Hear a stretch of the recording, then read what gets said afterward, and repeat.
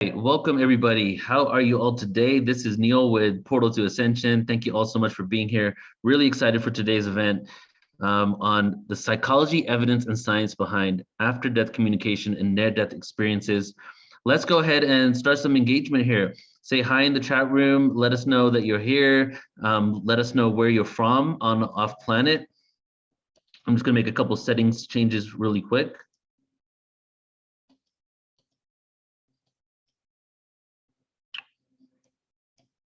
Welcome to all joining in. Yeah, go ahead and just, if you want to say where you're from, go ahead and do so. We got Pennsylvania in the house, Ecuador, Newport Beach, Colorado Springs, Calgary, Southern California, Wisconsin. Welcome everybody. I'm extremely excited to be presenting this event that has been a long time coming, really, because I wanted to do something on near-death experiences for quite some time. I actually had it in my to-do list for multiple years, and finally we're at this phase now, at the place where I've actually created it and put it on. We have some amazing guests for you today that's really going to be going deep into the subject of after-death communication and near-death experiences, because at this point, it's pretty much proven, it's a given. If you do any research on this phenomena, you can see that also mainstream doctors, nurses, and other experiencers are coming out and basically showing the reality of near-death experiences and what is happening. There's even mainstream evidence. There's even a special on ABC in which they're speaking about this. And you've probably read some of the description or a little bit of the description of this event, but I'm going to go ahead and just tell you a quote from Scientific American just to show you how mainstream that this topic is becoming, which is really the inspiration behind why I did this event. NDEs are triggered during singular life-threatening episodes when the body is injured. About 1 in 10 patients with cardiac arrest in a hospital setting undergo such an episode. Thousands of survivors of these harrowing touch-and-go situations tell of leaving their damaged bodies behind and encountering a realm beyond everyday existence. Unconstrained by the usual boundaries of space-time, these powerful mystical experiences can lead to permanent transformation of their lives. Scientific American. So we're just riding the wave and just acquiring information, getting it out to all the masses in regards to what is happening and the reality of this. Today, we're going to have some presenters that you're probably going to resonate with, relate to. You may have had some near-death experiences. I'm sure a lot of people that signed up here probably either know someone or actually had one themselves. So feel free to share what your experiences are. Feel free to ask questions about them, and just be open to all the information that we're going to receive today. So we're just going to get right into it. And let me just first tell you, I'll put the schedule in a second in the chat. But the guests that we have today are the following. We have Serena Baptista, who's going to be coming up first, then Jan Holden, followed by Christine Clawley, Mark Anthony, Rebecca Austin Clausen, Robert Schwartz, Dr. Mary Helen Hensley, Rosemary Thornton, and Susan Price. And we're going to be going for around 9 hours today. And as always, on Portal Ascension, you get unlimited replay access. So I'm going to go ahead and get Serena up here. And Serena, you can just keep your camera off for a second as I introduce you. So our first guest is Serena Price. And I actually got all of these guests. A couple of them I got from researching with other people, but I have been working with the IANS Association for the last couple of years doing their conference, and these are the individuals that really stood out to me the most. So I kind of, out of the 100 speakers they had, went through them and hand selected these ones here. So a little bit about Serena. Serena Baptista is an award-winning author, international speaker, spiritual teacher, and evidential psychic medium. Her last book, My View from Heaven, is a 2019 Visionary Awards bronze recipient in the iconic book category, and the 2021 Speak Up Talk Radio Firebird Book Award winner in 3 categories. She was featured speaker for Life, Death, and Beyond International Conference in Crete, Greece, and the resident psychic on iHeartMedia's Big 97.9 FM in Northern Colorado. She teaches classes and is visiting medium at the Lilydale, New York during the summer program, and is a presenter at the IANS conference. She has created mediumship training programs, including mentoring, long-distance training workshops, and webinars. She discovered her gifts through her own tragedy, the passing of her 7-year-old son in March of 2007. She learned that his son did not really die. He was still very close and He led her to incredible mediumship gifts. It is Serena's mission to help you find purpose and connection to your highest divine self, create the bridge for a conversation with loved ones who have passed, and mentor psychics and mediums to become master messengers. Serena Baptista is a bridge to healing, leading you to a guided life. Hey, Serena, welcome. Go ahead and start your camera. Hi. Hello there, Neil. It's so great to be here. Thank you so very much. Thank you so much, too. So good to see you. I'm so appreciative that you're here with us. It's all yours. We're all ears. Oh, it's going to be a lot of fun. So I do have a presentation for you all. So I am going to go ahead and bring that up. Share Perfect. my screen. Let's see if it'll let me do it. Yes. So first of all, Neil, thank you so very much for inviting me and for having this, because it is, well, as we all know who are here, this is real. This is what's happening to us every day. And like the evidence is clear, after death communication and beyond the veil. I did not discover who I was until the passing transition of my son, JT. And he's one heck of a spirit, I'll tell you that. And he led me to where I needed to be. So he, of course, is always part of my presentations and everything that I do. And here he is, my beautiful boy. He's not such a boy now, right? He was 7.5 when he left, and it has been 15 years as of last Wednesday. An amazing, amazing soul. And again, you know, when we went into that, the way that he passed was he caught the flu, and 5 days later, I found him not breathing in his room. And after 45 minutes of the paramedics, an hour at the hospital, and I was taken to that small little room off the side of the emergency room where they bring parents to tell them that their kids didn't make it.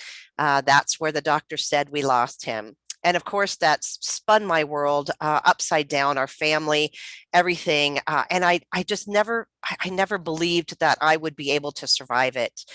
But all the while, I was being pushed by this unseen force, this amazing energy. I had no idea what it was, but I knew that I was going to find him again. I knew it, and that became my quest. And this picture, I love this picture as the background, because this is how I felt. I would look out of his bedroom window into the stars, and I would say, "Where are you? Where are you? I know you're out there somewhere. Where are you?" And it was not very long until he presented himself and he let me know exactly where he was.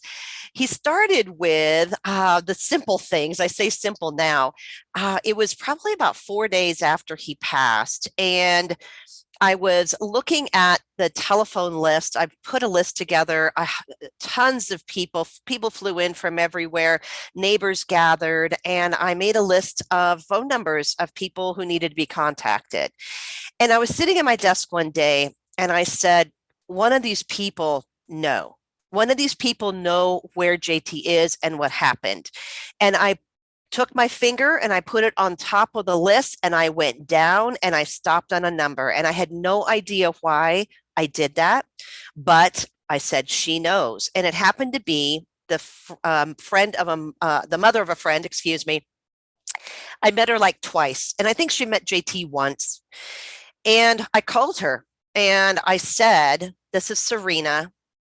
Why?" That's all I said. She knew what had happened because I was close to her daughter, so she had heard, but I just said, "Why?" And she said, "Well, get a piece of paper and a pencil, because JT came to me last night and he has a message for you." And I was blown away, but I knew that what she was speaking was absolutely true. I knew that what she said was from JT. And the biggest message was, "I'm okay." There were three parts to the message. The first one was, "I'm okay." The second one was, "I tried twice before to leave, but I couldn't leave you. This time I had to go."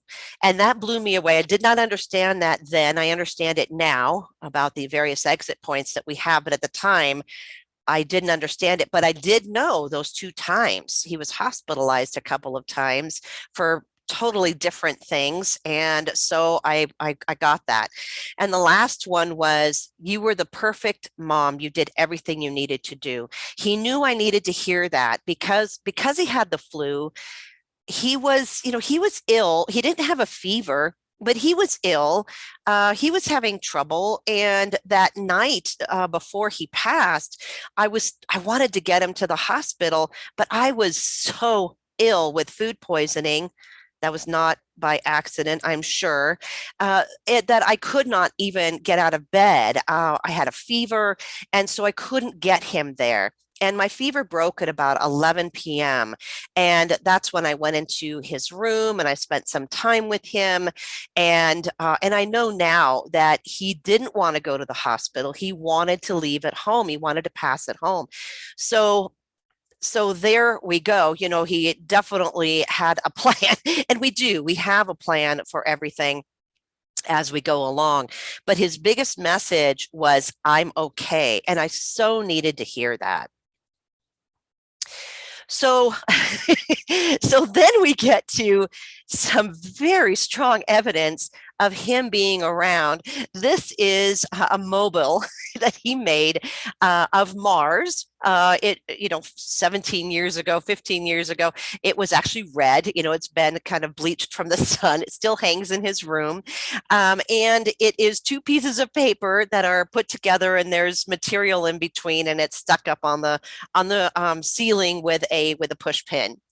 And I was sitting in his room. And again, this was only a few days after he left. And I was sitting on his bed, and I looked up, and it was spinning crazy. It was just going crazy, spinning. And I said, the window's not open. I looked for the vent. The air wasn't on. I'm going, what is going on here? And so I said, is that really you? And I stopped, and Mars stopped. And then it started spinning the other way. I totally was freaking out, of course, because this was just days after he left. I ran down to grab my husband, and by the time we came up, Mars was still, just very, very still. And I said, do what you did for your dad, do it. And it was still, it didn't move. And then my husband said, come on, buddy, show me you're here. And it started to spin again. And that was just incredible. It was one of the biggest pieces of evidence that he brought me at that time. He now goes overboard, of course, bringing me evidence of him being present. He and I work together every day. That was just an amazing piece of evidence. So, it's very light. Mars is very light. And I thought, wow, that's super easy. That's really easy to manipulate. I mean, I can blow on it, and make it spin. I thought, I'm a skeptic. Maybe that's really not him. So he has this dream catcher in his room as well. And it was hanging up. It was free flowing. And so I said, okay, bud, if that's really you, that's too easy. Mars is too easy for you to move. I want you to move this. I want you to move this dream catcher. And I waited and I waited, and I'm going, maybe it wasn't him. It didn't move. And then all of a sudden, these ends flew up and then flew down. The middle one stayed. I freaked out again because I'm going, whoa, that was incredible evidence of him being here. It was just the outsides that came up and then down, and the center one stayed completely still. And that's when I said, okay, I believe you. I believe you.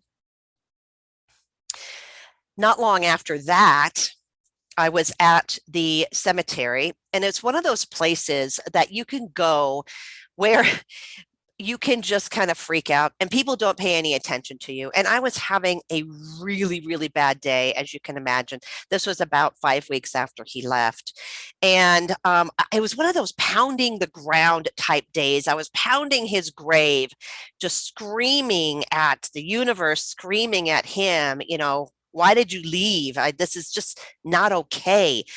And as I'm on my knees pounding the headstone, I see out of the corner of my eye some movement. And all of a sudden, a dragonfly went by. Now, I'm a spiritual person, but I really wasn't as connected to spirit animals as I am now. At the time, I wasn't really connected at all. And so I stopped. It made me stop because this dragonfly was behaving strangely. So he zipped by, and then he zipped this way. And then all of a sudden, he began to dance in front of me. He danced in front of me so that I knew that that was him, so that I knew that it was actually him that was giving this present to me. And I couldn't believe it, that it danced, and I knew it was him. I knew it. And again, this knowing of that I'm being pushed forward, this knowing that, that there's a plan here, that it's not a haphazard thing. It wasn't random, that there's something there. There's something that that is there for us. So anyway, just a couple days later, we were having the last Lego club. He created a Lego club for his homeschooling group, and it was an honoring of him. And we got it all done. It was a very, very hard thing for me to get through because the Lego club meant so much to him. And we're putting all of the Legos away. We're putting them into my car. And his best friend and his best friend's little sister were there. And they were staring, just staring at this board that had Legos on it. And his best friend said, "Dragonfly." And I pointed down to the board, and I said, "You mean this?" And I was touching on a piece that had a picture of a bird on it, and I didn't know that. I thought he got it wrong, and it was actually a bird, not a dragonfly. Did not even see this dragonfly that was on the board that hopped up onto my finger when I put my finger on the board, hopped up onto it and tucked its wings in and just looked at me. Now, if you know anything about dragonflies, that is not normal behavior. So that to me said, oh my gosh, that is truly him. To have him do that a couple of days ago, to dance in front of me and then to hop up on my finger and just sit there as I was holding him up, telling his friends that JT is here. Of course, they kind of looked at me strangely, but I'm used to that now. So now JT every spring, when the dragonflies comes back, he sends me a very special dragonfly. And if you know me, if you know my office, I have tons of dragonflies all around, because that was his way again of letting me know he was okay. So now now we're moving forward, and I want to find out, why did this happen? Why? And the only thing I could relate to was back when I was turning 30. I went to Brian Weiss seminar in San Francisco, and I saw some past lives, and I thought, well, maybe if I can find where Brian is now, I can go and we can figure out what's going on here, because I had tons of intuitive friends at the time. Again, I didn't even know I was a psychic medium at the time. And they were all saying, you agreed to this. This is part of the plan. And I thought to myself, why in the world would I agree to something like this? Why? And so I looked up where Brian Weiss was going to be, and he was going to be in Seattle. I'm in Colorado. I thought, heck, I'm going to fly to Seattle. And as I was looking up that, I found that he was going to be on the stage with a medium whose name was John Holland. I knew nothing about John Holland. So I thought, well, if I fly to Seattle to see Brian Weiss, I need to figure out who this other guy is. So I got one of his books, and I started reading it, and I'll talk about that in just a minute. The other book that popped up into my feed as a suggestion was Journey of Souls by Michael Newton. And many of you, I'm sure, are aware of Michael Newton's work. I grabbed that book, got that book, and I read that book. And I could not believe how much I resonated with that information. And I thought, I have to get a life between lives regression. I just have to. This was just 4 months after he left. So he left in March. This was August. Actually, it was the end of July and then beginning of August. And so I found a local person who, well, she's in Erie, Colorado. Her name's Linda Backman. You might know her. She has some books out, very well read on the subject and very good at what she does. And so I called the office, her office, and I left a message and I said, I'd like to have a life between lives regression.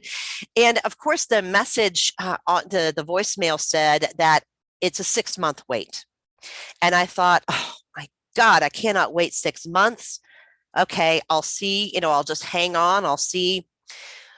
Not 15 minutes later, I get a call from her husband, Earl, who said, we had a cancellation for next week. Would you like it? I said, yes. And I went. I had not been hypnotized like this before. I hadn't had the depth of the past life regression. Did some short ones with Brian Weiss. I did quit smoking using hypnosis, so I was used to the concept of it. But this is deep, and so I went down to Linda's office and we went through it, and I found myself in that in between space. And JT came running out of the crowd as his body, in his body, how I knew him, and came running to me, gave me a hug. Of course, I am crying. Linda saying, what's going on? What's going on? Because I'm not speaking because I'm in the moment of this amazing experience. And then all of a sudden, JT shifts into his soul self, which is totally different than his little 7-year-old body, totally different. And I'm not sure what to make of this. And so Linda prompts me to ask him the question, because this was the big one. Did we agree to this? Did we agree to you leaving? And I found myself and him looking inside a window, and we were outside looking in. Inside, I see a round table, and my family is around the table. Our souls are around the table. And I hear myself saying, yes, that sounds like a great idea. Let's do it. Knowing that it was JT's leaving that I was agreeing to. So right there, it was, wow, I did agree to this. It was so clear, so plain. And it kind of threw me into a weird place, because then I said, well, who am I grieving then? I agreed to this. I can't have the pity party anymore. What do I do now? So that night, I was again in his room looking up at Mars. Well, actually, I was sitting there and sitting on his bed. And I said, was that really you? This is tripping me out. I don't believe, you start second guessing yourself. You start thinking, oh, there's no way. I just made all that stuff up. There's no way. And I said, was that really you? And I looked up and Mars was out of control, spinning crazy, just insane crazy. And I thought, okay, I get it. I get it. That was you. And again, it was odd, because my grief really shifted at that point, because yes, I was still a human mom, grieving my son, my 7-year-old leaving. But at the same time, there was something else going on there that I didn't know too much about, but I was willing to research, of course. And that was, again, my whole thing. I was going to find him again. So then we get to back to John Holland's book. It's Power of the Soul. And I picked it up looking to see, okay, who is this guy? What is he? This was his latest book. I'm sure he was going to talk about it if I flew to see Brian and him. I'm sure he would talk about it. So I'm reading it, and it's all about discovering or finding what your clairs are, and the clairs are how we receive information from spirit. And I'm reading, and then all of a sudden I get to this part about clairsentience, and he has in there if you're clairsentient, then people will come up to you in stores, think that you're an employee, and ask you where things are. And I laughed because that's happened to me before, but I thought, well, is that really evidence? Is it really evidence that I'm clairsentient? I don't know about that. Again, skeptic, right? So a couple days later, I'm at Walmart and I had a broken toe. I cannot remember. I think I purposely kicked the bed. At that time was just a blur to me, but I broke my toe. And so I had to be in one of those little carts, the little carts that you use when you can't walk. And I am sitting there in the toothpaste aisle, very clearly not an employee. And this older lady comes up to me and says, "Excuse me, where are the curlers?" And I tried to suppress my laughter because I just read this a couple of days ago that that's what happens if you're clairsentient. And so, without trying to laugh at her face, because she would definitely not understand what I was, how funny it was. I told her where the curlers were.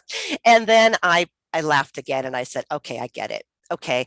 And then at that point, I realized I can do this. I can receive information. I maybe I am a medium, but I wasn't convinced, right?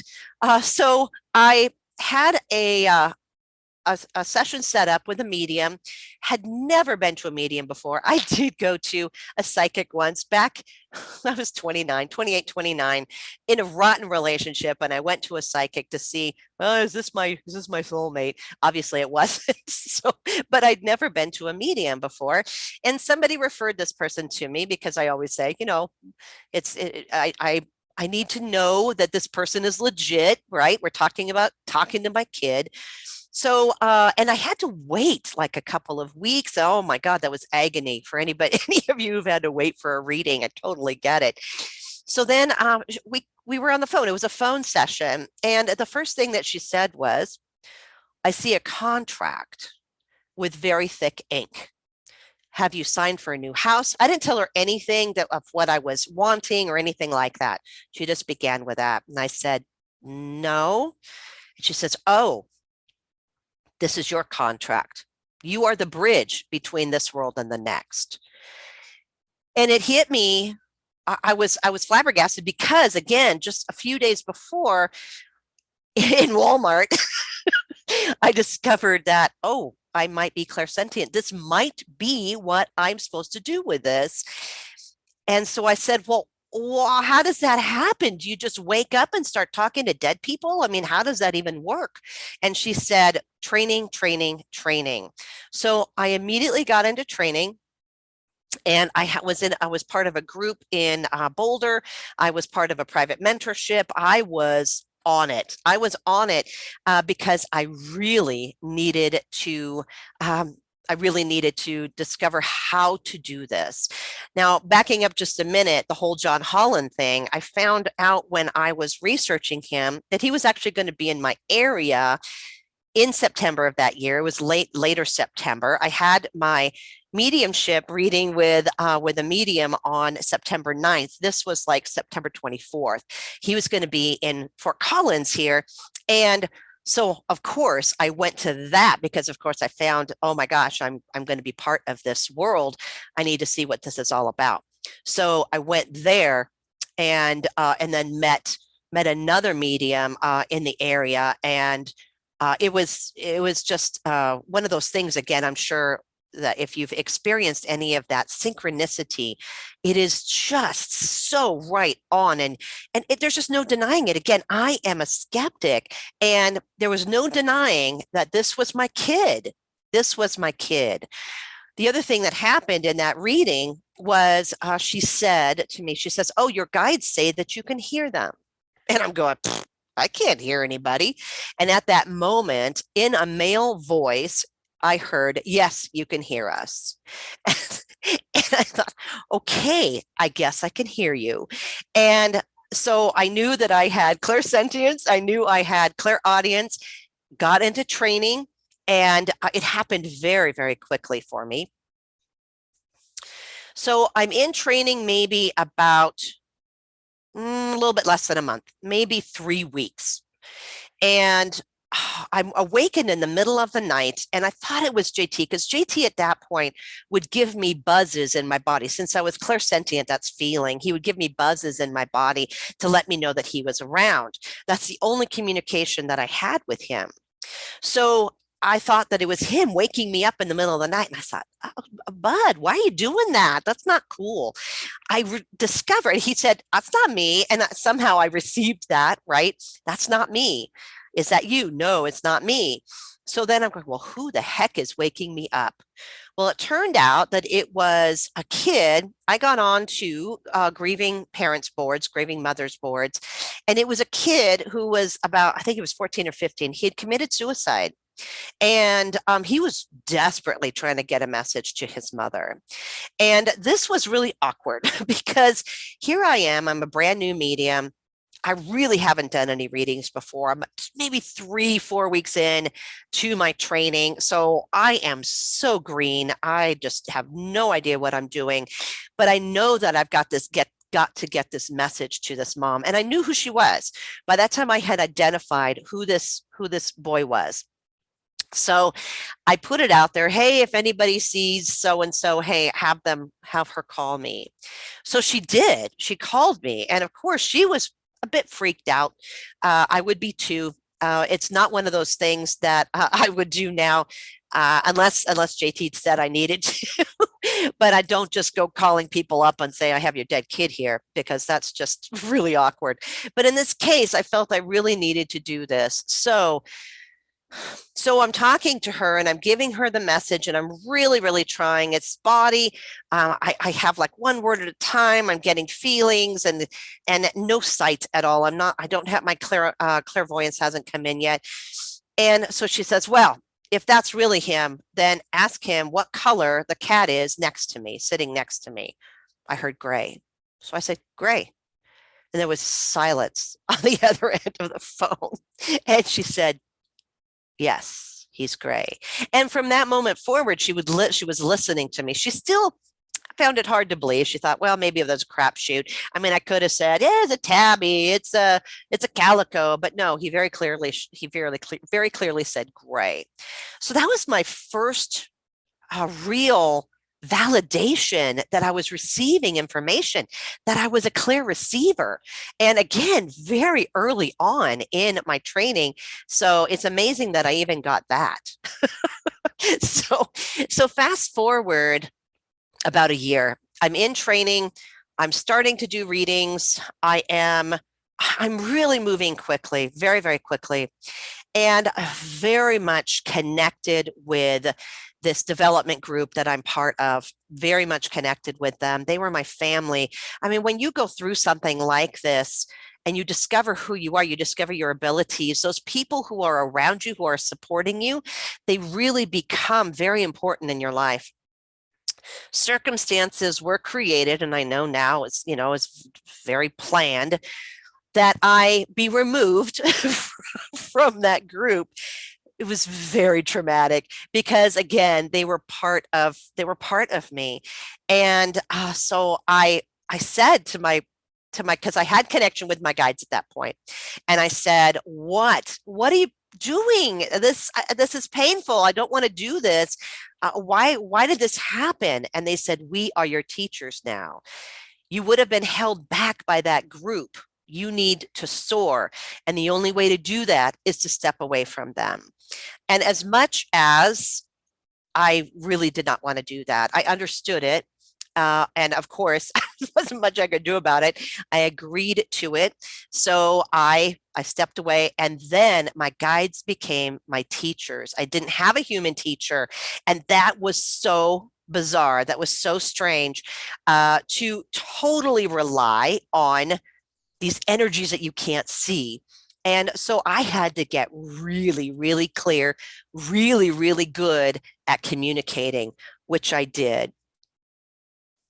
It took on a life of its own. My connection with JT in the beginning, I had a block, with him, because I just missed him so damn much. I had a block. So it was just a word. I would get a word from him. We started with yes, no, and then I would get a word. And then I just worked at it, did my exercises, and then it became a sentence. And then I kept going. I kept working at it. And then I would hear a paragraph from him. And then one day, I'll never forget it. I was driving down a country road, and I just started talking to him. I didn't expect him to answer. I just started talking to him, and I could hear the conversation in my head. He was like right there, and I could hear every word that he was saying.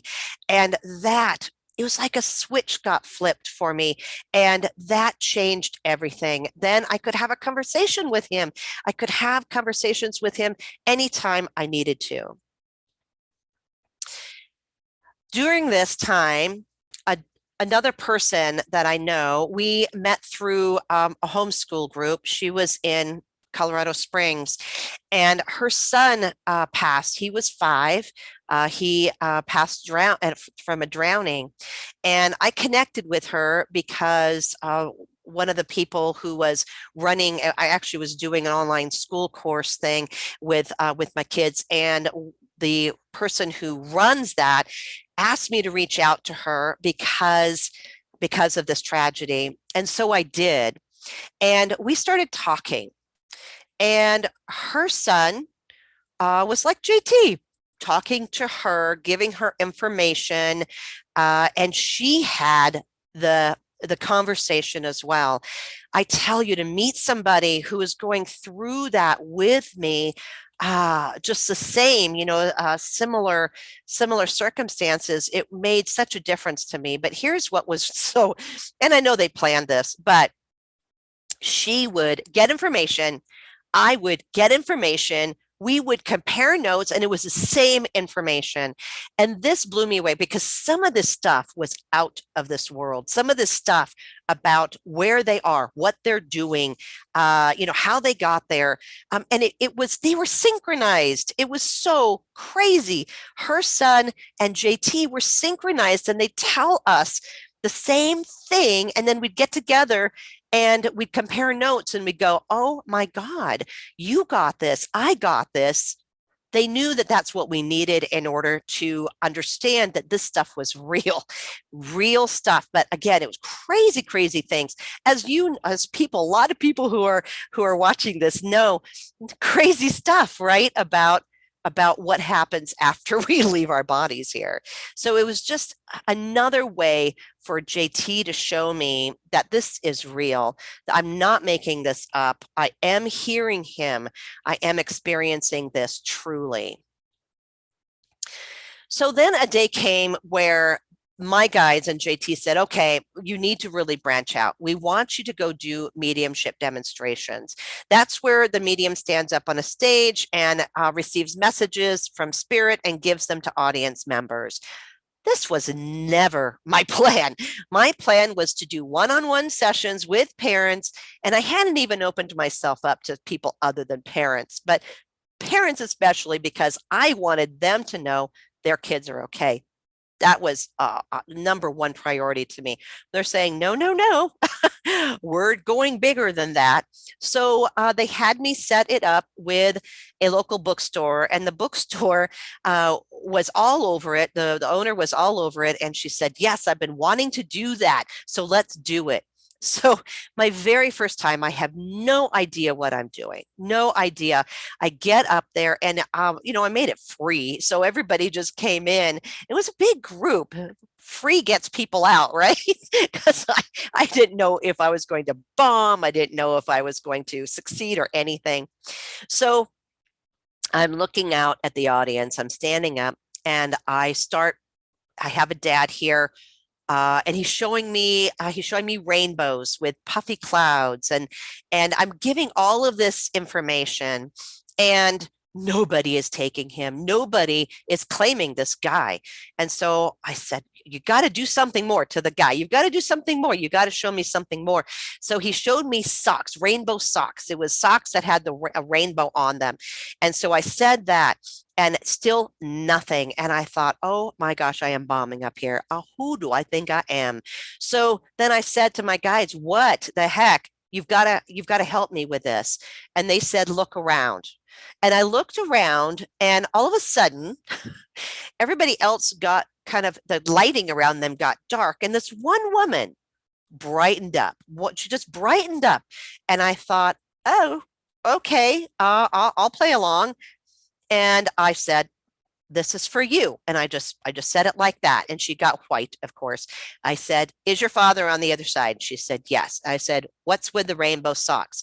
And she said, oh, he used to wear them all the time. And so then I said, what's with the puffy clouds and the rainbows? Well, whenever he gave me rainbow, it was like that. He loved rainbows. I'm going, why didn't you say anything? I was dying up here. And she says, I didn't know. I really didn't know that it was him. I couldn't believe it. And so that, again, true evidence of who they were here and how they want us to know that they're okay. Fast forward maybe a few months. I started doing these, I think, every month. I tried to do them every month. This one was also a dad, so a totally new audience. And this one was a father. And the guy said, I'm looking for my son, because I always say, who's in the audience? Who are you? Who's out there that you want me to connect with? I'm looking for my son. And again, crickets, nobody is claiming this guy. And so I start describing things, and I start describing a German Shepherd, and I start describing overalls and short blonde haircut, which is the son. And a woman raises her hand and says, I think that's my dad. And I said, you don't look like a son to me. And she says, well, he always wanted boys. And all of the girls' names, he had all girls, all of them have boy names. They all have names that could be boys or girl names. And so he was coming through, and he was, I would say, a nasty son of a bitch. I mean, to the point where I said, look, dude, I am not telling her that. I mean, things like, you should have been a boy. I mean, just really mean things. And I said, I'm not saying that. I am not saying that. And you can just get the heck out of here. You're just being mean, and I'm not going to do that. He stopped me and he said, if you don't say it like this, you won't believe it's mean, because he was mean here. And so I said it, and she said, yep, that's my dad. And so I, again, was blown away. Now, he did shift. That wasn't who he was, right? Because when we get out of our bodies, we let go of the crap. And so it wasn't who he was here, and he was able to show her who he was now, which is really wonderful, because it was an amazing experience. Later that day, I got onto Facebook and I found her. I asked her to become a friend. And then she did that. And I said, I know this picture, because I saw this picture of her and this dog. I went through her Facebook photos, and there it was. I couldn't believe it. It was her in overalls, short blonde hair, and there's the German Shepherd next to her. So again, clear evidence from them.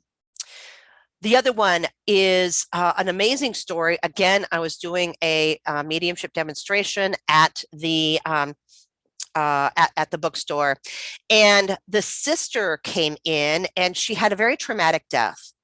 And they point to where I'm supposed to go. And so they pointed to the back of the room, right in front. There was a coffee shop there too, right in front of the coffee shop. I looked straight at these two women, and I said, it's a sister. And they're saying, no, it's not. I don't have a sister. And so I look down for a second, and I am wondering, I'm asking the sister, you got to give me more. I'm not finding it. Then all of a sudden, the audience gets my attention, and there is now a man standing between the ladies and looking very bewildered, because he just came in for coffee. That's all he wanted. He came in for coffee. And I said, do you have a sister who passed traumatically? And he said, yes, I do. And I said, car accident? He said, yes. And he said, I don't know what's going on here. I just came in for my coffee. And so I had to explain, I'm a medium and your sister's here and she wants you to have a message. He wasn't even in the room when she came in the beginning. He walked in. Maybe he took a little bit longer getting a parking spot and she was a little bit restless. So she came in and then he came in and it was amazing, a very healing experience. I couldn't believe to the extent to which she went to get this message. She knew he was going to be in for coffee and she was not going to let that experience pass her by, for sure. The last one that I have is called the Mausoleum. I was in Greece. I was asked to be a speaker at an afterlife conference in Crete. And one of the things that I did was a mediumship demonstration. Our beautiful guide, he was an amazing guy.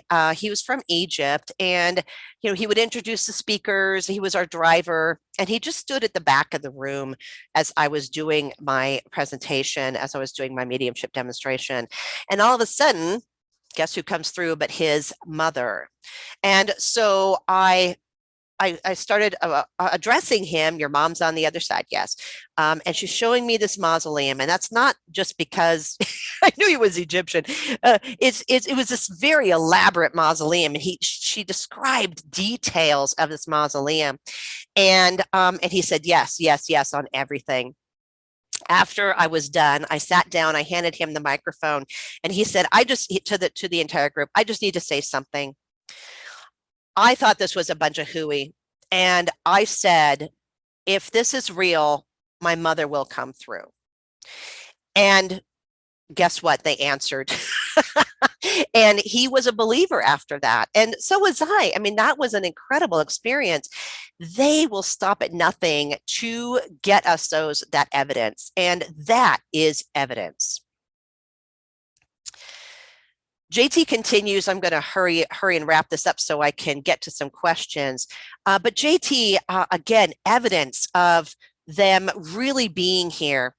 Our family went to the Grand Tetons and we were at Jenny Lake, and you might be familiar with that.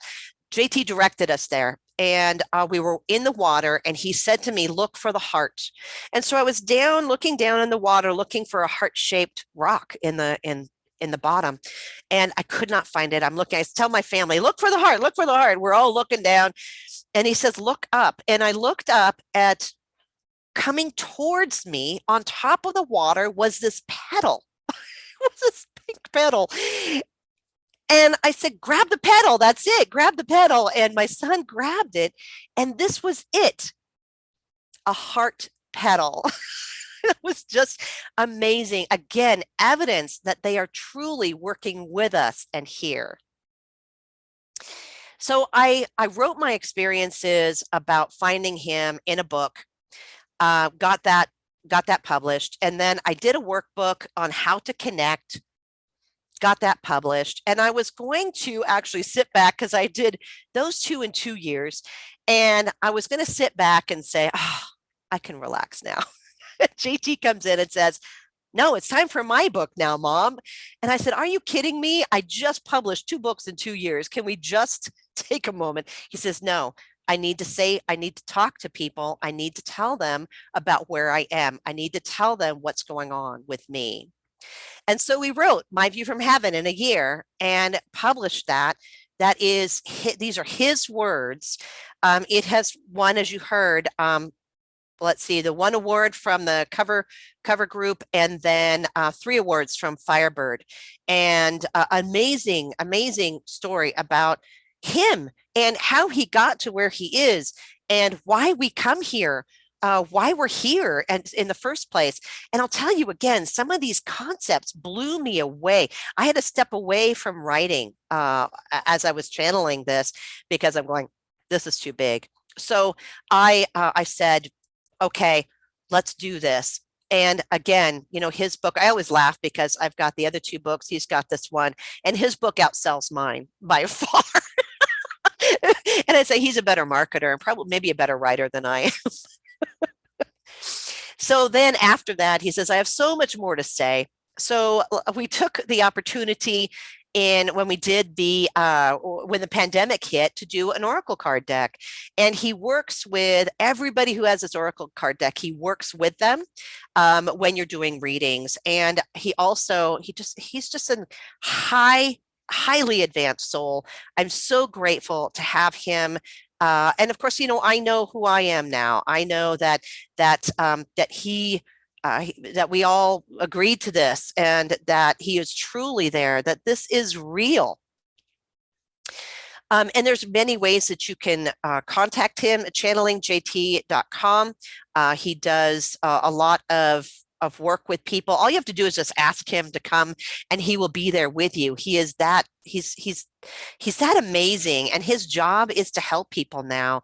He also has a what we call the JT's Dragonfly Club, and then of course my Psychic Center with training. He's involved in all of that. And that's all for that. So let me get out of this. I'm going to stop the share. Awesome. Okay. So we have some Q&A. Let's see if I can actually read. Yeah. Okay. Yeah. If you can read them yourself, that's good. Clairsentium. Of course, I don't have my glasses, right? Clairsentium, is that a word? I'm trying to look it up. Okay. Clairsentience. So Sentience. Clairsentience, and Claire is Clair. And I'm sorry, again, I don't have my glasses on, so I can't read. If a loved one is cremated, does that destroy their etheric? No, absolutely not. Does not destroy their etheric body. I was reading, White Eagle's essays on reincarnation, and he said this happens. I'm concerned. No, I have always been able to connect with energies that are cremated. Always, always, always. It does not, that is just the body. It does not hurt their etheric body at all. The other thing too is that you can connect. It doesn't matter when your loved one passed. It doesn't matter if they were a week old in utero, or they passed 50 years ago. None of that matters. We all have what they call an energetic signature, and that is how yes, we could definitely post those links. That is how I connect to spirit, is I connect into the energetic signature. I've never had an instance where I have not been able to connect with someone who had an incarnation here. And actually people who have not had incarnations here also, because there's a group, all of you, not all of you, but some of you might be from other places as well, not in the Earth system. We have lots of lifetimes in other places too, and I can connect to that as well. So it's just tuning into the energetic signature, and it does not matter what happened with their body. It is just it's all is energy. And what they say, energy, the laws of energy, it cannot be destroyed. It cannot be destroyed. Energy cannot be destroyed. I'm losing it right now. It just changes form. And that's what happens when we leave, is energy just changes form. So we were energy before we came into these bodies, mostly energy in these bodies. And then when we leave these bodies, we remain energy. So we cannot destroy that. What type of training do you recommend? I get word messages when I am giving Reiki to clients. Oh, that's wonderful. Yeah, that is fabulous. There's lots of training courses out there. I do have one-on-one mentorship. I do a lot of training individually and as groups. As part of my mission is to get people so that they're connected. So that's an option. There also might be something in your area. I would say use your intuition, because not all places are created equal. I should say you won't resonate with everything. You won't resonate with everything that's out there. Find something that you resonate with. Okay. Let's see. I'm going to go ahead and move these guys. Okay. So I can get down here. Can you tell us one reason he said we're here? Yes. Yeah. So let me ask him which one he wants to talk about, right? We are here to experience the physical because we don't have the physical on the other side, and we learn through the physical. We learn more about our souls through the physical. This is a play we are in. This is not the real thing. This is an illusion. This is the play, and we all play these parts. And what happens is, you know, in that light in between state that I saw, we were deciding, hey, yeah, let's do this. You leave so I can figure out who I am. We can bring in your brother and sister, and they're psychic as well, and we can share the message that that we are all connected, that we're all connected. We can all tap into this information. There's nothing different between me and you. We're all the same. It's just some of us have more blocks. Some of us have more, more stuff going on that blocks us from receiving, but we are all spirit. We're all spirit. And so that is that is the main reason why we're here, is to experience. Our soul comes in saying, I want to experience X, Y, and Z. And we don't say exactly how, but we do say, yeah, give me these experiences. And then, and then free will, we can shift it, when we need to shift it. And of course, if we do shift it totally, if we totally go off in left field, then our guides and our helpers try to gently nudge us back. And sometimes with a 2x4, as in my case. So I would say, embrace why you're here. Discover why you're here. I do Akashic Records readings, and we find that we can go into that in-between space. I'm not the only one that does them, obviously. There's a lot of information there. And so find someone you resonate with, whether it's me or someone else. And if you're really struggling to see what your purpose is, I would highly recommend an Akashic Record reading. Okay. What is the key? Whoops, I went too far. What is the key to connect to the spirits? I'll tell you, it's being high frequency. You have to be at high frequency, meditating every day, stating your intention to the universe that you are a clear receiver. And if you want, on my website, go to dragonflypsychiccenter.com. And from there, you can get to my website, which is serenabaptista.com. I have a ton of information on there too. I know we're running out of time, so I want to wrap it up. I'm so sorry to hear about your husband. Because we haven't heard from him yet. Is it too early? No, I don't feel I can connect with somebody that day, and I've done it. And so I have a sense that there might be a block for you. And so just work on maybe meditating, getting to the high frequency, and then, and then you can work at asking him to come is another big one. Just say, hey, I'm ready. Can you come? It might come differently than what you expect it to. I apologize. I am out of time. It is 12. Again, if you need to reach me, I'd be happy to answer more questions.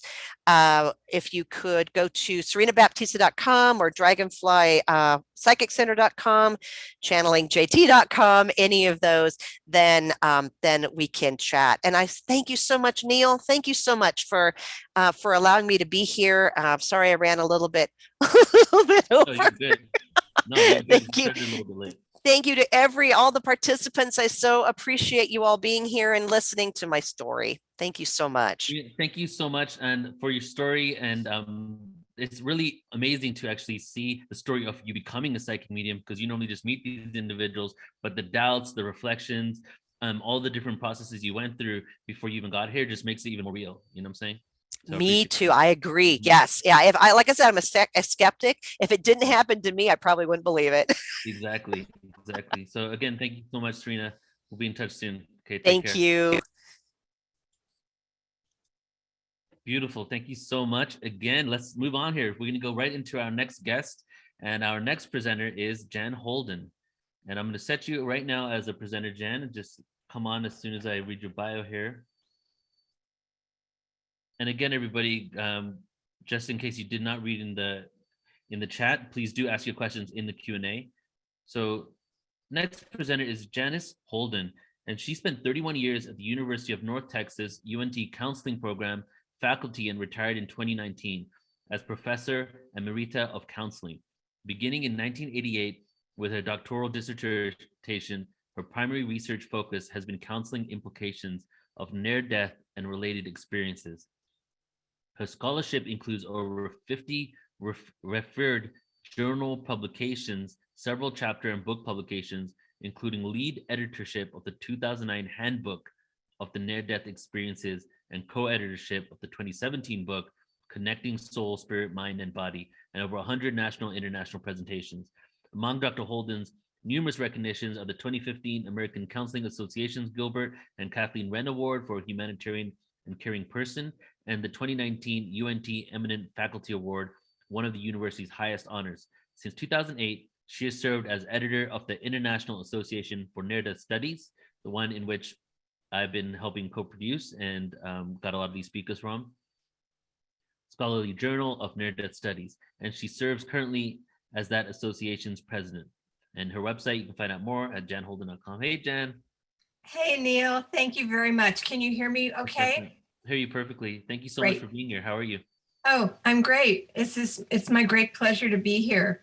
Thank you. And Serena provided the most perfect segue into my presentation. She ended by saying, if it hadn't happened to me, I wouldn't believe it. And that is what my mission has been in life, is to help people who haven't had the experience believe it. So that's what we're going to be on today. I'm excited for it. All right, take it away. Yeah. So I am going to share my screen so you can see my PowerPoint. And here it is. We'll play from the start.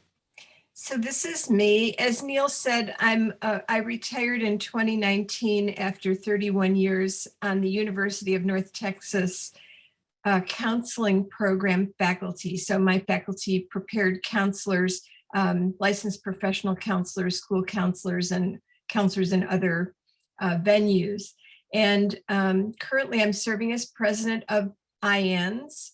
And for over 10 years, I've been the editor of the Journal of Near-Death Studies, and my website and email address are down here, and they're also on the last slide. So if you want to get in touch with me or see more about my work record, you can check those out.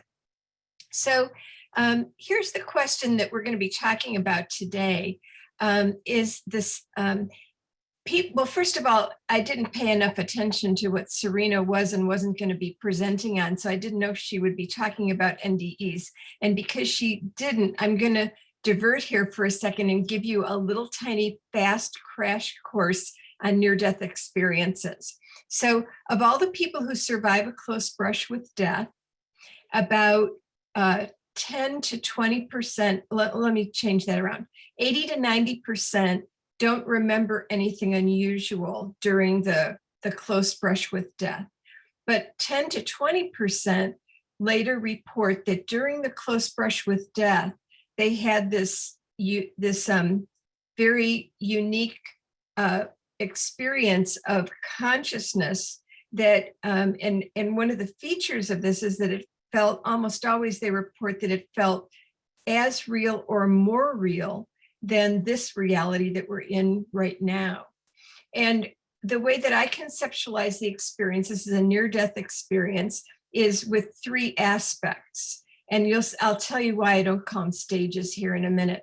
But one aspect is the experience of leaving and or re-entering the body. Now, no near-death experiencer has all of the aspects. Well, I shouldn't say someone might have all the aspects, but someone might have only one or two, and it varies from person to person. The second aspect is the person experiencing their consciousness functioning apart from their physical body, perceiving the material world. So I call that the material aspect because they're perceiving the material world. And then the third aspect is the person perceiving and interacting with beings and environments that are not of the material world. So the person goes beyond the material world or interacts with beings that are not of the material world. Now, usually these occur in a kind of a sequence. The person leaves their body, they observe the material world, they go to transmaterial entity or domains and see environments and beings not of the material world, and then they re-enter their physical body. But as I said, it can vary from person to person, and they can even overlap. And the example I like to give is Tricia Barker, who's a near-death experiencer. She was in surgery, her heart stopped. She actually left her body a few seconds before her heart stopped. Then her heart stopped, and she's there in the operating room, and she's seeing the surgeons, and they're operating on a body that she knows is hers, even though it's mostly covered up. But there are these two beings in the room that she said were she now refers to them as angels. She didn't originally, but they're taller than normal, and they were human-like, but she said more intelligent than any human she'd ever met. And they communicated with her through light from their eyes into hers. And it was telepathic communication. So there she was in the material world, perceiving the material world, the operating room, but also perceiving these transmaterial entities who were not of the material world. So you can see how sometimes the aspects can overlap. So as I said, the person typically, the near-death experiencer will typically say that the experience was as real or more real than usual waking reality. But the question today is, could NDEs be not only subjectively, but also objectively real? And why this question is important is that near-death experiencers come back with some messages about the nature of the cosmos, of consciousness, and meaning and purpose in life. And if people are going to take those messages seriously, they have to believe that these experiences are more than simply subjective experiences. And so this again relates to a post-materialist cosmology, a view of the universe that is more than physical, as illustrated in this 17th century depiction of a person emerging from the material domain and poking their head out into the transmaterial and perceiving a whole nother dimension. As part of that cosmology, knowing that consciousness is essentially independent of the brain, it's not produced by the brain, but rather is filtered by the brain. It's actually reduced by the brain. And that consciousness pre-exists the brain and exists after the brain has met its demise. The primacy of love. Many near-death experiencers will say that the really foundation of the universe is love, and that love is all that matters, and love is what we are meant to develop in through physical existence. We're here on Earth to advance in our capacity to love, and that our lives have meaning and purpose. And essentially, that meaning and purpose is to make loving choices at every level, from the personal to the organizational to the governmental to the global. So if people are to take all this seriously, they have to know that near-death experiences are more than just a subjective experience. So this is the way that researchers have looked at this question, is primarily through research on a phenomenon called veridical perception. And Veridical perception involves a report by a near-death experiencer of a perception during their NDE that, based on the condition and position of the physical body and everything that was known or could be known to the NDEer at the time, they perceived things or knew things, came to know things that they shouldn't have been able to, but it's subsequently verified as accurate. And I'll be giving you several examples of this here in a minute. Most evidential cases involve perception of something that occurred while the NDEer was more than 30 seconds into cardiac arrest, because we know from cardiologists that after that period of time, there's no blood flow to the brain, there's no measurable brain activity. So for all intents and purposes, the brain is not functioning, and yet the person perceives something that's later verified as accurate. So it can be kind of deduced that this didn't derive from the brain, where what was perceived either contradicted or exceeded what the NDEer expected and was verified by a credible third party. So those are the most evidential cases. And you'll see here in a minute that there are cases that don't have all these features, but there are some cases that do have them all. And I'll be focusing on those. I prefer to use the term apparently non-physical veridical perception, AVP, because that phrase indicates that the perception that the person is having seems not to be attributable to any known physical processes, either sensory input or logical inference. All of that is doesn't seem to be able to explain how the person could have known what they knew. And it's important to know that these veridical perceptions can occur in both the material aspect, which is, again, where the person's conscious, they perceive their consciousness functioning apart from their physical body, observing the material world. And I'm doing it like this up to down because usually people report that their consciousness was located above their physical body, and sometimes above, like if their body was in a room, above the ceiling looking through it, as you'll hear in one of the cases I'm going to tell you about.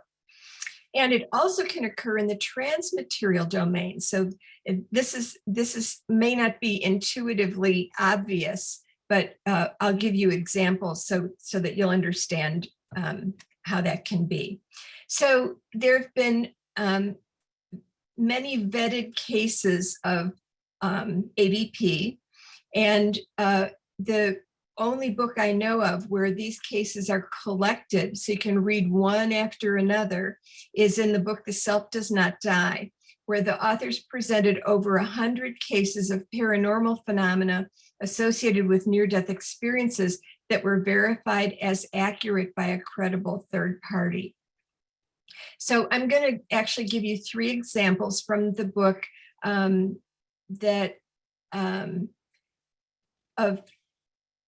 AVP that occurred during cardiac arrest. And if you'll forgive me, I'm actually going to read to you from the book so you get the wording as the authors wanted it to be. So Jean-Jacques Charbonnier, a French anesthetist and ICU doctor at the Capio Clinique Saint-Jean-Languedoc in Toulouse, France, became known for his work in the area of NDEs and life after death. In the documentary Untimely Departure, Near-Death Experience, he mentioned a relevant case of a patient of his. He said, "I operated on a woman under general anesthetic. When she woke up, she described her operation as if she had been on the ceiling. Not only that, she also described the operation that took place in the next theater, the amputation of a leg. She saw the leg, she saw them put the leg in a yellow bag. She couldn't possibly have invented that, and she described it as soon as she woke up. I checked afterwards, and the operation had indeed taken place in the next theater. a leg had been amputated at the very same time that she was under anesthetic and thus totally disconnected from the world. Now, actually, he was interviewed online, and unfortunately, it's been removed from the internet, but I got to hear it before it was removed. And he elaborated that she had actually gone into cardiac arrest during the surgery and was resuscitated. During the whole time, of course, she's totally anesthetized.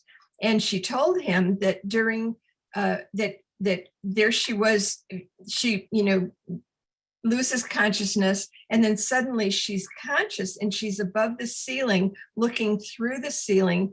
And she described everything that everybody did in the cardiac resuscitation, including that somebody came into the room to assist and then left, and that all happened while she was completely anesthetized and her face was covered and so forth, as her eyes taped shut and so forth, as happens in that kind of in any surgery, full anesthesia surgery.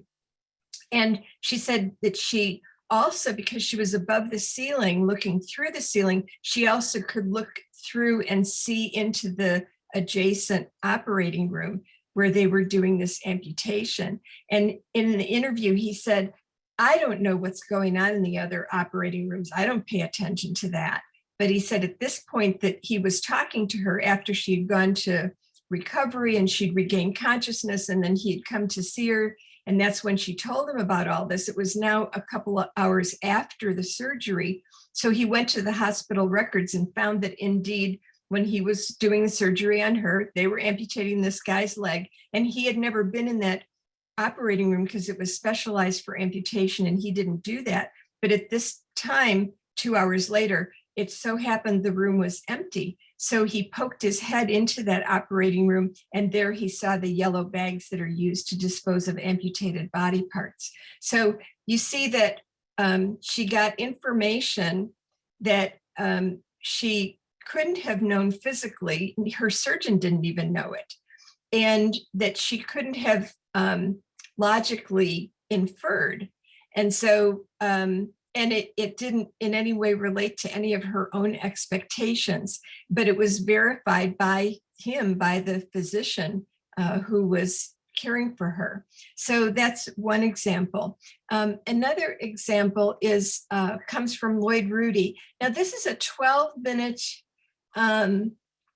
interview, and I would sort of like you to hear him describe it, but I don't know that I want to take 12 minutes of the time here. If there is time later, maybe I'll come back and let you hear it.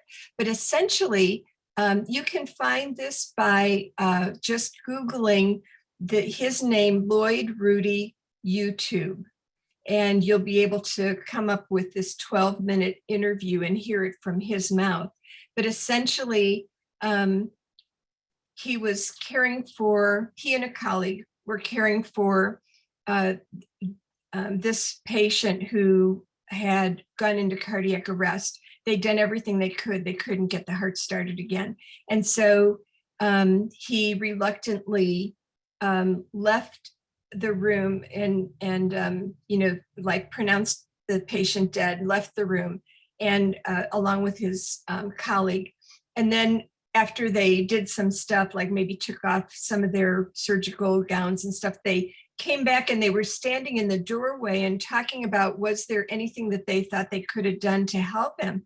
When they saw signs of life or something happened with the machine, that the machine showed that there was some heart activity. So they raced in and they resumed resuscitation, and the guy recovered.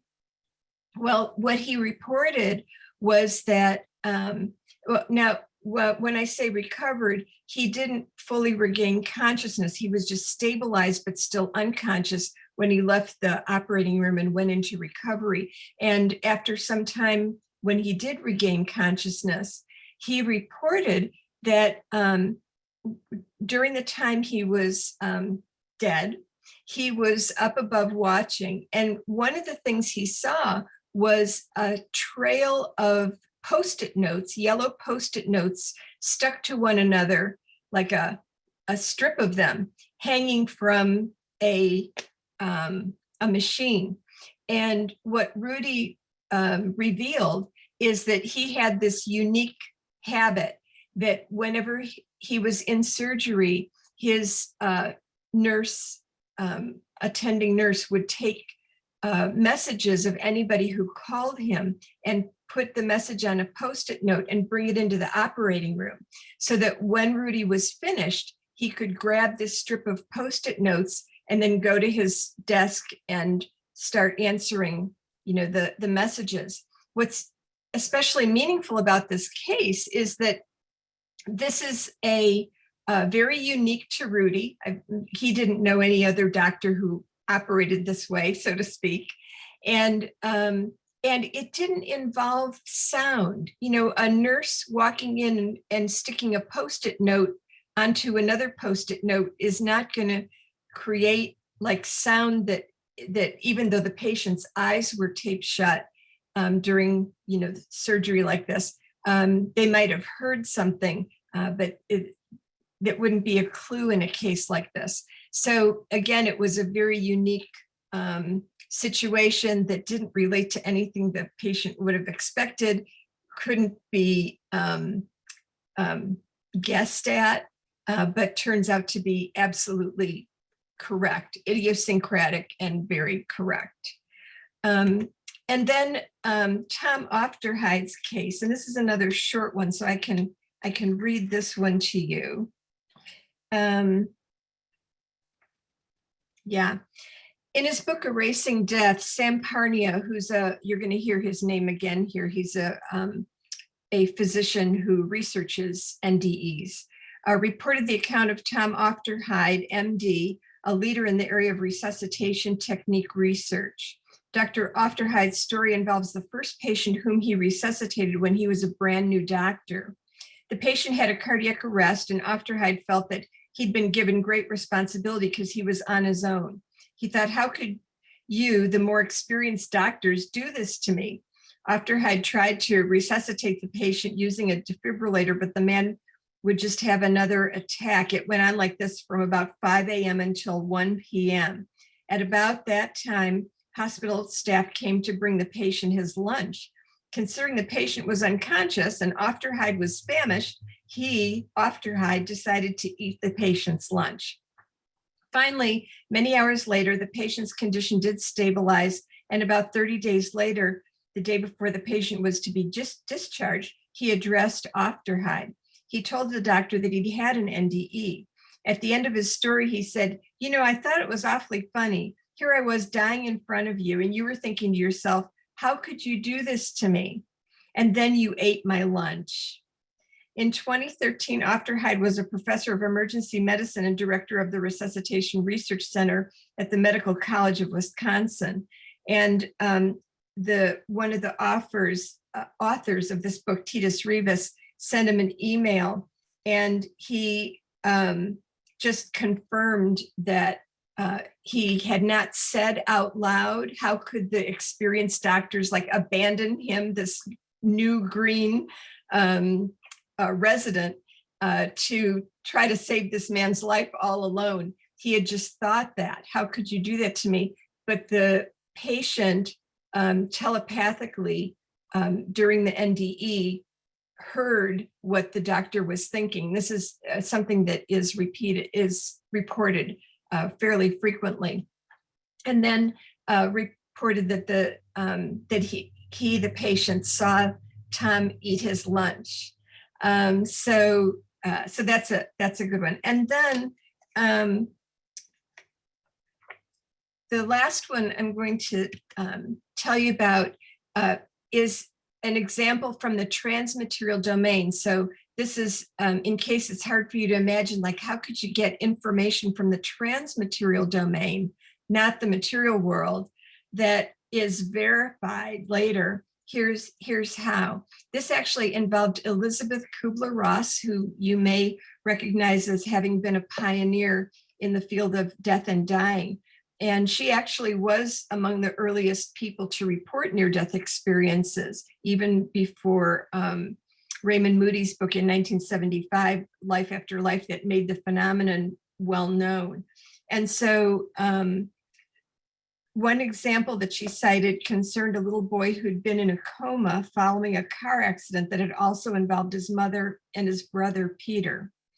The boy came out of his coma briefly and told Dr. Kubler-Ross, "Yes, everything's all right now. Mommy and Peter are already waiting for me." He smiled contentedly and then slipped back into a coma from which he never recovered. Kubler-Ross already knew that the boy's mother had died at the scene of the accident, but as far as she knew, his brother Peter had survived. Peter had been brought to another hospital with serious burns because the car had caught fire before rescuers had been able to extricate him. Kubler-Ross decided she'd contact the other hospital to check on Peter's condition. However, as she was about to place the call, she received a call from the other hospital to notify her that Peter had died a few minutes before. And so, and Kubler-Ross claimed to have witnessed this pattern a number of times before, in which a child was not apprised of the death of a loved one, but still perceived this person during the child's own process of dying. And she concluded that she could not attribute this pattern simply to chance. So this is an example of a phenomenon called cases in which the someone has died that no one knows has died, yet the near-death experiencer perceives the deceased person before anyone else knows that the person has died. And so that's the transmaterial realm. The child in this case saw his deceased brother Peter, a being of the non-material in the transmaterial domain, and then came back and said, "My brother's waiting for me." Kubler-Ross is thinking to herself, "No, he's not. He's at this other hospital." And then realizes that later, discovers that in fact he had died apparently just before her patient had his experience. There's another well-known one. It's also described in this book, in which a boy is in the hospital and his parents are there at the hospital with him, and they're there overnight. And the boy has a near-death experience and then recovers and reports that he saw his sister, his older sister, there. And she told him he had to come back, and that she had died. And the parents are like, "Oh, the kid is, he's hallucinating, whatever." So they finally go home because he's stabilized. And there they find on their voice message machine numerous messages from the college where the older sister has gone to school, to tell them to contact them, the college. So they contact the college, and then they learn that the night before, their daughter had died in a car accident, and they had not been notified of it. But her brother had met her in his near-death experience, so he knew she had died before anybody else did. So that's how people can get information from the transmaterial domain that is later verified as accurate. And again, completely unexpected, contrary to anything that the boy would have imagined, and yet was absolutely on target. So now, because these cases exist, there have been a few attempts to study them. And one attempt was in 2009. I actually did a study. I went through all the literature I could find to find every case involving veridical perception, not just the really strong cases, but any case at all. And I found 107 cases. Actually, I was assisted by Nadine Van Doniken at the time, and she was my research assistant. And we found 107 cases. And we divided them into the cases that involve perception of the material world, so the material aspect, and cases that involve perception in the transmaterial domain. And you'll see there's a little bit of difference in frequency of these. And so this is like to give you a visual of the person experiences their consciousness having separated from their body and perceiving the material world, usually their physical body, but not necessarily. And people have reported phenomena that they observed very far away from the physical body, like hundreds of miles away, that are verified as accurate. So time and space don't seem to be an impediment in this condition of consciousness. But anyway, here's what we found. Now, before we go too far, let me just orient you to this little table. So here we're looking at the level of accuracy, and I divided them into 3 categories. One is completely accurate, that there was not a single aspect that seemed to be wrong. Then some error. So there might have been one tiny detail or a little bit that was wrong, but a lot that was right. Or completely erroneous, where what the person reported just had nothing to do with what was happening in the material world. And then here across the top, we've got where the source of corroboration of the accuracy comes from. So if it's just the experiencer saying, I experienced this, and I didn't ask anybody to verify it or anything, I'm just telling you, that's this category. If the experiencer reports that others did check things out, but the case didn't involve actually contacting those others directly, then others corroborate it per the experiencer's report. But then there are cases that were objectively verified by a credible third party. And so what you can see is that in the completely accurate category, you've got quite a few in each case, including 35 that were completely accurate and verified by objective third-party sources, usually the attending physician. There were a few cases where there was some error, and I'll just give you an example that this one woman during her NDE, she was in a foreign country from where her family lived, and she had been there for some time. She knew that her brother had gone into the military, but that's all she knew. And during her near-death experience, she met her brother, and she saw him in this uniform, and she saw all these medals, and she saw a Christian cross on his uniform. And then so she recovers, and a month or 2 later she goes home and learns that, she learned shortly after that her brother had died in combat.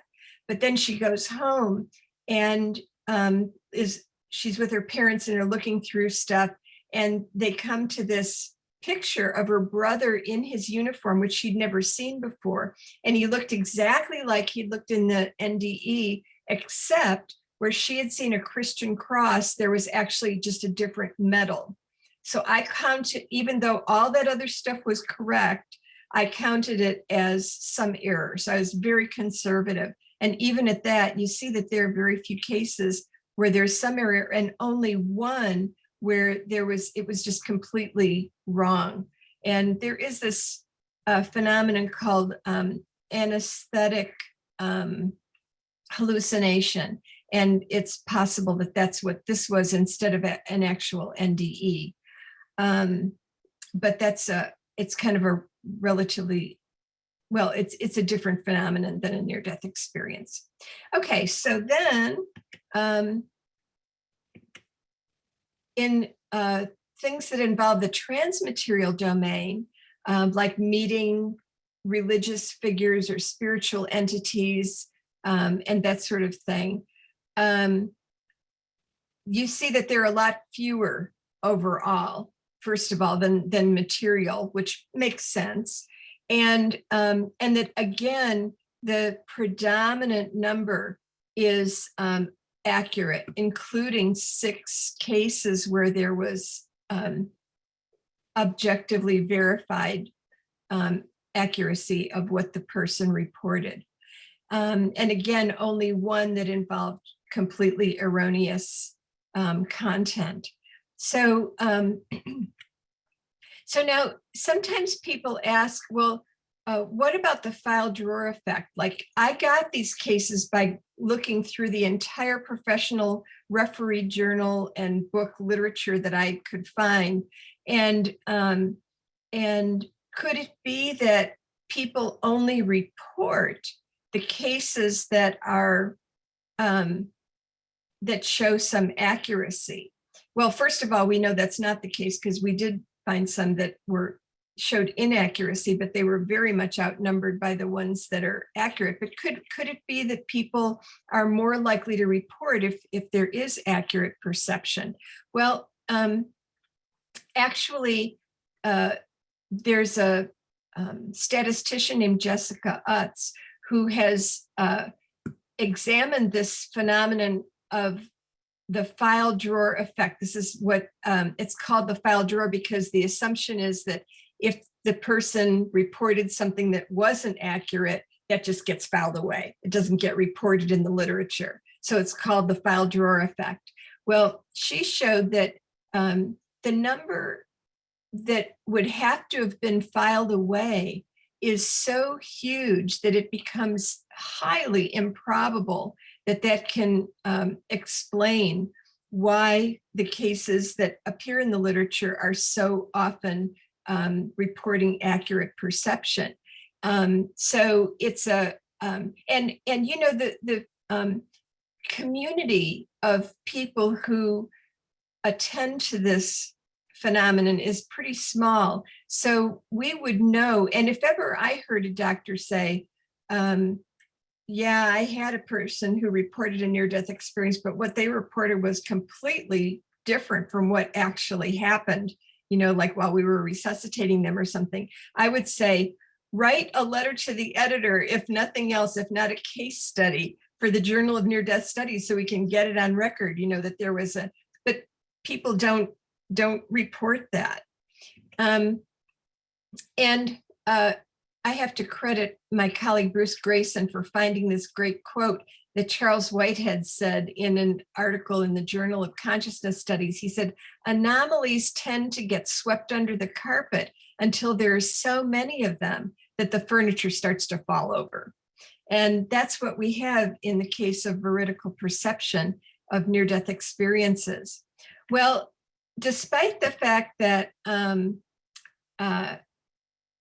that we have all these cases, researchers have tried to capture this phenomenon objectively through controlled studies in hospitals. And so I'm going to just quickly walk you through what has been done in these. So there were a few cases where researchers studied this phenomenon, but not using like hidden visual targets. So I'll tell you more about that thing in a minute. The first was Raymond Moody in his classic book, Life After Life. And he just collected cases of veridical perception that he learned about after the fact from one source or another. So that's called retrospective, where you just happen to hear things and collect the cases. And then the prospective studies, where the doctors actually set up to interview everybody who survived cardiac arrest in the hospital over the course of a period of time, like a year. The first one was done by Michael Sabom in 1982. And in his book, he reported several cases that if you read The Self Does Not Die, you'll read some of those cases. In fact, all of them that are verified by him.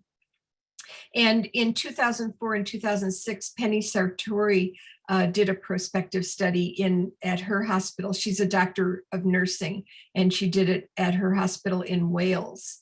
And in her books as well, there are several cases of veridical perception that she is the verifier, and other of her medical colleagues are the verifiers. But there also have been some involving visual targets. Now, this picture shows an artist's rendering of the study that Bruce Grayson and Mounsey and I did that you'll see here in the list in a minute. And this is a patient who is undergoing the implantation of a pacemaker.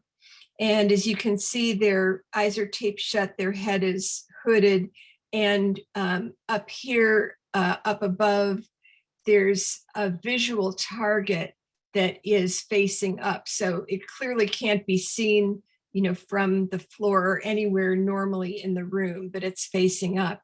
And in this case, it was a computer showing a cartoon of something very recognizable, like a blue butterfly flitting from branch to branch, just a line cartoon animation. And then in between, that would show for like 20 seconds, and then it would flash the time. The time is now 12:03 p.m. And then it would go back to that same cartoon, and then the time is now 12:04 p.m. and so forth. And that would be playing the whole time that the procedure was going on. Actually, Bruce Grayson would go in right before the procedure was going to happen. He'd get up on a stool, press the start button, get down, and it would take about a minute for the computer to boot up. So he never saw what was on the screen, and it was selected essentially at random what was going to be displayed on the screen, one of 60 possible cartoons, and then flashing the time. And then that would run for an hour and a half and then turn off automatically. And then the computer would record which cartoon had played, so that then once this patient regains consciousness and stable, we go in and ask them what they remember from the procedure, and want to know if anybody had their consciousness happened to be up near that ceiling corner and saw the cartoon. So I'll tell you the results of that in just a minute. But before we get there, I've jumped ahead a little bit, because I did the first study of this kind in 1990 at Lutheran General Hospital with Lee Jostin, a chaplain, and we used stationary targets. It was just a square piece of mat board with a number, like the number 3 on each corner, and then a symbol in the middle, like a triangle or a circle, a square, something like that. And we planted those in the ceiling corners of the rooms of the hospital in which cardiac arrest was likely to occur. The next attempt was made by Madeline Lawrence at Hartford Hospital, and she used you've seen those things where there's a running message usually it's in red LED, a running message on a elongated thing. That's what she put up above eye level, facing up. So with a nonsense, like the popsicles are in bloom, a nonsense phrase. And then in 2001, Sam Parnia did a study at Southampton using stationary targets. In 2004, Penny Sartori in Wales did a study with visual targets. In 2006, this is the one that I've been telling you about here with the picture, where we did this in the cardiac catheterization lab at the University of Virginia. And then in 2014, Sam Parnia did the AWARE study. And one of the cases in the Self Does Not Die comes from that study, but it wasn't with the person seeing the visual target, actually. And then again in 2019, Sam did another study with multiple hospitals. Now, first of all, I hope you've made the connection that there's reason to think that people would, like rarely, but would happen to see visual targets, because people report even mundane things. Like one woman in surgery, cardiac arrest, she rises up out of her body, she's floating up, bouncing up against the ceiling, and she sees on top of the big light fixture that's, lights up the room, it's a hanging fixture, that there's a bunch of dust on it.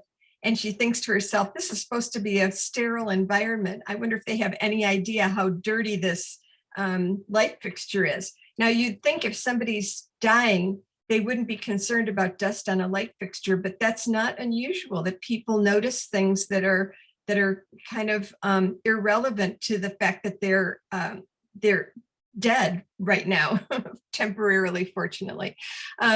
So we have reason to think, and I actually did my dissertation on visual perception during NDEs, during the material aspect of NDEs, to find out that people say when they're out of their body, their visual perception is essentially the same as it is in their physical body. In other words, red looks like red, people can read, and all those things that just comprise our normal visual perception are the same out of body as in body.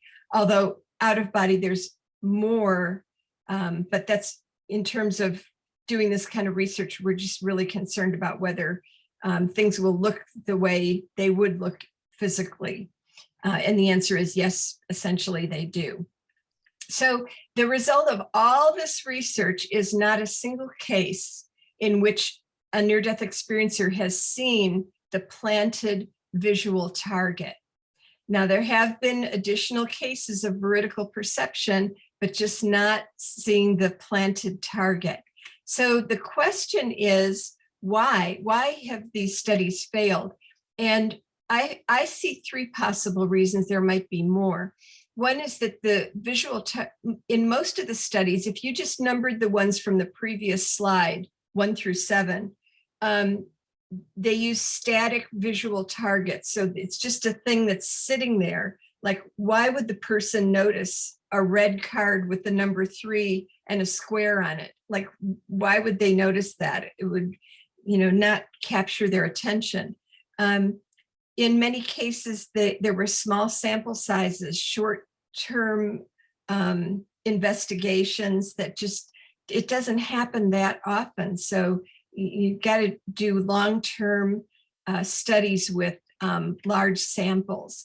And in that study that Bruce and I did, whenever a person is getting cardiac catheterization, they are under the influence of a drug called Versed, which is designed to inhibit memory. So that was probably, in retrospect, not a good population to do this kind of study on. So a future ideal study would be a multi-hospital, long-term, 2 or more years study with an electronic visual target like the one we used in the cardiac catheterization, using a pad like an iPad or something that shows a cartoon and randomly selects it and all that, just like we did there.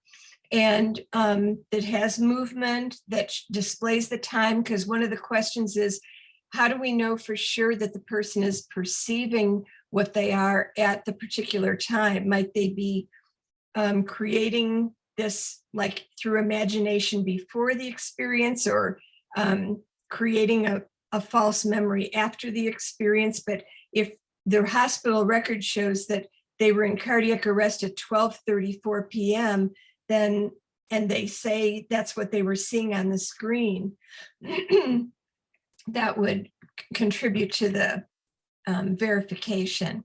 And then be sure to question all the patients who survived cardiac arrest, not just those in the targeted rooms, the ones fixed with visual targets. So this is, these are references. If you are interested in learning more. The chapter I wrote in the Handbook of Near-Death Experiences on veridical perception covers everything through 2009. And then since 2009, the most important sources are listed here, including The Self Does Not Die. So I'm ready for questions. And I see there are 6 in the Q&A. So let's see what we've got here. I was curious if upon the hour of death, if the spirit has a short window to travel and visit loved ones before their spirit needs to move on. My father's spirit visited me in the wee early hours of the morning and sat on my bed. I felt his presence. I'm guessing that spirit has some mass and can manipulate the physical, and he must have summoned up all the energy he had to do it. What's odd is my intuitive self knew it was him before my conscious mundane self found out. My stepmother called me the following day to let me know that he passed. And what I can say is there's this phenomenon called, this is, whether you call this a shared death experience where you get visited kind of at the moment of death, or if you call this after death communication, because the person just died and then they visited you, there is a shared crossing project. If you Google that, you'll see a whole website about these kinds of experiences. And this is the most common type that William Peters, the researcher, calls a flyby, where the deceased person flies by on their way in their transition. And the question, if the spirit has a short window to travel and visit loved ones, I don't think it's a short window. I think it's the opening of the window that remains open. And as Serena just talked about, that it's possible for people to have this communication either at the moment of death or any time after. So, but it does often happen at the moment of death. Yeah. And then another question, can there be a near-death experience just prior to death? My dad was on hospice and told us he gave it a try and saw that we were talking in the hallway, and then said he flew outside and saw the canopy had gotten mangled from the wind and my brother was taking it down. He was stuck in bed. All he said was true. He passed 5 to 7 days later. And the answer is yes. People can have these. Actually, there's research showing that the term near-death experience is probably a misnomer, because there are identical experiences that occur under a variety of circumstances that are indistinguishable from those that occurred during a near-death episode. It's just that probably being actually physically near death is probably the best facilitator of these experiences. So that's where we get the most cases from, but people can have them under all kinds of circumstances, even like in meditation or in grief, in physical exertion, like running a 50K race. Sometimes people have experiences like this. So absolutely, this is a very, like, I've heard this story before, not to diminish it, because it's amazing every time it happens. It's really wonderful. And then, do you have experience with people who come back with supernatural capabilities after an NDE? And yes, we didn't get into after effects of NDEs, but one of the documented after effects is paranormal abilities that most people didn't have prior to the experience. And so, yes, that's common. What is an ADC? ADC is after death communication. So this is what Serena was talking about. And I also have researched ADCs and have a whole lot of research-based evidence about them. And by the way, I have not had a near-death experience. I have had after-death communication, probably a half dozen.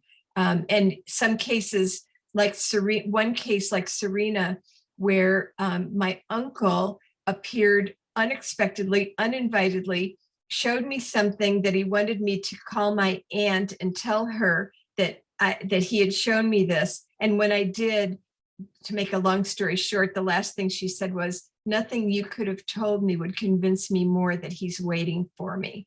So yeah, those are very powerful experiences.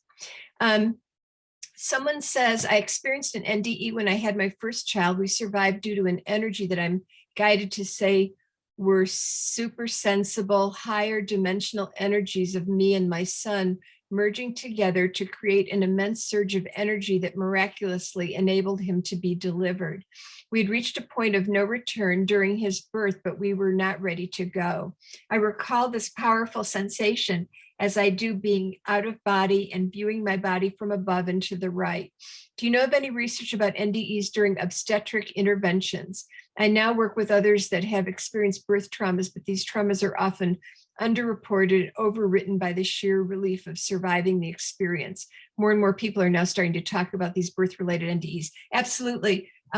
Childbirth is one of the common facilitators of near-death experiences. Because women's lives are often in the balance during the childbirth process. And so this is if you look into the near-death literature, you'll see lots of cases like this. So you're absolutely not alone. And someone says, from your research, do you find that our dates of death are all predetermined? When it's your time, it's just your time. You know, I'm not sure. And this isn't the kind of thing that can be easily researched. So what I'm about to say is an opinion. And that is that I think that I would say at least most of the time, people die when it's their time, because the most common message that NDEers receive, usually from a transmaterial entity like a deceased loved one, is you've got to go back, it's not your time. And so presumably when people move on, it was their time, but who's to know, whether somebody got into a fatal car crash and it wasn't their time. But the other thing is, from a broader perspective, NDEers report, and other people with transpersonal experiences report, that, everything is fine the way it is, even though it seems tragic to us at this level, at the material level. All is well on a bigger level. And that if things don't, if a person hasn't fulfilled their purpose in this lifetime, NDEers tend to believe in reincarnation and say that people can return and so forth to complete their the mission of what they were meant to learn through physical existence. And then would you please put up the last slide? It closed too quickly before I could take a photo. Yes, I will. So let's see if I can get back. Okay, let's go back. There we go. I think this is the reference slide that you wanted to see. So I think that's about it. And I think it's just about the hour end time.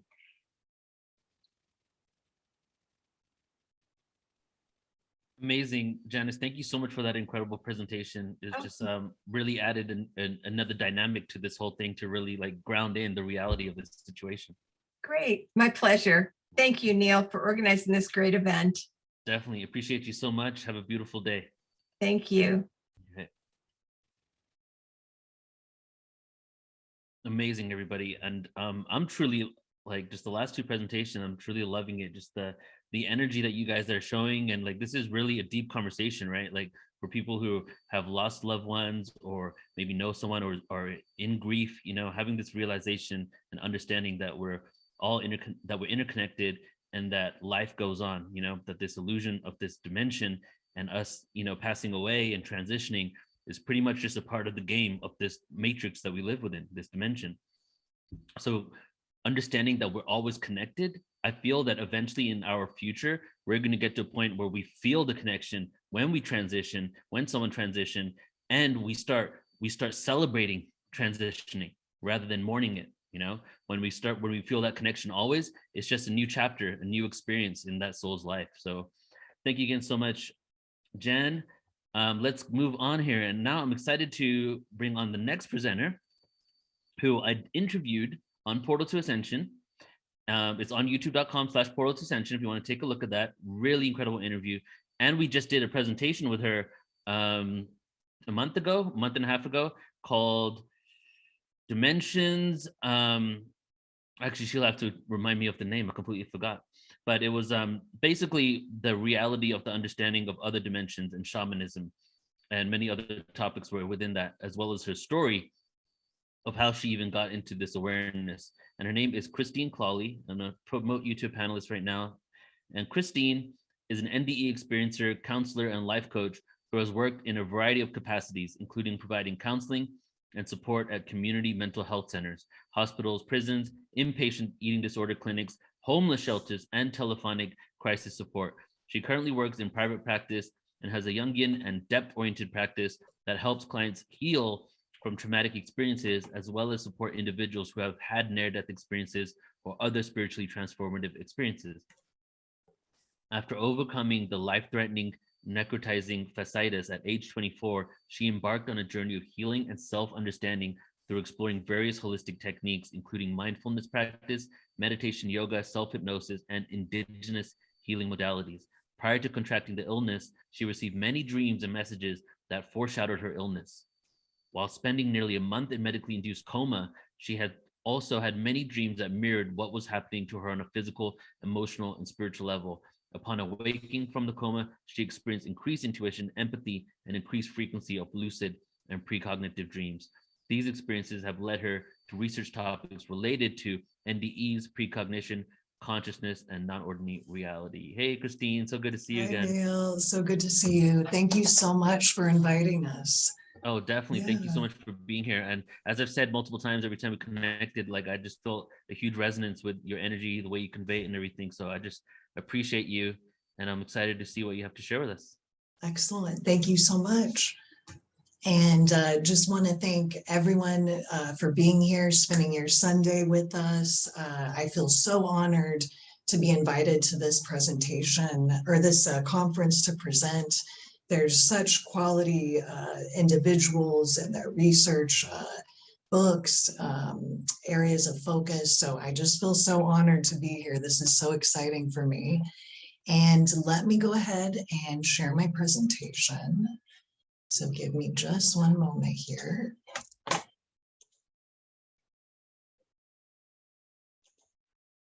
Okay. And can everybody hear and see me okay? Yes, Maybe just, oh, perfect. Okay. So in this particular presentation, I'm going to be focusing on end of life experiences. I feel like this is something that deserves a bit more attention. And I've been working in hospitals recently, and I'm really seeing an increasing need to address these types of experiences. So we are going to be looking at that. So end of life experiences and beyond the veil is the topic of the lecture. And let me see if I can move to the next slide here. There we go. Okay, so some of these pictures, we have the universe, the Milky Way, the Northern Lights. These are absolutely awe-inspiring images that communicate something so profound. So I'd like you to start in kind of this meditative, curious state of mind of considering the vastness of life, the mystery, the unknown, and think about how would you describe these images to either someone who has never had the opportunity to see these images, or someone living in a different time in history, maybe someone, you know, in the pre-industrial age without access to these kind of photos. So meditating on these images, what are some feelings, some words, other associations that come up for you rather. And then we're gonna, I'm gonna read to you the scientific explanation of the Northern Lights phenomena, for example.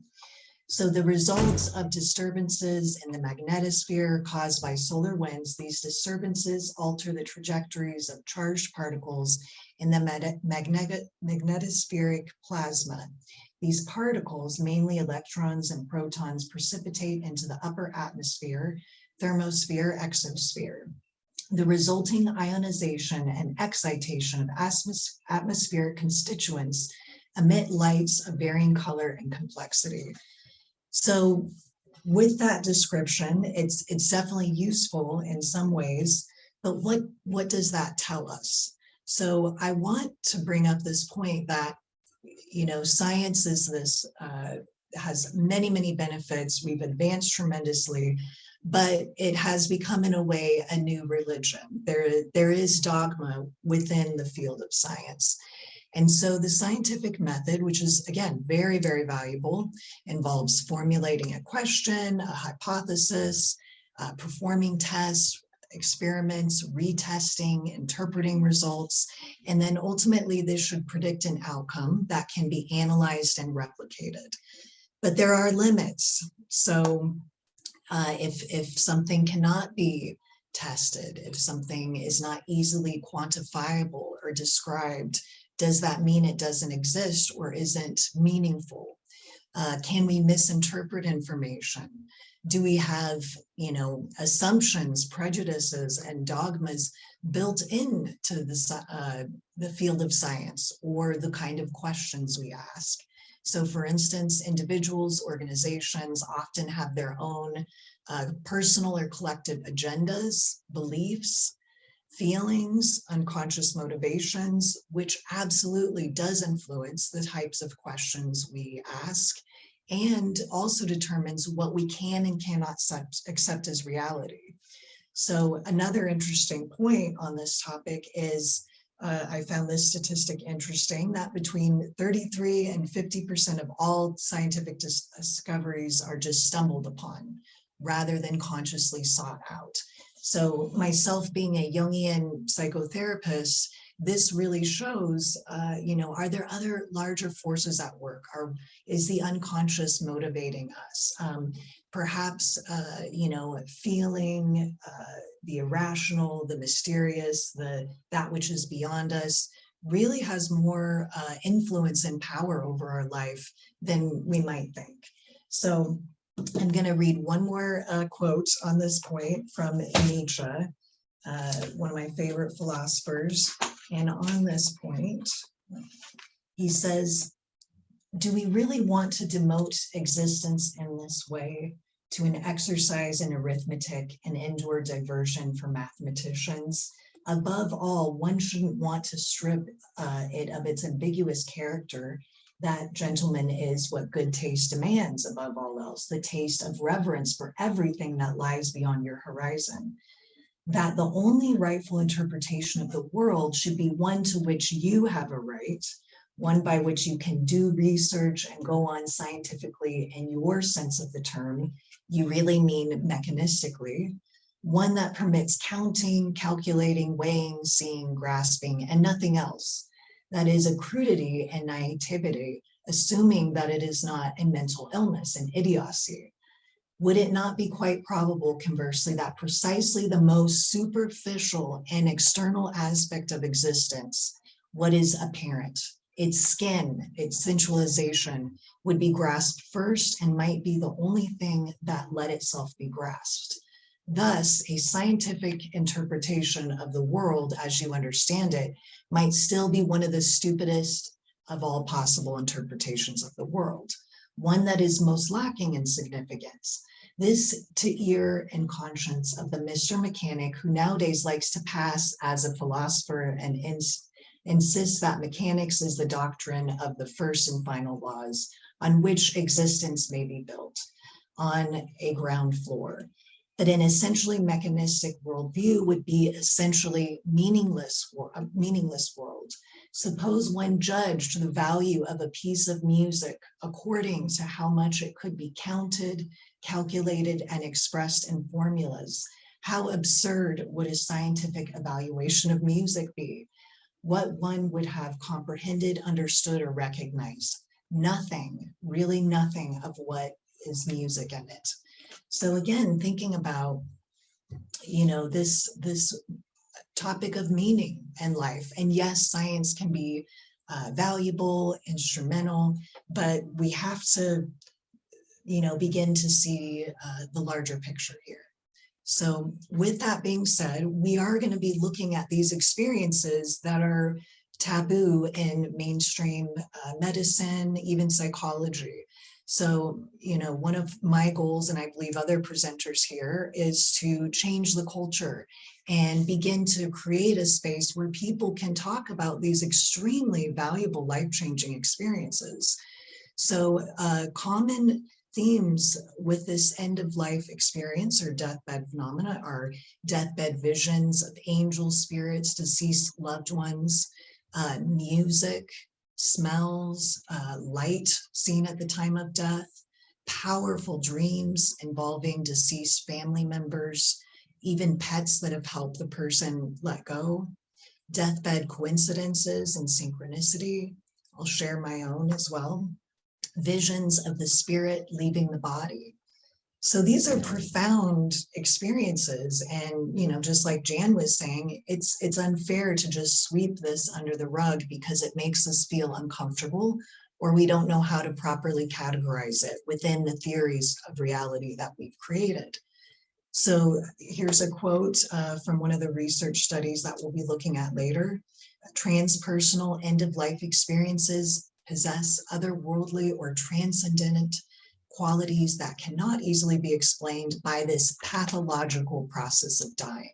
So that's another thing we're going to be trying to reevaluate here. This notion that death is something pathological, something that we must be at war with and fight at all costs.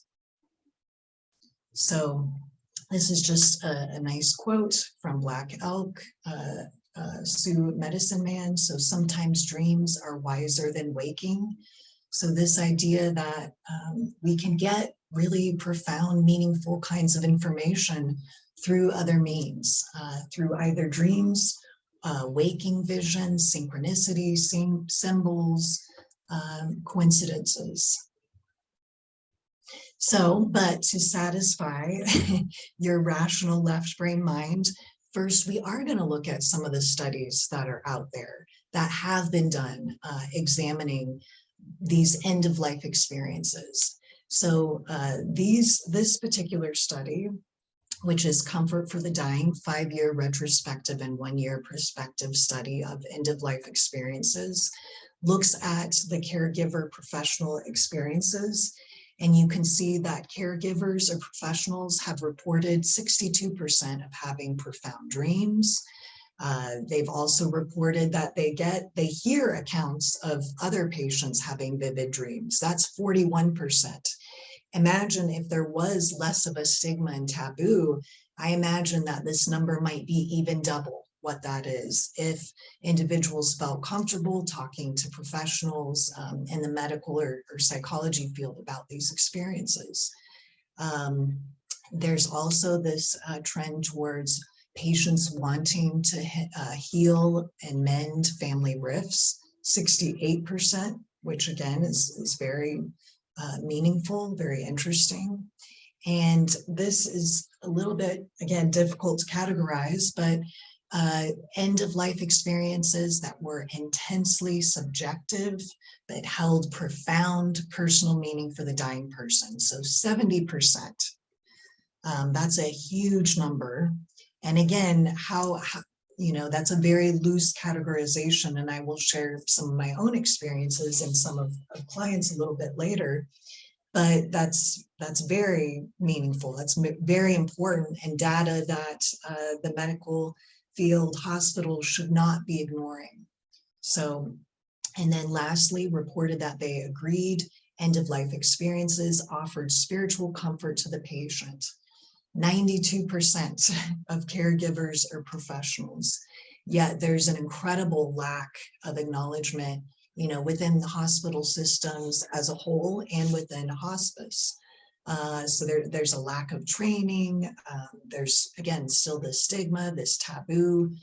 And so this is something that I do believe is beginning to change, though.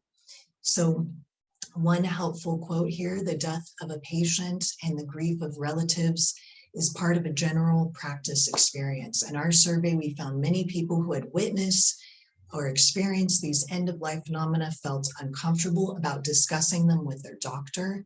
and that it was something that which was intensely meaningful to them, but often dismissed as insignificant. So again, my belief is, and this is a belief, that the reason these experiences are being dismissed is because of scientific dogma.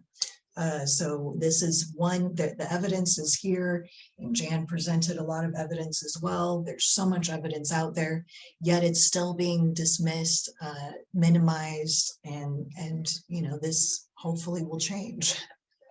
So some more stats for this. So this is regarding patients. Terminally ill patients. So these were patients with a mean survival of 15 days, reported that they had at least one vision or dream related to a deceased person. So dreams seem to be a very powerful way of individuals receiving information when either kind of preparing that person emotionally for when a loved one is going to pass, or having that after death communication. So 88%, again, I just want you to think about that number, and that's a huge number. And then clinicians reporting experiencing deathbed phenomena themselves per year is about 43%. Again, if there was more of a comfort level, less of a stigma, maybe it would be higher. When we have these type of experiences and they're not supported by those around us, or there's kind of a barrier to communicating openly about these things, we often tend to self-gaslight or minimize ourselves. So we may kind of brush something off as, oh, I didn't really see that, or, oh, I must be going crazy. So that's really, I think, unfortunate. And continuing with where the evidence is leading us, nurses in one study reported that patients who experienced deathbed communication had calm and peaceful deaths. So this is something that helps, that it appears to be very positive, very healing, very meaningful, that absolutely helps prepare individuals for making that transition. And contrasting that 89% number with this 40% number, nurses reported that those patients who died without having experienced a deathbed communication had about half the calm, peaceful death that those who did have a deathbed communication experience. And again, if someone, I know there's some, some individuals, I'm trying to think of how to frame this.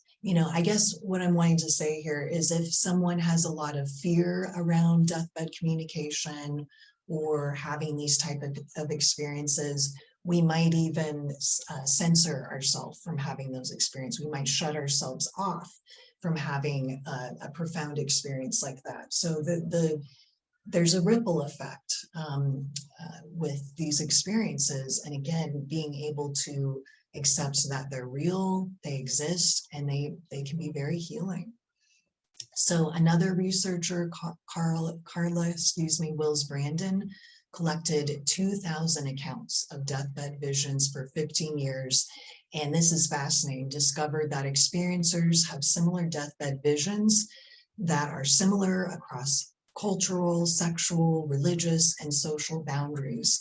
And not only the dying, but their caregivers also have deathbed visions, which can be experienced days, weeks, even months before actual physical death occurs. So this was a quote from Boyce Beatty in one of her research study. So again, just profound impact of these experiences. So this is another important phenomena to acknowledge, called terminal lucidity. And this is the name now given to the deathbed phenomena in which a terminal patient, usually comatose or cognitively challenged, suddenly demonstrates alertness and unanticipated lucidity moments before dying. Although such cases have been reported dating back to the 19th century, science is just beginning to study them seriously. So, and this is something I actually experienced with my own grandmother. My uncle had been full-time caregiver for her, And my entire immediate family had visited my grandmother, but my sister had not. And she had been in a state, really in and out of awareness. She had dementia. She was also seeing loved ones around her. But anyhow, she was sleeping most of the time, not awake, not able to communicate. And, my sister decided to visit. She, was able to get some time off work. And all of a sudden, my grandmother had this energy, was totally lucid, connected with her. And then I believe it was 1 or 2 days later, she passed away. So there is something here that indicates that there's something beyond just the brain determining these processes. And that there is a soul, there is consciousness, there is something that moves people and kind of overrides physical handicaps or these types of things. I'm going to read you another quote here. An elderly woman never speaks, no longer recognizes her loved ones when they come to visit, and shows no expression. By the looks of her, she is a human vegetable, and she's been this way for over a year. Her brain's cerebral cortex and hippocampus, necessary for memory, thought, language, and normal consciousness, are severely shrunk. Her brain bears little resemblance to a healthy one, yet something utterly astonishing is about to happen. As reported by both the nursing staff of her care unit and family members, unexpectedly, she calls her daughter, thanks her for everything. She has a phone conversation with her grandchildren, exchanges kindness and warmth. She says farewell, and shortly thereafter, she dies. It's a quote from Stafford Betty in her research publication. So again, this is just really profound and very meaningful, and we have to look at these experiences. I don't understand how you can't be interested in these experiences when you either experience something like this, or you witness, or you're working in a setting where you have more than one of these types of experiences. So just some other quotes, again, recognizing that this is still somewhat taboo. So all of you out there, you're on the forefront. We're the change pushers, trying to create a cultural change and recognizing that maybe there's something more. So despite their generally positive impact on the dying process, patients' visions of deceased relatives and friends are often dismissed by others as merely the result of a dying brain, confusion, or hallucination brought on by painkillers or sedative drugs like morphine. And this is also often the case even if individuals are not on sedative drugs or painkillers. These experiences are still dismissed, and that is profoundly hurtful for individuals that have these experiences.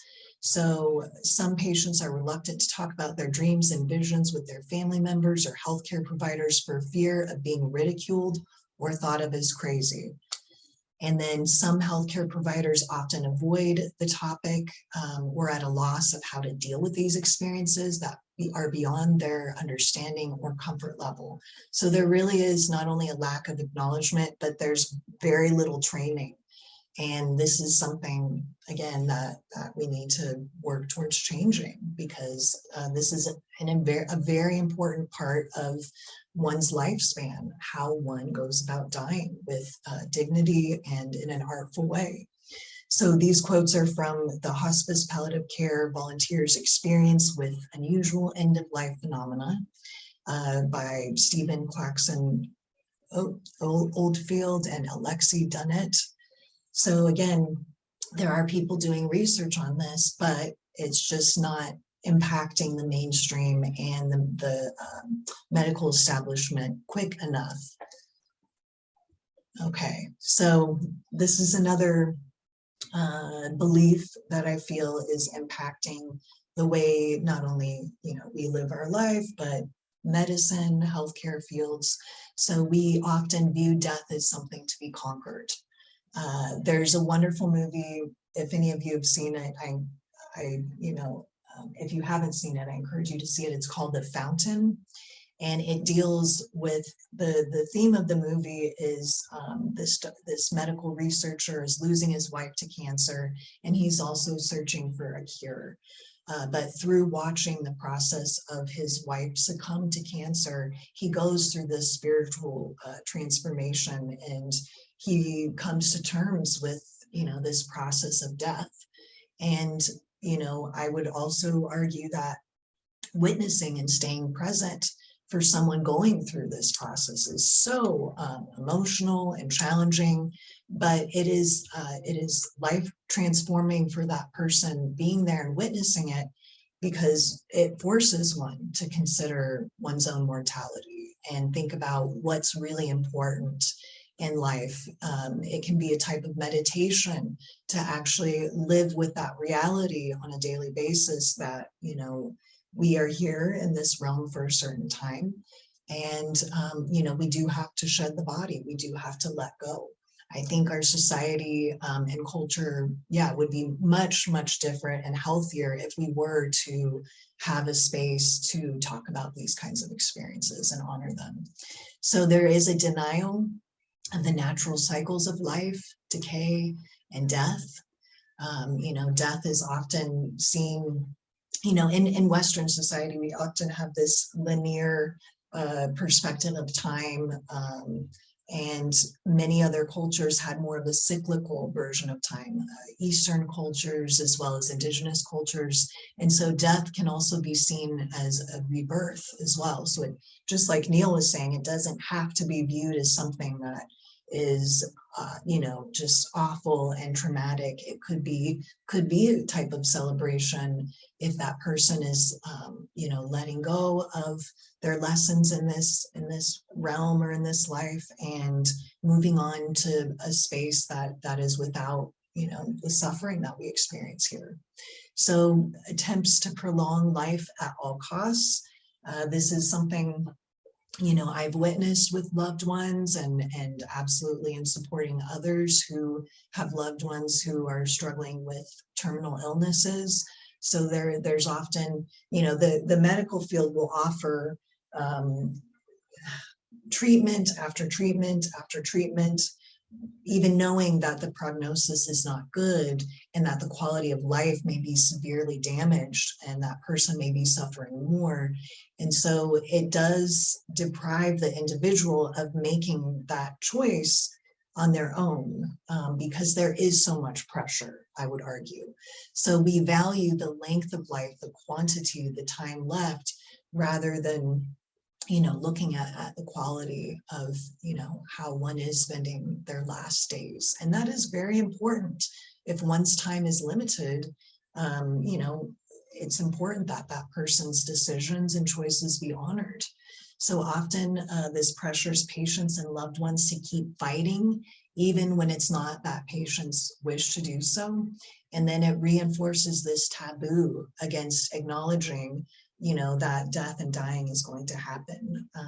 That was something, I will just, disclose a little bit about my partner. His father died from a terminal cancer, and, we attended many doctor's appointments, and, the doctors never brought up the topic of death. It was always, oh, this is the treatment you have, and stay positive, stay hopeful. But there's really little, coaching, acknowledging, encouraging family members to have these conversations. So there is a great lack. And then I do want to read just another quote from Insights on Death and Dying by Joy Ufama. One day, Miss Nathan told me she didn't want to do this anymore, but her family, with the physician support, was pushing her to fight on. They don't understand, she said. I'm so tired. I just want to go home. The nurse said, I spoke with her oncologist about her request, and he said, I can't send her home now. It would be malpractice. So, many of the physicians and nurses' hands are tied because they have to preserve that life at all costs. Which in most cases is a good principle to work with. But again, we have to honor the individual's choices as well. So now I'm going to tell you a little bit about, you know, a very personal experience I had. And, you know, I think Neil mentioned that I had had, you know, some near-death experiences, or I had a near-death experience, excuse me, many years ago in 2008.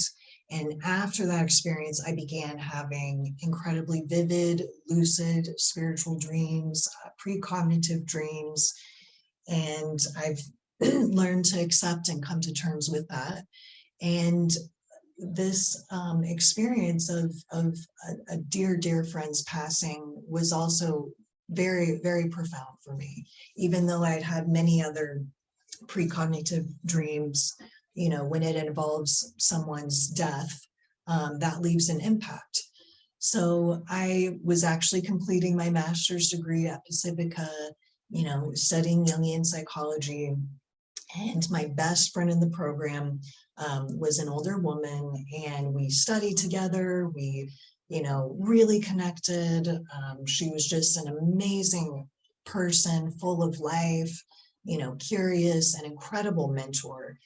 And I kept having, you know, these repeated dreams, about 3 or 4 dreams, where I would see my good friend in front of me, and then I would just see her age all of a sudden, from her current age to it looked like she was almost 80, you know, and then wasting away. And so I, you know, had these dreams. I found them alarming, and I tried to warn her. You know, I shared them with her, which is a hard thing to do.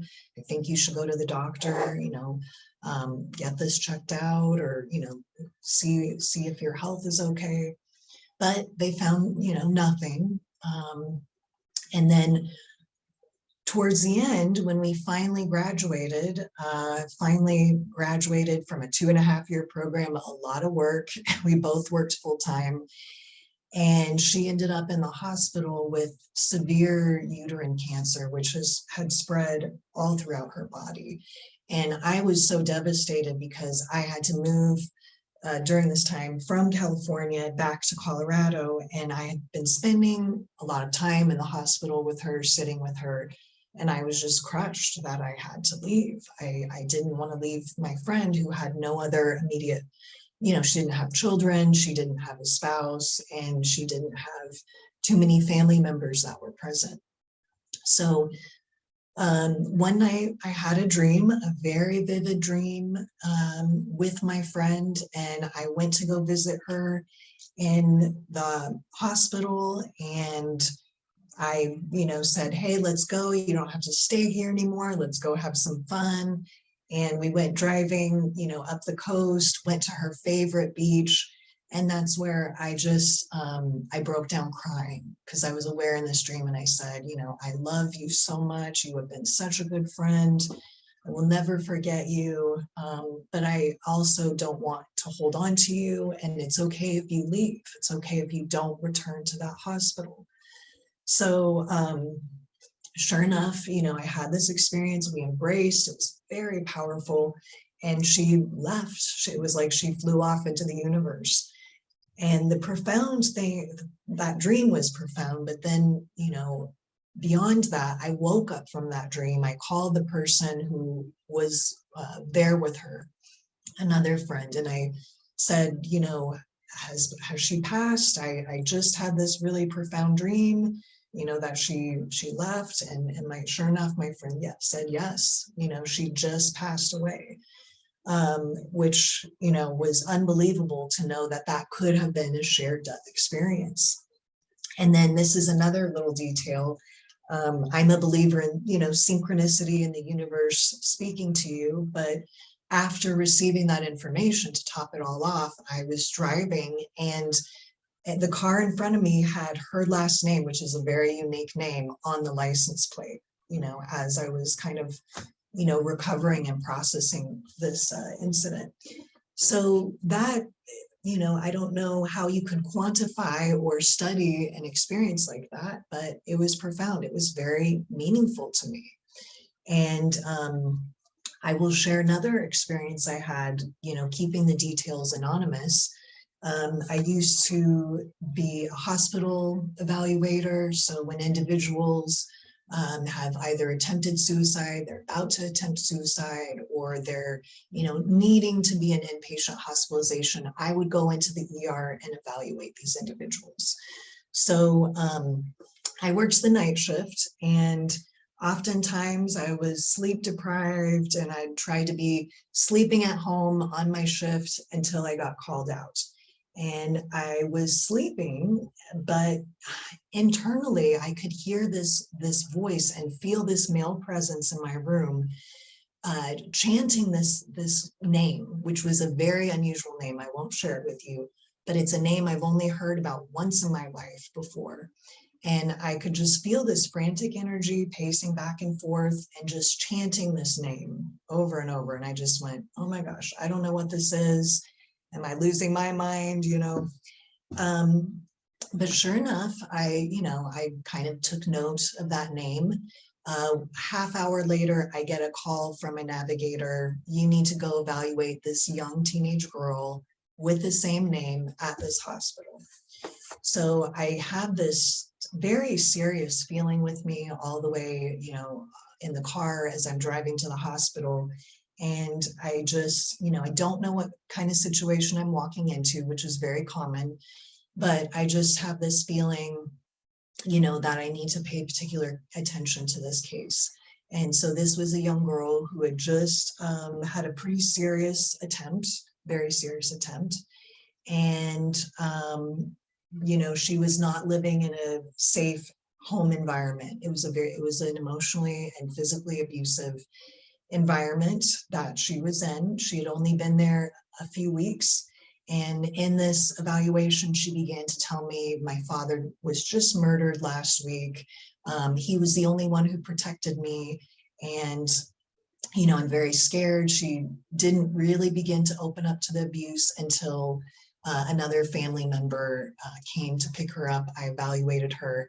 And in that situation, I had really clear internal, how would I say, really clear and strong guidance from this male energy, this father, to get her into safe situations, safe home. So we did safety planning to make sure that she was in a healthy environment. And then I encouraged, the mother to try to get custody because she had been in her father's care and was no longer in a safe place. So again, that is an instance. I didn't reveal that message to that young girl because I didn't want to cross boundaries, but had there been more of a environment of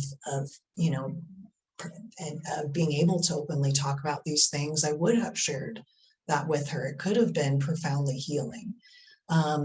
So this can, these after death communications can be absolutely life-saving and very healing for the loved ones that are left behind. I will also share, let me see how I'm doing on time, a personal experience with my father-in-law's death. So this involves synchronicities and numbers. So my father-in-law was a very, very brilliant person. Math was his favorite subject. He taught robotics at a military university, extremely, extremely bright and brilliant, very rational man. And, he was someone who is very pragmatic. So when he had this experience I'm about to tell you, it really got his attention. So he was sitting alone in his study one night, and all of a sudden his lamp started going on and off with a kind of a regular time interval. And then the light went off and he just sat there and he felt it was the presence of his father, and he kind of acknowledged it. And then the light turned back on without him, without him touching it. So he ended up sharing this experience with other family members and thought, gosh, that's so weird. This experience happened, I believe it was 20-year anniversary. I could be wrong about that. Anyways, it was on the anniversary of his father's passing. So this really got his attention. Now, a few years later, he was diagnosed with a terminal stage 4 cancer, brain cancer, and he ended up passing away on the same day, February 14th, that his father passed away. And he passed away in a room that was the room number of his mother's passing, which is also just incredibly profound. And just adding, you know, another dimension to this story. Again, the skeptics will never believe, you know, or, you know, assign value to this. But while he was passing, I had an experience where, again, it was like a shared death experience. I could feel him letting go. I could feel this incredible amount of love, of gratitude for his life. I could feel him moving into this other dimension, being embraced. And I had a you know, visceral, physical experience of just joy, celebration, elation. And sure enough, I called my partner, because he was caregiving from his partner. I was separate at this time from him back in Colorado. And he confirmed, you know, yes, my father just died. So again, somehow these type of experiences can transcend the barriers of space, time, life, and death. You know, that sense of love, connection transcends, you know, this illusory experience here. And then I won't go into too much detail here, but I'm working with a client right now, and she's given me permission to speak about this. And she, you know, had a very strained relationship with her father, you know, didn't feel loved, didn't feel connected. But during his time of passing, he passed away from alcohol abuse. That ended up being an incredibly healing time for her. And she ended up, you know, becoming sober from that point forward. You know, she has been engaged in profound healing and spiritual work, trying to break this, this cycle of transgenerational trauma. And that perhaps is one of the most powerful topics as well, in terms of talking about these end-of-life experiences and deathbed experiences. So deceased loved ones often do try to communicate with the living, but we may have conscious blocks or barriers. So this is from Robert Moss's fantastic book, The Dreamer's Book of the Dead. There may be these types of reasons. So the dead have not been honored properly or laid to rest. They may want to settle unfinished business. They may want to announce their death to loved ones, or prepare, you know, loved ones for their death. They may seek or extend forgiveness, help guide family members, or serve as guardians. This is another very common phenomenon. They may show up to prepare us for death.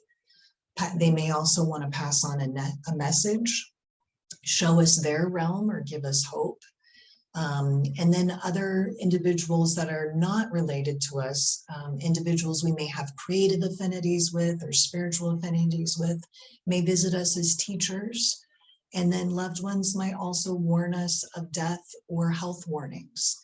So I'm going to share a quick story from Robert Moss's book, The Dreamer's Book of the Dead, which is really beautiful and powerful. So the title of this paragraph is Never Too Late to Forgive. Brian's life was shadowed with terrible childhood experiences, mostly the work of a violently abusive father. I wished my father dead until he died, Brian recalled. He had not gone to the funeral and had not forgiven his father nearly 30 years after his death. When Brian was retired and in his 70s, his father reappeared in his dreams. Brian wanted no contact with his father. Hold on one second. No contact with his father in any reality. And so whenever his father appeared, Brian would wake himself up and try to forget his dreams. His father kept turning up, alternately begging and yelling, "Please listen to me." For the first time, Brian could remember there was no edge of menace, rather a plea. So one night he stayed in the dreamscape with his father. He noticed now his father had changed. He was clean, his clothes were neat and well pressed, and he looked younger and fitter. Above all, there was a kindness, even a softness about his features that Brian had never noticed when his father was alive. Please forgive me, his father said. I love you. That was a hard one. It took some time. Let me see here. It took some time, some negotiation. Brian thinks he probably could never have forgiven his father if the request had been made somewhere else, like a family home where he had been beaten until he was bloody. But in the dream, everything was suffused with a soft glow, and Brian found something shifting in himself. I felt like something was opening in his heart, and eventually I was able to say, I love you. When he awoke, he found that all his bitter feelings about his father had been washed away, and now his father appeared in new dreams in a new role. He began explaining his own hard life and his history as a victim, making it clear that he was not doing this as an effort to excuse himself, but rather to help both of them, himself and his son, understand why he behaved as he did. There was some process of purgation going on here. So again, this is very powerful, just showing the healing potential. And, you know, we live in a culture where abuse and violence just gets perpetuated endlessly. So to have an experience like this and be able to stop that cycle is incredibly powerful. And I also, you know, have another client who had a dream vision of her father, who's currently living, who you know, she had had a strained relationship, and in this dream it was profoundly, you know, he showed up in a different way. She could see, you know, into this kind of deeper soul level, and that was very healing for her to be able to have that new relationship and experience. So so other ways, other healing practices that you can use to connect with your loved ones. One thing I do in grief counseling, this is one of the first exercises we do when that person is ready, is having them write a letter to that loved one. Or you can even just have that conversation aloud as if you were talking to that person.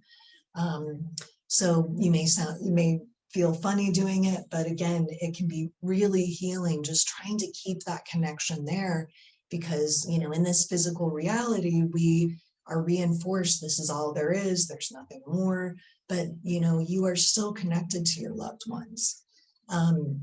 Asking for signs and signals and staying open-minded, this is another very powerful way. And you know, there's so many interesting stories I hear from clients about signs from the other side, and it's important we honor that and not, you know, minimize those experiences.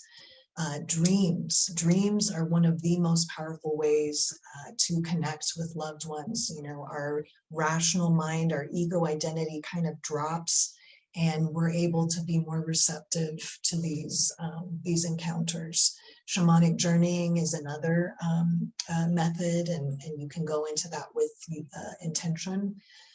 So this is really each person's own unique spiritual journey, and I encourage all of you to find your own way of trying to engage and connect with maybe loved ones that you want to connect with. So honoring the loved one's memory as well. If you have a connection with them, honor them in your own unique way. What I'm finding as I work with clients who are grieving loved ones, funerals don't cut it. They don't really provide that closure. They're too public. It's a ritual that has lost its meaning in a way.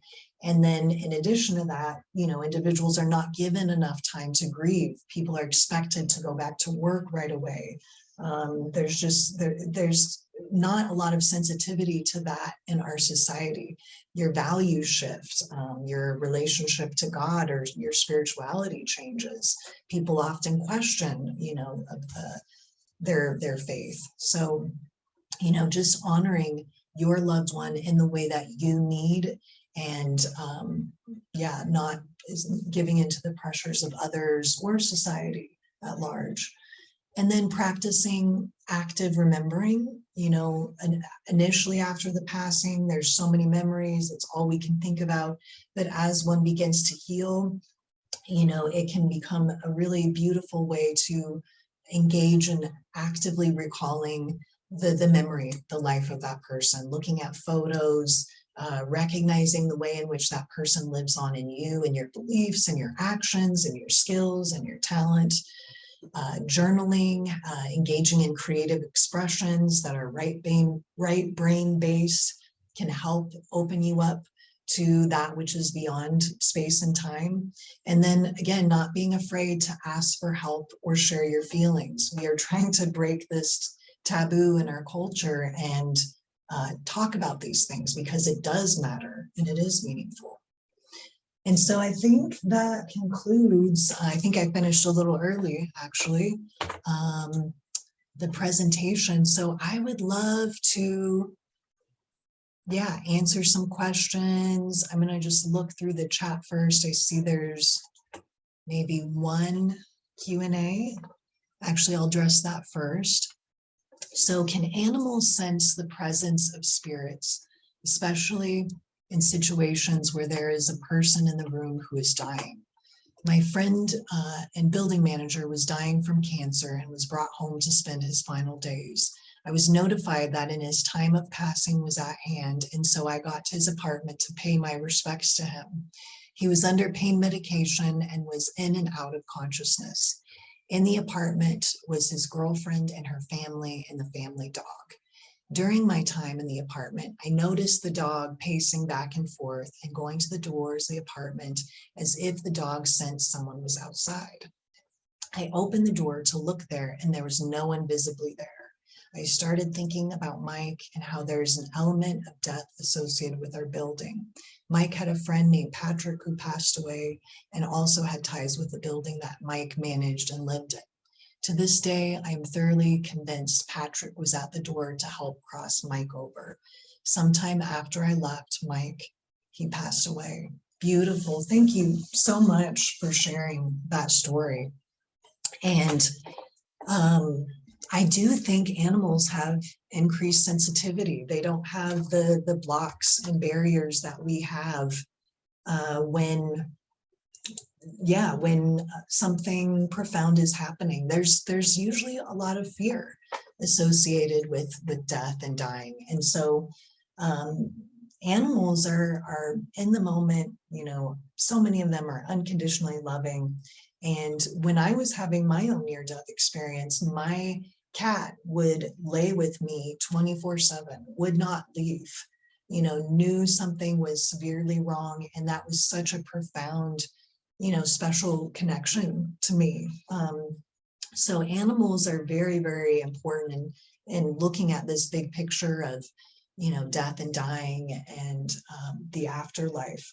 It's been said a lot that animals pick up on spirits and energies way before, other people in the home do. And then another famous account that comes to mind is the account of Nikola Tesla.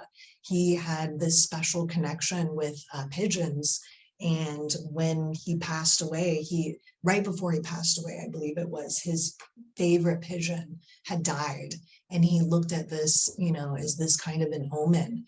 So animals are really significant, in an indigenous culture as well. There's, certain animals that are known to help transition that spirit. And, there's a lot of beliefs that the spirit of animals also go on. I had an experience of one of my cats who passed away, coming to visit right after he passed away. And we didn't know, he was gone because he was an outdoor cat, but I absolutely am a believer in that. So let's see here. Any other questions or stories that folks would like to share? Oh, someone asked, what was the book of Nietzsche that you quote from? So Gay Science, excellent book. And another book that you would like is Beyond Good and Evil. is another excellent book. And so, yeah, these books are, Nietzsche was a visionary, and he's often misunderstood as a nihilist, or someone, you know, who really didn't believe in any kind of morality or ethics. And that's not true at all. He's just simply saying that we are entering a new time where we are going to have to be reevaluating, you know, these old values that we've inherited. And his other book, Thus Spoke Zarathustra, is a book that kind of, through symbolism and fiction, puts forth his idea of what this transformation looks like. So yeah, hope that answers your question. And then another question, please share with people your thoughts on whether a dying person who can't communicate outwardly can still hear you. I believe so. And so I would speak to them. Yes. So I would love to share my own personal experience of when I was in a coma. So I was unconscious for almost a month in a medically induced coma. And a part of me was very awake and aware. And I had a very profound dream that connected me with my sister. My whole family was there constantly, you know, but I do believe, you know, my sister is one reason that I chose to stay here on this planet. I have a strong bond with her. And there was a moment where she said, you know, I don't remember this, but I temporarily became lucid, came out of that coma, locked eyes with her. And, you know, it was just a profoundly memorable moment for her. But I had a moment like that in one of my dreams, which felt like an entire lifetime. And in this dream, I locked eyes with my sister, but we were of a different race. We were different people, but I knew it was her through this connection with the eyes. And so I absolutely believe that people who are unconscious and comas can pick up on what you're saying. They can feel the love. They can feel the words. My partner experienced this with his father too. You know, there were moments where, you know, obviously he questioned whether he was still there. It felt like a part of his spirit was somewhere else. But he would speak to him, and then there would be some profound moments. So whether you be with a person physically or whether there's distance separating you, like in that case with myself and one of my best friends, you know, that love, that friendship transcended space and time. And I was able to potentially be there with her, you know, when she let go on the spirit level. And that is profoundly meaningful to me. So, you know, I do believe that, you know, long distance healing is possible.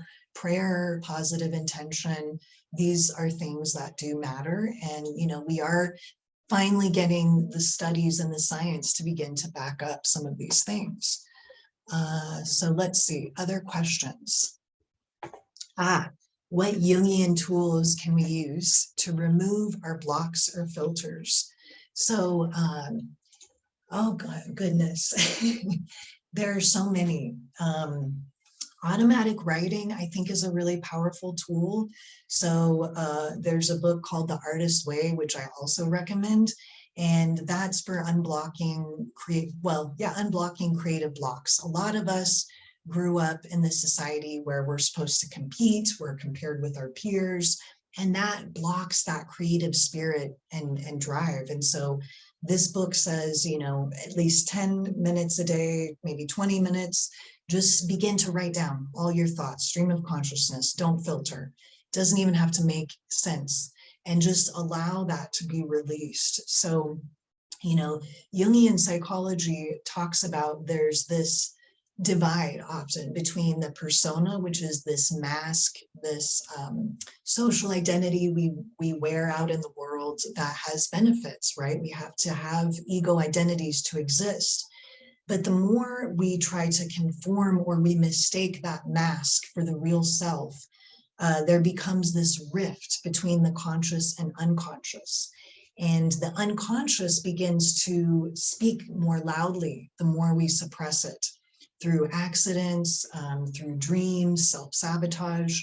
So the idea is we want to bridge communication between the conscious and the unconscious by engaging in activities such as, therapy is one way, allowing repressed feelings to come out, being able to cry, express anger. Anger is another big emotion that's pushed down in our culture.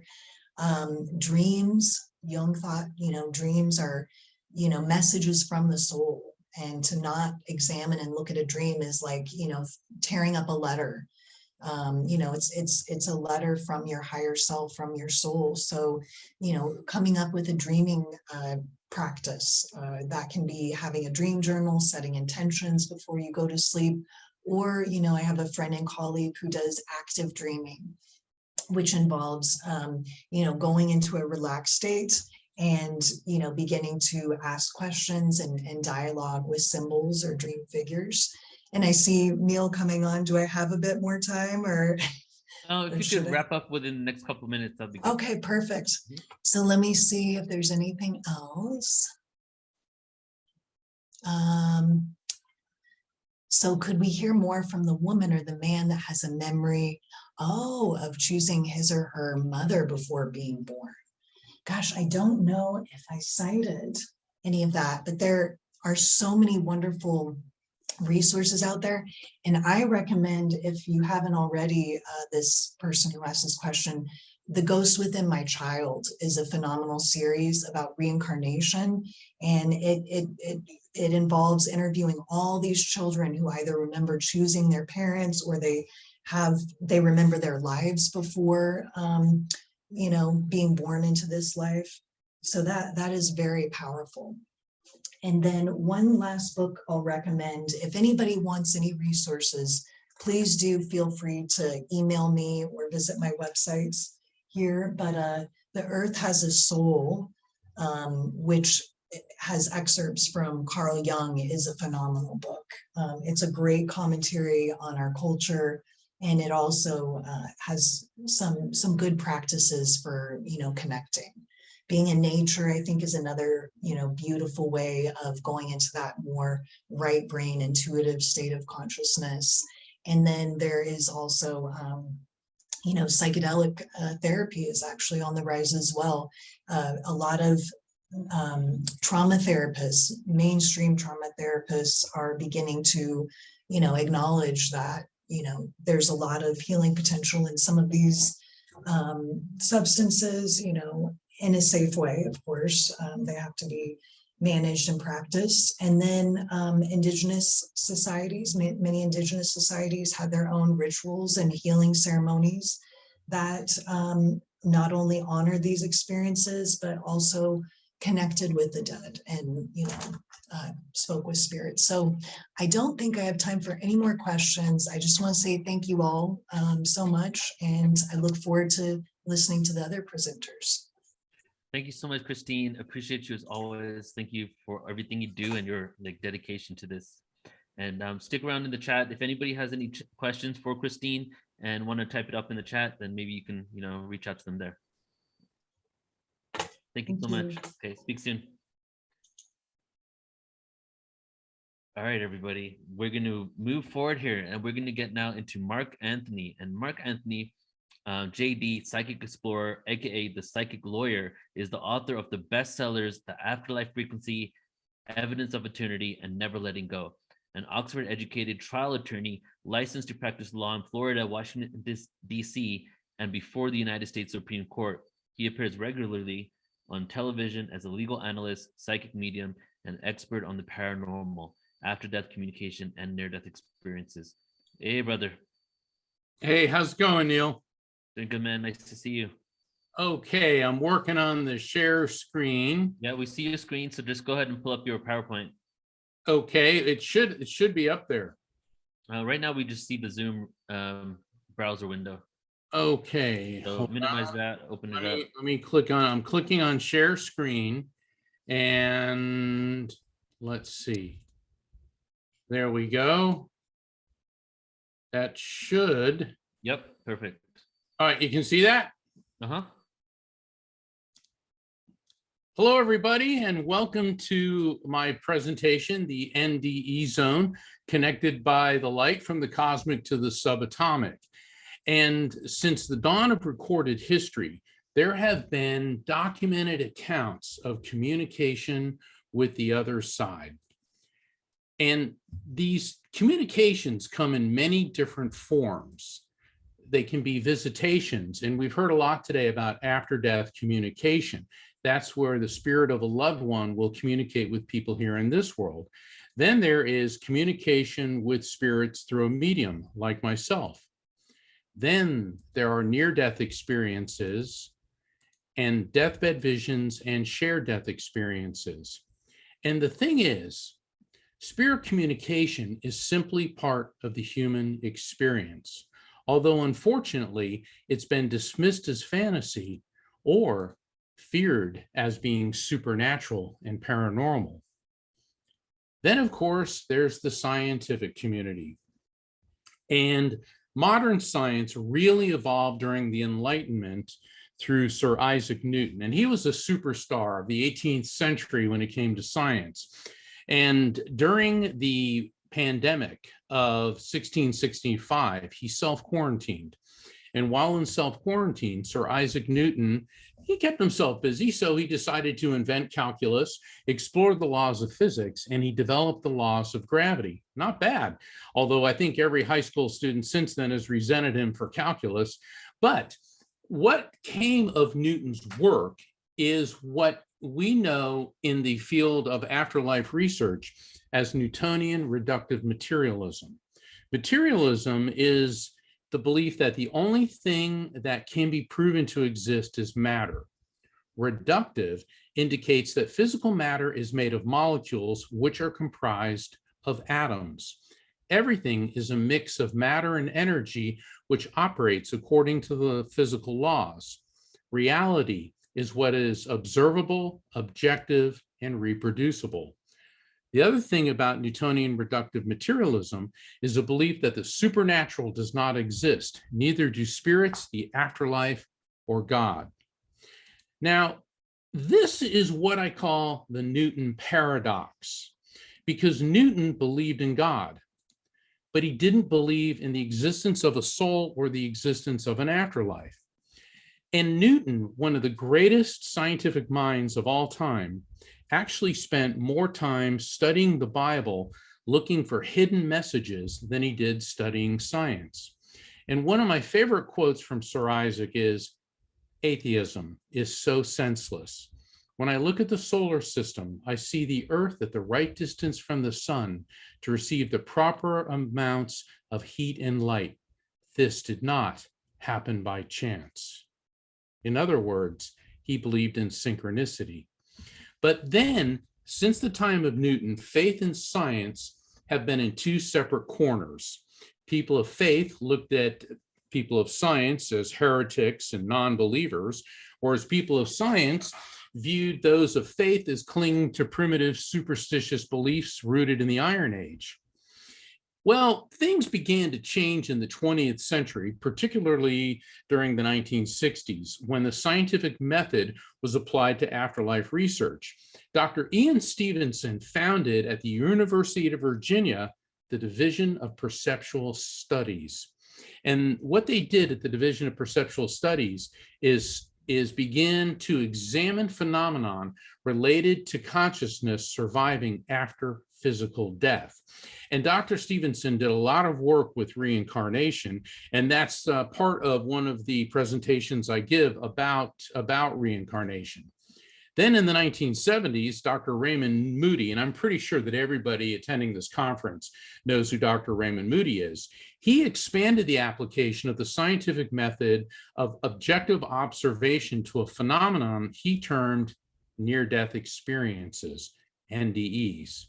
Well, the work of Dr. Moody was rapidly followed up by a group of really great researchers, John Audette, Dr. Kenneth Ring, Dr. Bruce Grayson, Dr. Michael Sabone, also PMH Atwater, Nancy Evans Bush, Colonel Dr. John Alexander, and they all formed the International Association for Near-Death Studies, IANS. So finally, in addition to the Division of Perceptual Studies, there was now an organization dedicated to the scientific study of survival of consciousness and near-death experiences. Survival of consciousness. near-death experiences, and spirit communication are real, and they can all be explained through science. And understanding these phenomena begins with the common denominator of light. Think about it. Life depends on light. The light from our sun causes plants to grow. And through photosynthesis, plants take the energy of the sun and convert it to nutrients. Think about what we eat. We eat plants, and many people eat animals who eat plants. In other words, everything, the entire chain of life depends on light, whether it's, and animals, everything living at some point feeds on something that begins with plants, whether it's plankton, whether it's corn, whether it's wheat, or whether you eat animals who feed on plants. The source of all that energy of life comes from sun. And every great spiritual teacher has discussed and described God in terms of light. The lamps may be different, but the light is the same. And that's a quote from the Islamic scholar Rumi. And he was describing that religions are merely a means of connecting with God, with the infinite, which is perceived of as light. So think of your religion as the lamp.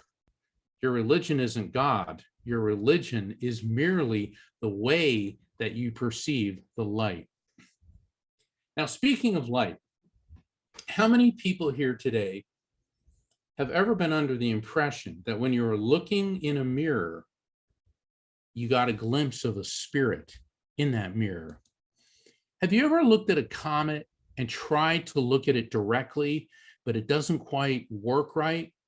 What about feeling that you catch a glimpse of a spirit in your peripheral vision, and then you turn to look at the spirit and it vanishes? The reason these things occur is because of the structure of the eye. The eye has rods and cones. Rods are on the periphery of the retina, and they're light sensitive. In other words, your peripheral vision is the most light sensitive part of your eye. The cones, which are at the center of your retina, the center of your pupil, are for daytime vision, and they help you see colors, details, and the minute and intricate focus of life. So what happens is that we're able to use our cones during daytime. That's why pilots have to have excellent vision. But rods are used for peripheral vision and so-called night vision.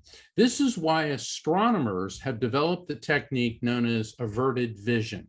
And averted vision is when you try to look at something like a comet. So instead of looking at it straight on, you observe it with your peripheral vision. Why? Because the cones in your eyes are not light sensitive, but the rods are. So when you get accustomed to observing a comet in your peripheral vision, you will begin to pick up on the subtle light patterns.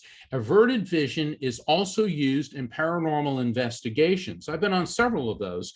And when encountering spectral or spiritual phenomenon, instead of looking directly at the entity, look at it through your peripheral vision, and you'll begin to get a clearer picture. That's the other reason why spirits oftentimes are depicted as kind of grayish and black and white. Here's why. That's because you're seeing them with your peripheral vision, which is not color sensitive, it's light sensitive. And throughout history, people have then depicted, and when they see spirits, as white and gray, as opposed to the colorful individuals and energies that they truly are. The only form of electromagnetic energy visible to the human eye is light. Now, when you look at this diagram, you can see that the electromagnetic spectrum is extremely vast, and it encompasses radio waves, microwaves, infrared, ultraviolet, X-rays, and gamma rays. And you can see from the white triangle, which points at the rainbow pattern, that is visible light. In other words, that's what we can see. So what the human eye is capable of perceiving is a minute fraction of the electromagnetic spectrum. And at the bottom, as you can see, that is a frequency wave of the different forms of electromagnetic energy. So light is electromagnetic energy, and we know from the laws of physics that energy is neither created nor destroyed. It's only transferred from one form to another. Everything is made of molecules. All right, we all had to learn this in grade school and in junior high science. So everything's made of molecules. But molecules, we know, are made of atoms. Now, see, this is where Newtonian reductive materialism ends. They knew that there was molecules, and they theorized in Newton's time, or certainly he did, that there were atoms. So the atomic buck stopped right there, or in his case, the atomic British pound sterling stopped right there. Okay, so you got molecules, then you've got atoms. But now, due to advances in technology, we know that atoms are in turn made of smaller particles, electrons, protons, and neutrons. And they are in turn comprised of a smaller particle, which is known as a quantum, ergo the term quantum physics. Now, for all the quantum physics people out there, technically an electron is a quantum because an electron is 1/1800th the size of a proton. So we get that. But the point is that everything on the most basic level is electromagnetic energy. This also is really important for science because traditionally science has been split into two areas: biology, the study of organic, in other words, living things, and physics, the study of inorganic matter and energy. Well, once you get down to the subatomic quantum level, then there is no distinction between biology and physics because everything is electromagnetic energy. So this takes us to understanding that matter and energy, which include light, are composed of quanta, ergo particles of electromagnetic energy. And everything from the subatomic level up to the molecular level has a vibration. All things in our universe are constantly in motion, vibrating. Even objects that appear to be stationary are in fact vibrating, oscillating, resonating at various frequencies. As such, at every scale, all of nature vibrates. Let's think about that for a minute. That means you and me on the subatomic level are electromagnetic energy, the same electromagnetic energy as the radio waves which are broadcasting this seminar. Also, the same electromagnetic energy that forms the chairs we're sitting on, the air we breathe, the surface of the moon, the distance between the moon, the earth, and the sun, and the distance between stars. Everything on the subatomic level is electromagnetic energy, and everything has its own signature frequency, its own vibration. Neuroscience is the study of the human brain. And the brain can be thought of as a carbon-12 and salt resonator floating in salt water. It has an electromagnetic field. I mean, this is not a new discovery. For decades, scientists have understood that the body, the human nervous system, has an electrical field.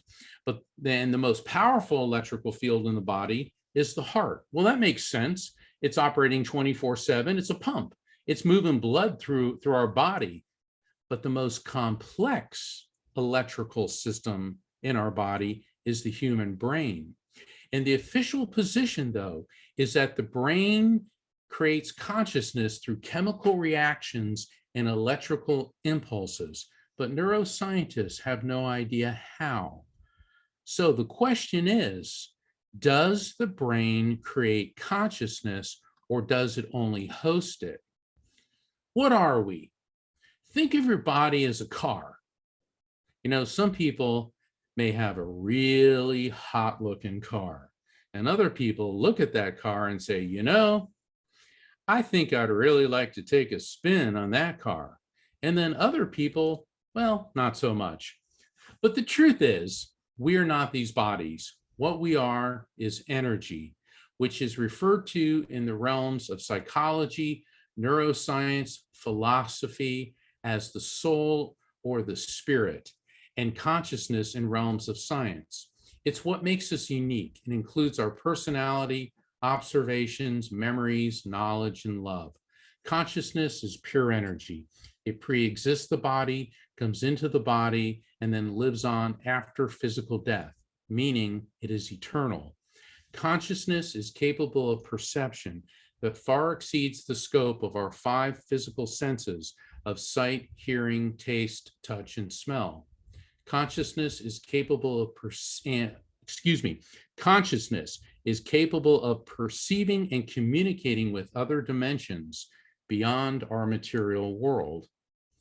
Albert Einstein said that matter is energy. Energy is light. We are all light beings, because he understood that on a subatomic level, everyone and everything is electromagnetic energy, the basic building block of everything that exists. In recent years, quantum physicists have now come out to discuss the eternal nature of consciousness. Hans-Peter Dor at the Max Planck Physics Institute in Germany said, "The brain is like a computer hard drive. When the hard drive dies, we don't lose the information, this consciousness. The body dies, but the spiritual quantum field continues. In this way, we're immortal." Sir Roger Penrose from Oxford University, Stuart Hammerhoff of University of Arizona, and MIT and University of Pennsylvania scientists have chimed in on this and said that consciousness derives from quantum vibrations within the brain's neurons. In the spiritual sense, consciousness has been here all along. What does physics tell us? Physics teaches us that energy is neither created nor destroyed, only transferred from one form to another. Faith teaches us that the soul, the spirit, pre-exists the body and lives on after physical death. Every great spiritual teacher, from the Hindu sages of ancient India through Zoroaster, Moses, Buddha, Jesus, Muhammad, Lao Tzu, Confucius, Native American spirituality, Gandhi, St. Francis of Assisi, Mother Teresa, Billy Graham, all the way up to all the great belief systems, teaches us that the who and what we are, the soul, pre-exists the body, comes into the body, and lives on after the body dies. And after years of studying and examining quantum physics, theology, and the latest reports in neuroscience, I developed the term the electromagnetic soul, known as the EMS. This is my 21st century term to describe that our soul, our spirit, is pure consciousness, which is eternal electromagnetic energy. So if that's the case, why don't we just use technology like an EEG, an electroencephalogram, or a QEEG, a quantitative electroencephalogram, to identify and detect the electromagnetic soul? Not only is that an excellent question, but there's an excellent answer. EEG and QEEG are extremely useful for medical research and diagnosis, but they're neither sensitive enough nor designed to identify the EMS, much less tune into the afterlife frequency. However, just recently in Tartu, Estonia, there was an elderly man and he fell and he was very badly injured, and he was taken to a hospital and he began to have seizures. He was having epileptic seizures. So the doctors there went ahead and they were doing an EEG on him when he had a massive heart attack and died. This is the first time on record that an EEG was measuring the activity, the electrical activity in a human brain at the time of death. Scientists worldwide are astounded by what they saw. They saw prior to death a surge in electrical activity. Now, the naysayers and the skeptics are saying, well, that's simply a side effect of a dying brain. Yet others are saying it appears that the energy of this man's electromagnetic soul was intensifying so that it could separate from the body. Scientists are fascinated by this, and further research will be done. Now, it's very difficult to go ahead and do an EEG when somebody is in the process of dying. There's going to be a lot of legal ramifications about this, about asking families and people who are dying, can we brain map you in the process of dying? But I believe that what happened in Estonia is going to set off a worldwide study of what happens with the brain's energy at the point of death. Dr. Shelley Joy from the California Institute of Integral Studies has said that it is entirely feasible that there are specific ranges of harmonic frequencies that interact with mind-brain systems through resonance at far higher frequencies than currently supposed. Now, she said this a couple years ago before what happened in Estonia recently. So I think that Shelley Joy is definitely on the right track. So after-death communication, mediumship, deathbed visions, out-of-body experiences, near-death experiences, shared death experiences are all different forms of interdimensional communication. And what that means is when the vibration of the electromagnetic soul aligns with the higher vibration of the afterlife frequency, there is communication between those of us in this world and the other side dimension. So how does interdimensional communication happen? Well, quantum entanglement. What is quantum entanglement? Remember a few moments ago when I was discussing how everything on the subatomic level is a particle known as quanta. Well, when subatomic matter is in a process together, subsequently the subatomic particles go apart from each other. They can even go across the universe. When they do this, energetically, they remain entangled. This means if you do something to one, the other responds immediately, instantaneously. Now, this was stated by Edgar Mitchell, who is an astronaut or was an astronaut, Navy pilot, aeronautical engineer, UFOologist, and the founder of the Institute of Noetic Sciences. Here's the thing about quantum entanglement. Scientists believe that if you do something to one particle, it immediately influences the other subatomic particle, even if they are a billion miles apart.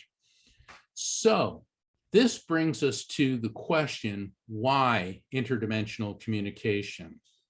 Why do spirits, do electromagnetic souls in a higher frequency in another dimension, why do they want to communicate with us? Well, this is part of interconnectedness.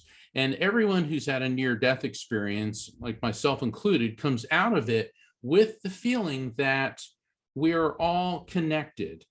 In other words, we're all brothers and sisters. We're all one big human family, but it's more than that. There's a sense of interconnectedness beyond just humans. But let's talk about spirit communication, after-death communication.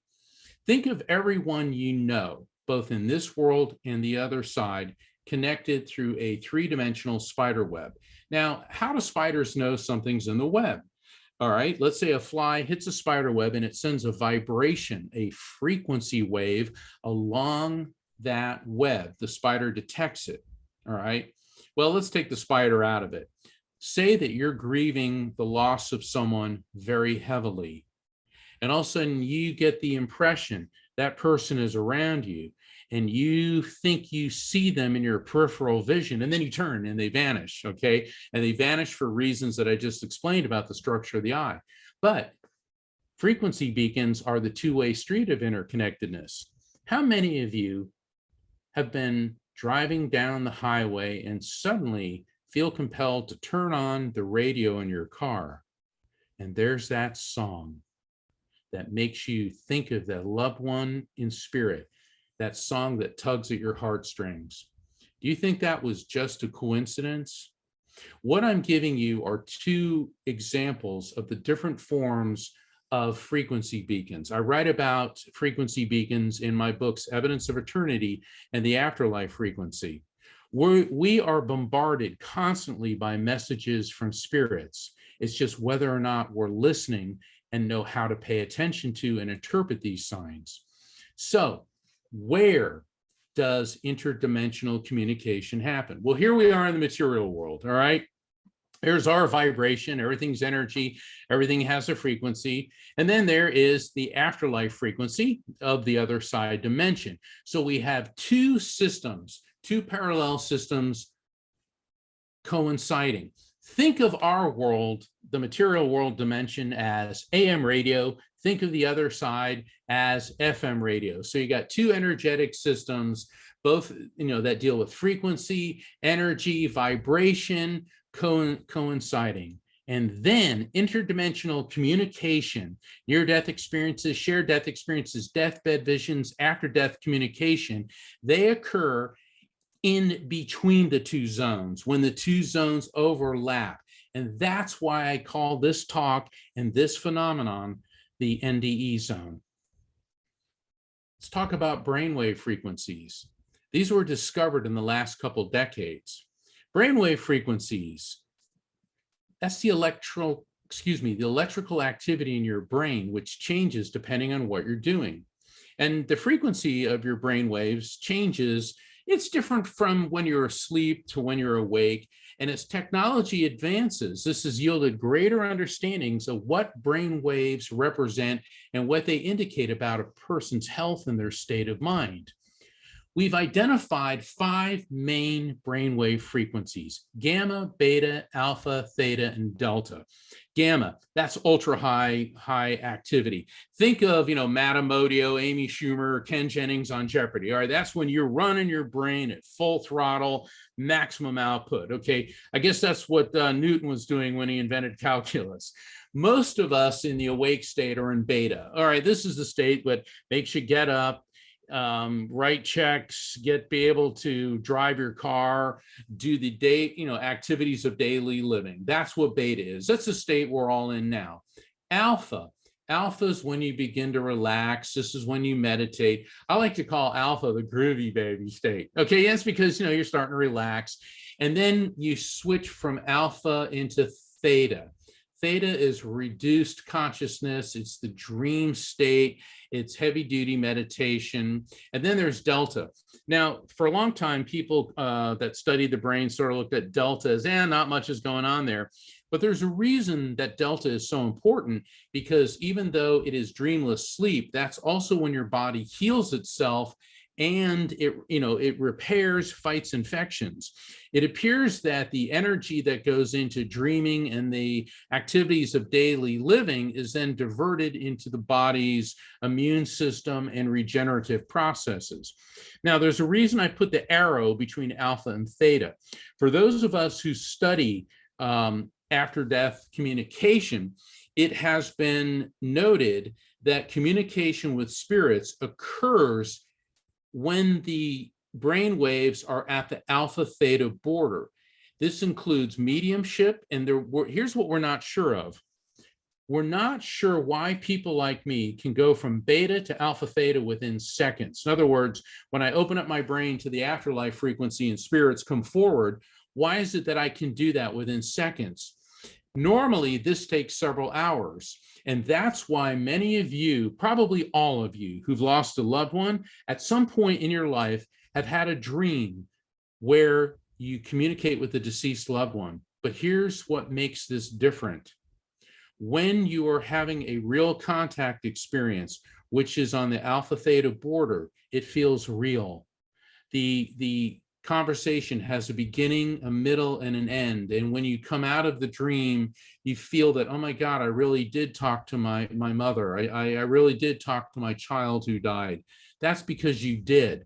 Spirits are able to spot when our brainwave frequencies are at the alpha theta border, and that's when they will align their frequency. You get a frequency match, and there's the interdimensional communication. Everyone has the same basic physiology. 5,000 years ago in India, when yoga was developed, the Hindus identified the 7 chakras in our body. Chakras are energy centers within our body, but the location of the chakras just so happens to coincide directly with the 7 endocrine glands. And each chakra has been assigned different colors. Now, I've targeted 2 in particular, the indigo chakra, which is the pineal gland, which is the center of your forehead. Okay, that's the proverbial third eye chakra, and the solar plexus, which is just below your rib cage, right around your diaphragm. And those 2 areas, those 2 chakras, are your psychic receptive areas. And everybody has the same basic physiology. Let's take the pineal gland. The pineal gland is a small gland about 4 to 5 inches behind the center of your forehead. It's about bigger than a grain of rice, smaller than a lima bean. Recent studies that were conducted in Britain, Israel, France, and Germany located calcite and magnetite crystals within the pineal gland. Fascinating. Calcite and magnetite, meaning magnetic properties. The pineal gland regulates our brainwave frequencies. It regulates the reticular activating system, so that's the control system for whether you're in alpha, theta, gamma, beta, or delta. The pineal gland also controls our circadian rhythms, our body temperature, sleep cycles, when you're hungry, when you're digesting. And also the pineal gland regulates our ability to perceive light. That's a lot of work for a very tiny gland. And here's the fascinating thing about the pineal gland. It's been studied since the beginning of the 20th century. It is perhaps one of the most studied, yet still the least understood of the glands in the body. What was the first radio but a chunk of quartz crystal with copper wire running low levels of electricity through it? Well, surprise, that's what our pineal gland is. Calcite and magnetite crystals, and our brain's electrical field is flowing through it. So we truly do have a whole radio station, well, something actually much more complicated than that, in our head. Now let's go to the solar plexus. It's a cool name, solar plexus. Well, the reason it's called the solar plexus is because it refers to the resemblance between radial network of nerves and ganglia to the rays of the sun. There's a link between gut feelings and intuitive knowledge. All right, UCLA, Dr. Emmerin Mayer has identified this. But on a closer examination of the solar plexus, outside of the cerebral cortex, it is the most complex bundle of nerves within the body. And it's been referred to as the second brain by Dr. David Wingate of the University of London and Dr. Michael Gershorn from Columbia Presbyterian Medical Center in New York City.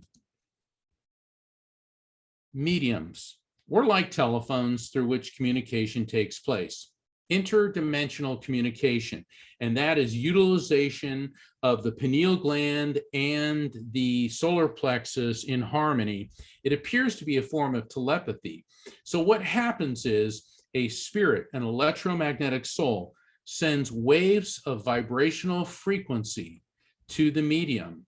The vibrational frequency of the spirit then aligns with the vibrational frequency of my brain, and it's then translated into recognizable concepts based on my memories, feelings, and cultural associations. I'm speaking in the first person, but that is what spirit communication is. That's how all mediums receive information. Energetically, we receive it the same. And those of you who are not mediums and yet have mediumistic or psychic experiences, well, that's how you're getting it too.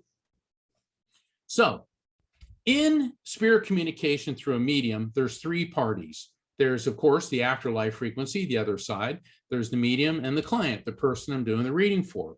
When all is going well and the spirits are transmitting information to the medium, who then conveys what is being communicated to the client, and it is the client whose energy is drawing the spirits into the session, everything is going just perfectly. That's when you get a good reading. That's when the information's flowing in, and and everybody's happy. But there are times when unintentionally and inadvertently, there will be a block. It can often be when people engage in spirit communication too soon. Right after the death of a loved one, everyone wants to communicate with their loved one who died. I get that. But the extreme emotions of pain, anger, guilt can create an energetic block. Now, the person doesn't mean to do that, but there's so much angst there, they're not able to allow the flow of communication.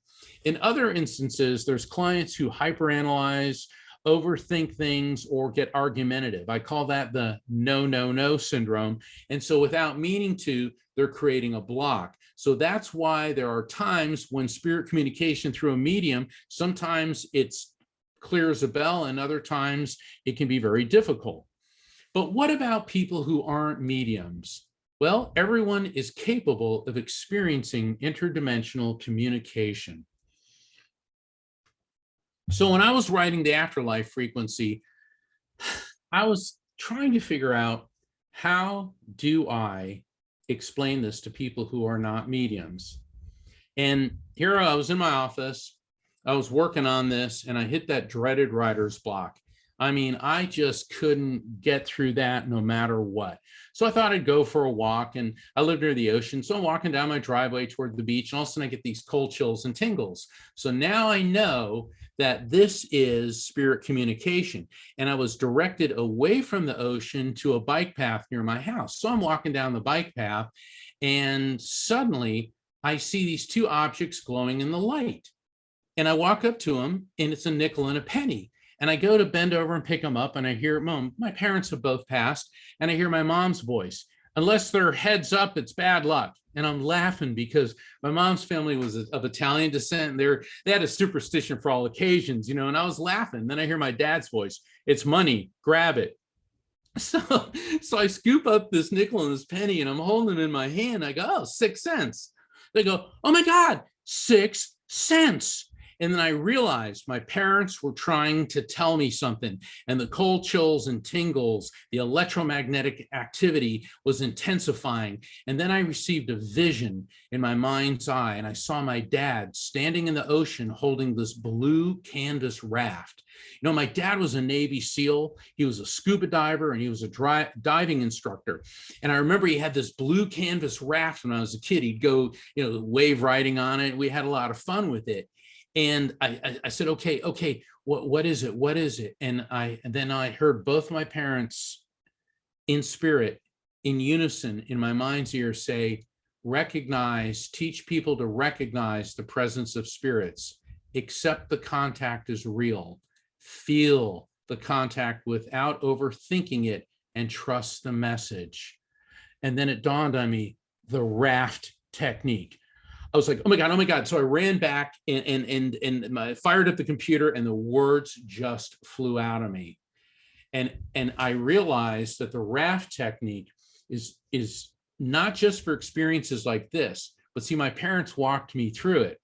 Here I am, unsuspecting. I feel these tingles, okay. And when I saw the coins and heard their voices, I recognized the contact from spirits, from my parents. I immediately accepted it as real. I felt it without overthinking it. See, this is where everybody goes wrong. Overthink, and you create a block, and it's that no energy, like I showed in the diagram with the reading, and that's where people fizzle out. Get through that. Feel it, think later, feel it, and then trust the message. Now, in this day and age, trusting the message is very important. We have all sorts of crazies going around the world saying, God is sending me messages to go, put on a bomb vest and blow people up. God is telling me to start a revolt, an insurrection, a problem, start a war, whatever. Those are never messages from spirits. Those are never messages from the divine. Those are messages of the human ego, not the spirit, the ego, the creature of the brain, edging God out. True messages from the divine are never about anger, bigotry, hatred, or violence. They're always about peace, love, resolution, healing, and protection. And that's the difference. And once you begin to work with the raft technique, you'll find that it doesn't just apply to situations that happen to me. You can also apply it when you're doing a reading with a medium and when the messages come through. Recognize, accept, feel, don't overthink, and trust. You can apply it to make sense of your near-death experience. You can apply it to make sense of an out-of-body experience or a shared death experience. So, speaking of near-death experiences, we're going to talk about those now, along with deathbed visions and shared death experiences. An NDE, near-death experience, occurs when a person physically dies and his or her EMS, electromagnetic soul, separates from the body. The consciousness is intact. In other words, you're observing what's going on, and your EMS quantum leaps. Its energy transfers from one dimension to another, which is referred to as the other side. And throughout history, these NDEs have been reported. In fact, the presentation that I'm giving this September at the International Association of Near-Death Studies, I'm going to go through some very famous accounts of NDEs throughout history. But these tales of resurrection, where people have died and then came back to life, with these tales of visiting this beautiful transcendent realm, baffled physicians and religious scholars for centuries. NDEs, though, have also had a very profound effect throughout history. Charles Dickens, he was a student of psychic research. He also wrote A Christmas Carol. And I know everybody here has probably seen a version of the Christmas Carol, and that may be based on accounts of near-death experiences. When he studied Charles Dickens, he was a very interesting man, had a lot of experiences in his life, was actually in a train wreck, and there were several times in his life he came very close to dying. But let's look at A Christmas Carol. We all know the miserly, miserable Ebenezer Scrooge. And of course, he goes home one night, it's Christmas Eve, and he encounters the spirit of Jacob Marley, who's all covered in chains, going, "Oh, I'm miserable, don't let this happen to me." And he like blows it off, bah, humbug. So then as he's trying to get to sleep, all of a sudden he's visited by the ghost of Christmas past, who shows him what his life was like when he was a young man. He had love in his life, and he actually wasn't so bad. But then materialism and greed started taking hold. Then the ghost of Christmas present shows him what his life is like now, why he doesn't have any love in his life, why people fear him, why he's so unhappy. And then, of course, the visit from the ghost of Christmas yet to come, who shows him that when he dies, his life will have been in vain, that people will scoff and laugh at him, and that he may as well never have lived at all. And it is very possible that A Christmas Carol is not just an account of an NDE, but of a DNDE, a distressing near-death experience, which is also known as a hellish NDE. And my friend and colleague, Nancy Evans Bush, is the world's foremost expert on the hellish NDE. Her books, Reckoning, The Buddha in Hell, Dancing Past the Dark, I highly recommend. I quote Nancy, and I write about DNDEs, the hellish NDE, in my new book, The Afterlife Frequency, which Nancy approved and endorsed. But I also recommend Nancy's books immensely. Now, on the flip side of the karmic coin, is there a non-spiritual, reductionist, materialist explanation for near-death experiences? And this brings us to DMT, dimethyltryptamine. When you're dying, the pineal gland, the pineal gland in the brain secretes DMT, which is a natural hallucinogen. So the skeptics say, well, it induces a hallucinogenic state. You do have a floating sensation. It feels like a spiritual experience. So obviously, a near-death experience is the byproduct of a dying brain. But what DMT doesn't do is induce the sense of traveling through a tunnel, entering a transcendent realm, in other words, the other side, and veridical perception during the experience.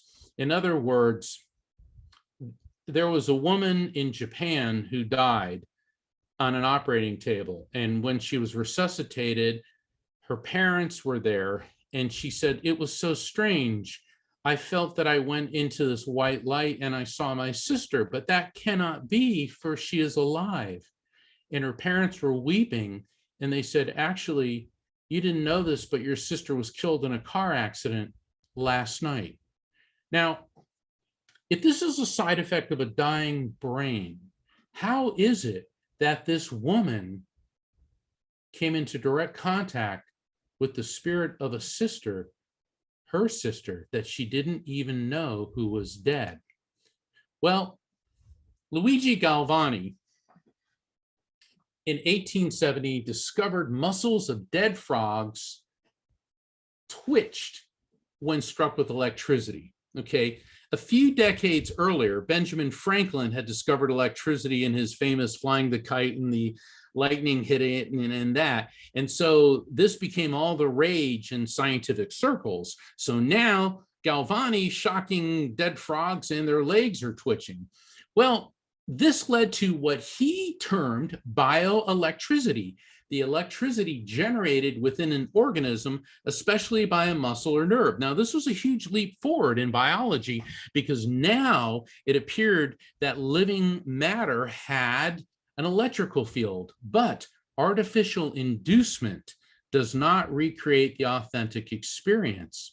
So even though we can synthetically reproduce DMT, and people do DMT trips, which give them a pseudo NDE, artificial recreation does not recreate the authentic experience. Although it certainly gave a 19-year-old Mary Shelley the idea in 1817 to write Frankenstein. So here we are in our material world dimension. We know that there's the other side dimension. This brings us to what happens in the overlap between the two dimensions. And this brings us to deathbed visions and shared death experiences, an SDE, which are multiple simultaneous near-death experiences. In other words, frequency overlap of the EMS with the afterlife frequency. For centuries, people have reported deathbed visions. My friend and colleague, Dr. Jeffrey Long, the founder of the Near-Death Research Foundation, said that those dying, in other words, a deathbed vision, those dying may report seeing or hearing dead loved ones, religious, spiritual beings, and or beautiful scenery. So there's been artwork about this through centuries. I think everyone knows who Betty White was. She married the love of her life, Alan Ludden, and from 1963 to 1981, she said, we had the happiest marriage imaginable. But then after he died, Betty White lived until 2021, 2 weeks shy of her 100th birthday. On her deathbed, the last thing that happened with Betty is she opened her eyes, looked up and said, Alan, and then passed. Another famous deathbed vision was Steve Jobs. His family and friends said just at the moment of death, he looked up and said, oh, wow, oh, wow, oh, wow, as if he was trying to describe something incredible. Then perhaps the most heavily documented near-death experience in history is George Floyd. Now, I'm not here to play politics. I'm not here to cause any social division, but I am an NDE researcher and an afterlife community, after death and afterlife researcher. And I watched that video in horror like all of us did. One of the things that he said right before death was, Mama, I'm through. George Floyd was particularly close to his mother who had died. Yet at the moment of his death, he called out to her, as if he was through with his life and ready to connect with her. Shared death experiences. At the time of a person's death, bystanders or onlookers observe phenomenon associated with the energy of a spirit leaving the body, not just relatives and close friends, but nurses, doctors, and other medical personnel. They'll see a transparent replica of the dying person leave the body. They describe a feeling of their own bodies rising to accompany their dying loved one to the light. They'll hear beautiful music. They'll actually see apparitions of the deceased person's loved ones, a brilliant light filling the room at the time of death. Dr. Raymond Moody, still at work studying the shared death experience. So what's the overlap between a deathbed vision and a shared death experience? Well, here's my diagram. This is a person's electromagnetic soul. As you can see, the vibration of their EMS is expanding rapidly as they're beginning to die. Now, we know this happens, at least based on one case study from Estonia recently, and these are representative of the electromagnetic souls of bystanders, people who are not in imminent danger of dying. So what's going on here is everybody's brainwave frequencies are beginning to overlap, and the person who is in transition their frequency is overlapping with the afterlife frequency, which is now beginning to overlap with the brainwave frequencies of the bystanders. And this is the scientific explanation that I've developed to explain a shared death experience. Is there technology to communicate with spirits? Thomas Edison thought he could develop the spirit phone, talked about it widely, was working on it in the 1920s, unfortunately died before he could. Recently, my friend and colleague, Dr. Gary Schwartz, is actively developing technology known as the soul phone. I've seen some incredible things in Dr. Schwartz's lab. Unfortunately, I am not at liberty to discuss them, but is there technology to communicate with spirits and detect them in the meantime? I want to close with a story about the best friend I ever had. His name was Billy, and here we are in Kinkakuji, Japan, the Golden Temple. And we met when we were 11, went through grade school together, junior high, high school, college. After college, I went to law school, and he went to Asia and learned how to speak Japanese, Thai, Cantonese, Indonesian. And I spent time with him in Asia. In fact, the first chapter of the Afterlife Frequency is one of our adventures, which could have gone very, very, very wrong. And I wouldn't even be here today. But he was the type of friend that you're lucky if you get a friend like him in your life. I even performed his wedding ceremony when he met this amazing woman from Japan. And I'll never forget that day.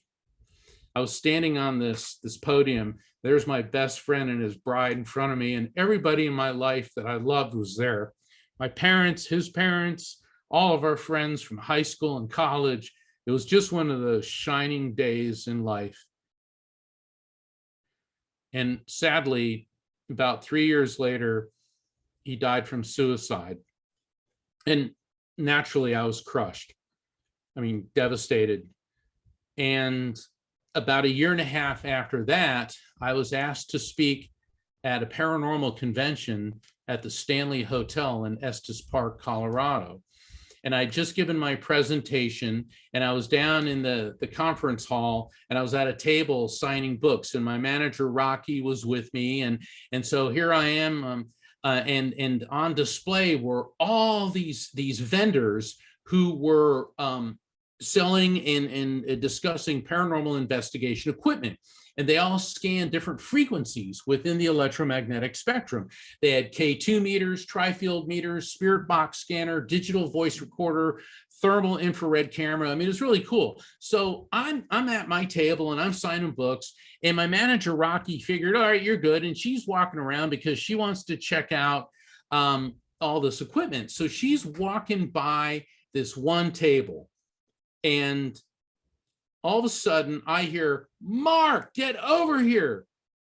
Well, she walked by this one table where this gentleman named Chris was displaying the spirit box scanner.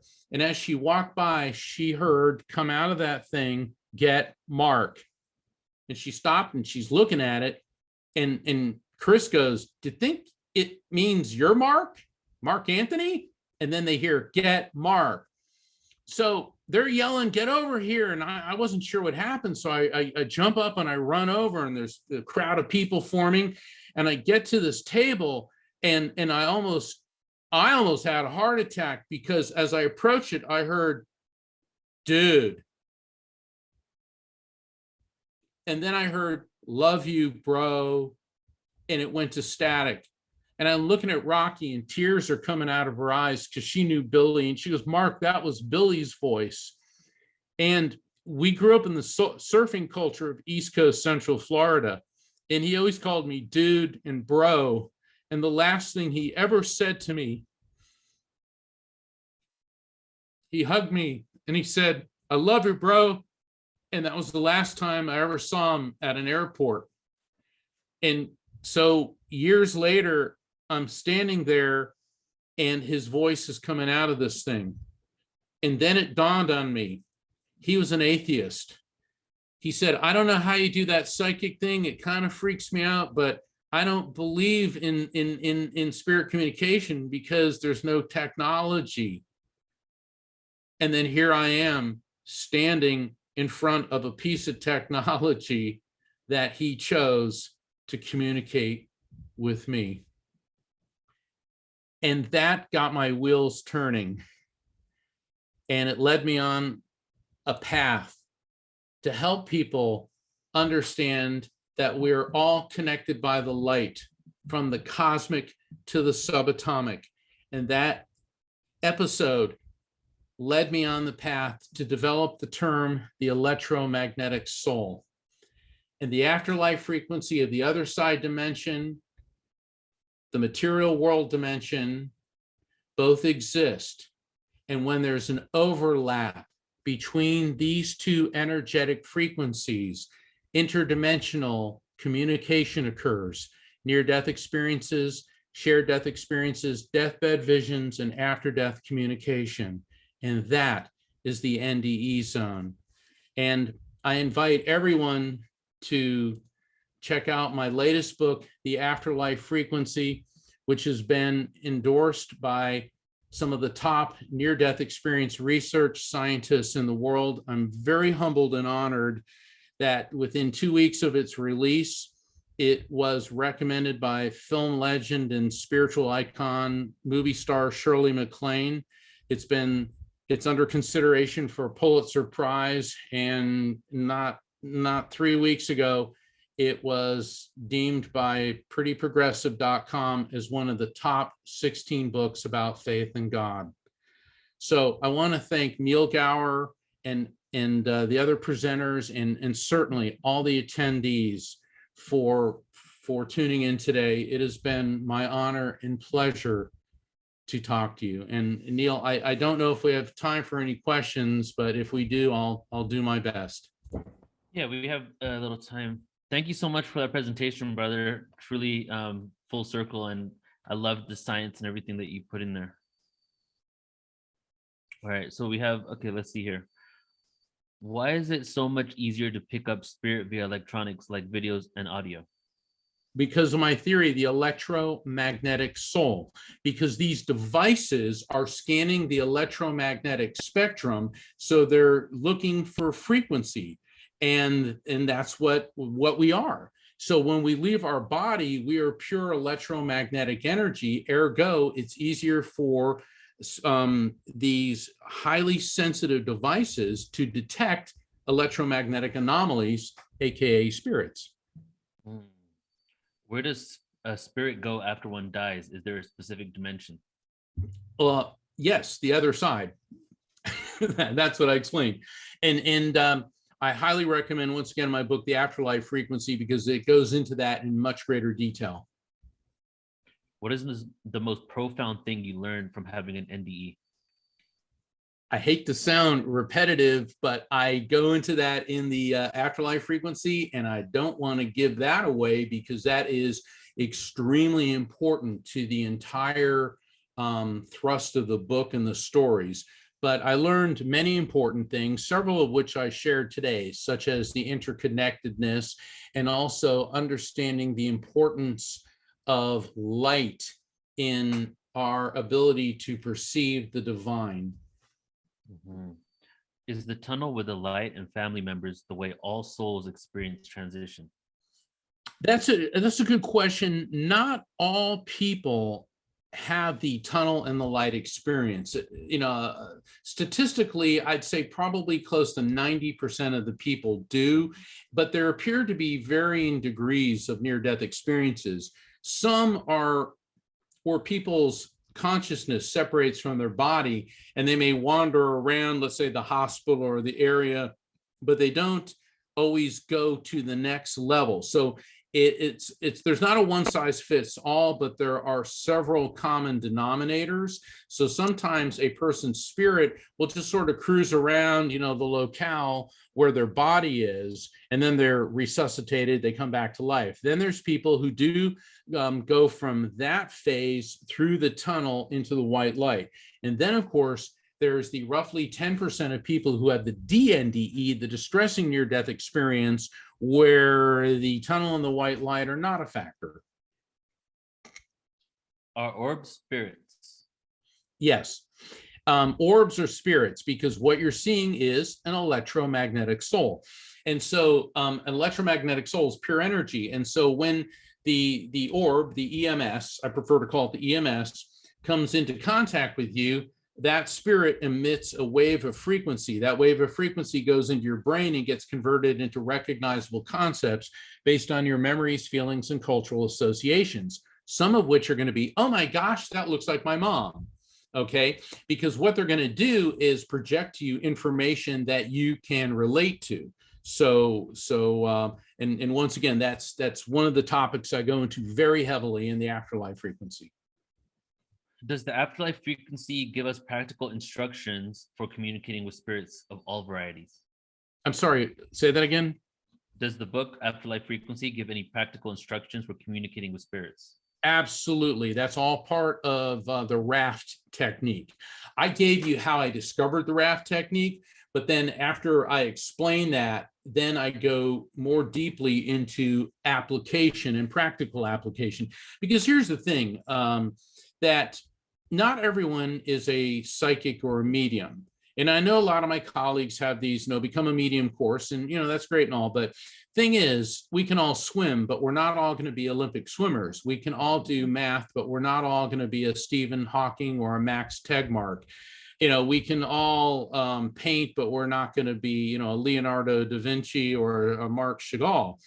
But that being said, it doesn't mean that we can't all have an experience. I can slosh around in a pool. I can paint a little bit. I can pound on a piano, but I'm not going to be, a Rachmaninoff. But the thing is, we all have the same basic physiological equipment, so we can receive messages, but that doesn't necessarily mean everyone's going to be a medium. And the thing is, we're all good at different things. Wouldn't it be boring if we were all the same? Then we'd be nothing more than like a school of fish, same color, same size, react to everything the same way. But we're not. We're diverse, we're unique, we have free will for a reason. And that's part of our experience of living in the material world. Thank you. What abilities or limitations do those who have crossed over have, such as can they move things, create a text, make lights go on and off? Are they able to do anything like that? They can do all of the above. Okay. How do you know if you have a gift of being a medium? Is there a definitive way of knowing? Yeah, you start to see dead people. I don't mean to laugh, but you'll know if you're a medium. The thing is, gosh, I've got so many stories about this. We're lucky that we live in an open an open and free society where we can talk about this, because there are parts of the world where, this is punishable by death. And, because those areas are, they're theocracies anchored in primitive, fear-based, superstitious belief systems. But the thing is, you'll know when you start receiving information from spirits and that it's objectively verifiable. And because traditionally, when people said, I see dead people, well, think about, it's, let's say it's the year 1500 and you're in Paris and you walk into the town center and say, I see dead people. Well, guess what? You're going to get burned at the stake probably within the next 2 weeks. But other people who did that, who were members of the clergy, would say they were receiving visions of the Holy Spirit and they were declared saints. And if you do an examination of saints throughout history, and that's one of the other lectures that I give, rulers, royals, psychics, and spirits, I go very heavily into people throughout history who have been able to perceive spirits. And those who were affiliated with the clergy were declared to be saints. Those who did not, like Joan of Arc, would get burned at the stake. Wow. Could you tell us again what RAFT stands for? Recognize, accept, feel, and trust. Okay, the last question here. Could there be a chemical released during death that gives one, well, I think you said that, right? DMT. Yep, I already explained that. DMT, dimethyltryptamine. And yes, it can simulate a spiritual experience, but I explained in detail during the presentation how it does not give you the sense of going through a tunnel, encountering spirits of loved ones, and receiving veridical information. For example, there was this one woman who she died in an operating table and they brought her back, and she explained how her spirit traveled down the hall and into the chapel of the hospital, and she repeated verbatim what her family members were saying about her and how they were praying for her to survive. And it wasn't generalities, it was specifics. Also, Dr. Kenneth Ring, and he endorsed my last book, Evidence of Eternity. He did a study on people who have been blind since death, who had a near-death experience. And here's the fascinating thing, Neil, and for everybody, is that people who have been blind since death return from an NDE and explain a visual account of what they saw. So if an NDE is a side effect of a dying brain caused by the decomposition of the pineal gland, which secretes dimethyltryptamine, how would it trigger something to occur? In other words, how would it draw upon something that was never in the brain to begin with? Why would somebody who was always blind, had no idea what it was like to see, come back and say, I saw colors, I know what people look like, and I saw exact details? So for the skeptics who say that an NDE is simply a side effect of a dying brain, the evidence is overwhelming against that. And like I explained in great detail in this presentation, that artificial recreation of an experience is not recreation of an authentic experience. Beautiful. We have one last question. Could you Sure. go back to the slide with the eye and show that one more time? No, only because it'd take a lot. The eye has two different structures in it, cones and rods. Cones are at the center of the eye and they control daytime vision, color, and details. Rods are on the periphery, and rods are light and dark and nighttime vision. And that's why averted vision, which is looking at something with your peripheral vision, is used to look at things like comets and in paranormal investigation. And then, of course, the daytime vision is used by pilots and when you drive.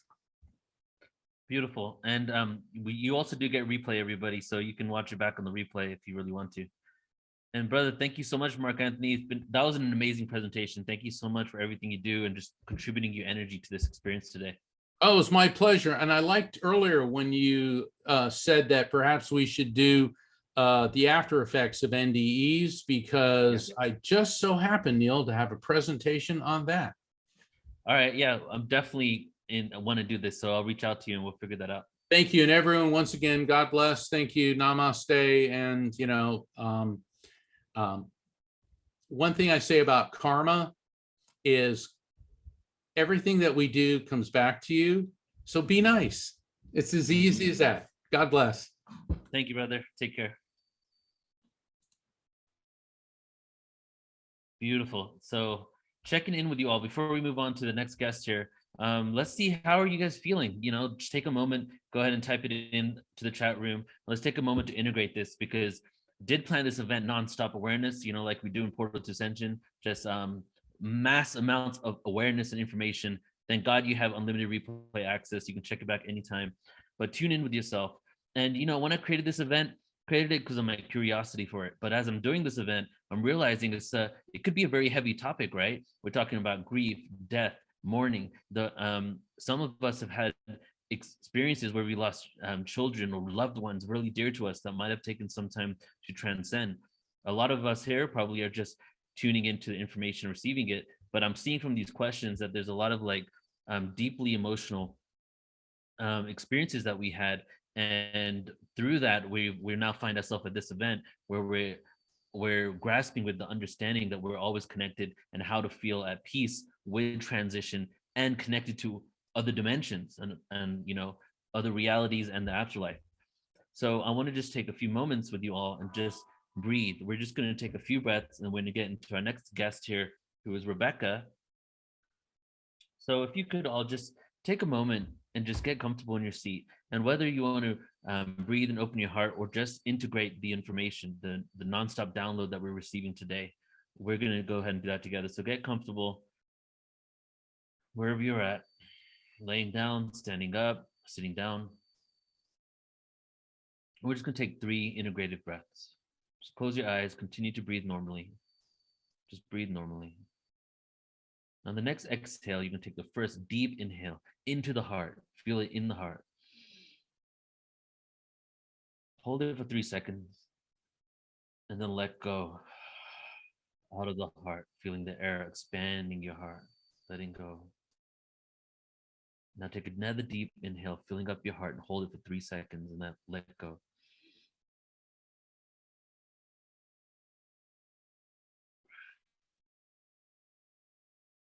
Expanding your heart. Inhale again, one last time. Hold for 3. And let go.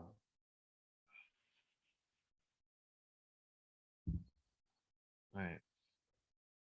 Quick shout out to someone who's in the room here. We have Jacqueline Arnold, who is really, really an amazing individual. She has been a huge supporter of Portal to Ascension for many years now, attended a lot of our events. She got me the gig with IANS for 2 years in a row, and she recommended the majority of the speakers that you have here today, because she does a lot of the booking. She's on the board of IANS. You have to check it out. They're going to be doing their live conference that I'm going to be helping out with as well in September. We'll be doing the stream through Portal to Ascension, and then it might be a live event. It might be webinar only like the last couple of years. But I just want to say thank you to Jacqueline for really being a huge supporter, and for assisting me in really booking this event out, getting some amazing people, right? We've had incredible people here today, providing so much amazing information. All right, we're going to get into our next guest now. So next up, everyone, we have Rebecca Ostel-Clausen, and I'll go ahead and set you as a presenter as I introduce you here, Rebecca. All right, so we have Rebecca Ostel-Clausen, who is a Reiki and integrative health natural energy healing modality, facilitates after-death communication. Reiki decreases pain, stress, anxiety. Well, that is her talk description, while increasing the sense of self-being. And a little bit about Rebecca. She is an occupational therapist, Reiki master, and international afterlife speaker. Multiple after-death communication experiences began with the passage of a 37-year-old brother in 1995. Even though she had no psychic or spiritual awareness, after 20 years of silence, Rebecca finally found the courage to share these experiences in her award-winning book, Changemaker: How My Brother's Death Woke Up My Life. Rebecca is the first to teach one-day certification, provided Reiki training at the International Association for Near-Death Studies at the conference that I just referred to, at every in-person American Occupational Therapy Association annual conference since 2015, and at multiple universities. Her science-based Reiki immersion online and after-death communication courses are designed to enhance after-death communication. Rebecca's natural energy healing skills are highlighted in the movie Life to Afterlife, The Healers. Rebecca is delighted to share her positivity and love with all of us. Say, Rebecca, go ahead and start your camera.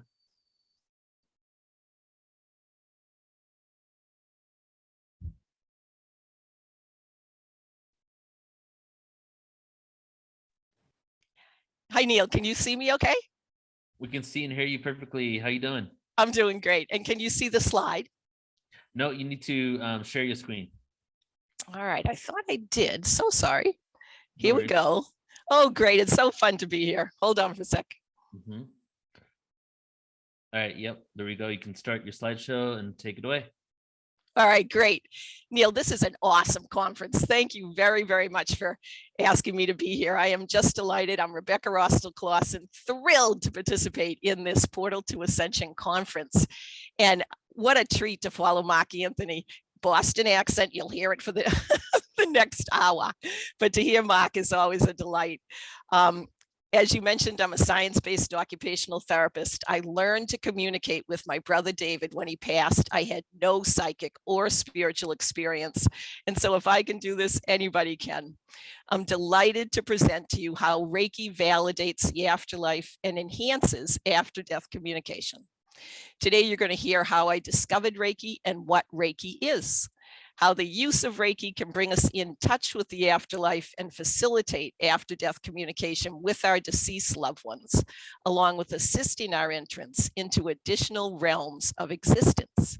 Also, I'm delighted to describe the Bigelow Awards, where they provided $1.8 million to 29 people that validated that the afterlife is real. Reiki's acknowledgement of life existing beyond our physical existence reinforces the fact that we can communicate with our loved ones and near-death experiences. I'll share with you how you can learn Reiki in one day, either in person or online. And you know, this morning, I just finished presenting at Reiki at the American Occupational Therapy Association annual conference. So it's really quite fun to be talking about Reiki with all of you. Reiki's unconditional love will be woven throughout this presentation, and I'm excited to have you join me. So again, thank you very, very much. So what happened with me is that in 1995, my 37-year-old brother David passed, and I couldn't believe he passed. It made no sense at all. He died of AIDS, and I couldn't understand it. I thought everything, and I do think everything in life is positive, and I could find nothing positive about the fact that my 37-year-old brother passed. About 6 weeks after he passed, I was riding my horse through a Christmas tree farm. We had just had our first frost. There were icicles shining, rainbows were sparkling. And that day, I received the best present of my life. I opened up my heart just a little bit because, you know, when we're filled with grief, our heart is so closed, we can't feel anything except for the grief. But I opened it and I said, thank you, universe, for a beautiful day. I closed my eyes and there was my brother. I had never, ever, ever done anything like this before, heard of anything like this before. He was wearing a black and red plaid flannel shirt, dungarees, and sandals. And I started to talk with him and realized within a split second, I could just send thought. And he was great and I was fantastic. The scene was filled with love. I looked to my right and there were my grandparents, Abe and Bessie Dole, who had passed about 10 years ago, holding hands like they always do. It was absolutely incredible. Beside David was Edward, a friend of his who had passed about 6 months ago. Beside Edward was a friend of mine, Holly, who had passed in a car accident about 20 years ago. It was the first time that I ever felt that life was eternal. And I looked for a teacher. I wanted to figure out how I can talk to my brother again. I found a shaman, and I found a shaman. Her name is Nancy Ariel, and it was absolutely fantastic. Nancy used Reiki in order to help me continue communicating with my brother. And it was absolutely a fantastic experience. 1996, which is just a couple of months after I saw my brother, I learned Reiki by another occupational therapist, Anne Marie McClintock. And at this point in 1996, people were not talking about Reiki. They were not talking about the afterlife. But the fact that Anne Marie was an occupational therapist made it feel a little bit more normal to me. So in 1996, I became certified in Reiki level 1 and Reiki level 2, which is all you need in order to provide and receive Reiki. I explored Reiki for 10 years before I decided to become a Reiki master.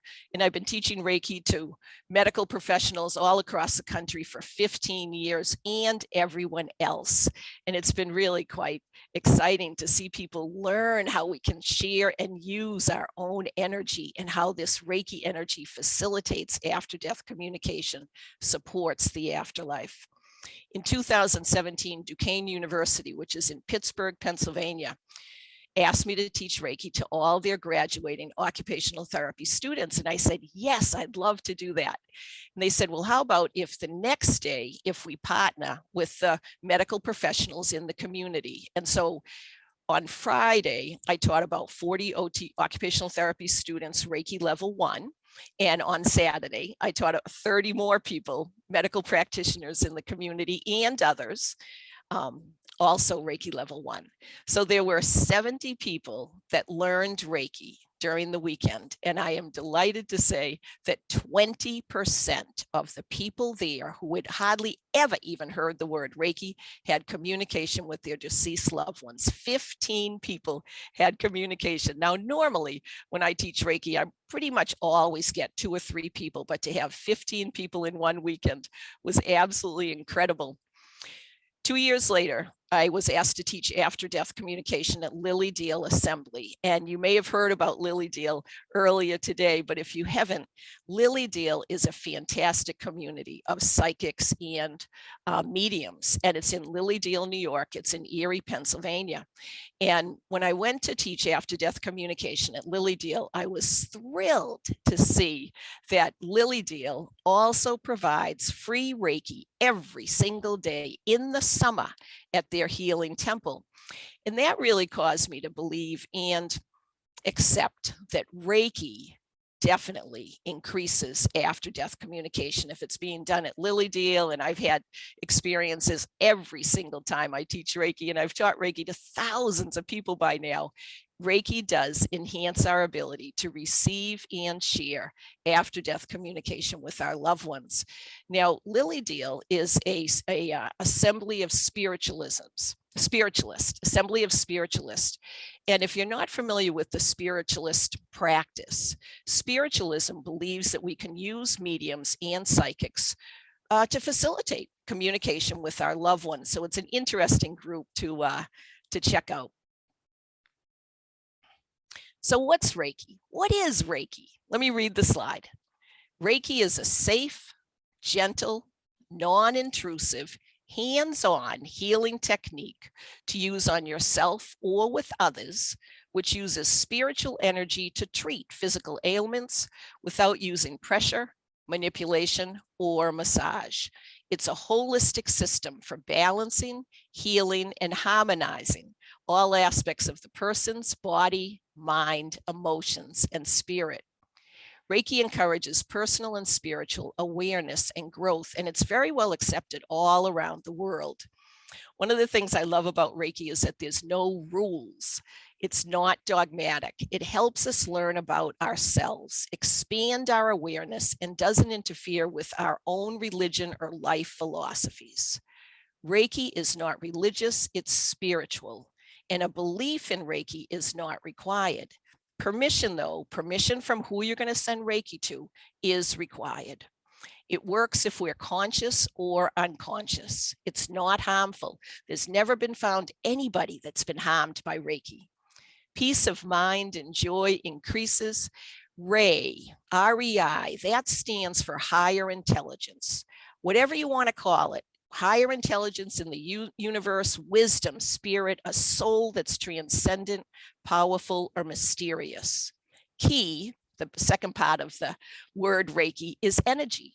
Ki in energy, ki in Japan means energy. Chi, C-H-I, is energy in China.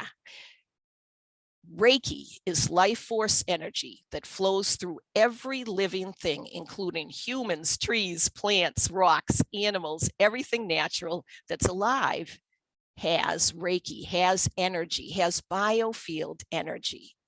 The energy used in Reiki is called prana in Sanskrit, mana in Polynesian, ruha, the breath of life in Hebrew, pneuma in Greek, and also it's called the divine. Reiki is considered what's called, since the National Institutes of Health started this term in about 2014, a biofield energy modality. We all have energy. If you go to the hospital and you have an EKG, you go to the hospital to have an EKG, what does it measure? It measures the beat of your heart. But what it's measuring is energy. It's measuring the energy of your heart. If you have an EEG, an electroencephalogram, that's measuring your brain waves. What's that? It's energy. It's measuring the energy of your brain. If you have an MRI, say you have some tissue or something that's happening in your arm that's not right, you'll have a magnetic resonance image. Go and have an MRI. What it's measuring is the energy of the diseased or healthy tissue. We don't call these things energy, but we've been using them for years. Reiki believes there's a universal life force energy that we can all access. This energy is called the divine, sacred source, God, Allah, Buddha, whatever it is that you feel comfortable calling it, that's what it's called. Its energy was discovered, this particular form of energy was discovered by Miko Yasui, who's a Japanese sensei, which means a very learned individual in 1922, 100 years ago. So Reiki, this form of Reiki, the Yasui form of natural energy healing, has been around for about 100 years. Dr. Susan Thrain, who's a nurse, was doing her doctoral research at the University of Pittsburgh School of Nursing, and she describes Reiki like this. The Reiki practitioner is a channel for this universal energy, much like a garden hose is a channel for the water. So this is a picture of me, and this was taken in 1996. And if you look at the before picture, you probably can see that I've got a little smirk on my face. This was when I went to a holistic conference done by an occupational therapist, Michael Peasy. It's about 3 months after I started communicating with my brother. I knew no one that was communicating with the afterlife. And this was a Kirlian photograph, and that Kirlian photography takes pictures of your aura. And so if you look at the before picture, this was before I learned Reiki, because at this conference, this is where I learned Reiki. You'll see that the white part around my head, that's my aura, and part of it is missing. I learned Reiki, went to 3 days of this conference, became much more relaxed, much more comfortable, didn't think I was losing my mind. And 3 days later, I decided at the end of the conference to have another Kirlian photograph taken. And if you can see, in 3 days, my entire aura is complete.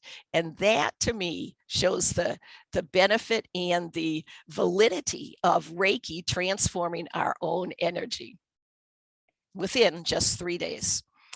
One of the problems with Reiki has been in the past that there's not large-scale studies to objectify what happens during Reiki until 2019. And there's a Harvard-affiliated study published in the Journal of Alternative and Complementary Medicine. And it analyzed one session of Reiki in the United States done with 1,411 people all throughout the country. There were 99 Reiki masters, all trained by the same group run by William Rand, the International Center for Reiki Training. So you had consistency with the training. Each person, 1,411 people, received just one session of Reiki. Statistically significant results showed a reduction in pain, nausea, anxiety, appetite, tiredness, depression, shortness of breath, and an overall sense of well-being. That's the study that I've been waiting for. A single session of Reiki is able to increase our sense of well-being and reduce pain. So what's energy? What is energy? All matter is energy, according to Einstein. Reiki energy flows freely around us and within us. It flows amongst all of creation, such as plants, animals, and people. Vibrant healing energy is especially apparent in nature. I love going outside into nature. It's a beautiful way to tap into our own energy. Our body is composed of energy, which affects us emotionally, physically, spiritually. Physically, energy affects our enzymes, protein synthesis, and cell division, which when working smoothly creates well-functioning organs, tissues, and glands, leading to good health. If our body's not working well, it creates dis-ease emotionally, physically, mentally, and spiritually. Reiki's easy to learn, and you can, honest to Pete, learn it in one day. Some people teach it in longer classes, maybe 2 to 3 days or 1 day a week for a couple of weeks or whatever. But I've been teaching it in one day for about 15 years, and it really is quite something.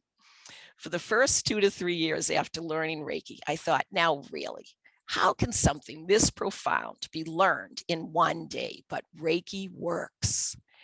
Reiki teaches us to trust ourselves, to trust our intuition. It helps us learn who we are and why we are here on Earth. Reiki accelerates our spiritual growth, our awareness, and our understanding. What it does is it raises our vibrational levels.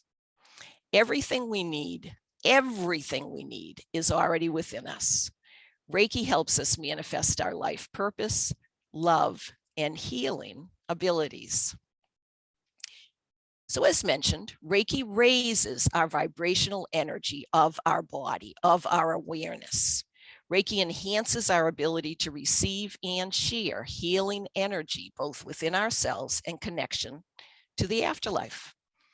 80% of after-death communication occurs in dreams. And so if you're interested in communicating with your deceased loved ones, I encourage you to learn Reiki. But once you learn Reiki, and you don't have to learn Reiki to do this, but it's a quick way. You can learn it in one day, for Pete's sakes. It's quite astounding. I encourage you, when you go to sleep, when you're lying in your bed and you're getting ready to sleep, if you want to have a communication from your loved one, this may help. If you give yourself self-Reiki, and self-Reiki, you can do it in just a few moments. You place your hands over your head, your eyes, your heart, very gently over your body, and ask to have communication. And just like Mark was talking about, when you receive signs and symbols, believe it. Believe they are representative of communication from your loved ones. Trust, you've asked, trust and believe that you are receiving communication. Reiki teaches us to relax our mind and enhance the love that is in our heart. Reiki teaches us how to love ourselves and others. Reiki is often called unconditional love. Unconditional love, that's what Reiki is.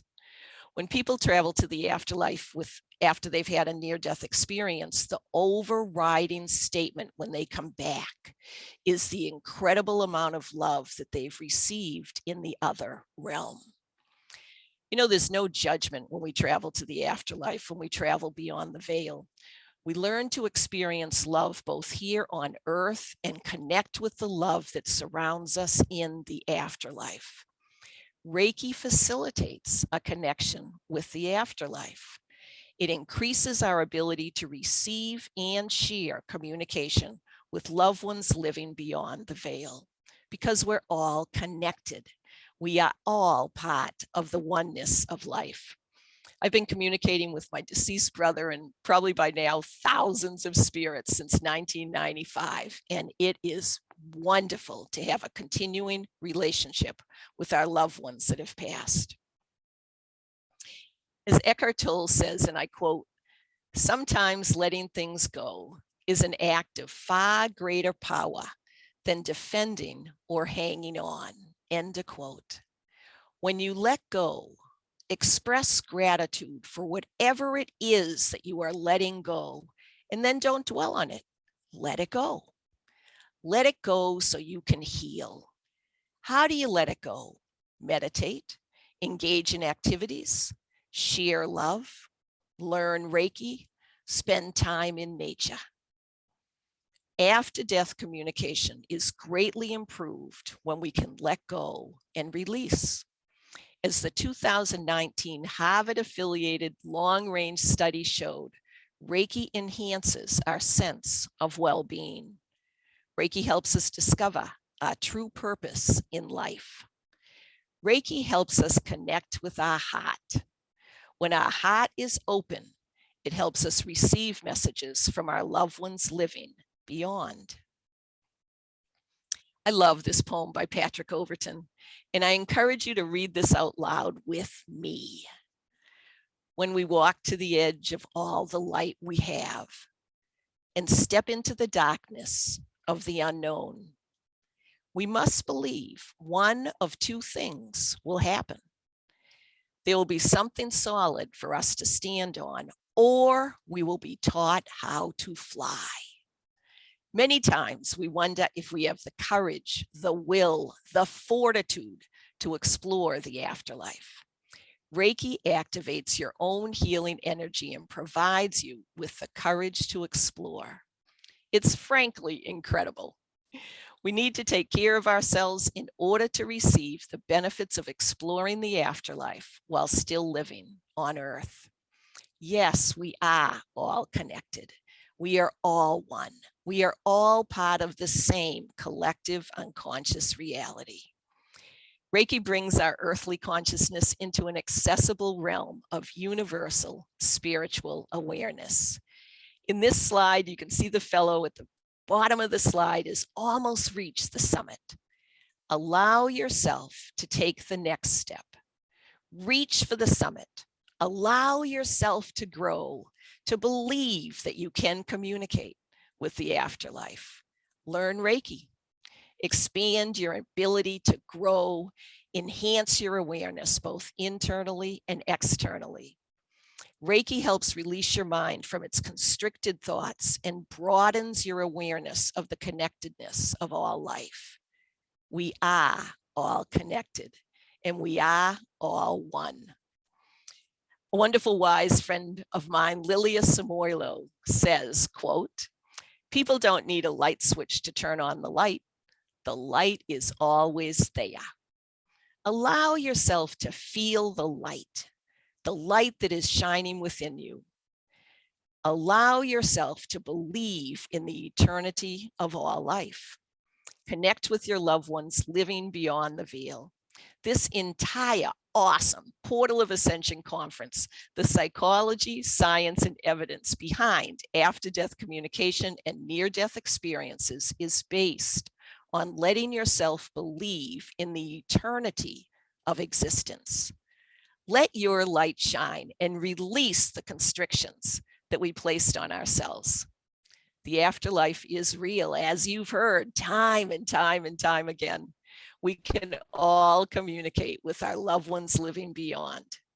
People who've had a near-death experience state time and again that they travel to different realms of existence, and many communicate with their deceased loved ones. Activating your Reiki energy raises your vibrational skills, which enhances your ability to feel rather than just being consumed by our logical, biomechanical minds. Becoming healthy internally helps us send and receive messages from the afterlife. Share your light. It will be received. Louise Hay is one of the earliest pioneers of the mind, body, soul movement. Her classic book, Heal Your Body, was published in 1976, long before people were aware that there's a connection between our emotions, our spiritual development, and physical illness. Heal Your Body has been translated into 25 languages around the world and sold over 50 million copies. Louise Hay passed in 2017, but her books, of course, still remain. The quote on this slide is from her book, Heart Thoughts, a treasury of inner wisdom.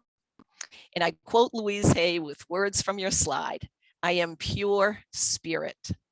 Be aware that we are all pure consciousness. We are not lonely or lost or abandoned. We are one with all life, end of quote.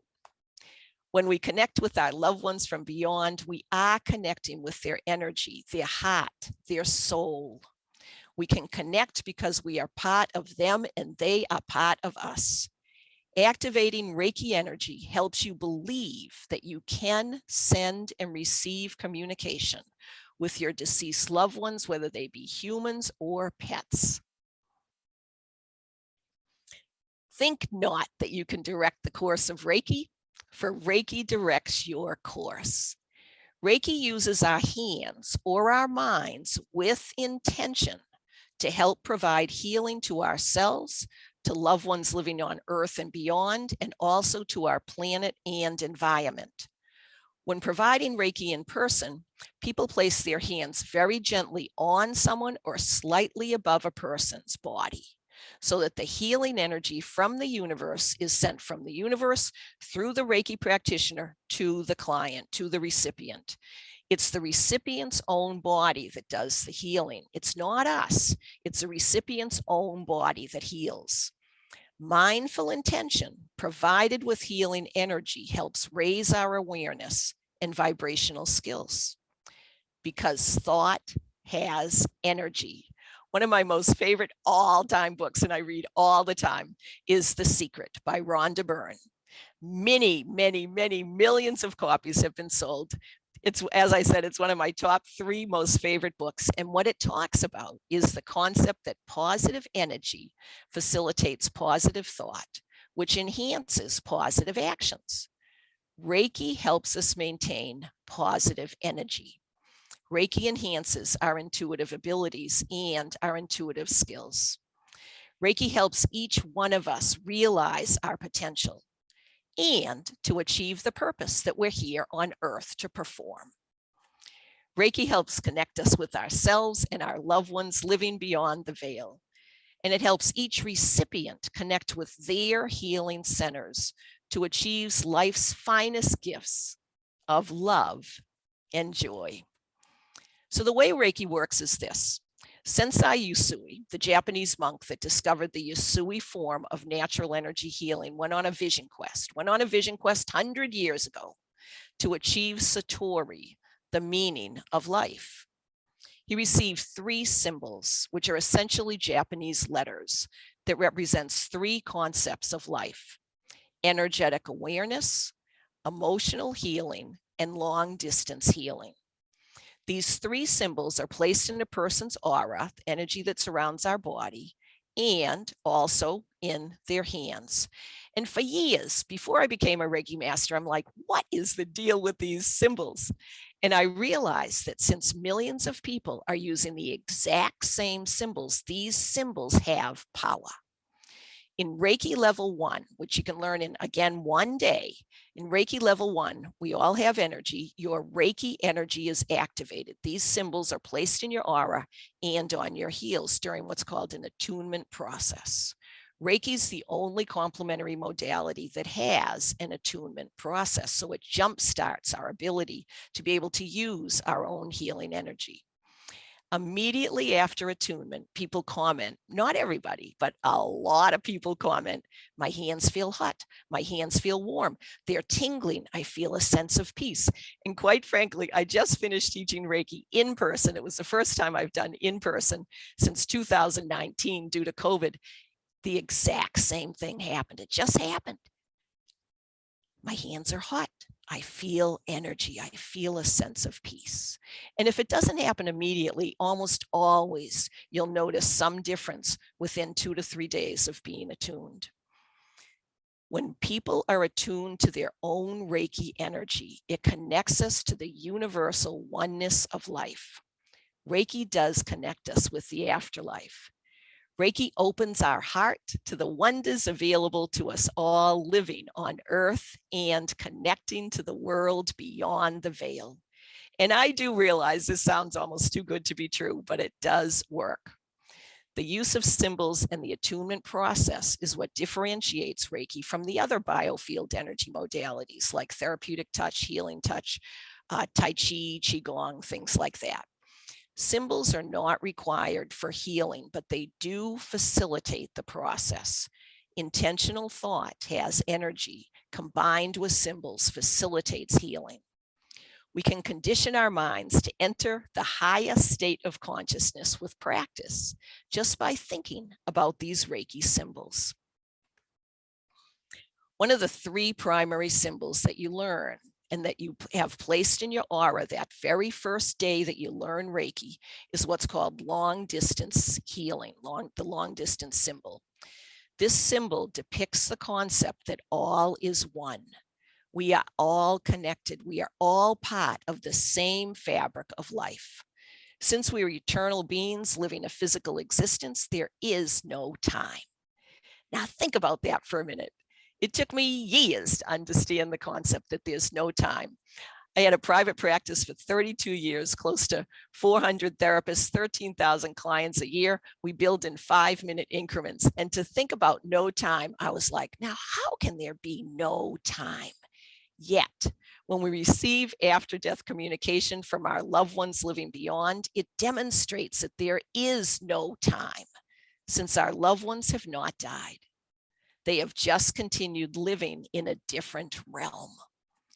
Reiki energy can be sent to those living on Earth, living beyond the veil, and living in the past, because the past, current, and future are all connected. Reiki helps bridge our understanding of eternal life while facilitating communication between our lives here on Earth and those living beyond. It's our mind, our brain, that creates time and space limitation. Reiki helps release the constrictions our mind places on understanding life, allowing us to become more open to life without time constrictions or limitations. You know, in 2017, I was teaching Reiki at the American Occupational Therapy Conference, and we do all sorts of experiential practice every time I teach Reiki. And there was we just had sent long distance healing. And I said, does anyone have anything you'd like to share? And a woman in the front row raised her hand and she said, before I came to conference, I asked my daughter if it was okay if I could send her Reiki. And the daughter said yes, but we had no idea when this was going to happen. The conference is 5 days, Reiki was 2 days. As soon as I sent long distance healing to my daughter, 30 seconds after I sent it, my phone pinged and it was my daughter. And she said, Mom, all of a sudden I feel this sense of peace, joy, calmness. Did you just send me Reiki? And the mother said, by golly, I did. And it was so fun because I couldn't remember who this woman was. Her name's Robin Bushi. And last year she came to one of my Reiki sessions and she became a Reiki master. And she said, I'm the one that had the daughter that phone pinged. It's really quite something. How do we know? How do we know that the afterlife is real? Well, hopefully after the presentations you've heard so far and the ones that are coming up, you will know that the afterlife is real. David Kessler, one of the most renowned speakers and authors regarding death, who also wrote a variety of books with the esteemed Elizabeth Kubler-Ross, who developed the 5 stages of grief years ago, states that, quote, visions people experience at the end of life are remarkably similar, end of quote. Ask any hospice nurse and they will confirm that frequently during the last few days of a person's life, oftentimes they'll reach up to the sky with a beautiful smile on their face. And if they're alert enough to be able to answer the question, what are you smiling at? What do you see? Most of the time, they'll say, I see my loved ones that have passed beyond. And it's such a beautiful concept to consider that in our passage, in our passing, we will see our loved ones. You know, dying is not a frightening experience at all. And for years, I provided Reiki to clients on what's called in hospice, on an actively dying unit. And this unit defined actively dying as those that were going to pass, expected to pass within 3 to 7 days. And so I would go in and I would provide Reiki. I would ask permission and I would provide Reiki, whether people are conscious or unconscious. If they're unconscious, you can just ask and you'll receive an answer. Whether you receive no answer, rarely do we receive a no. A lot of times we receive a yes.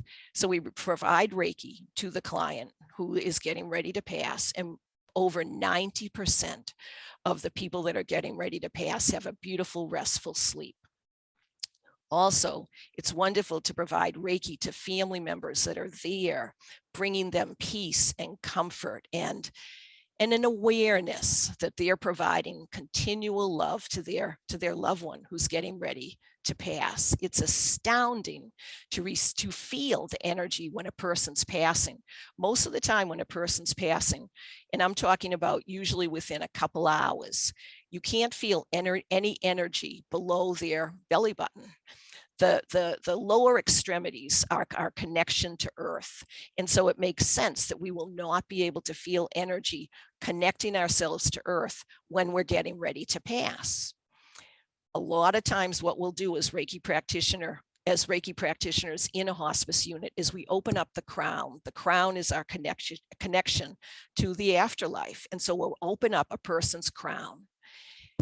Most of the time, the energy that remains, the last energy to leave a person's body is in the heart. And you can feel that. You can feel the energy remaining in the heart. If you feel energy remaining in the heart, they're usually not going to pass immediately. But when the energy in the heart starts to go, that's when we know that a person is getting ready to transition. It seems logical to me that if our loved ones remain living in the afterlife, we can communicate with them. And if I can do this, anyone can. There's a quantum physics concept called entrainment, where the energy from one object can change the vibrations of another object, leading to synchronization of both items together. This is what happens with Reiki. You provide intentional healing energy from the universe to yourself, family, friends, clients, colleagues, animals, pets, or plants. The energy from the universe synchronizes with that person, animal, or plant's energy, which leads to healing. Imagine the power of love. Share love, and others will receive it. The more people that share love, the more love will predominate. That's the power of entrainment, transformation, and Reiki. The first time I went to the International Association for Near-Death Studies annual conference in 2018, I was stunned to realize there is lots and lots of researched evidence that states our consciousness is separate from the brain. A fabulous book written by one of the 4 founders of IONS is called After by Dr. Bruce Grayson. And it was published last year in 2021. It's an easy to read book about his 40-year exploration and research into near-death experiences. Bruce is a scientist, also a physician. He provides hundreds of validations that human consciousness remains after death. One of the most powerful concepts that remains after a near-death experience is the encompassing feeling of love that near-death experiencers experience. The love that remains until very recently. It was hard for people to share this because people that have had near-death experiences don't want to be called crazy. It hasn't been public until recently. A lot of people now are accepting that near-death experiences are real. IONS provides free training materials to physicians and medical professionals that explain how to assist people that have had a near-death experience. I am thrilled to be the first person to teach Reiki Level 1, where you get your energy attuned, at the IONS annual conference online last year. And hopefully, if the conference is in person this year, I'll be teaching Reiki in person at the Salt Lake City IONS conference. It's held over Labor Day. And at this point, it looks like Reiki Level 1, where you get your energy attuned, is going to be offered on August 31st. And it's going to be offered either in person, hopefully, or online. And definitely check out IONS if you're not familiar with them. It's IANDS.com. consciousness.org. There's lots and lots of validating information. In February 2021, it was a little over a year ago, Robert Bigelow stated that he will give $1 million to someone that can validate the afterlife is real. On November 1st, 2021, about 6 months ago, $1.8 million was awarded to 29 people that wrote incredible essays validating that the afterlife is real and that human consciousness survives bodily death. You can obtain each of the 29 prize-winning essays for free. And all you have to do is Google Bigelow Institute Awards. It's the Bigelow Institute for Consciousness Studies. You know, Jeffrey Mishlove was the grand prize winner. He received $500,000 for his multitude of examples of life continuing beyond the veil. Dr. Pim Van Lommel, MD, cardiologist, won $300,000 for his incredible research about near-death experiences. It's really quite exciting. He was a second place winner. In his summary describing what his title was called, The Continuity of Consciousness, a concept based on scientific research on near-death experiences during cardiac arrest, he states, and I quote, "Death is only the end of our physicality. Without a body, we can still have conscious experiences. We are still conscious beings." I encourage you to check these out. They're really quite exciting. The afterlife is real and is finally being recognized. In 2020, during COVID, I started teaching Reiki online, and it's been amazingly successful. For me, teaching Reiki online is like providing long distance healing. One of the first Reiki treatments I ever provided online was with a woman who I had never met before. And the way I do it is that I encourage her to place people who are receiving Reiki treatments online to place the screen, their computer screen, so that I can see the upper half of their body. You don't have to do that because long distance healing, you do not need to see someone, but it does provide a sense of physicality to the experience. It was about a 45-minute session. 20 minutes into it, I felt that she had a pain in her right knee. So I wrote down on my yellow pad, right knee pain.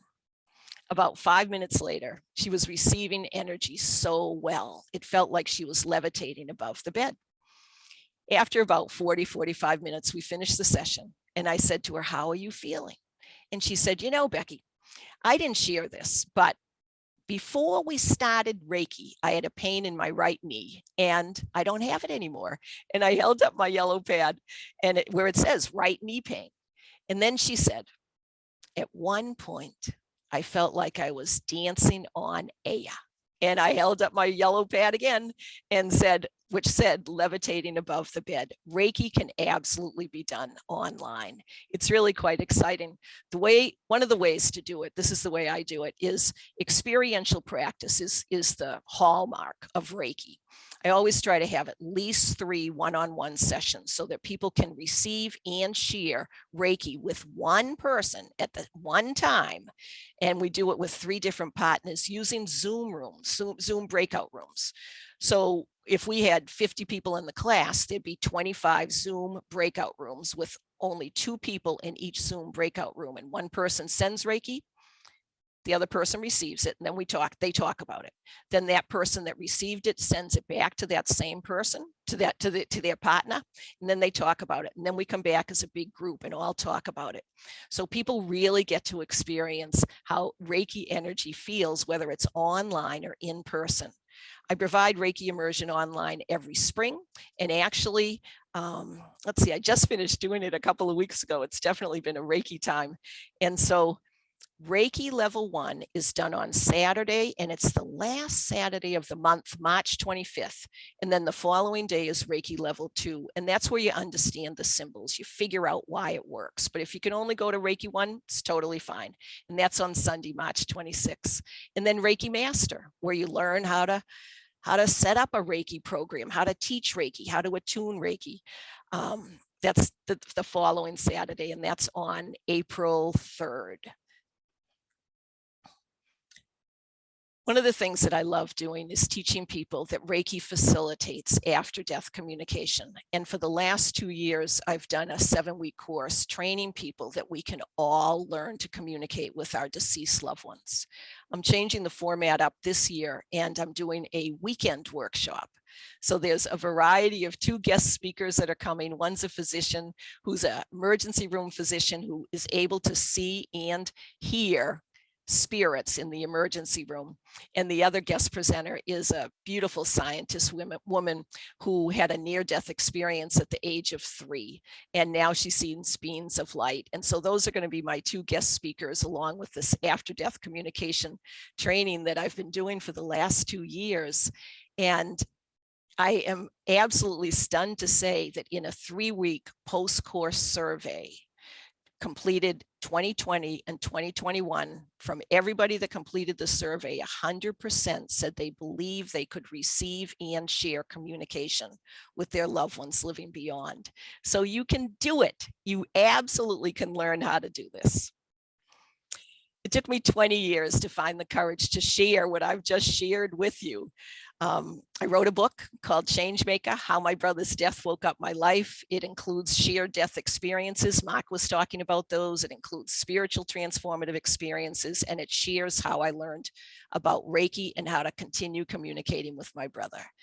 And it's really been a blast to realize it's won 5 National Book Awards. I was thrilled. I thought I was going to be professionally ostracized, and instead it is absolutely validated that the afterlife is real.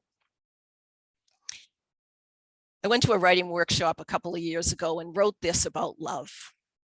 The power of love is immense. Love is the bridge that connects earthly existence with our deceased loved ones. Love emanates from our heart. The power of love surpasses all boundaries, whether physical, emotional, cultural, or societal. Love reaches into our souls and spreads outward in a never-ending symphony of orchestral beauty. Reiki is called unconditional love. Reiki works if you allow it to be. Trust yourself, believe in yourself, let the energy of Reiki lead you with love. I am so thrilled to present Reiki at this magnificent Portal to Ascension conference. I thank you so much. You're welcome to email me, Becky@RebeccaAustelclausen.com. Now I'm going to stop sharing so that we can have some questions. Check out my website. It's just RebeccaAustelclausen.com. And I thank you so very much for listening to how Reiki enhances after-death communication and facilitates communication with the afterlife.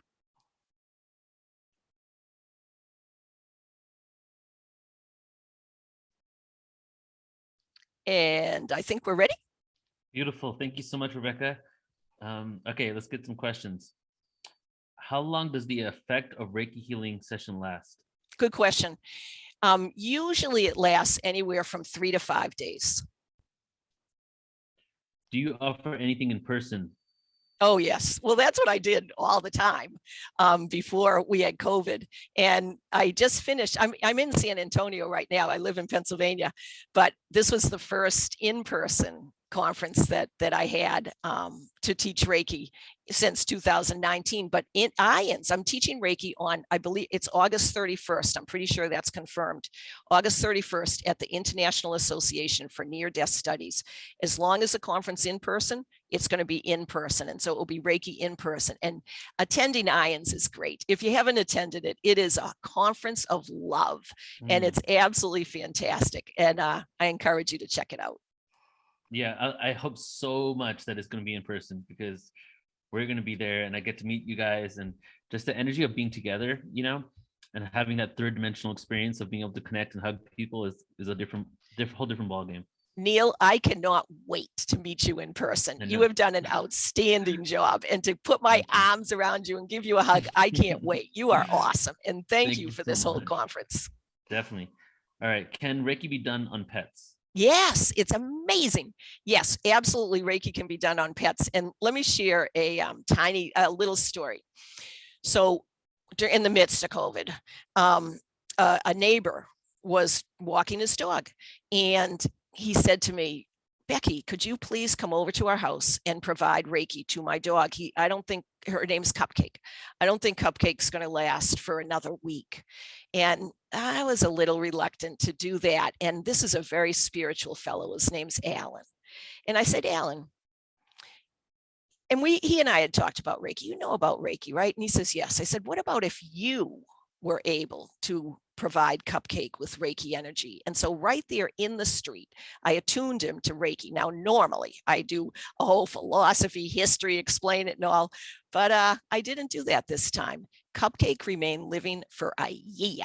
And I had fully attributed it to Alan being able to provide healing energy to Cupcake.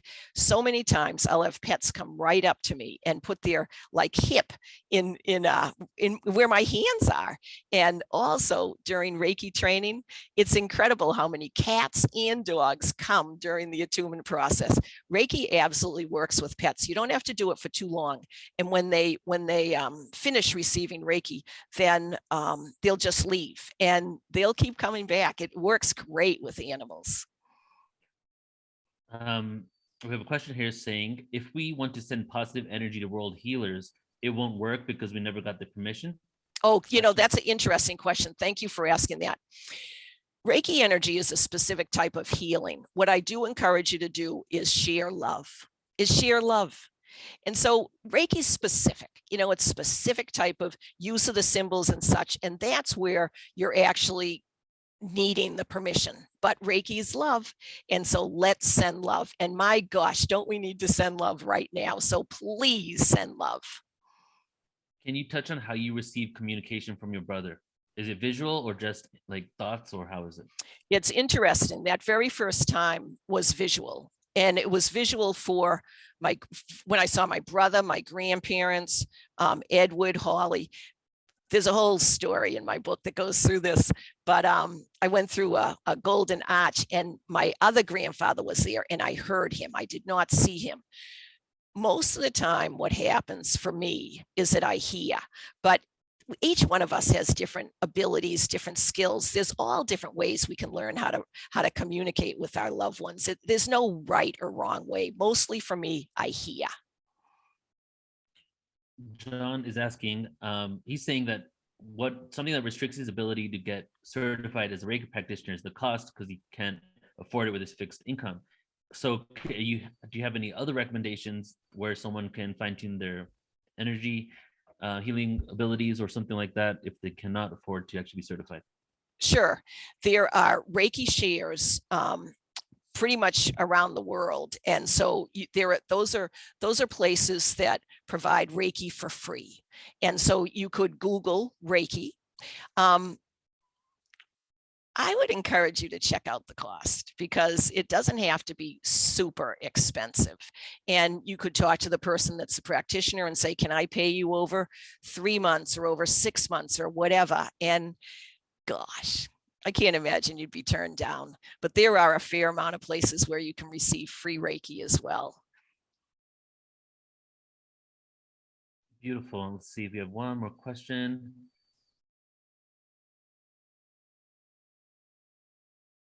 Okay, I'm trying to understand something that happened to me by my father's bedside when he relocated. My face and shoulders started vibrating, buzzing, feeling tight, kind of, and went flush and was warm. It happened for a few minutes before he passed and for several hours after he passed. I'm trying to understand if that was him or whoever was there that came to get him. I would absolutely say yes, because a lot of times when our loved ones pass, there is an energetic awareness, which it seems like you received, and that tingling, that buzzing, that almost sense of being in another place absolutely for me says, yes, that was your dad. And so what I encourage you to do is to share love, even though he has already passed. Share love. Every time we share love, it will be received. And then keep yourself open the next couple of days to see possibly signs and symbols from him. But share your love, express gratitude, and way to go for having the awareness to feel what you felt. So I'm highly complimenting you on your ability to receive that. Beautiful. And share love has been a message for me, just always, but definitely over the last couple of weeks. been going through some challenges, making me hard to be present in some things. And I just had this message of just come from love, regardless of how you feel, just come from love in your communication with everyone, yourself and the other realms. That's wonderful, Neil. And I'm sending you lots of love because you're a cool man. Thank you so much. Rebecca, I appreciate you so much. You're such an amazing person, and your ability to make these topics very light and playful, is really much needed and appreciated. So thank you. You're welcome. My license plate is have fun. And I consider this whole thing fun. I mean, it's fun to believe that we can communicate with our loved ones. It's fun to heal ourselves. So thank you so very much. It's been a total honor to be here. I thank you all very much for listening. Think about Reiki, whether you get it from me or anybody. Just think about it. Lots of love, everybody. Always and forever. Take care. Talk later. Lots of love. Thank you. Thank you. All right, beautiful. Thank you so much to everybody who has gone up so far. We're going to get right into our next guest here, who is Rob Schwartz, another individual that really stood out to me at the conference, and I wanted to bring onto this platform. We've been connecting ever since. Now, Rob is a hypnotist who offers Between Lives Soul Regression to help people heal and understand their life plan. In Between Lives Soul Regression, BLSR, you can speak directly with Council of Elders, wise, loving, and highly evolved beings who can tell you what you plan for your current lifetime and why, and how well you're fulfilling your plan, and how you may better fulfill your plan. Rob's first book, Your Soul's Plan, Discovering the Real Meaning of the Life You Planned Before You Were Born, explores the pre-birth planning of physical illness, having disabled children, deafness, blindness, drug addiction, alcoholism, the death of a loved one, and accidents. His second book, Your Soul's Gift, The Healing Power of the Life You Planned Before You Were Born, explores the pre-birth planning of spiritual awakening, miscarriage, abortion, suicide, caregiving, sexuality, adoption, having pets, poverty, mental illness, and other life-changing experiences. He's the author of Your Soul's Love, Living the Love You Planned Before You're Born, and Pre-Birth Planning, and pre-birth planning of challenges related to romantic relationships or their absence, infidelity, impotence, raising children, alone after death of one's partner, being single, and celibate relationships. Rob's book has been translated into 26 different languages. He teaches internationally on the subject of pre-birth planning at such venues as United Nations, 1440, Multiversity, and Hollyhock. For more info, you can actually reach out to Rob at yoursoulsplan.com. Hey, brother. Hey, Neil. It's a pleasure to be with you. It's good to see you, man. Thank you so much for being here. It's all yours. Okay. Well, welcome, everybody. My area of expertise is pre-birth planning, as Neil was just saying. So what I would like to do is start by sharing with you a little bit about my own personal spiritual journey and how I came to write 3 books about this very unusual subject. And then I'll share with you what I found in the research for the books. 5 main reasons why we ourselves plan big challenges before we're born, before we come into body. Then I'll share with you 1 or 2 stories of pre-birth planning to make it all more clear, make some concluding remarks, and then if we have time, I'll take some questions. So who am I and how did I come to write 3 books about this very unusual subject? Well, for me, the path to writing the book started in Chicago back in the year 2003. And at that time, I was actually self-employed as a marketing and communications consultant, basically doing different kinds of corporate writing. I found this work to be very, very unfulfilling. I used to say to people at the time that I had the feeling if I fell off the face of the earth, my clients would hardly notice that I was gone. They would just plug somebody else into that role and carry right along. But at the same time, I had this distinct sense that there was some particular calling, some reason I had come to Earth, but I didn't know what it was, and I wasn't even sure how to figure out what it was. Now, it's important for you to know that I come from a very conventional background. I grew up in a conventional suburb of Cleveland, Ohio, here in the US. I come from a very conventional family, and I have an education based on the scientific method, a very conventional education. So back in the year 2003, when I was having what you could call an existential crisis about my life, my first attempts to resolve it were very conventional in nature. The first thing I did was just to go to family and friends. I went to everybody I know and I said, I'm really unhappy doing this corporate work. What do you think I should do with my life? That, it turns out, is not a good question to ever ask another person. About half the people I asked shrugged their shoulders and said, I don't know. And the other half advised me to do whatever they were doing for a living, which, as you can imagine, was not tremendously helpful. So when that didn't work, then I just went for some career counseling. I took that Myers-Briggs inventory that probably a lot of you are familiar with, found out that I'm an INFJ personality type, and while that was interesting, it didn't tell me what to do with my life. So then I began to think, all right, I've really got to do something outside the box here to figure out my life purpose and plan, so to speak. What can I do? And this idea came to me, go see a psychic medium. Now, mediumship is not part of my very conventional background.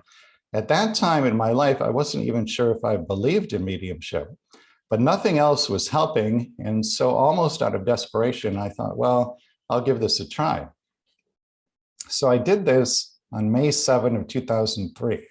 I had my first session ever with a psychic medium. She started the session by saying right off the bat to me, your spirit guides are here.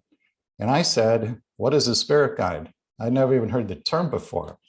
She said, well, a spirit guide is a highly evolved non-physical being with whom we plan our lives before we're born and who guides us after we come into body. And then she said, your guides would like to speak directly with you, and she started to channel them. And the first thing they said to me was, you planned your life, including your biggest challenges, before you were born. Well, I'll tell you, I just shook my head and I said, why in the world would I have done that? And they said, you did this for purposes of spiritual growth.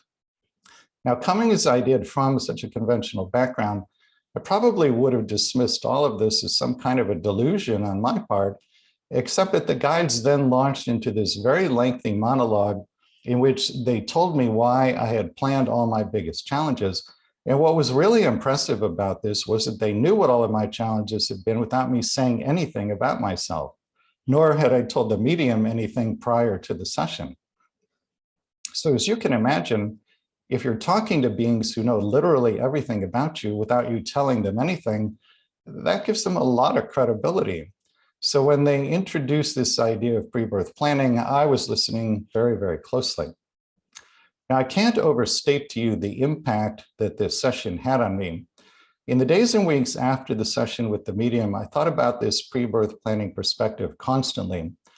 And the effect that it had was that it really created quite a deep healing, because it allowed me for the first time in my life to see deeper meaning and deeper purpose to the most difficult things that had happened. And then I thought, well, if this perspective can create this kind of healing for me, then surely it can create a similar kind of healing for other people. That was when I first started to think about writing a book on the subject. Now, within a very short time of the session with the medium, I started for the first time in my life to have spiritual experiences of my own. And I want to share with you one which took place just a couple of weeks after the session with the medium, which to this day is still the single most profound spiritual experience I've ever had. Just a couple of weeks after that session, I was home alone in my apartment in Chicago, Illinois, where I lived at the time. And it was the middle of a weekday afternoon, just a regular work day. I decided to take a break and go for a walk. So I'm walking down the sidewalk in Chicago when all of a sudden I was overcome by this feeling of pure, overwhelming, unconditional love for every person I saw. And when I say unconditional love here, I don't mean the kind of love you might feel for a parent or a child or a romantic partner. This was an experience of divine love. It was a transcendent experience. The first person I saw after this feeling washed over me was a cab driver. He was just sitting behind the wheel of his cab, waiting for a customer to come along. And I looked at this man, who of course was a total stranger to me, and just felt pure, overwhelming, unconditional love for him. And not a human love, again, a divine love. There were really no words for it. Then I looked up and I saw a man's barber shop on the corner. I looked through the window and I saw the barber cutting a customer's hair. Again, two total strangers, but as I looked at them, there again was this feeling of pure, overwhelming, unconditional love. And then I turned around and I saw a young woman, a mother, pushing an infant in a stroller down the sidewalk. And as I looked at them, there again was this feeling of pure divine love. Everywhere I looked, every time I saw another person, this feeling would wash over me. Now, I had never heard of anything like this or read about anything like this, but I understood intuitively what was happening, which was I was in some form of enhanced immediate communion with my own soul. So it's as though my soul were saying to me, this love is who you really are. This is your true nature. And I believe that my soul gifted me with that experience that day, because much later, after I looked at many, many people's pre-birth plans for my books, what I found was that literally every single pre-birth plan was based on great wisdom and complete unconditional love for every person involved. And this was true even when very, very difficult experiences were being planned. This was true even when, quote unquote, negative roles were being scripted for other people. No matter what was being planned, it was always based on great wisdom and complete unconditional love for every person involved. Now, if I had not had that experience of myself, my soul, as pure unconditional love walking down the street that day, I would still have found this same result in my research. But I think there would always have been this little voice at the back of my head saying, how do you know this is true? How do you know that every pre-birth plan is based on unconditional love? Well, I know it's true because of what I experienced walking down the street that day. I had an experience that showed me that we as souls are made literally from the energy of unconditional love. Now, within a very short time of that experience, something else quite important happened. I mentioned I had been living in Chicago at that time. Out of personal interest, I'd been attending meetings of the Chicago IANDS chapter. IANDS, I-A-N-D-S. This is the International Association of Near-Death Studies. It's a group for people who have had near-death experiences, the tunnel of white light, and so forth.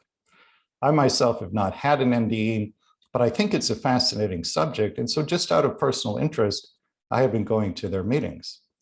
Not long after the session with the medium, and not long after this experience of myself as unconditional love, when I was first thinking of writing a book about pre-birth planning, I went to the woman who runs the Chicago IANDS chapter, and I said to her, I'm thinking of writing a book about how we plan our lives, including our biggest challenges before we're born, but I don't have any idea how to research a book on this subject. Do you have any ideas for me? And she said, Rob, there's a member of our group here you absolutely have to talk to. She introduced me to a woman who has the ability to go into trance and channel her own soul, her own higher self. So I said to her, I'm thinking of writing a book about how we plan our lives before we're born. May I speak with your soul about this subject? And fortunately for me, she agreed. She and I got together 5 times for a total of about 15 hours. And in this 15 hours of channeling, this huge volume of information came forward that verified everything the medium had said to me and that my guides had said to me that day, but then expanded upon it greatly. So her soul told me in detail how pre-birth planning works, which challenges have been discussed for her, which challenges have been chosen and why, which ones had not been chosen and why not. And so again, this huge volume of information came forward that in many ways served as the foundation for all the books I went on to write. So you had 3 very important things happen within a short time of each other. The session with the medium, in which my guides introduced me to the idea of pre-birth planning, my experience of myself as unconditional love walking down the street that day, and this woman's channeling of her higher self. The combination of those 3 things got me to say, okay, I am going to leave the corporate world and attempt to write a book about how we plan our lives before we're born. Now, when I made that decision, of course, the first question I had to answer was, how in the world am I going to find out what people planned before they were born? Even though I had had this very successful session with a medium, it actually didn't occur to me at the time that there are mediums and channels who can access this kind of information on a regular basis. The thought I had was, well, we've got the internet now. This was shortly after the internet had come into existence. I'll use it to find people who remember planning their life. There must be some people somewhere in the world who remember planning this lifetime. I will find them. So I went online. I went to every spirituality message board I could find, and I typed in a notice saying, author, writing a book about how we plan our lives before birth. If you remember planning your current lifetime, please contact me. I started to get thousands of emails from people all over the world, not a single one of whom remembered planning their current lifetime. They were writing in with stories about past lives on Earth, past lives on other planets, non-physical lifetimes. And these were fascinating stories. For example, there was a woman who recalled being an aquatic animal on what she called the blue planet, which apparently was completely covered with water. But not a single one out of these thousands of people remembered planning their current lifetime. This went on for months. Finally, I began to despair of ever being able to write a book on the subject. And it was at that point that I said a very important prayer. I said, dear God, if you want me to write a book on this subject, I will do it, but I need a little help here. And wouldn't you know it, within a very short time of making that request of the universe, I just happened to come into contact with several different mediums and channels who, in one way or another, could find out what somebody planned before they were born. They do it in different ways, but each one of them can access that kind of information. Now, my first two books, Your Soul's Plan and Your Soul's Gift, all of the information about people's pre-birth planning comes from mediums and channels. After the second book, Your Soul's Gift, came out, that's when I took the training to offer between lives soul regressions, also known as LBL or life between lives regressions. And so the third book, the new one that came out last year, Your Soul's Love, about challenges in romantic relationships, in there, the information is from a combination of mediums and channels and session between lives regressions that I did with the people I spoke with for the book. So that, in a nutshell, is how these books came into being. Now, let me share with you what I found in the research for the books, 5 main reasons why we ourselves plan very, very big challenges before we come into body. If you're going to take notes, this would be the part to take notes on. The first reason I found in my research for planning big challenges is balancing and releasing karma. Balancing and releasing karma are not the same thing. Balancing karma means that you plan to have a new experience that energetically offsets a previous experience. Releasing karma means that you heal the underlying tendency that created the karma in the first place. In other words, if all that you do is balance karma without also releasing it, you will end up recreating the same karma over and over again. Let me give you a simple example of balancing karma. Let's say that there are 2 people who had a past life together in which one was ill and the other person was that person's caregiver. When those 2 people transition back into spirit at the end of that lifetime and have a life review, as we all do, they may have a sense of unbalanced energy around the caregiving relationship. May is the key word there, because they also may not. And they decide for themselves, we're complete with that relationship or we feel incomplete with it. They're not told by God or some being or counsel external to themselves, you have karma here. They decide we feel complete or we don't. If they don't feel complete with that caregiving relationship, the feeling of incompletion is the karma. So let's say they feel that way. What can they then do to balance the karma? Well, the easiest, simplest, and most direct thing to do is simply to trade places. So now the one who was ill plans the life challenge of caregiving. The one who was the caregiver plans the life challenge of illness. What makes this all so interesting and so challenging, I think, is that when those 2 souls get back into body, they won't remember their pre-birth plan just as the rest of us don't. So the challenge becomes, how do we give and receive love unconditionally in these very difficult circumstances of self-induced amnesia? And when I talk about giving and receiving love unconditionally, You know, the flow of love in the world is circular in nature. If you cut that circle in half, half is giving love to other people. We all believe this is a good thing to do, and we all try to do this, but it's actually only half the circle. The other half of that circle is receiving love from other people. So in other words, if you are somebody who does not allow others to give love to you, you're actually blocking the flow of love in the world just as effectively as if you never give love to anyone else. And this, I think, is particularly relevant to a caregiving situation, because in my view, it's incumbent upon the one who is ill to receive love from the caregiver. But that's reason number one for planning challenges before we're born, balancing and releasing karma. The second main reason I've seen in my research for planning big challenges before we're born is healing. And let me give you an example from my first book, Your Soul's Plan. In Your Soul's Plan, there's a chapter about the pre-birth planning of deafness and blindness. And by the way, the chapters in all three books are organized by type of life challenge. And pretty much any major challenge you can think of that we have here on the earth plane is in one of the three books. So in Your Soul's Plan, in the chapter about the pre-birth planning of deafness and blindness, there are two stories. The deafness story is about a young African-American woman named Penelope, who was 24 at the time I spoke with her for the book. She was born completely deaf in both ears.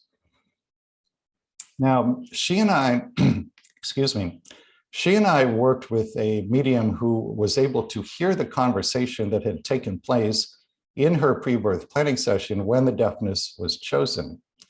And when we listened to that conversation, what we discovered is that in the lifetime immediately previous to this one, she had the same mother she has in the current lifetime.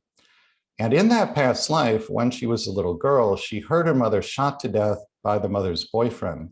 Now, she didn't actually witness the murder, but she heard the gunshots that led to her mother's death. As you can imagine, she was quite traumatized by that, so much so that it led her to commit suicide later in that lifetime. So Penelope returned to spirit from that lifetime with what you could call an energy of unhealed trauma, which now needs to be healed. In her pre-birth planning session, her spirit guide says to her, "My dear, would you prefer to be born deaf so that no similar trauma will happen to you again, and so that you can complete your healing from the last lifetime?" And she responds, "Yes, that is what I want and what I wish to do." And then what follows is a fascinating dialogue in which she and her spirit guide work out the details of the deafness. Just as an aside here, the pre-birth choice to be female, African-American, and completely deaf was in no way random or arbitrary. One of Penelope's pre-birth intentions was to deepen in compassion. In the online workshops I do, we do an exercise called the Divine Virtues that tells you the qualities you're working on in this lifetime.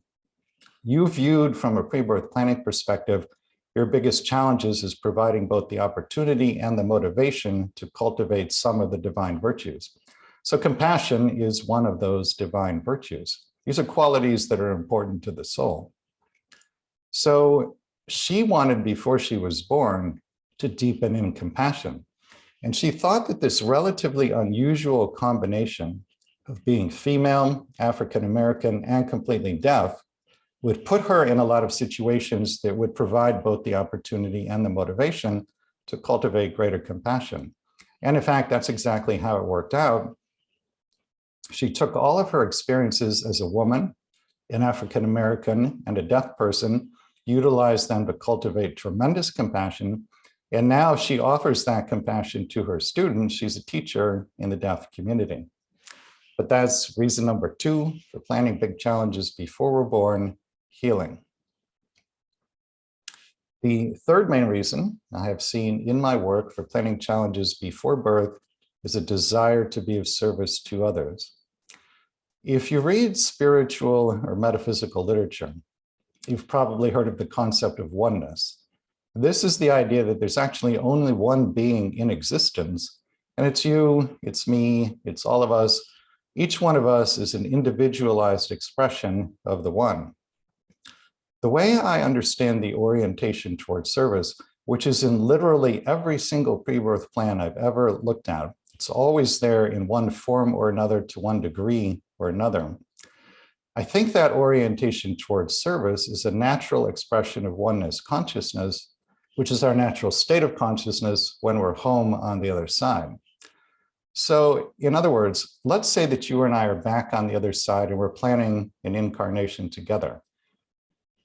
And you perceive that I am literally you. It's not just an intellectual concept the way it is here. You actually perceive that I am you. Well, then, of course, you will want to be of service to me. And conversely, if I perceive that you are literally me, then, of course, I will want to be of service to you. So this orientation towards service, which again is in everybody's pre-birth plan as far as I know, I think is a natural expression of oneness consciousness, which is our natural state of consciousness when we're back home on the other side. That's reason number 3 for planning challenges before we're born, a desire to be of service to others. The 4th main reason I've seen in my work for planning challenges before we're born is a desire to experience contrast. And I think of the 5 reasons, this is probably the biggest one. Let me explain how this one works. I shared with you earlier my experience of my soul as unconditional love as I was walking down the street that day. The non-physical realm we come from, as I understand it, is a realm of complete unconditional love. So if we are made literally from the energy of unconditional love, which was my experience, and if we're in this realm of only unconditional love, that means we experience no contrast to ourselves, which in turn means that we don't fully understand or fully appreciate who or what we are. We don't understand what it means to be a being made from the energy of unconditional love. So I think what we as souls are doing here on the physical plane is that we have come for the experience of what you could call the not love, which we would all agree there's a lot of, because by experiencing the not love, by the time you go home at the end of an incarnation, you understand much more deeply what it means to be a soul, a being made from the energy of unconditional love. Now, I realize this is a somewhat arcane concept. So to make it more accessible, I like to borrow an analogy from a book other than my own. Probably many of you have heard of the Conversation with God books by the American author Neil Donald Walsh. In one of those books, the subject of contrast comes up, and God asks Neil to explain it using the analogy of the white room, which goes like this. Imagine that you are a white being in a white room. So you are white. The ceiling is white. The floor is white. All the walls around you are white. Everything in this room is white, including you. Now, if you are such a being in such a room, how do you know that you're white? The answer is you don't. And in fact, you can't until you experience something that is other than white. Then once you've had that experience, you understand much more deeply what it means to be a white being in a white room. This, I think, is what we as souls are doing here on the physical plane. We are love. We are in this realm of only love. We therefore experience no contrast to ourselves. We therefore don't fully understand or appreciate who or what we are. And so we come for the contrast, the not love, which we would all agree there's a lot of, because through the experience of the contrast, by the time you go home at the end of an incarnation, you understand what it means to be a being made from the energy of unconditional love. You have a much more profound self-knowing. That's reason number 4 for planning challenges before birth, a desire to experience contrast. And the 5th and final reason for planning challenges before birth, strictly speaking, this is a subset of number 2, healing, but it's so important, I like to break it out as a separate item of its own. And that is correcting false beliefs or false feelings about the self. Now, let me explain how this works. Almost everybody has had at least one past life, if not many, in which certain things happened that caused you to pick up a false belief or false feeling about yourself. Two of the most common false feelings or beliefs about self are one, that one is powerless, and two, that one is unworthy or perhaps even worthless. If you feel or believe yourself to be powerless, unworthy, or worthless, that is discordant from the perspective of your soul. What do I mean by discordant? Well, imagine if you were to walk through an old abandoned house that's filled with spider webs. And you walk through a spider web and it clings to your face, it clings to your neck, it clings to your chest and shoulders. To you, this would feel, for lack of a better word, icky. And you would immediately try to brush or clear the spider web away. Very roughly speaking, that's how it feels to your soul if you, the personality, a portion of your soul's energy placed in a physical body, pick up a false feeling or false belief about yourself. It feels icky or discordant, and your soul wants to clear or heal the false belief or false feeling. So how is that done? Well, here in the third dimension where we are, what will happen is you will draw or magnetize to yourself experiences that seem on the surface to confirm to you that the false feeling or false belief is actually true. This is a fundamental function of life in the third dimension.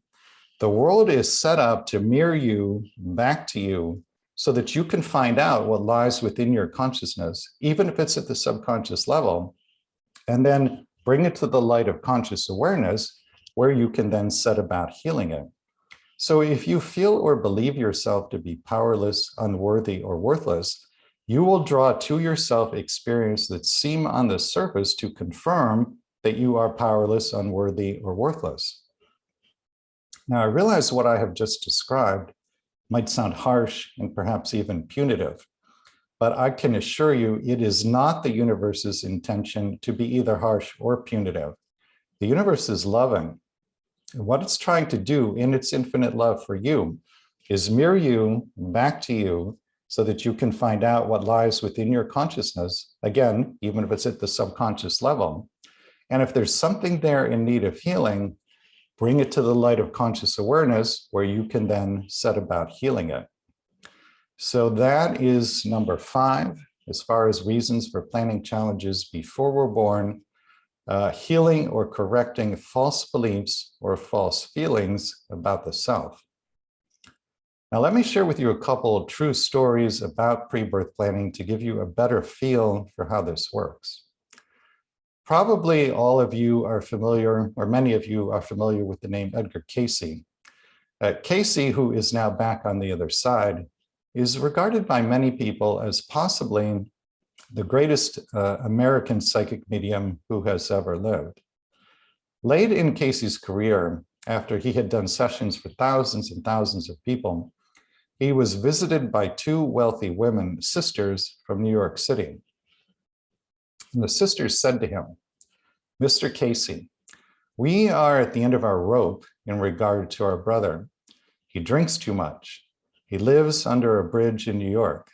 We come from a wealthy family, but he long ago squandered his share of the family fortune. Over the years, we've done everything we can think of to help him turn his life around, and nothing has worked. Mr. Cayce, can you tell us anything that will help us help our brother?" Well, upon hearing this, Cayce did what he always did, which is he went into trance. He went into the Akashic record, which is the complete non-physical record of every word, thought, and action relevant to the earth plane, including the pre-birth planning. And then he said to the 2 sisters, "Your brother is the single most highly evolved soul about whom I have ever obtained information. And the 3 of you planned together before any of you were born for him to do exactly what he's been doing so that the 2 of you could learn to be more compassionate." Well, that was not the response the sisters had been hoping for, but this is how it works. But because we as a society don't yet know that this is how it works, we have all these tremendously harsh judgments of people like the brother and people in certain categories of experience. homelessness, drug addiction, alcoholism, certain illnesses like AIDS. And what are the judgments? We say things like, these people are losers. They need to get their act together. They need to pull themselves up by their bootstraps. Some people believe that in regard to AIDS, that AIDS is God's way of punishing homosexuals for being homosexuals. But I would submit to you, consider the sheer absurdity of these kinds of judgments in light of what is actually happening here. The souls who plan these kinds of challenges are tremendously courageous souls. They're taking on challenges most of us wouldn't dare to take on, and they're doing it, at least in part, in service to us. This point is so important to me. This is why the first story in my first book, Your Soul's Plan, is about somebody who plans before birth to have the AIDS virus. Now, why did he do that? Well, we went into his pre-birth planning session and heard the conversation that took place. So everybody chooses a mission. He and another member of his soul group were being shown scenes of what life on Earth is like at this point in linear time. And I came away from viewing these scenes with the impression that judgment is a big issue for humanity, and they wanted their mission to be something that would address judgment. So the plan they came up with is that the one soul would give the other soul the AIDS virus, and then the one who got the virus would then present everybody he meets for the rest of his life with the opportunity to put judgment aside and feel compassion in their heart.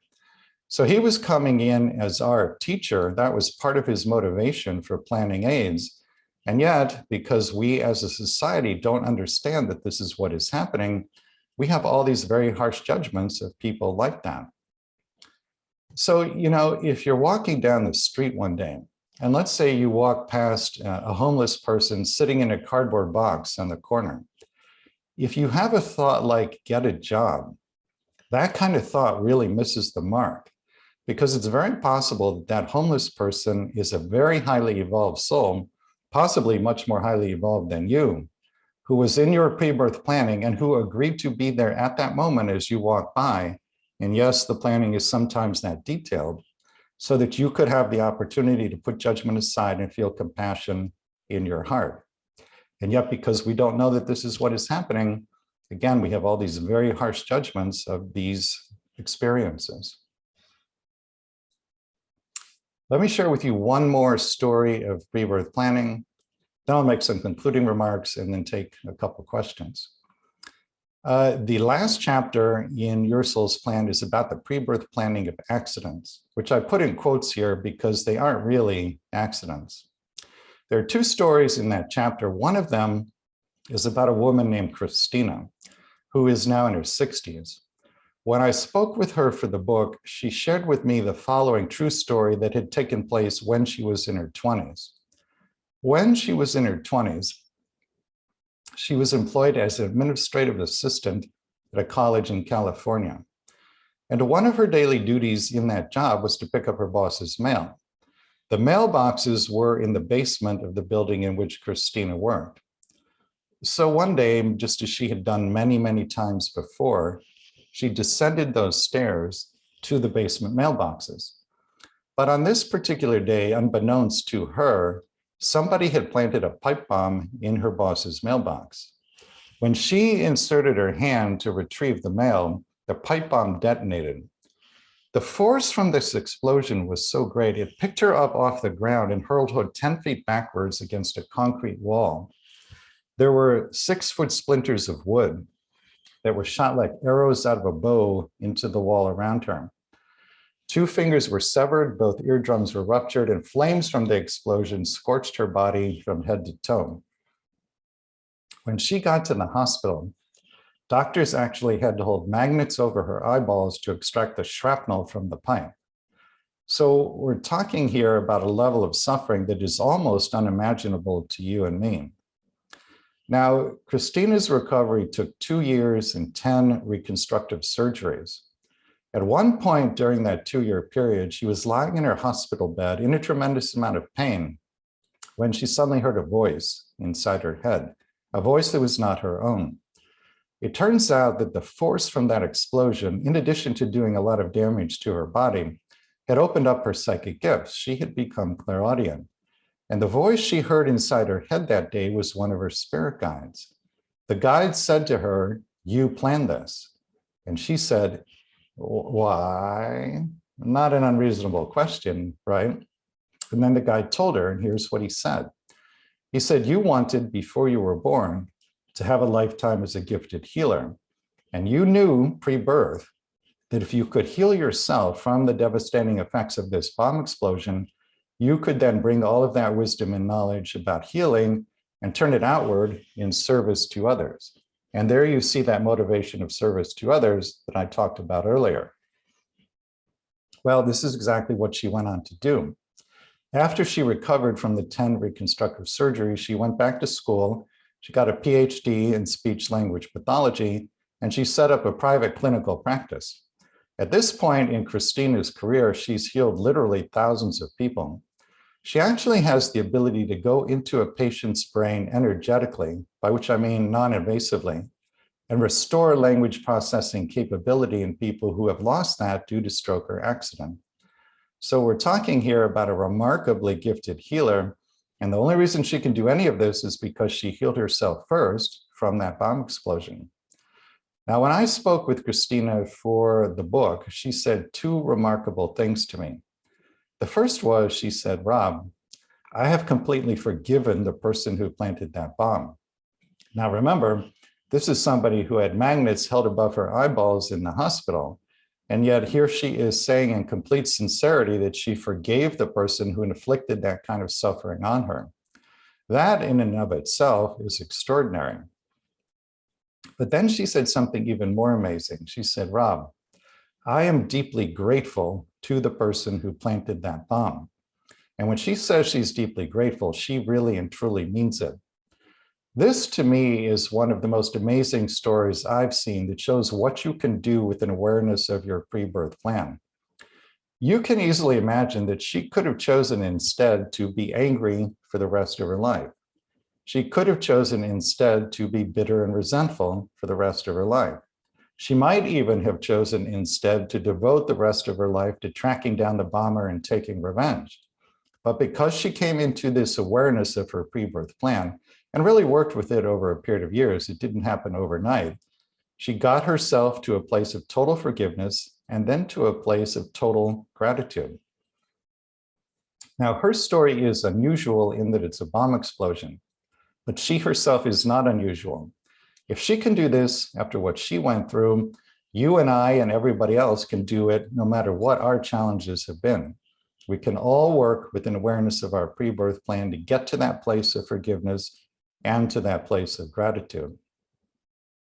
Let me make a concluding comment, and then I want to tell you briefly about some offerings I have coming up, and then I'll take a couple questions. Some of you might know my first book was originally self-published under the title Courageous Souls, and then a publisher picked it up and they renamed it Your Soul's Plan. That title, Your Courageous Souls, that actually wasn't a reference to the soul. It was a reference to you and me, the incarnate personality, because it takes a lot of courage to plan a life on Earth and even more courage to execute the pre-birth plan once you get here. Now, when I travel around giving talks about pre-birth planning, and I say things like that, people will come up to me after the talk and they will say things like, "Rob, how am I supposed to think of myself as courageous when I'm afraid so much of the time? There's so much fear in my life." The answer to that very good question is that each and every one of you knew before you were born that fear was going to be a big part of the package in coming here. There was no way you could not have known that. I would submit to you that only the courageous plan fear. I'll say it again. Only the courageous plan fear. So when you have that moment of wondering what the heck you're doing here, maybe even that moment of wishing you could go back home, this is the moment to, and I mean literally do this, go to a mirror, look into your own eyes, and remind yourself of who you really and truly are. Say to yourself, "I am a holy, eternal, courageous soul. I'm the brave soul who left a realm of love and light and peace and joy to come here to Earth to experience great challenges so that I could balance and release karma, heal, be of service to others, experience contrast, and correct false feelings or beliefs about myself. Because in my view, that's who each and every one of you really truly is. So that is my story, and I'm going to stick to it. Thank you for coming here today to listen to me. Before we take questions, let me just share with you very briefly. My website is yoursoulsplan.com. Lots of online workshops, one-day workshops, two-day workshops. In all the workshops, we do a group between lives regression. In that kind of session, you can find out by talking to your council of elders, the beings who oversee your evolution, what your plan is for this lifetime, why you made those plans, how you're doing in terms of fulfilling your plan, and how you can better fulfill your plan. If you click on events in the main menu at Your Soul's Plan, you'll see all the links there. If you click on sessions in the main menu, you'll go to a page that talks about the Between Lives regression. And on that page is a 1-hour video of a Between Lives regression. So that's the best way really to find out what it's all about.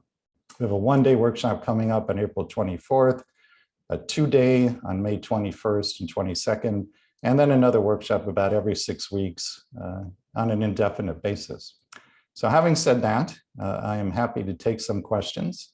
Neil, can we take a couple questions?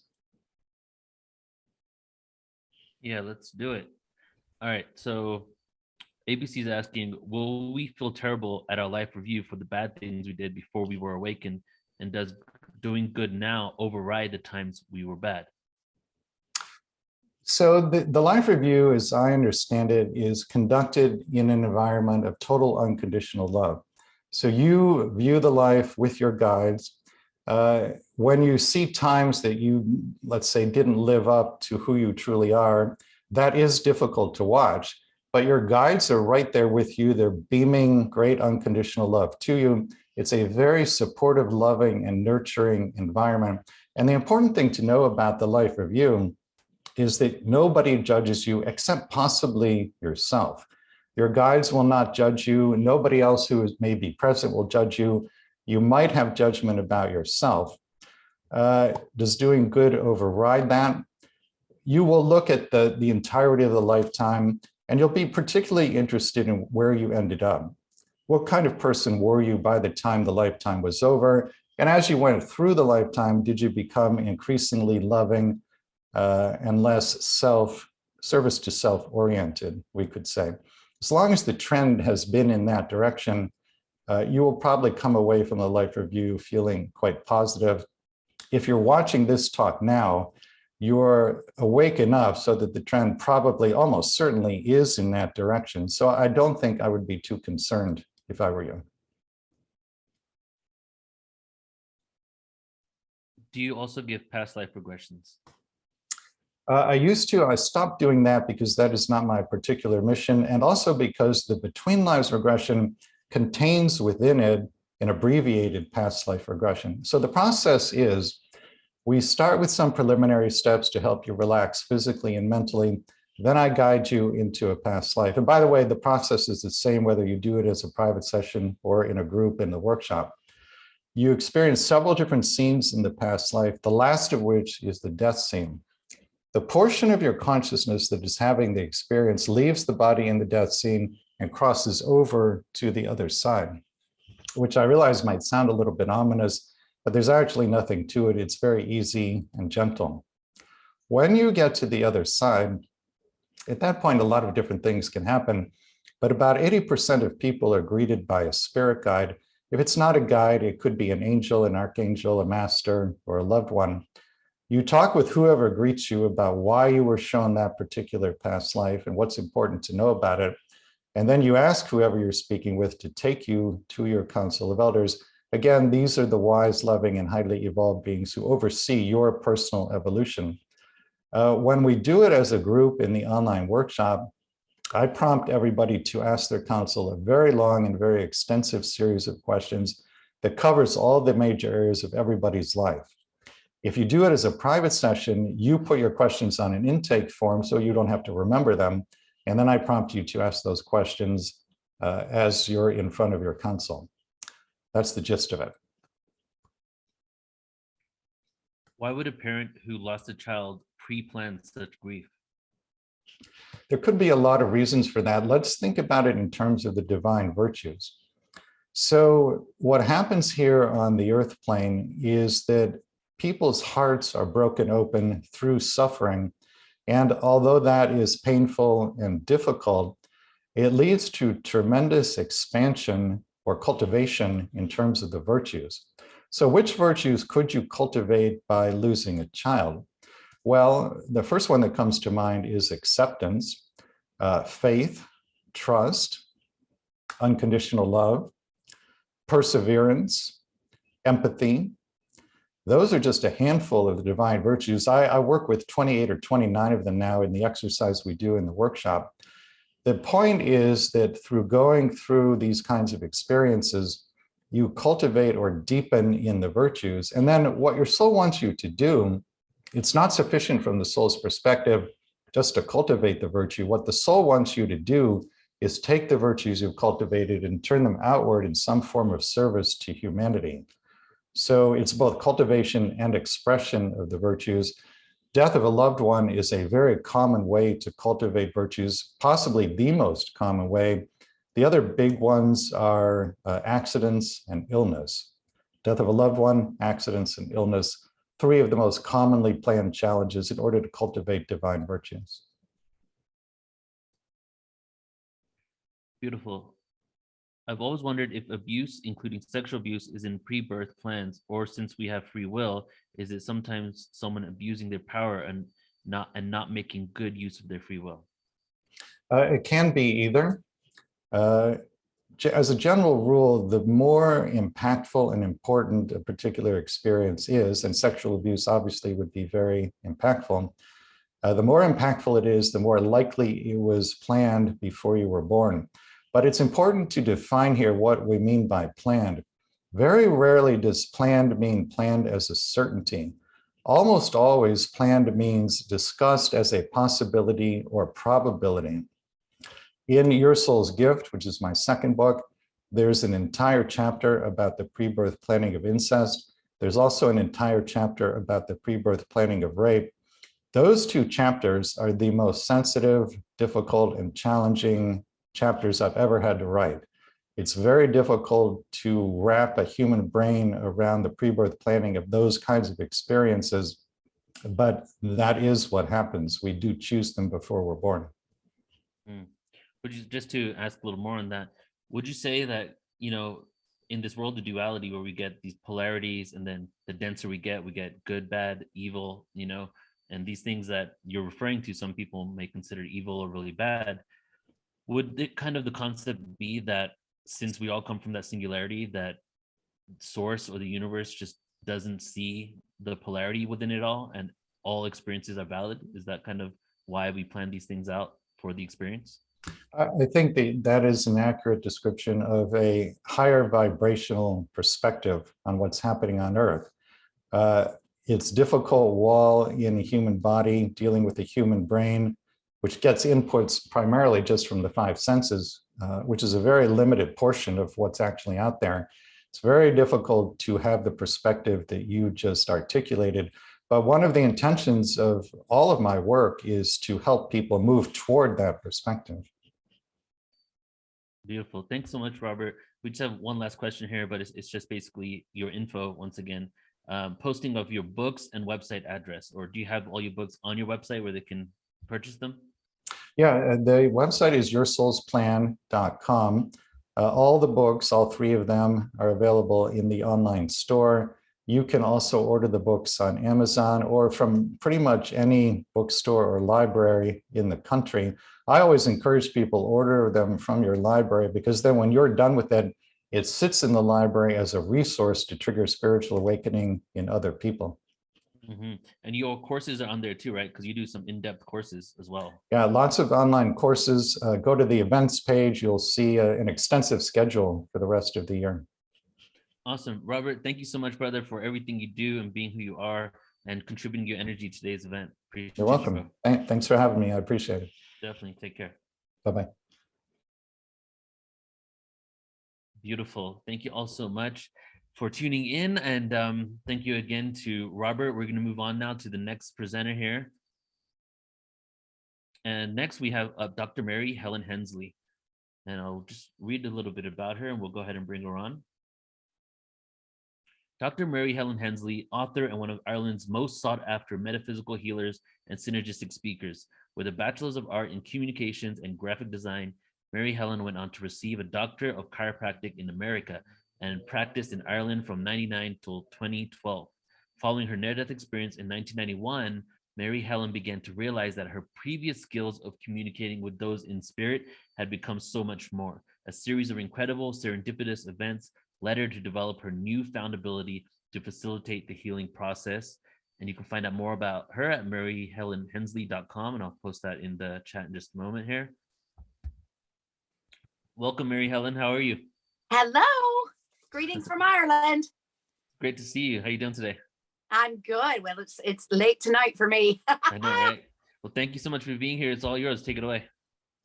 Well, I'm just so grateful to be here. As you said, my name is Dr. Mary Helen Hensley, and I am talking to you from Ireland. I've been here for almost 23 years now, and it has been a most wonderful experience. So just jumping straight into my story and what I've kind of been doing with my life. In 1991, I just graduated from college and had moved to Charleston, South Carolina. And I was on my way to a Christmas party for the sign company that I worked for. And I got to what I call the metaphysical and metaphorical crossroads of my life. I was at Highway 17, which is a large highway. And I pulled up to a red light and I sat and I waited. And when my light turned green, I went across the lanes of traffic to turn towards town. And I looked left and suddenly realized that the car that was barreling towards me was not going to stop. And it was incredible because it was in that moment that I realized, oh, okay, I'm getting ready to die. And it was just as natural and normal. There was no fear involved. It was just a matter of fact. And everything at that moment just ground to a halt. And it was incredible for me because I'd grown up, I'm from the South, obviously. By the accent, you can tell. And I grew up the daughter of a preacher man, and my father was a Christian minister. And I didn't ever quite gel with everything that I had been brought up to believe about life and death. And so it was in that moment that everything really kind of hit home for me, because I was just keenly aware that I was getting ready to die, but I was also aware of the fact that I was going to be able to actively participate in my own passing.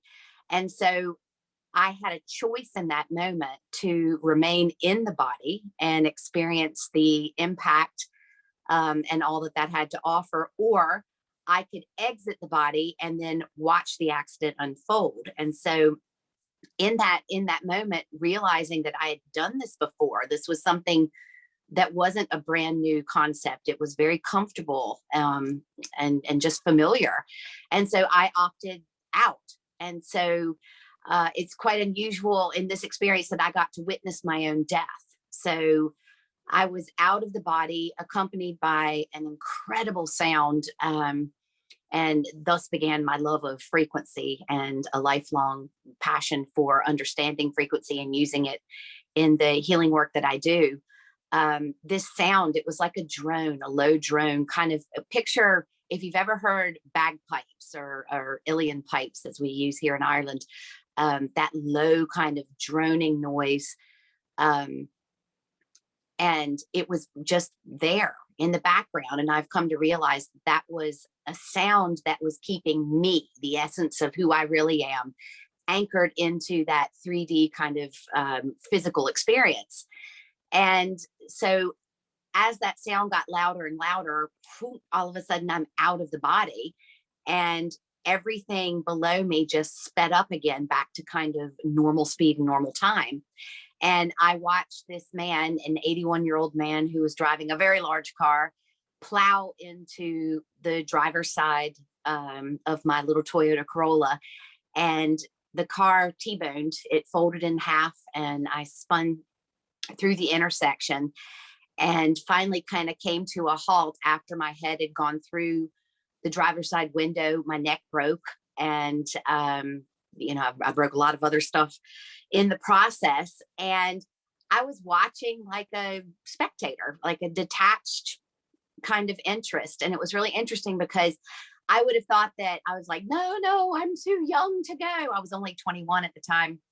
And it wasn't like that at all. It was just very kind of matter of fact. And there I was, dead in the car, and the body was dead in the car. And it was so funny because it was like watching a vehicle inside of a vehicle.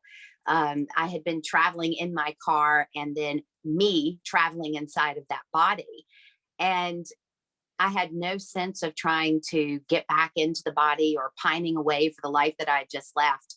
And I got to watch as the scene unfolded. And so what was really interesting about that moment was there was a girl in a car, a few cars behind me at the traffic light that I'd happened to go to college with. Now, the place where I went to college was hours away from that particular location. And Charleston at the time was probably about 350,000 people.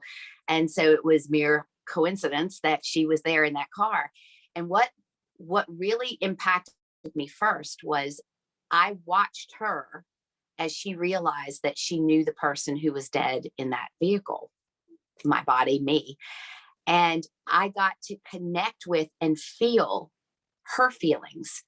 And this was quite unusual because I wasn't having those feelings of horror or trauma or loss. She was. And I was feeling what she was feeling as she was realizing what was unfolding in front of her. And then I watched as, traffic, of course, came to a complete stop around. People got out of their cars. They were gathering. And I saw a lady come and put her phone number.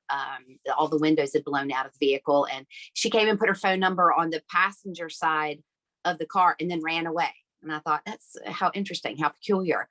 And then I saw a man in uniform who came over and reached through that same passenger side window and turned the car off. And then the sound changed. And there was this most incredible sound that I always call the music of the spheres, this beautiful kind of celestial sound that I have yet to replicate, I can say, and I certainly have never heard it again here. And as this music, as this sound began to increase and that vibration began to get stronger, I started to become part of it. And it was coursing through me, and then it was me. And so I moved from a space of watching my own death into this beautiful space where I got to kind of, I always laugh and say, it's like I woke up freshly dead. There I was. And I was in this space just relishing in the feeling. There was no sense of loss, no sense of trying to get back. I just was. And it was absolutely incredible. And there was no sense of time, like a beginning, a middle, and end to that. It just was. At that time then, when I had kind of moved into this space of understanding what was happening around me, I was remembering things, and it was just a constant, oh, yeah, that's how this works. Oh, yeah. And as that began to unfold, I find myself in this most beautiful surrounding, this atmosphere of just, it was palpable. You could touch it. It was part of me, and I was part of it. And it was interesting when Rob was saying about, the percentage of people who were met by their guides, because for me, growing up in the Bible Belt of the South, and I always imagined it would either be my dead grandmother or Jesus would be there, and it wasn't like that at all. There were these two beings that just stepped out of the atmosphere. They were part of this atmosphere, and there they were. And I looked, and it's that feeling that you get. Sometimes I'm of an age now where I could be, let's say, in my office working with patients, and I know everything about them, everything that's ever been gone on in their bodies, every detail. And then I could see that same person in the grocery store, and out of that environment, I might not even remember their name. And it was that same kind of moment where I was looking at these two beings that were in front of me going, God, I'm supposed to know who they are. And I couldn't remember who they were. I was so overwhelmed just with the whole experience and the feeling of it all. And they just waited patiently. And I eventually go and realize these are my guides. So guys, there are guides, and we all have them. There is never, ever, ever a moment where you are alone. And no matter how dark things seem, or how detached from this world you feel, how hopeless things seem, there's never a time when you aren't guided, when you aren't in the presence of these beings. You just forget. And so I finally remembered, and it was the best homecoming that you can even possibly imagine. It was just like being enveloped by those that you love the very most. And I spent time there just lapping it up, loving it, and being in that space with these who had been with me forever. And forever is a mighty long time, but there it was. And so I moved then into that life review space. And it was interesting, the question about the life review and the things that maybe choices that we've made in the past that might not have been so good. Do they kind of take prominence in the life review? And I didn't have that experience at all. I can't speak for anybody else's experience, but what happened for me was my entire concept, my understanding of time as we know it here in the earth plane just imploded right in my face, because my life review was concurrent. It happened simultaneously. I was in what I would describe like a 360 cinema.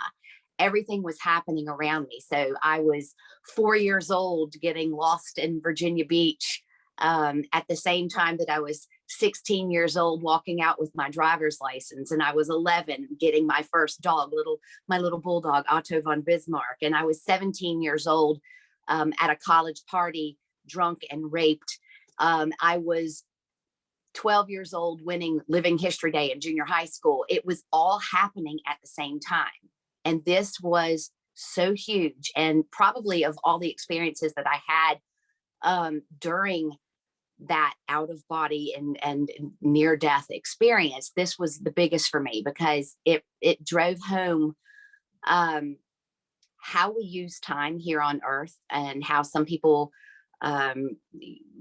have to march forward in kind of a chronological timeline. And it's really hard to kind of do that now. I try to participate in the way that time is here. I'm always late for everything. But for me in that moment, it was like everything is happening simultaneously.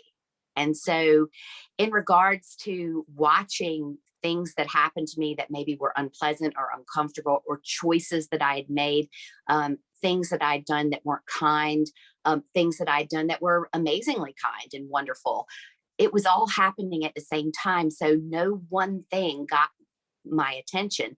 They were all just things that happened in my experience to date at that stage, 21 years of being Mary Helen. And oh, wow, what a gift. Because it gives such promise and such hope to people who might be in a situation now where things don't seem so great, or not going their way, or they're stuck in a place of fear or trauma. You can be doing those things while simultaneously so many other beautiful things are happening elsewhere in your life. And that was such a big, big thing for me. And it's something I think that's really important for people to remember, that idea of have we lived before? Oh boy, yes. The idea of the past lifetime scenario where we follow a chronological order, you know, where you might have lived in 1741 and concurrently while you're living in 2022. And it gives us every option. So the experience that we have here as human beings is not limited. It's just so much bigger than that. And so from a kid from the South who grew up in that Bible Belt, listening to that kind of traditional message of, you know, let's make good choices and live a good life and do unto others and all, it just blew that open because it was so small all of a sudden. My very dear friend PMH Atwater did a presentation once that I thought, yeah, that's it right there. And she was focused in this talk about children who had had near-death experiences. And she had given them all paper and colors to draw pictures of what they saw, what they experienced. And there was this one that really stuck out to me. And it was this child, I can't remember the age, but it was quite young. And obviously he'd grown up in a family where Christianity was part of their world. And there was in the bottom corner of the paper, this tiny little cross. And then there was the rest of his experience after having died and come back. And it was this big light that came out, these huge beams of light all over to the rest of the paper. And I was like, that's it. Yes. It's like these little boxes that we operate in. And I happen to be a big fan of boxes because I think we get into a silly pattern sometime about talking about in the box thinkers and out of the box thinkers, or, oh, I live out of the box and my way of dealing with life and spirituality is out of the box. When the boxes are such a necessary part of our world here, the boxes are just places, they're little schoolrooms, they're little places of growth and opportunity for expansion. And I thought this child nailed it on the head by this tiny little image of the box that he had been operating in and then blowing out into what it actually was. And so it was just quite an extraordinary time to be able to go through and for 21 years, look back at the good, the bad, the ugly, the indifferent, and to love every bit of it. And that's really what the feeling was in that moment. And I was surrounded by this absolute unconditional love from these guides who were there with me, who knew that I had been brave enough to go in and put on this meat suit and traverse life as this child who had grown into this adult. And I was now in there experiencing the opportunity to look at all of the things that I had done. And in that moment, every choice that I had made suddenly became an opportunity.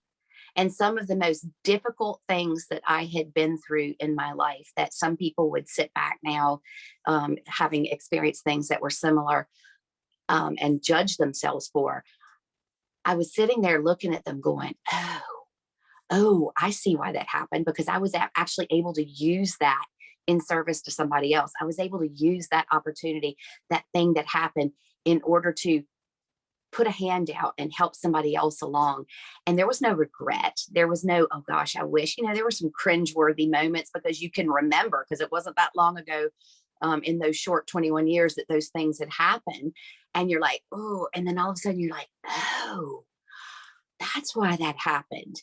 Because you have such a broader lens with which to view your life. Because when you take on the challenge of coming into the body, and you are, coming in with those 5 glorious senses that we have here, and that limited scope of understanding, you suddenly realize, wait a minute, I already am that which we seek. I already am that which some people spend an entire lifetime trying to achieve. They've got it wrong. They've got it backwards. And as my dad said in one of the most splendid moments I've ever witnessed, he was having a moment during his time with Alzheimer's where he had an experience, and my mother and I were both present. And he hadn't been able to speak for months at that stage. And he was a beautiful orator. He's an amazing speaker. And he had lost his ability to communicate. And he was having this moment, and he climbed into his bed and he started reaching up, and all of a sudden he goes, "Oh, Mama." And we were like, "What?" Because we hadn't heard him open his mouth to speak in months. And he goes, "Oh, she's so young." And then he got this incredible deer in headlights look, and he goes, "Oh my gosh, Daddy's there. Daddy's there." And for my father, this was a really big deal because, you know, as a minister and a pillar of the community, my grandfather on his side's behavior in life, as we'd say in the South, hadn't cut the mustard. And my father had always been very concerned about the fact that his own father didn't make it, because there is that division, that hierarchy of those who go up and those who go down. And my father has this moment where he realizes, oh my gosh, Daddy is there. And he turned to my mom and he looked at her and he said, "Helen, I've had it wrong all along. Everybody's welcome here. You can't mess this thing up." And that truthfully sums up what the near-death experience was like for me. It was getting in there and seeing all the experiences that you've had, the wonderful and the ugly and everything, and going, you can't mess this thing up. This idea that you've created this space for you to go in, to grow and expand and to learn and to serve and to help others find their way back to this realization that we already are that which we seek. It was absolutely incredible. And so I knew instantly in that moment that I wasn't finished. There wasn't a case of anybody showing up and telling me, "Okay, you're not done yet. You have to go back." I wanted to go back because I suddenly realized that, oh, I'm the creator of this scenario. Again, when I got into that space, having been raised the way that I was kind of looking around going, okay, is this the part where they judge you? Ooh. And there was nobody there judging. There was me. There were these two guides. There were all of these scenarios playing out simultaneously. And I was the one who was judging my own performance, but not with the place of, okay, you should have done that differently. Like an actress critiquing in a performance going, okay, that was pretty awesome. Oh my gosh, look how I got through that situation. All right, I could choose differently there. That would have worked out differently if I'd gone this way or that. But there was no sense of you messed up. There was never, ever, ever a feeling of you could have done this in a way that would make you be more in favor with this company that you're in right now. It just wasn't like that. And I was like, there's nobody judging this but me. Oh my gosh. And so with that knowing and that realization, I was chomping at the bit to get back. And I left that space and came back into a very broken body. I always say I left that space and came back at breakneck speed into a body with a broken neck.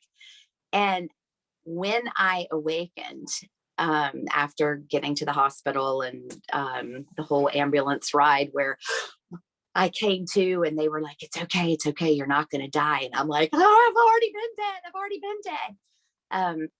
I had to go and do the thing that I consider to this day the most difficult thing for mankind, and that's to sit with oneself. And I had to sit with all that had been and all that was and all that would be in present time.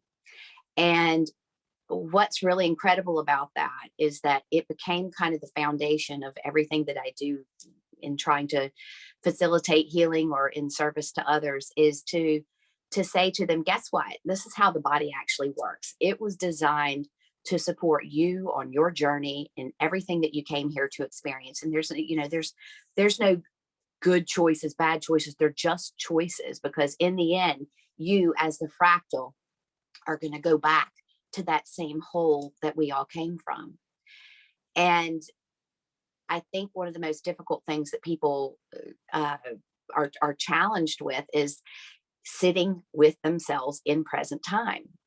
And as I went on and learned about how the body works, and went on to become a doctor and understand so much more about the actual physiological aspects of being a human being, and how important that combination of the mind, the body, and the spirit are, and how we need to give equal time and attention to them all, because they're intrinsically entwined, and designed to work together in order to give us the greatest experience here.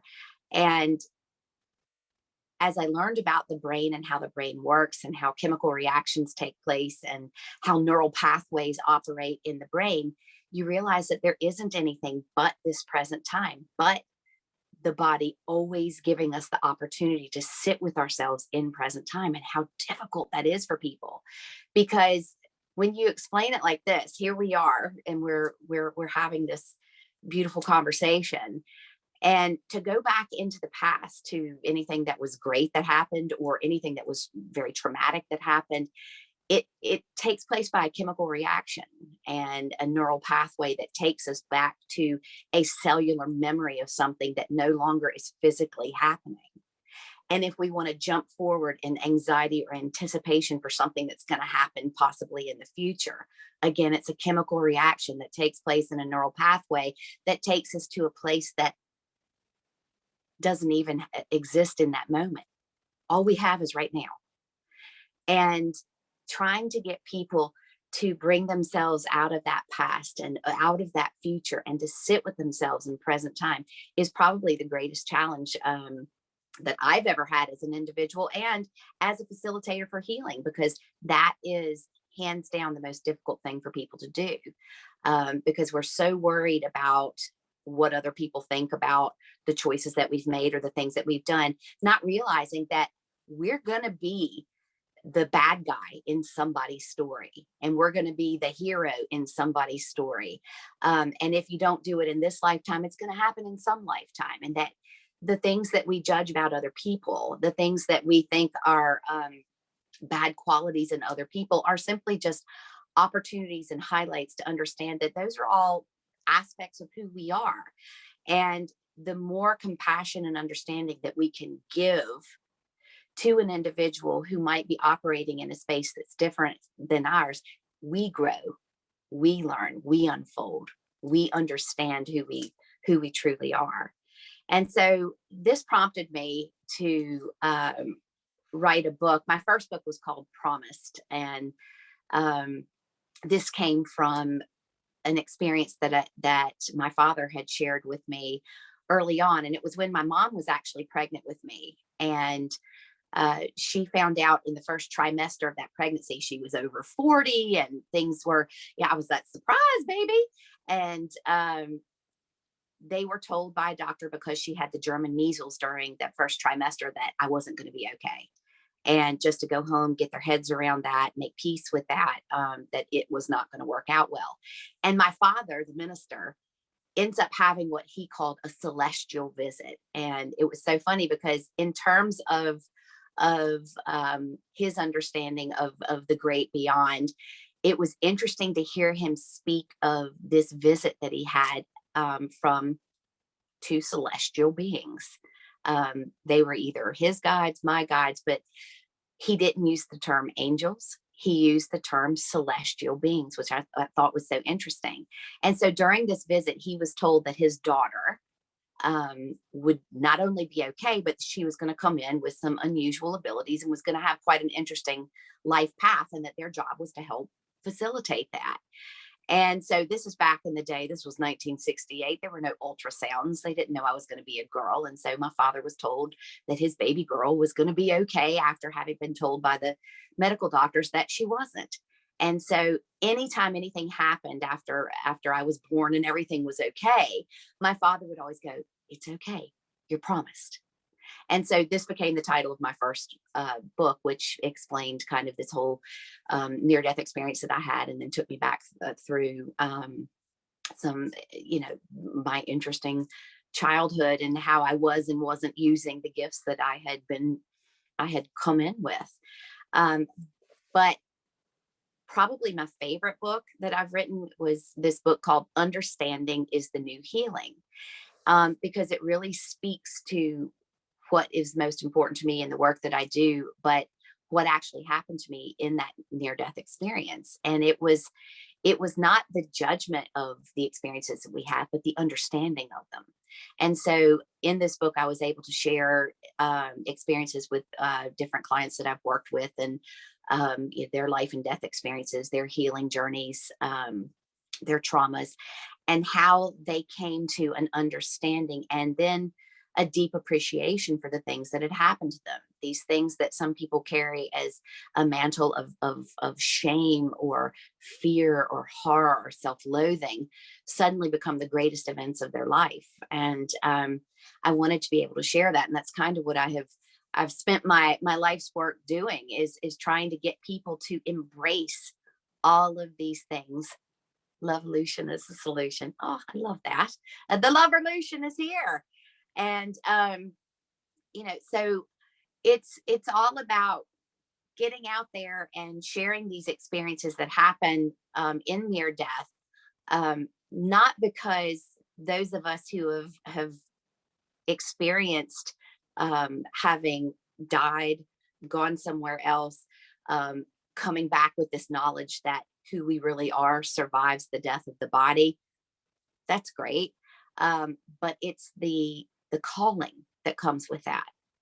And for me, it was, I wanted to shout from the rooftops when I went through this experience to anybody who would listen. Guys, we already are that which we seek. Oh my gosh.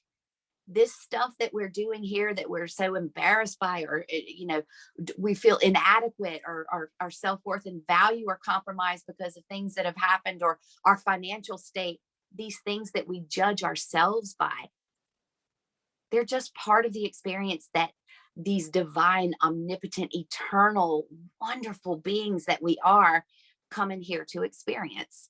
And, it's kind of like playing a good old game of Monopoly.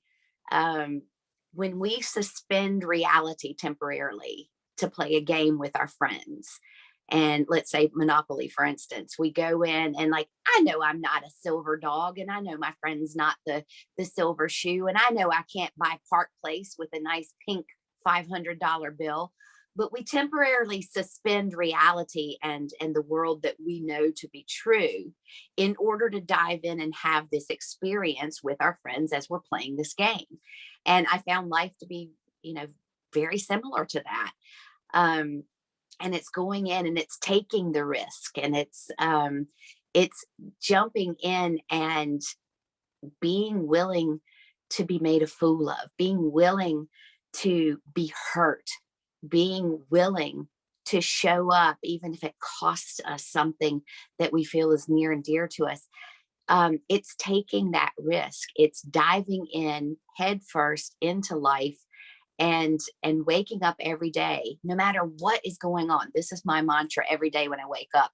Obviously, by the description of this accident, I came back kind of banged up. I had a broken neck, and I lost my hearing, detached the retina. I've got a lot of physical injuries. But every single day when I wake up, before I even move out of the bed, I ask myself, is the pain that I'm in right now, be it physical or be it emotional, is the pain that I am in right now bigger than what I want to do today? And I'm 53 years old now. And so far, every single day I've awakened, and the answer is no, the pain I'm in is not bigger than what I want to do. You come back after an experience like being dead, and with the opportunity to come back and share that with people, with this overwhelming sense of, how can I help you see how incredible you really are? How can I help you use the time that you have here to do everything? And everything doesn't mean buying the biggest house and the fanciest car or having the most money in the bank. It's greeting every single experience that you have with that same joy, with that same joie de vivre, with that same kind of passion whether it's opening up the electricity bill and going, oh, okay, all right, what am I going to have to do to pay that one? Or getting really great news that your child was accepted to the college of their dreams. It's being able to approach every single experience with that same kind of awe and expectation, because that's what they all are. They're all experiences, and each one of them is not there to define you. And this is something I think human beings have a big problem with. And I'm so grateful to have been out of the body and to come back in with this knowing, because what we tend to do is we'll wear a badge of some people honor, some great achievement that they've done. But more often for a lot of people, they'll wear a badge of a trauma. They'll wear a badge of something that has happened to them in the past that now has literally become their identity. It's a wound that has become so big. As we say here, it's grown legs. And over time, it becomes this overwhelming identifying factor in the life that we're living. And so, when I was standing in that moment, watching my entire life unfold around me simultaneously, and that the kindness that I shared to that homeless person on the street, and that name that I called somebody in the 4th grade because I wasn't secure enough in myself not to participate in the name calling with somebody else, that those things were so important, each and every one of them equally as important as the really good things that had happened and the really great things that I had done. And that was this overwhelming take from that experience, is that each and everything is just as important. I often think, like, when I'm doing my laundry, I'll reach in to the dryer and I'm pulling those warm clothes out, and it becomes a meditation. It is a sense of being present in that moment with that clothing that I purchased, that I went to work and earned the money for, that might be my children's socks or t-shirts or whatever, and that I have those children to give those things to. Everything becomes a moment of gratitude. Everything becomes an opportunity to lose yourself in the joy of being human. And it doesn't matter if right now you might not be having what you would consider the most optimal experience, that you feel like you're stuck in your pain, or that, oh, I can't be present with that right now because I just lost somebody that I hold near and dear. Well, that's part of the human experience. And my good old daddy used to say also that struggle is inevitable to the human condition, but suffering is optional. And so it's taking people from that place of appreciation for the struggle so that they don't have to suffer. Because bad things are going to happen, uncomfortable things are going to happen to all of us, and they do on a daily basis. But simultaneously, so do those good things. And that is the beauty of this place. That is the gift of this Earth School. There's no other place in the cosmos like it. That dichotomy of dark and light, that you can be ill with cancer while someone that you love just gives birth to their brand new baby. And that joy and that pain are happening at the exact same time. That's what makes this place incredible. And the experiences that we have, every single thing that crosses your path can have that same sense of purpose and meaning if you allow it. And so remembering that, having that great aha moment, and coming back not only just with that feeling of overwhelming and unconditional love, but with these tangible tools that I could bring back and apply to my everyday life and then share with other people. That was such an important part of the near-death experience for me. And, I feel that calling to share those things with everybody. And, that's been 30 years ago that happened, December 14th, 1991. I call it my rebirth day. So I'm a Pisces and a Sagittarius. And, it's having that fun and that laughter and that joy with everything. Before I came on here with you guys, I was facilitating something in town that I've brought to my little community here of Athlone, Ireland. Because when we talk about portals of ascension, when we talk about ascending into this new understanding and this new way of being, there's something that's very important that comes with that. It's not just sitting back and receiving all the divine graces of everything out there. It's elbow grease. It's putting the work in. And so as we move through a very difficult couple of last years into a space that people are trying to find themselves, because literally everything they thought to be true, everything they thought they knew about themselves, the jobs that used to define them that no longer are there, where they used to go in and work with people and now might be at home working online, or where they left a job that they couldn't stand, or a marriage that was no longer serving them, or they found love in the midst of all of that. Every single thing that happened in the last couple of years has been incredibly important to who and what we're becoming. And it's teaching people to love and appreciate this new world that we're living in, this dichotomy of dark and light, and how it's here to serve us. I was speaking to someone earlier today about her process of illness and what she was going through and how uncomfortable she had been. And we were able to take it in the course of less than an hour from a space of her suffering to a space of her understanding why this had happened in her life and the gift that it had actually brought. And it was, this illness was able to take her from a space of always putting her time, focus, and attention on everybody outside of her back into a space where she needed her own attention. And that she was finally, for the first time in her life, giving that to her. And that wouldn't have happened without this illness.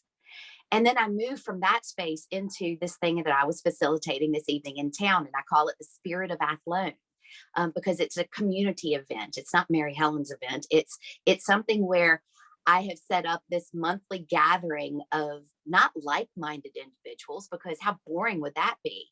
Of individuals who are looking for a place to learn and to grow and to meet themselves in different forms.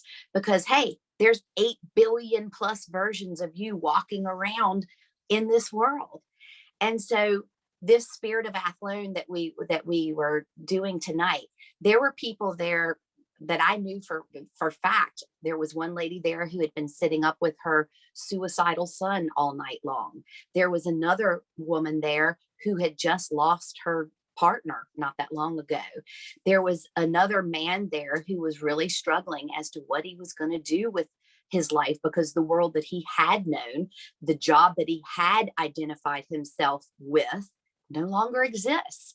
And there was this beautiful gathering of people who were there just bouncing off of each other. And tonight's theme was chakra dance. That's what we were doing. We were using movement, and people were putting their hands going, this is the first time I've moved today. This is the first time I've actually gotten up. And you could see in the beginning, they were kind of, and my friend who was facilitating, my guest speaker for the night, she was out there and she was moving and doing all that kind of weird stuff that we airy-fairy spiritual folks go like, oh yeah, I'll never do that. We were out there and dancing and moving. And it was so amazing to watch each one of these individuals who had come to the table with their own stories, starting to engage in that moment, starting to just let go and be present. Suddenly, that woman who had been sitting up all night long with her suicidal child was just in the moment. Suddenly, that woman who could not see a way out of her grief because she had just lost her partner realized that he's just walked into a different room. He was all around her. She was full of his spirit by the time the night was over. And it was such an incredible evening. And so that's something that I would encourage you also to do, because there's not a single one of you out there watching this who can't do something like that in your own community. It's not all about being famous worldwide and going out and saving the world with all of your books and your movies and your this and your that. You can change your very world by starting where you live, by starting in your own home, by being a reflection, by being that mirror image of what's happening in the world in your own little corner. And that's kind of the premise of the Spirit of Athlone. It's bringing that kind of love and opportunity to see what's right on your doorstep. If you know people who are particularly good at facilitating some type of healing or are great with essential oils, or they know about the chakras, or they're great in working with trauma response, that like whatever it is, create a space to allow your community to know that these people are there.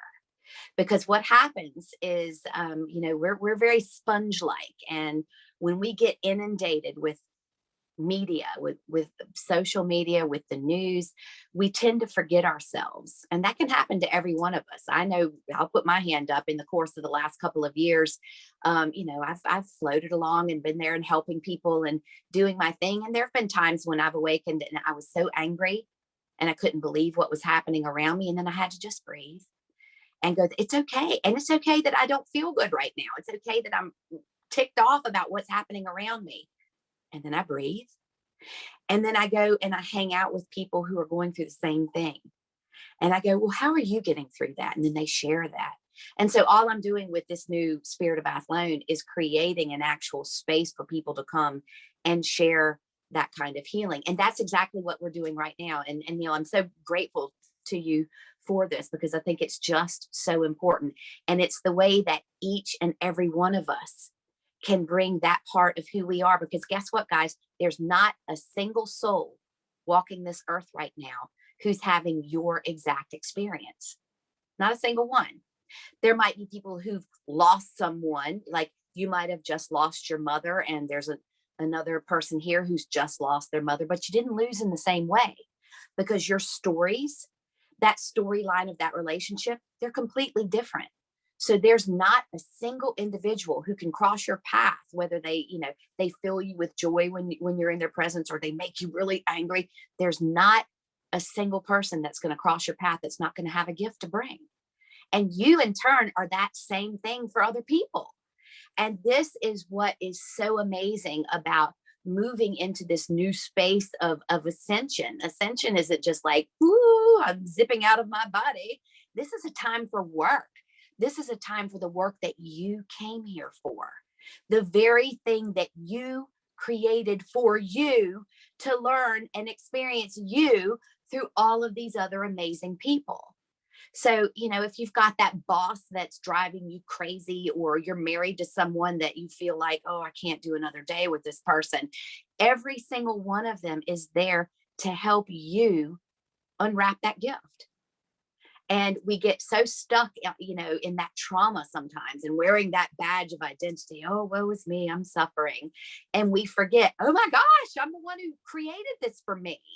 And so that's what I really want to remind people of. And that was the biggest take of my near-death experience was, oh my gosh, I am the creator of this experience. I am the master of this ship, and I can suffer for as long and as deeply as I need to. And then when I'm done, I'm done.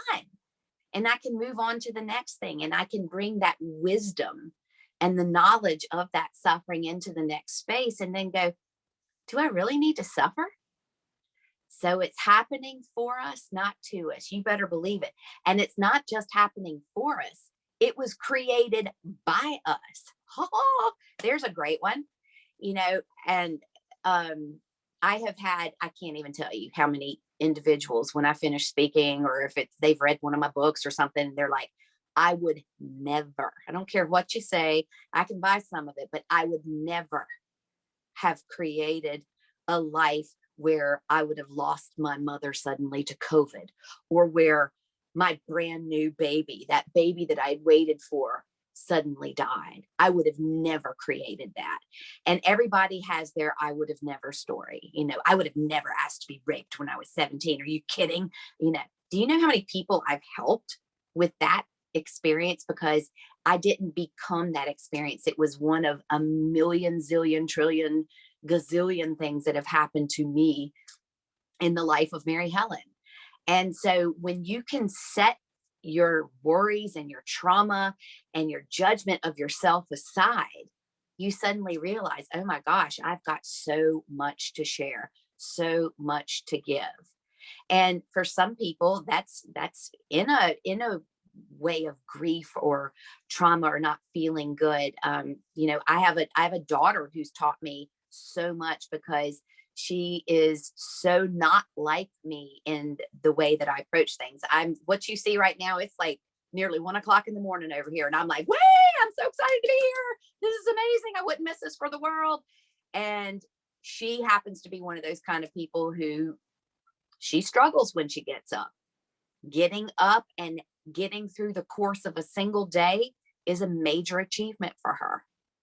And so stepping outside of that and looking at her experience of life, and rather than trying to change it because it makes me uncomfortable, I sit in that space and I try to learn everything that she has to bring. And in doing that, in just being present and listening, it changes the way that she feels heard and that she feels accepted, and the way that she feels that her life and what she's bringing to the table has value. People feel unheard and devalued when we try to put our own feelings or our own perceptions about how somebody should be experiencing life or a particular trauma. It's like right now, it's like we've all just come out of the same pandemic experience. And me personally, best pandemic ever. Had so much fun. I had a ball. I didn't miss a day. I've been in there seeing patients all day long, every day. And guess what? I got to hear all of their stories. I got to hear how each and every one of them made it through the pandemic, and how some of them had family members who didn't, how some of them struggled with the whole vaccination thing or not being vaccinated, or how they were treated for those choices. And I got to sit in each one of those stories. And rather than trying to imprint on them how I felt like they should have handled it, I sat back and I listened. And oh my gosh, I'm so much smarter than I was 3 years ago. And not smarter because, oh, I know so much, but smarter because I gave myself the chance to listen.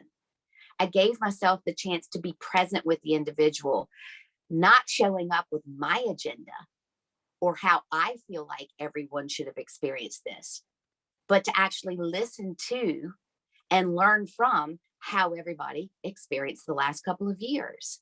And as we move forward and as we bring those lessons with us, if you can move into each new experience that you have with that kind of understanding, oh my gosh, the life that you have in front of you, wow, wow, wow. You know, I'm excited every single day just to be here. A day doesn't go by where I'm not grateful that I made that choice to come back here. But I also sit with a lot of people, and particularly right now, people who are finding it very difficult just to get up and get dressed and get out there. I deal with a lot of people who have suicidal ideation, who have suicidal tendencies. And one of the things that I do when I approach that is I first remind myself before going into that scenario, your job isn't to change their mind. What? But your job isn't to change their mind. You can't. This is their experience.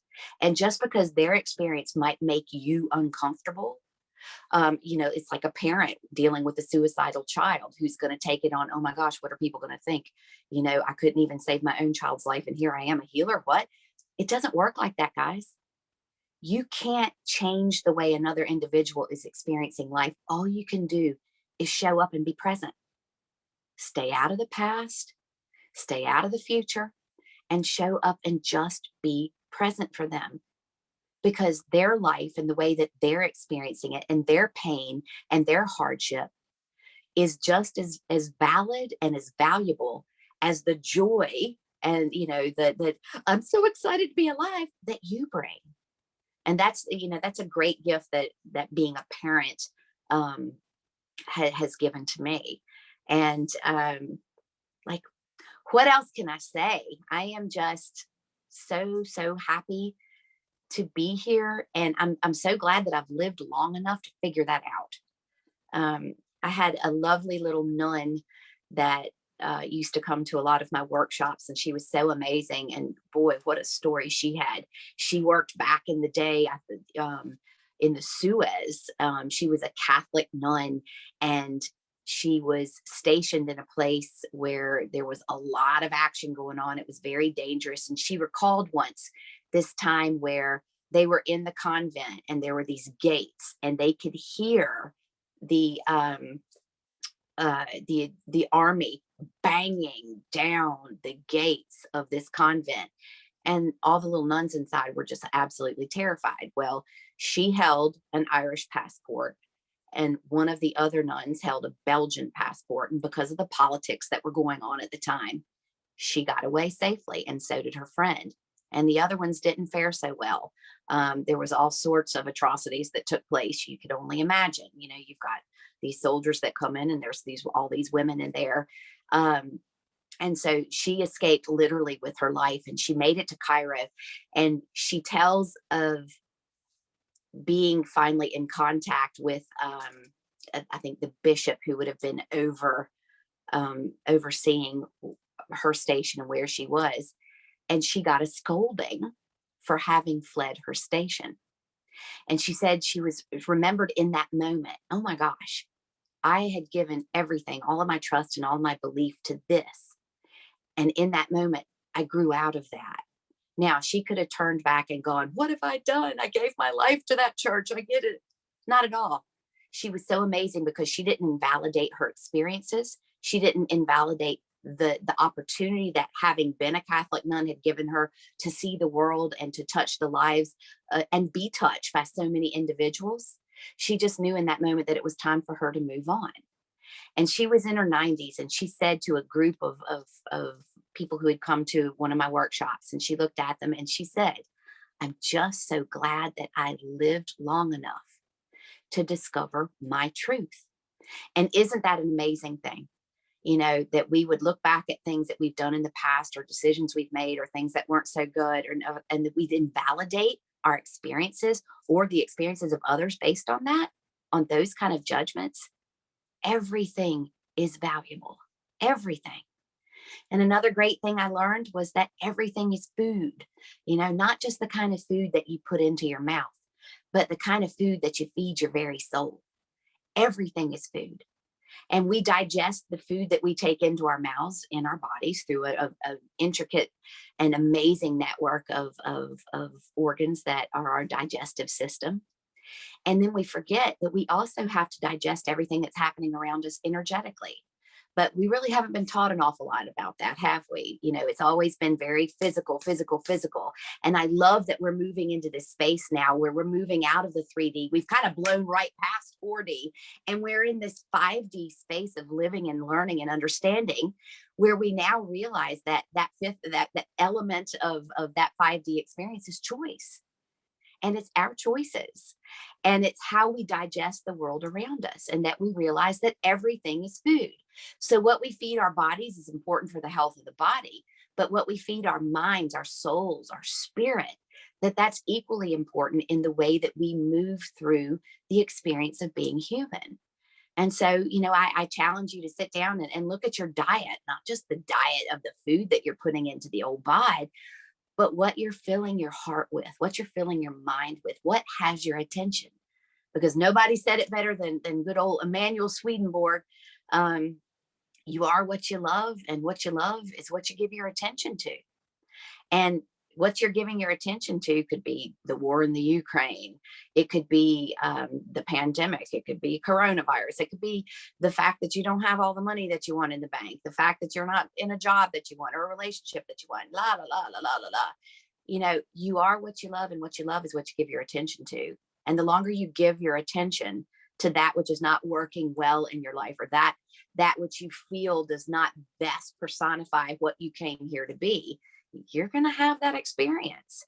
And so if you change that food, if you change what you're feeding yourself, if you are more conscious about the fact that every single thing, every word, every deed, every action is feeding your soul, you're a lot more careful about what you put in.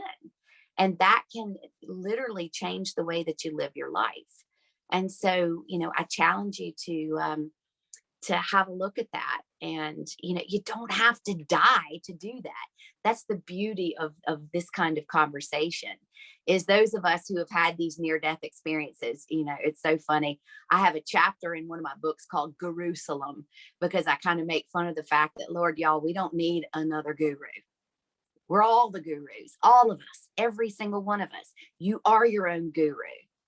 Everything that you came here to be, to learn, your purpose, all of that, you're doing it right now. And it's just what has your attention that has your love. And we think of love always as being, oh, but love is that loving, positive, wonderful feeling. No, love is where you're giving your attention. And it could be on something that's not quite so pleasant, not quite so nice, or the woe is me kind of love. So know that, and know that you have the power to change that. And that as we are in this new environment, this new world that we're creating, you can jump into the fear of the future. Oh my God, what's going to happen to us? You know, it's the new world order, and, you know, we're going to digital currency, and la, la, la, and you're freaking yourself out. Or you can be part of that positive change, because remember, Earth is a dichotomy. It's the darkness and the light simultaneously.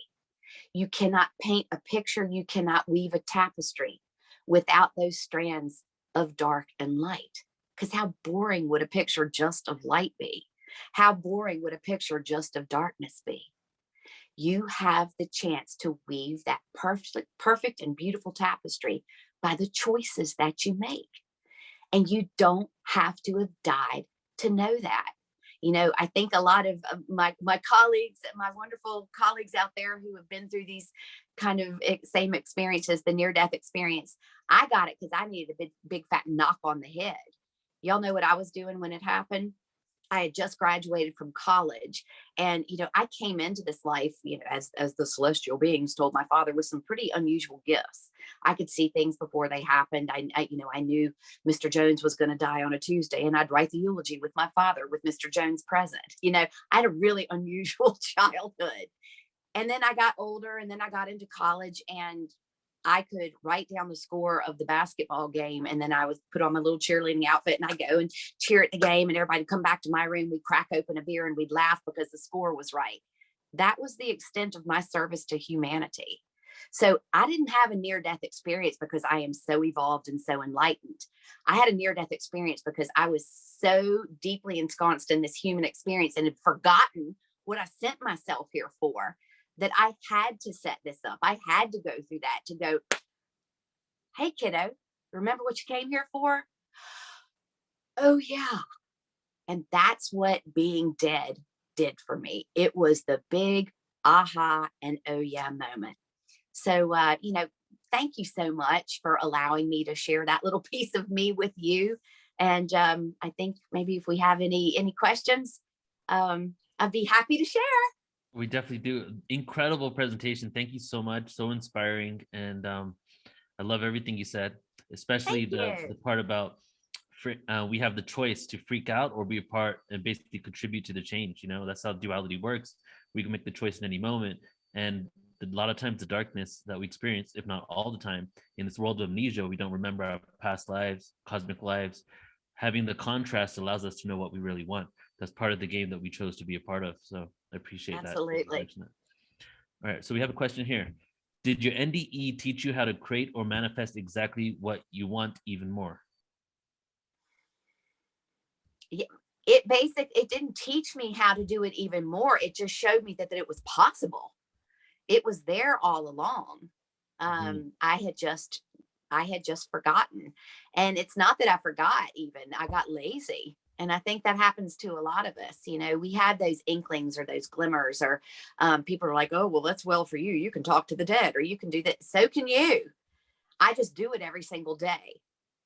My daughter is a brilliant musician, but guess what? She practices and sings and plays piano every single day. I do what I do every single day. Therefore, I've become really good at that. And so that art of manifestation is something that's just, I expect nothing less. Mm-hmm. And so it just took remembering that it was already there. That's why I say all the time, you already are that which you seek. everything that you wish you could do, you already can. You just forgot that you could. Right. And having that belief, that hardcore belief, or not even a belief, knowing that it's a reality, makes it even happen even more, strongly and throughout your entire life. All right. So I'm curious about your gifts. So you were talking about when you were younger, you basically had these innate abilities already, and it was just coming out in day-to-day life. But after your NDE, do you feel like that was just kind of a wake-up call for you to know what your gifts were for, or do you feel that even more gifts started unlocking at that point? Yeah, well, yes and yes. What I actually came back with, those guides told me at that time that by choosing to come back, that they were going to raise the bar and they were going to make it really fun, and that there would be signs all along the way. And guys, every single day of my life, there have been. And those gifts were enhanced. And that was the reason. I just graduated from college, and when I was driving away from 4 years of university, I was looking in the rearview mirror and I weren't going back. I was done. I'd been in school all my life. And then all of a sudden, there's my dead grandfather, who is, he was a surgeon in life, and he's coming up going, guess what? You're going to go to chiropractic school. And I was like, what? I'm going to what? Go back to school for what? And the reason that I was pushed in that direction and reminded that that's what I was going to do was so that I could get my hands on so many people and learn how to utilize those gifts that were there. And so, yeah, they have enhanced 1,000-fold, not because I was bestowed with these new gifts, but because I actually started using them in my everyday life and became really, really good at a skill that was already there. Right. Practice makes perfect, huh? That's it. Yeah. Beautiful. Mary, thank you so much for your energy and contribution to this event. Really appreciate you and everything you do. So thank you so much. Thanks so much for having me, and thanks for sticking in there, guys. I really appreciate each and every one of you. Thank you. Take care. Thank you. Bye. Beautiful. All right, everybody. So we have 2 more speakers left for today. Well, next up, we have Rosemary Thornton. And then after that, we're going to close out with Susan Price. So let me go ahead and introduce you to Rosemary here.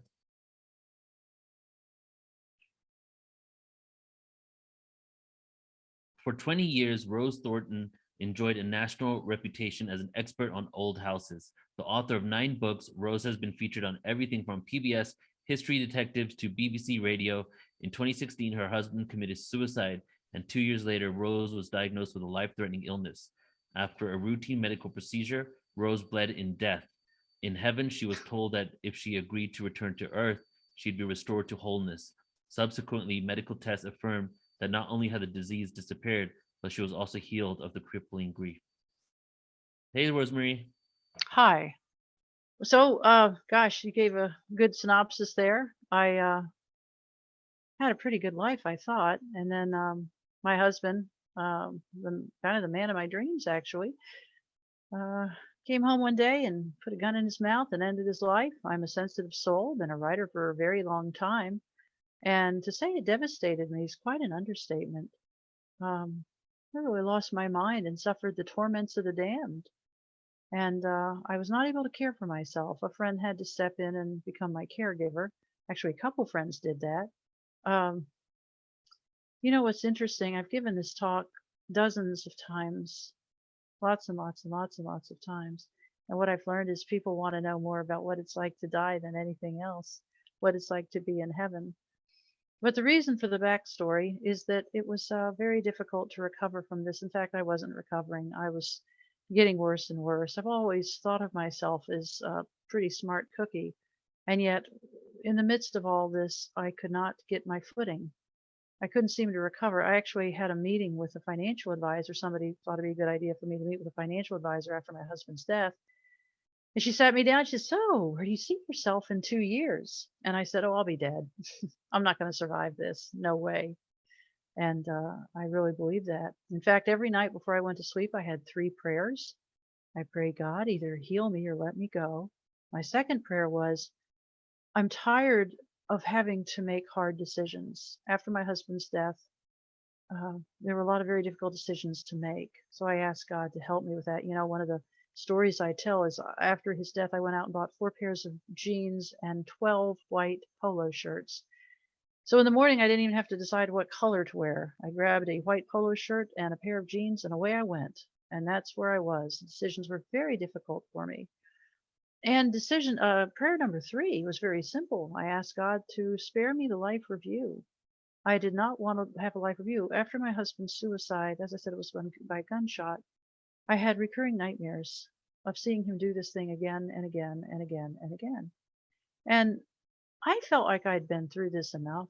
I did not want to see this on a life review, and I certainly didn't want to see how I broke down after this. I ended up selling the house, and anyway, I had to start a whole new life. It was very difficult. And 29 months went along, and I was really not doing well. In fact, I would say I was just getting worse. And yet I learned how to play a part. I learned how to be happy and chipper and full of joy when I was out in the world.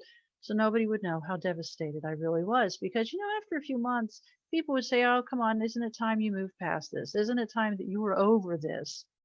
Which makes me very, very angry. You should never say such things to somebody who's been through trauma.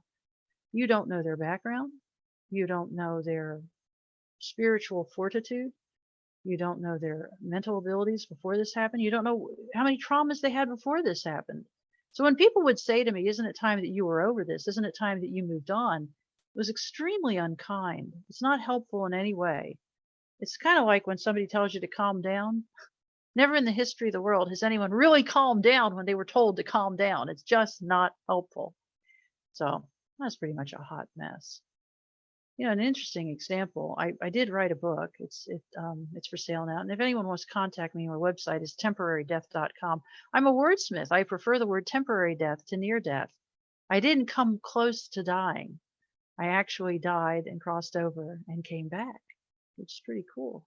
So 29 months out, wasn't feeling well, had some symptoms that were suggestive of something gone wrong. I went to a gynecologist who diagnosed me with cervical cancer. I was referred to an oncologist who diagnosed me as 2nd stage cervical cancer. I was then sent off for a cervical biopsy to determine just how far this had spread, where had this gone, and what was going on. Well, after that surgical biopsy, they put me in a recovery room at this hospital because, I was put under general anesthesia, and the surgery was 30 minutes. They said it took me 3 hours to wake up from that stuff. I had never had a surgery before. I had never been anesthetized before. I never took drugs. I had been raised in a environment where we prayed for healing. And I had always turned to God when I needed help. And yet this cancer diagnosis seemed pretty frightening. So that's how I ended up in the medical world with this thing. And then after the cervical biopsy, I'm in the recovery room, and I get up to go to the bathroom and come back, and I tell the RN that's attending me, I'm bleeding an awful lot. And she said, oh, once you get home and lie down, you'll be fine. And I said, no, I'm bleeding a lot. And I told her that a total of 3 times. Fortunately, I had a witness. My buddy was there helping me through all this. And each time she was dismissive. Something I was talking about briefly on another podcast that's pretty interesting to me.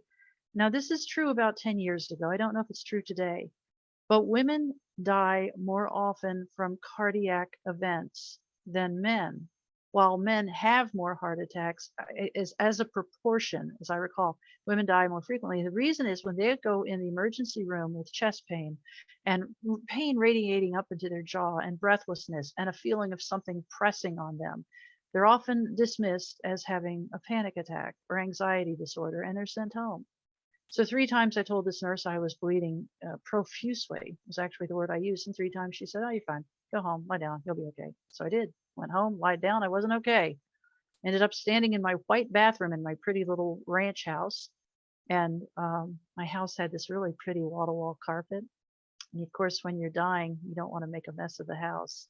So I was really frightened of making a mess. So I went and stood in my bathroom. Took my clothes off, stood in the bathroom, and I watched the blood just flowing down the drain. It was pretty rough, frankly. People say bleeding to death is not a bad way to go. I can tell you, it's not, but it's scary. It's very, very scary. And studies have shown that, or research, I should say, has shown that when the brain starts losing its normal blood supply, which is oxygen, that anxiety increases. And as somebody who's always suffered from a lot of anxiety, that's bad news. Anyway, I'm in that shower and the water's not on. I'm just standing there trying to figure out what to do. And I thought, very early on in this experience, after my husband's suicide, I mean, there was a general feeling that I wouldn't last long. Everybody knew I was a very sensitive soul. So there was kind of an acceptance that she won't be around long because this is a pretty awful thing he did.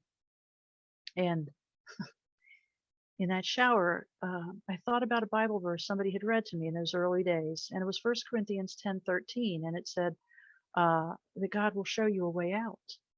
And I thought, this is it. I've been praying every night, God, either heal me or let me go. This is the answer to my prayer. God will show me the way out. I'm being shown. And I didn't do this to myself. I had suffered so greatly from suicidal ideations after his suicide. If we want to talk about suicide prevention, if we want to have a serious conversation about suicide prevention, we need to talk about people like me, frankly, widows and widowers whose beloved has done this, has ended their own life this way. Studies show suicide survivors, which is what we're known as, those who have survived the suicide of a very close loved one, are 12 to 48 times more likely than the average person to end their own life. And yet what happened to me is very typical. I was ostracized. People were frightened of me. Somehow people think trauma is catching. You get too close to somebody who's been through a trauma, that might happen to you too. I was treated like a societal leper. I was a successful author. My husband was a professional. And yet after this, people ran for the hills. They ran for the exits. Not uncommon, but that's another rant. But I had suffered greatly with suicidal ideations. I had a plan, I had a place, I had a method, I had everything all picked out. So in the shower, I was thinking, as bad as I wanted my life to end, as badly as I want this to be over, this may be my way out.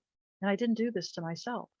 This just is a thing that happened. I tried, went for medical care, did my very best, and now I'm bleeding to death. So I thought about that, and I thought, all you have to do is sit down in the shower, and it is over. Absolutely over. I really thought about that, and it was very tempting. To say it is tempting is an understatement. I was tired. I had already been prepared to take something called a chemo tutorial, which is where they sit you down and tell you about chemo, I guess. I never did take it. Once a day radiation for 6 weeks, and then once a week chemo. I thought, this is a way out. Thank you, God. So as I was thinking about that, I also thought about my friend and his sister who were in the next room waiting for me. They brought me home. They were taking care of me still. And I thought, is this fair to them? I thought, not really. For them to come in here in 5 or 10, 15 minutes, find me splayed on the floor, blood everywhere, a big ugly mess. This is not fair to them. So I garnered up some energy and I stepped out of that shower and I walked very quick, wrapped myself in some towels and walked very quickly to my foyer with the hardwood floors because I thought I won't make a mess there. And if I die, the kids will be able to sell the house because it's nice and tidy. I did think about that. So once I was out there on the foyer, I told my friends, I said, call an ambulance. Actually, what I said was call 911. I'm dying. And the ambulance came and took me to a little ER. It was not actually affiliated, or not affiliated. It was not physically attached to a hospital. Not a good choice, but I ended up there. And I had a very sweet RN, this time an older woman about my age, leaning over me and looking at me. And I was very frightened. And now, let's get this show on the road. I did not want to die. So I grabbed her hand, probably not uncommon for nurses. I grabbed her hand and I said, promise me you're not going to let me die. And I was crying. And I'm flat on my back on a gurney in a little cubicle. And she very tenderly wiped the tears from my face and said, oh, honey, we're not going to let you die. We have many solutions for this. And I was very comforted because while the doctor seemed pretty young, this nurse seemed like she had a genuine confidence that this was going to turn out okay. The doctor examined me and then left the room. Nurse and the doctor left the room, and I was in there with my buddy. And he said at one point, they had given me a shot for Dilaudid too, which turned out to be a not good decision. Dilaudid is actually a powerful painkiller, morphine derivative. So my buddy said that at one point he looked up at the blood pressure monitor, and my blood pressure said 32/25. which frankly, at that point, you're more dead than alive. And then he said the next time he glanced at it, it said error. So it was less than that. But in between that low blood pressure reading and the non-blood pressure reading, he said my eyes popped open.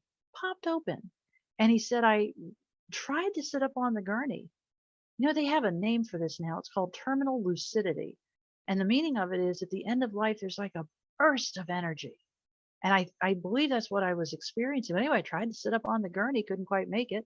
So I reached my arms up to heaven and wiggled my fingers almost as a child reaching for a father. And I said something that he couldn't hear. And then I flopped back on the gurney, and that the next blood pressure reading said error, which I suspect that's when I died. Meanwhile, I'm having the time of my life. I popped out of my body like toast out of a toaster. It was very dramatic. The word I've used to describe it is catapulted. I really felt catapulted out of that body. And as I'm floating further and further away from my body, and I was in blackness. A lot of people have said, did you see your body? I did not. I do believe that was God's mercy as well. It turned out when I was in that ER, when I was still conscious, I mean, I remember this, they packed me with gauze, which turned out to be a not good idea because it did not stop the bleeding. It just stopped me from making a mess in that little cubicle. So they did. My buddy got put out of that little room when they heard the alarms going off, and the nurse and the doctor came running back. My buddy Milton said that they came running down the hall with a crash cart, just like they do in the movies. For some reason, I find that really intriguing. He did say they opened that door. He said he thinks it was 4 times they opened the door to that little room and emerged with linens literally soaked in blood. So when they removed that gauze, they realized the bleeding had continued. It had not stopped. But meanwhile, I was having a great time. So I popped out of my body, really, pardon me, very dramatically. And my first thought was, my heart has stopped. I thought, how do I know that? I don't know how I know that, but I know that's right. My heart has stopped. And then I thought, I'm dying. And I mean, I was happy, probably the happiest I've been in 29 months since he killed himself. And then I thought, actually, you're not dying, you're dead. And it cracked me up. I mean, I laughed out loud. And what's so cool is I heard myself laugh. I mean, here I am floating away from my body, going into this great blackness, which, by the way, was very peaceful. I cannot begin to describe the amount of peace I experienced in that blackness. It was perfect peace, perfect peace. So I'm floating away, and I thought, I heard myself laugh. Not only did I hear myself giggle, but I giggle like I always giggle, and I sound like I always sound. Being a woman who's lived alone for many years, I talked to myself, and I had a dog until very recently, and I talked to my dog a lot. So talking out loud seemed very natural to me. And I thought it was pretty intriguing that my voice sounded the same. My giggle sounded exactly the same. And even my goofball sense of humor went with me. I mean, here I am going on to my reward, and I'm correcting my tense. So in this experience, I thought, everything I am has come with me. My intellect, my odd sense of humor, perhaps even moribund, my giggle, I can hear myself, my voice, it's all come with me. And I thought, actually, what did I leave behind on that gurney? And I realized it was very clear to me what I had left behind was anxiety, guilt, grief, sadness, woes, regret, all those negative things I had left behind on that gurney. And I thought, my whole life I've suffered with anxiety, and I have always wondered what I would look like with no anxiety. And I thought, this is pretty cool. This is me. This is what I look like.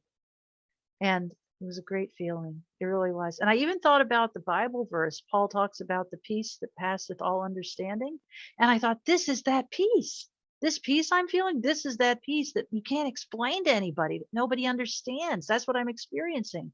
And I thought so much about memories and things I knew. And I loved it that not only did my intellect seem intact and my memory seemed very intact, it felt like my whole life I'd been living at 60 amps, and now I was operating at 100,000 amps. It was almost too much. Everything was happening at once. Everything was happening.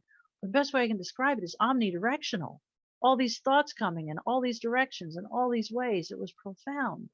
And floating away from my body, floating further and further away, I experienced so much peace. This atmosphere I was in was actively comforting me. It wasn't just a comfortable place, it was actively comforting me. And it's so incredible. And early on, again, timing is difficult. You know, in the human experience, we put life, time on this very linear construct. There was the past, there is the present, and in a bit there'll be the future. And Einstein told us, to those of us who are committed physicists, the past, present, and future are only illusion. And that is hard for us as human beings on this earth to wrap our mind around. But in this experience, everything was happening at once. Everything was happening now. And I don't know where exactly. It seemed like early on in the experience, I felt the presence of a massive spiritual being with me, very tall, to my left and slightly behind me. And I turned my head to the left and looked up because I wanted to see who had joined me. And I thought, even then, I thought that was pretty interesting.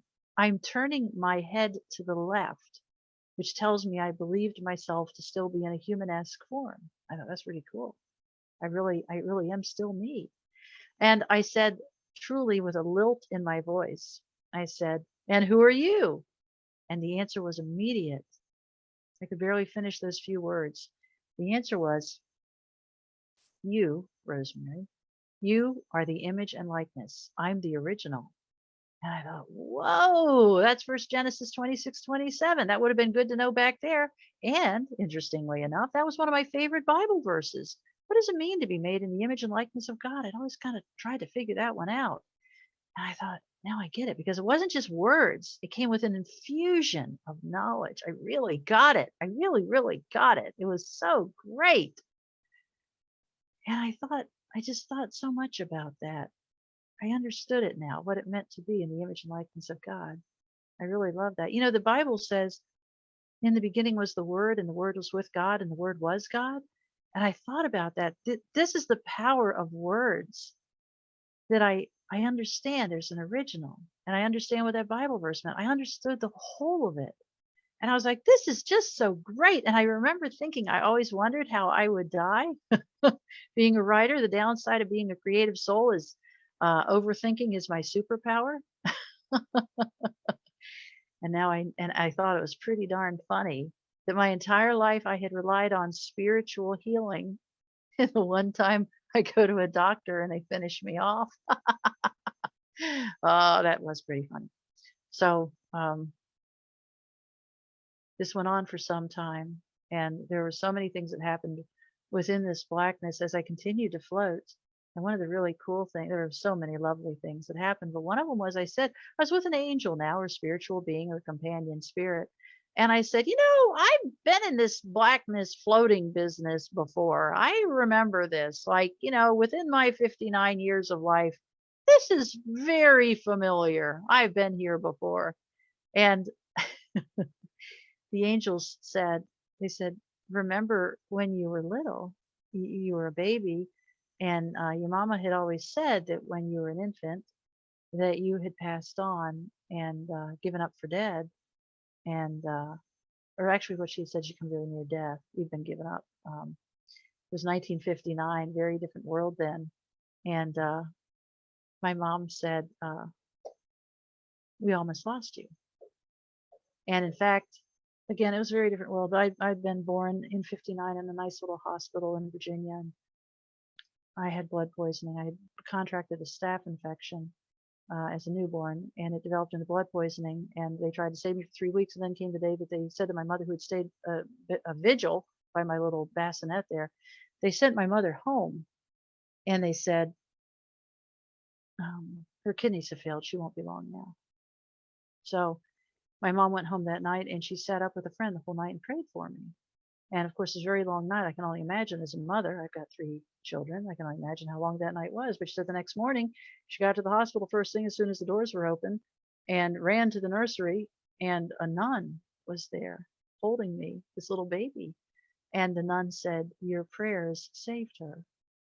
And my mom had told me that story when I was in my 30s. And I always thought it was a pretty cool story. But in this experience, the angels told me that I had not come close to death that night, that I had actually passed on and been with them and got sent back. And that explains so much, because throughout my life, I have felt like a weirdo and an oddball and a curious one that could hear the angels speak. The angels talk to me a lot, and I loved hearing the angels speak. And sometimes when people passed, even as a child, I would see them walking through the house, to say goodbye, and nobody else could see them. And I was like, what? Y'all didn't see Uncle there just walk through? So it explained a whole lot. And you know what? I was so grateful this was over. I was so grateful this life had ended. My whole life, I've tried to keep up a habit of a daily gratitude list. And throughout this experience, I just kept thinking how grateful I was to be gone, to be dead.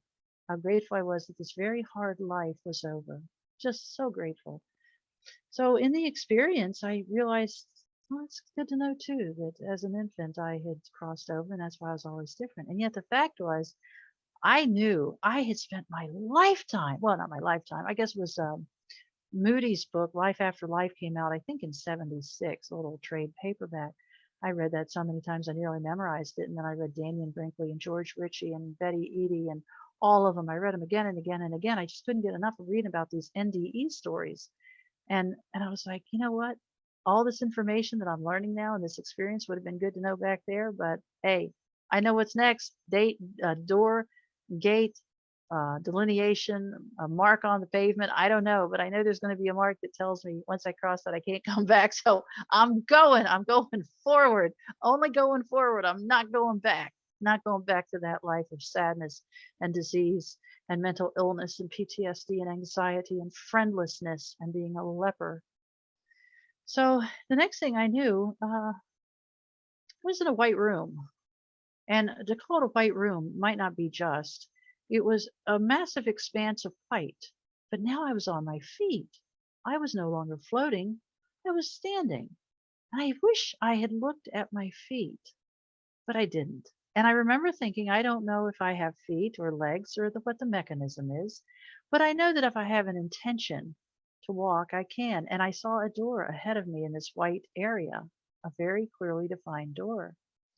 And I thought, I know what that door is. I've read these books. I know what that door means. That door means that that's where I go. That's where I say, we're done, Chief. I'm out of here. And I literally felt like I said to the angels, clear the way. I'm doing the door. No need to ask me twice. I am done with this. And in that room, so much happened. But one of the things that transpired was I was walking toward the door, but now I felt like I had at least one and maybe more angelic companions keeping me company.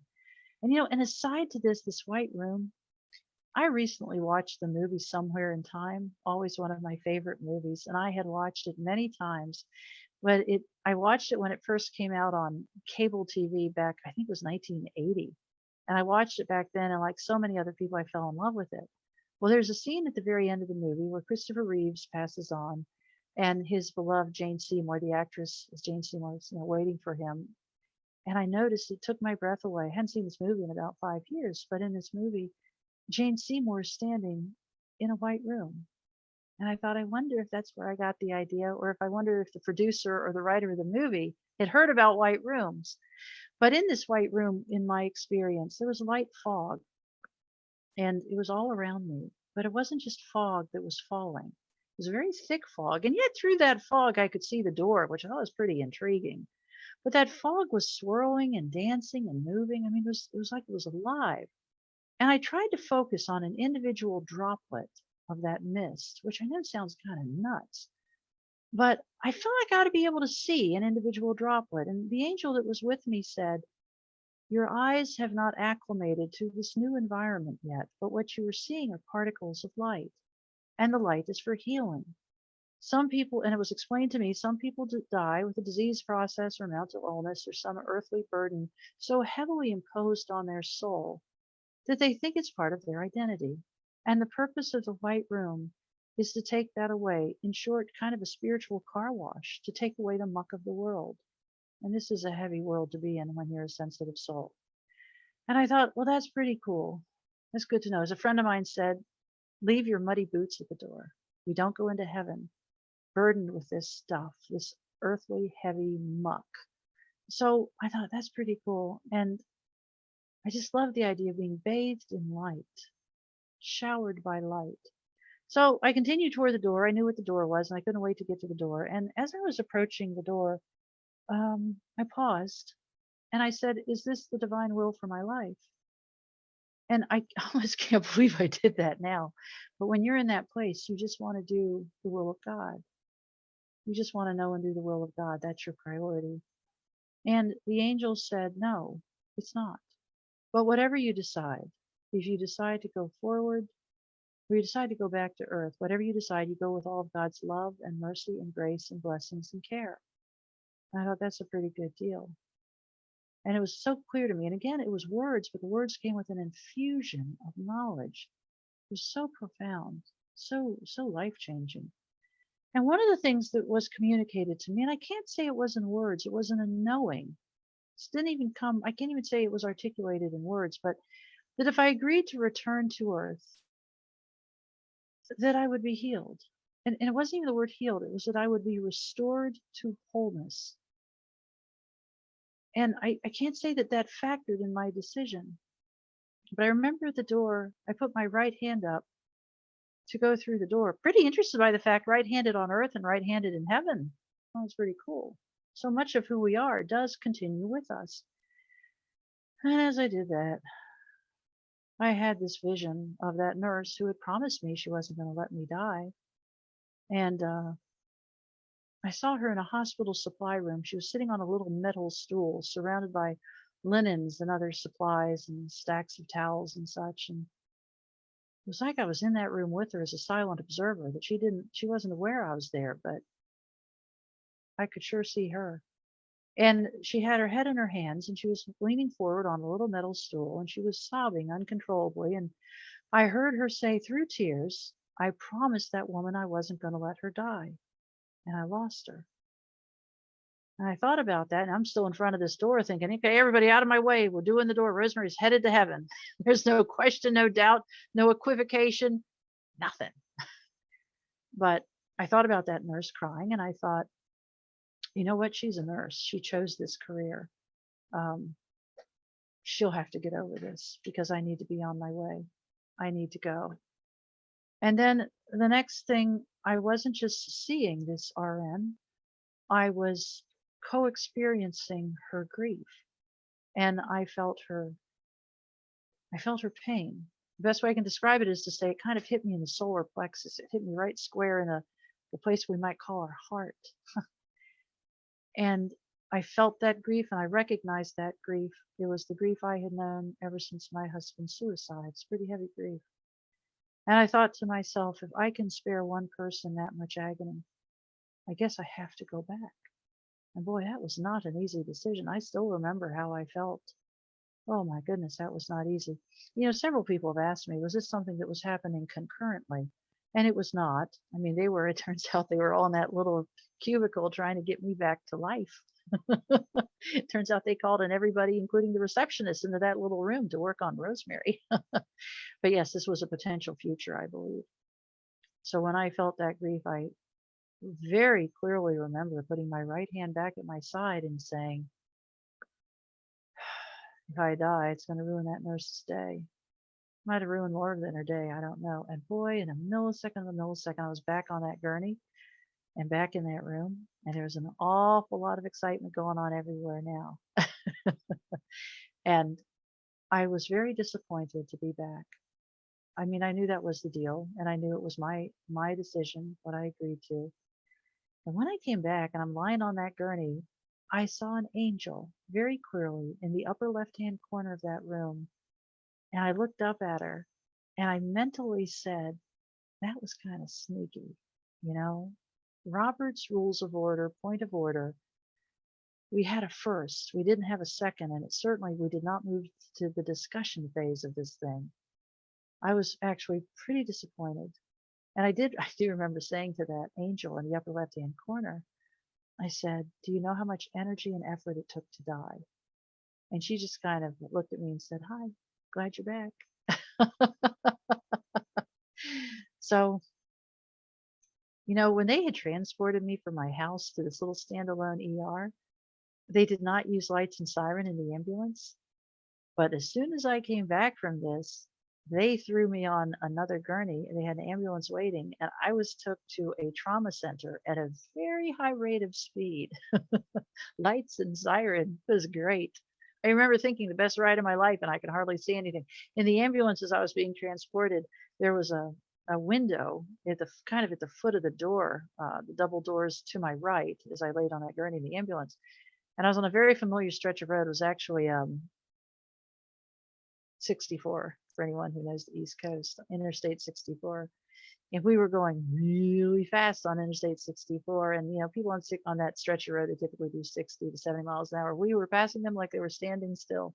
And I found out later the ambulance drivers were also concerned that I would die on them. You know, my buddy who was there as a witness, he said, when you came back, he said, I've heard the expression white as a sheet, but I had never seen anybody literally white as a sheet. And he said, not only were you white as a sheet, but your lips and under your eyes were dark blue. He said, you looked like a corpse. You didn't look like anything alive. So I was in the hospital for a few days, and it's so cool. The next morning, I got the doctor that was my age who came and sat by my hospital bed. And he said, you had a heart attack. And I said, not me. I ride my bike. I walk. I eat lots of fruits and veggies. I'm very healthy. And he said, no, Miss Thornton, you've had a heart attack. And he said they had tested in the blood work, the enzymes were very, very elevated. And he said they've already started coming back down. So that tells us it's not underlying heart disease, but in fact, you had a heart attack. And I said, I don't understand. And he said, well, last night you lost so much blood that your heart actually stopped. So when I heard that first thing, that first thought that came into my mind was your heart is stopped, I was right. And there's so many layers to this that are pretty profound. And I'm watching our time here because I don't know if people want to ask questions, but one of the things that was so cool about this, when I came back from this, I was in the hospital pretty incapacitated for 4 days. I mean, I was conscious and alert, and actually I felt like I was more alive than I'd ever been. I was having a great time. I like being in a hospital. They bring you food. They kept saying, what would you like to drink? What would you like to drink? Would you like to drink something else? I drank an awful lot of apple juice. You know, true story. The women can appreciate this. I'm 5'9", when I went into that hospital, I weighed 170 pounds. You know, they weigh you in, I don't know how they weigh you, but when I went out 4 days later, I had been living on chicken broth and Jello and apple juice, and I weighed 180. I gained 10 pounds on a purely liquid diet. Anyway, I digress. So in the hospital, they said that my heart muscle had suffered damage from being run dry. And that's what happened. It's not really that I had a heart attack per se. I had run out of blood. It's pretty fascinating. When you start to lose blood, your body shuts off the extremities, and it focuses on keeping the core going, you know, which is kind of the chest and the head. And it took a while for blood flow to return to my legs. Actually, it took about 16 hours. My feet and lower legs were very dark blue. This is a pretty dramatic effect. But all along the way, they had all these expectations and predictions. You know, your heart muscle's damaged. You've lost so much blood. You know, I was 59 years old at the time. And, you know, when you bleed to death, I actually interviewed an ER nurse. I wrote a book called Remembering the Light, How Dying Saved My Life, which I didn't want to. I don't like writing. Writing isn't fun. Oh, anyone says writing is fun isn't doing it right, I guess. But I interviewed an ER nurse, and she told me a story that they had a man in his 20s come into her ER, and he had bled to death, some wound or something, and he had bled to death from internal bleeding. And she said, we got him back. But less than 2 days later, he died again, because when you bleed to death, the damage to your internal organs is so catastrophic that, yeah, maybe you get a heartbeat going again, but it's not unusual for them to die again. And here I was 59 years old, and I came back from this with no side effects and no lingering effects. So anyway, at every point in turn, they predicted this would happen in your kidneys and your liver and your heart, blah, blah, blah. And I would always smile, and I'd say, well, the angels told me if I agreed to come back, I'd be perfectly fine. And as they did their different tests and they did a heart thing, they wheeled me, you know, down the hallway for a heart thing. And they said, Mrs. Thornton, you're a very lucky woman. Your heart muscle appears to be very healthy. And on it went. And I went back to the original oncologist. It turns out when you go to a traditional doctor and you say, you know what, we're not going to be needing that chemotherapy or that that radiation, I was healed in heaven. They're not always on board. In fact, all this online charting stuff, we put on my chart that I was mentally ill. Wasn't real crazy about that. But I did find another oncologist. Had to travel an hour away from my home to find an oncologist that would take me on after this great doctor said, no way, no way, no how. In fact, he was pretty angry that I was declining chemo. He was pretty angry that I was declining the traditional treatment. And he actually gave me a pretty horrible story about what happened to people like me who decline traditional treatment and how they die. And it was a very graphic and ugly story. And it sounded like a very bad way to die, very frightening. And that did knock me off my perch a bit. But I ultimately did find another oncologist. It took actually 8 weeks before she felt that she was ready to do another surgery. It turns out when you go to a doctor and you say, I was healed in heaven, I was healed in heaven, but I want to double check, but I'm pretty sure I was healed in heaven. They're a lot more interested in the story that you bled to death from the cervical biopsy. She couldn't get off that. She was like, wait, you what? She just harped and harped on that. But they did do another test, and she had some reservations herself. But they did another surgical biopsy, and she told me, which I thought was very dear. She said, if you're wrong about this, this may be the end of your career. And I said, well, if I'm wrong about this, it may be the end of my life. So I think I got more at risk than you. But she was really a very wonderful, compassionate soul. And after the surgery, my friend, again, Milton, who'd been waiting for me out in the lobby, he said she came running out of those doors, threw her arms around his neck. And through tears, she said, she's right. There's not one cell of cancer in her body. Or she said, not one cell in the areas we checked, which was a lot of areas. But she said, she's right. There's no cancer. In fact, she said her flesh is so pink and pretty and perfect. Were it not for the medical test, I wouldn't believe she ever had cancer. That was very dramatic.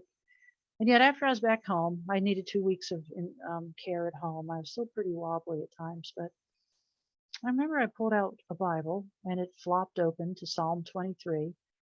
And the words in the Bible, he restoreth my soul, looked like they were almost illuminated. They were lit up. And I thought, that's the real healing. My soul was restored. And I had been so burdened with my husband's suicide and so full of guilt. Oh my gosh, so much guilt. Coulda, woulda, shouldas. So much sadness. So much pain from what he did. I thought of, that's the thing suicide survivors alone can understand is you end up reviewing every single conversation you had, every argument, every stupid little marital argument that every couple has. And you think, no wonder he killed himself. I shouldn't have yelled at him about that. We shouldn't have fussed at each other so much. I shouldn't have insisted he buy me that coat. I shouldn't have asked for that Camry. We needed a car, but did I need a new Camry? I mean, everything comes into review and you beat yourself up so good, so long, so hard. And that was removed from me. And one of the things, my husband had been an agnostic and I had been a Christian. And I felt it was my spiritual duty to bring this man to Christ, and I failed. And so when he died, I thought, I have failed. God entrusted me to do this, and I failed. And something the angels told me. They said, no, the Bible's very clear. They said, we're to work out our own salvation. You do you, as the young people say. What they said, you're not responsible for him. He's responsible for him. You're responsible for you. And I felt like I had been unshackled. It was absolutely life-changing. There were so many things like that. And I asked the angels, and this is after I'm back from the dead and laying in a hospital bed, I asked the angels, where is he now? Because I've heard people say that after they come back from the dead, they feel like they're 50% in this world and 50% in that world. I didn't feel that. I felt like I was 95% in that world and maybe 5% in this one. So I asked the angels, where is he now? Where is my husband now? And they said, he's with us. And I thought, wow, that's fantastic. I said, so what's happening with him? I want to know what's happening. Is he okay? What's going on with him? And they said, none of your business. And I thought, for somebody who keeps company with the Most High God, that seems rather brusque. But it was explained to me that he's not mine. He's God's. He belongs to God and he's with God. And that I need to busy myself with thoughts about myself and my relationship to the divine and with this life. And, the other thing that was impressed upon me is in my vows, we said, till death do us part. And we're parted, and it's over. And I did what I was supposed to do. I honored the marital covenant. And there were so many things that were explained so beautifully to me. And it was life changing. And, the healing of the cancer, of course, is very, very profound, unbelievably profound. And I don't mean to diminish that, but the healing of my soul, to be let loose of all the guilt. And, this also enabled me to forgive him. I forgave myself and then I forgave him. And I realized this was not anything I needed to carry around the rest of my life. It was all gone. And, the other interesting thing, there was an expectation that it would take about 2 to 3 months for my body to recover from all this. And at 14, I guess it was 14 to 15 days out, I had a follow-up appointment with one of the doctors. And they looked at my blood work and I said, I see there's a mistake on your blood work. And I said, well, what's the mistake? They said, well, it's perfect. Every number is literally textbook perfect. I said, well, that's not a mistake. I'm back on my bike. I'm riding my bike slowly and I'm walking again. I feel great. Breathlessness is gone. And they couldn't believe it. They said, what? This should take 2 to 3 months, not 14 days. And I said, no, I'm fine. The angel said, if I agreed to return, I'd be fine. The other day, I woke up and my left knee was hurting an awful lot. Oh, let me back up a little bit. Oops. One of the other things that happened when I came back from heaven, other things had been restored. I had busted a right knee when moving I moved a lot after my husband's suicide, from house to house to house. During one of those moves, something very heavy fell on my right knee and busted it up. It took a while to recover from that, and it always caused me pain. I had a bad injury to my left shoulder. I had some high frequency hearing loss, had some arthritis in my wrist. I noticed when I came back from this, all of that was gone. It had been healed. And as a friend said, you went to the creator and you got rebooted by the creator. And that was so cool. The other day I was waking up, this happened almost, I guess, 3.5 years ago. My left knee was bothering me and it was kind of puffy. I was like, oh, hey, wait a second, angels. We talked about this. Knees, heaven healed. And I remembered it was my right knee that had been healed in heaven. And that's pretty cool. But the left knee was fine in about a day. When I'm feeling sick or troubled or upset or messed up, I think about that right room. I think about how in heaven these infirmities just fall away from us so naturally in the light of God's love, in the light of God's presence. And that has helped me experience healing here on earth. That has been a very dramatic thing. And I know we're almost out of time, but after this, after I came back and I was out of the hospital, I started selling off every single thing I owned, furnishings, everything, family heirlooms. I sold my car back at the dealership, carried the keys up there and said, I won't be needing this anymore. Do y'all want this car? And it was a brand new car. I had just gotten it, I think 4 months ago. And they said, Mrs. Thornton, are you sure you want to sell us that car? You waited 2 months to get it. I said, yeah, I'm not going to need it anymore. And then I sold my home and I moved 1,000 miles due west. And it was life changing, to say the least. And I live in the Midwest now and I don't have many possessions, which I really, really like. And to say I changed every single thing about my life is an understatement. So that's the very short version of my story. If anyone, Neil, are there any questions? Thank you so much for sharing that. It's such an incredible story. Thank you so much. And yeah, what you were saying about the personality and retaining a personality is so curious to me, because if we have past lives, right, and those lives also transition and go back to source, to the divine, is it that every life is imprinted, or when we incarnate after one life, when we reincarnate, that's our new personality that we take when we go back? What do you think? I believe that so much of our personality is spiritual qualities. And those spiritual qualities are what endure, like that, what I described as my goofball sense of humor. Mm-hmm. I think that's who we are in eternity. I don't think it comes and goes and waxes and wanes. I think who we are is who we are. I think it's a gift from God. One of the questions people have asked me, which I love, is how can there be 7 billion derivations of the original? And the way I see it is, it's like there is like one sun, but when you put that sun through a powerful prism, the rays of light that emanate from it are infinite, the potential color combinations. And I think that's what we are. We are the manifestations of God's spiritual qualities here on earth. Some of us are brilliant, some of us are funny, some of us have talents in unique directions, but I think it's all manifesting God's wonder individually. It's taking infinite infinite consciousness, God, and manifesting it in very fun, unique ways. Right. I mean, it makes sense. It would be, we take our personality and we take, there's no reason for us not to, right? It's our unique expression of the divine. We know personality actually comes from the Latin word. I think, well, persona comes from the Latin word meaning mask. And one of the cool things that happened to me during this experience was I could hear somebody screaming my name, Rosemary, Rosemary, Rosemary, Rosemary.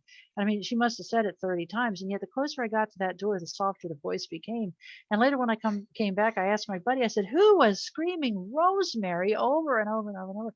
He said, you could hear that? And it was the nurse, of course, trying to get me back. But what's so cool is it was like she was behind me. And I never turned around once to see who was screaming. It wasn't that I was hearing my name, because I was no longer mother, daughter, author, friend. I was just me. I was just a child of God going home. I mean, that was just so clear. I was just going home. And that's what really got me. There's a couple songs. Well, one of them is going home, I'm just going home. That's what this was. It was like waking up from a very intense dream that we call life and just going home. And it was so clear to me that I was just going home. So that name, Rosemary, really was more akin to the annoying buzz of an alarm clock than somebody speaking to me.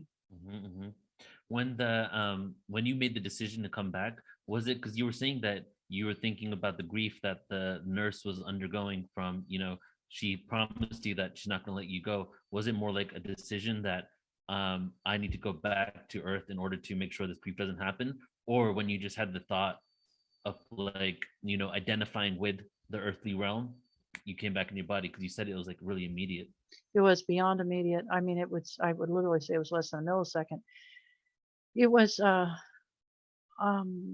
best way I can think to say it, almost like tugging on my heartstrings, that I was shown what pain this would cause the nurse.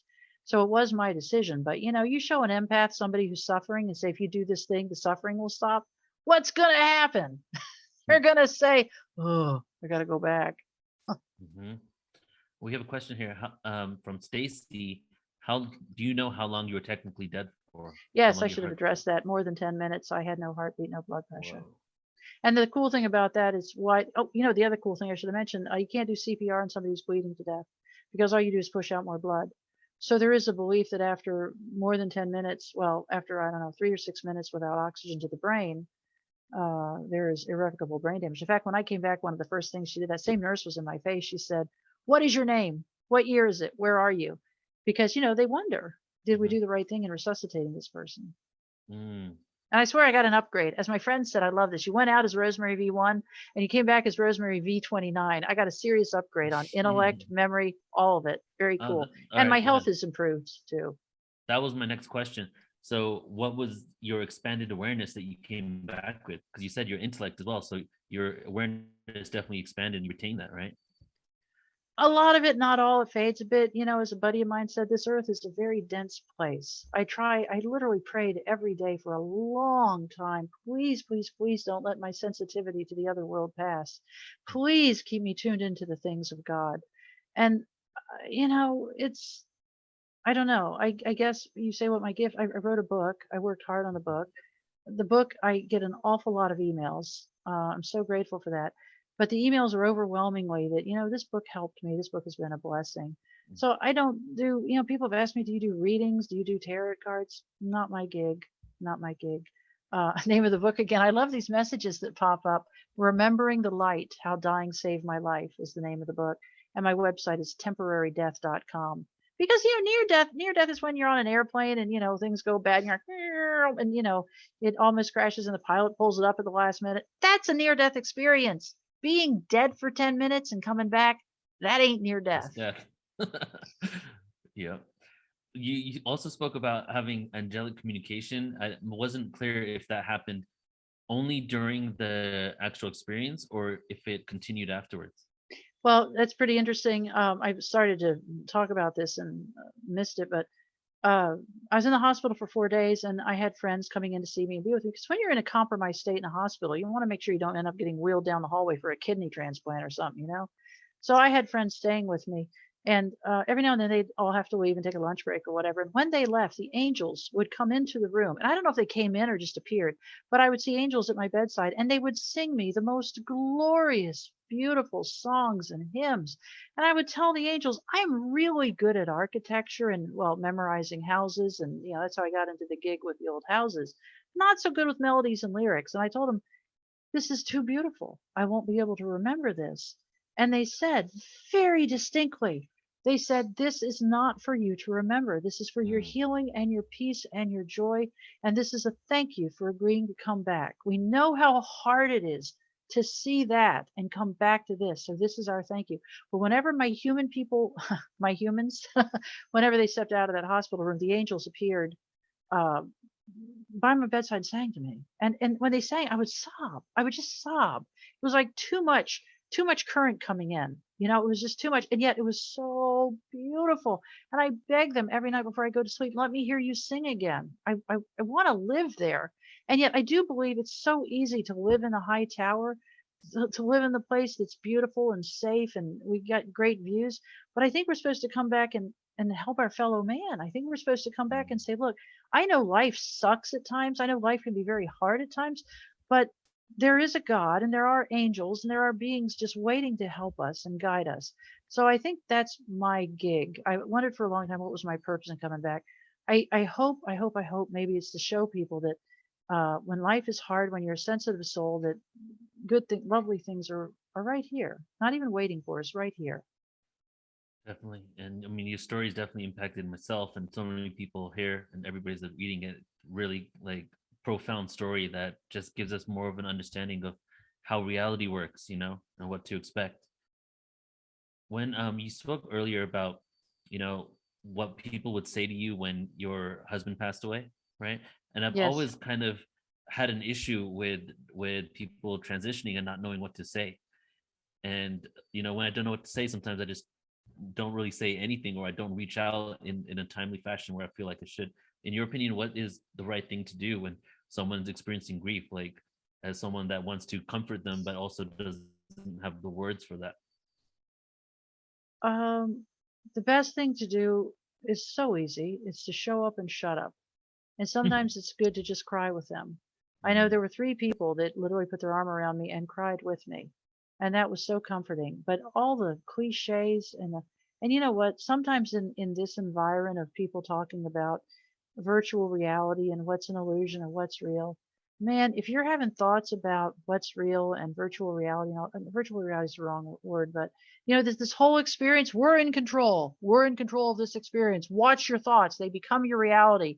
You know what, keep your mouth shut about that when you're talking to somebody with trauma, because you know what, the number one thing I hate the most is when people start on me about karma. You know what, if anyone has any ideas about karma, they can bloody well keep it to themselves, because I've had people say to me, you must have done something really dark in a prior life to have this visited upon you. Yeah, right. That's not helpful, buddy. You know, and so people get into this theoretical stuff. I've had the people say, well, you know, in another dimension, your husband's alive and well. Well, you know what? I'm not in that dimension. And that's theoretical. And you don't really know that. You don't have any idea. So comfort people. I see somebody said agreed. Comfort people in the here and now. Comfort them here in this experience. But karma is nothing but self-righteousness. Karma is saying, look at my good life. I'm sorry your life sucks, but you must have done something. It's a way of building a wall of protection around yourself and saying, you did this. I'm not going to do the thing you did, so I'm not going to have trauma. But yeah, to answer your question, show up and shut up. That doesn't sound harsh, does it? No, it makes sense. It makes sense. Just be present. You don't have to use your mind in order to try to figure out what to say. You know, that maybe comes from some sort of ego identity and projecting your own beliefs on that person. It's just be present. Yes, that's exactly right.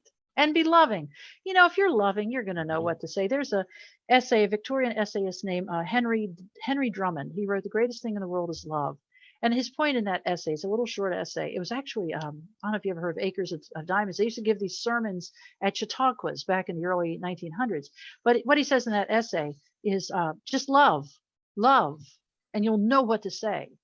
But stay away from cliches. And if one more person says, you know, this happened for a reason, really, no, it did not. And maybe I survived it. The other thing never to say to me is, you're so strong. I am not strong.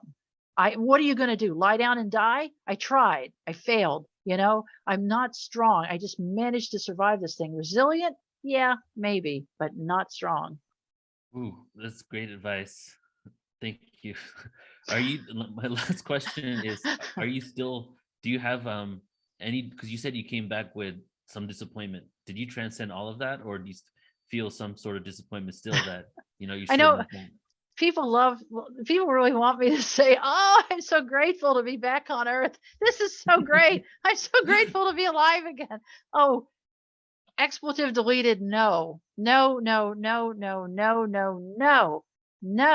I had a very difficult Christmas and New Year. My wedding anniversary was New Year's Day. Those are still difficult times for me. This year was difficult. And I was like, what was I thinking at that door? What was I thinking? But you know, that's life. It has its ups, it has its downs. Right. But one thing I did learn, one big thing I learned, suicide's a bad idea. And I'm no joke about that. It breaches a spiritual contract.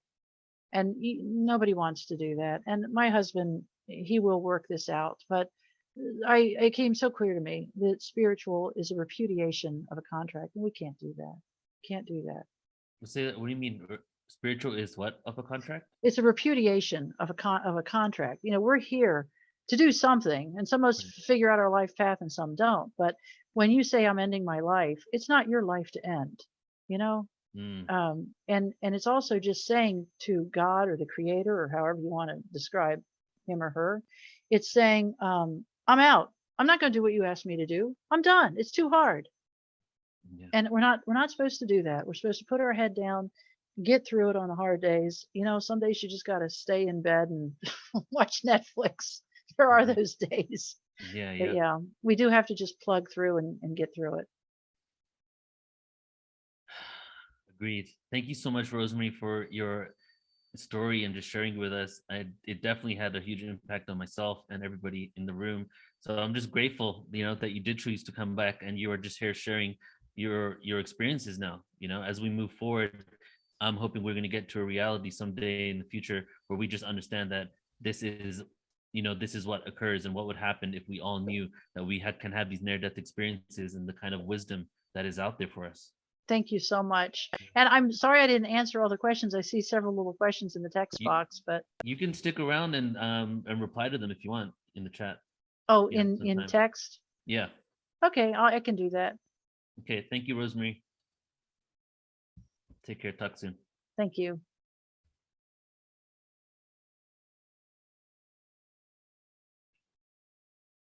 Beautiful. Thank you all so much. That was amazing. And we're going to get now into our last presenter for today, Suzanne Price. And this is going to be the final presentation. And do remember, you do get unlimited replay access for this event, so you can check it back. And I'm actually going to broadcast this on YouTube in a couple of days because I didn't get the YouTube set up today. So it's going to be rebroadcasted, the whole event on YouTube. So if you want to be in with a live audience and watch it all over again or watch some of it, you can do so at our Portal to Ascension on YouTube. But let's get into Suzanne Price here. And her topic for today is understanding afterlife communication, a personal and scientific perspective. A little bit about Suzanne. Formerly trained as a cultural anthropologist and communications professional, Suzanne has become a spiritual scientist and quantum science researcher who has investigated the bridge between universal spirituality and the quantum worlds for more than 15 years.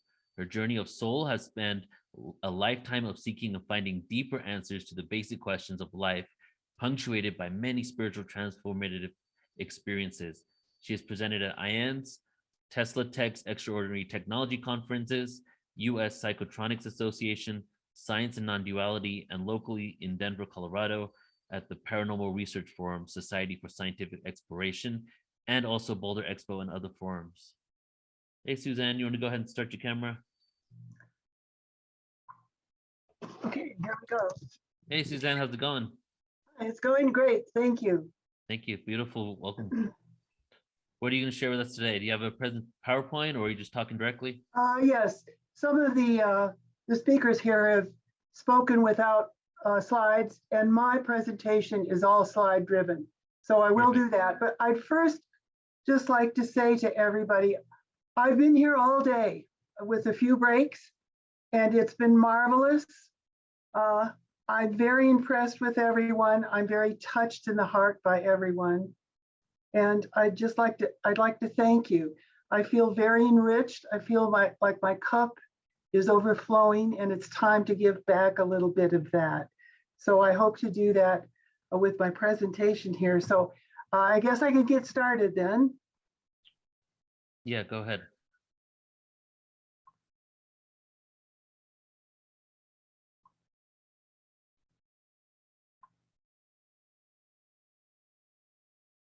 Am I going?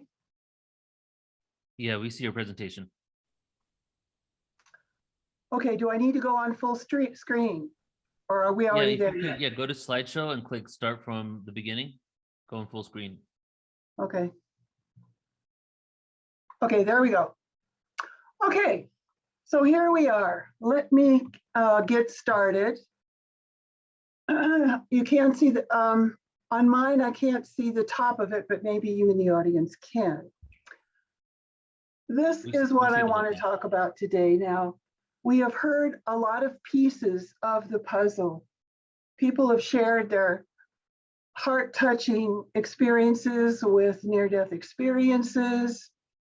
People have shared what their knowledge and wisdom about healing practices, their psychic and medium experiences, and so on. But now what I want to do is take this a step further and give you a big picture. I have been studying the bridge between what I call universal spirituality and the quantum world for quite some time, because I do think it is all a continuum. And I've also been studying energy for a long time with one of the Tesla Tech organizations. And so what I'm going to talk about now is all of these kinds of experiences from a consciousness point of view, as light, sound, energy, and I think all of us have mentioned it today, unconditional love. And then I want to say that all of this is information, and it's information in motion. Energy, you see, from my point of view, is vibratory information. This information emanates as an expression from the God force. Then I want to relate this to my scientific view that I've come up with after about 15 years of researching this and also presenting along the way. So I'm going to present my thoughts about harmonic synchronization and the ability in afterlife communication to match quantum vibratory resonance. This is the key, I believe, to that kind of communication. My thoughts do parallel to a good degree those of Mark Antony. So you'll see some repetition or correspondence, but I do have a few different approaches to it that I think you'll find interesting. Then what I want to do is I want to relate this information to the consciousness dimensions. Nobody has really talked about that yet, but they are not just what, heaven, the afterlife is not just one thing. It's many degrees or gradations of things, experiences of consciousness. Then I want to punctuate this with personal experiences of mine to illustrate certain kinds of spiritual communications. I'm going to relate experiences that I had personally with my deceased husband. In 2020 in August, he did pass away unexpectedly after surgery. And of course, I was pretty devastated by that. But I was also very encouraged to learn from experiences that his tips, I guess you could say, to communicate with me. And I want to relate these experiences to these different levels of conscious awareness that we call dimensions. And if there's time, and we may, depending on the questions that I get, I also want to talk a little bit about our individual portal to ascension. Does anybody have any ideas about that? I will tell you in advance that that portal to ascension is, yeah, it's all of this information that we're sharing in a wonderful way. But we do have a device in our bodies. And that particular thing is our spiritual eye. So let me get going. And first I want to say, you know, we live in a world that is dominated by rational materialism. This is our scientific paradigm. And Mark Anthony did talk about that a little bit. And this point of view tells us that everything that is real is material, including our consciousness and, you know, everything associated with it. And that's what these pure sciences are interested in: physics, mathematics, chemistry, biology, psychology, and so on. And there has been, for at least 400 years, a great chasm between the two. They don't talk to each other, although they are now. But traditionally, there has been spirituality, and then there's been science. And the two twains never shall meet. But all of this is changing.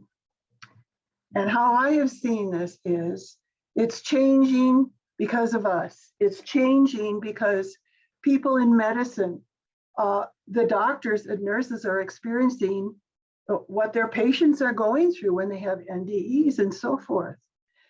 People are experiencing things with alternative healing, with certain kinds of quantum information, and also the sciences themselves. You know, people, the professionals are scratching their heads. They can't quite figure out what's happening. So the two are converging, and but then again, they're also diverging. So we have a group that is forming that I call them the Human Quantum Potential Group, of which we as speakers are a part of.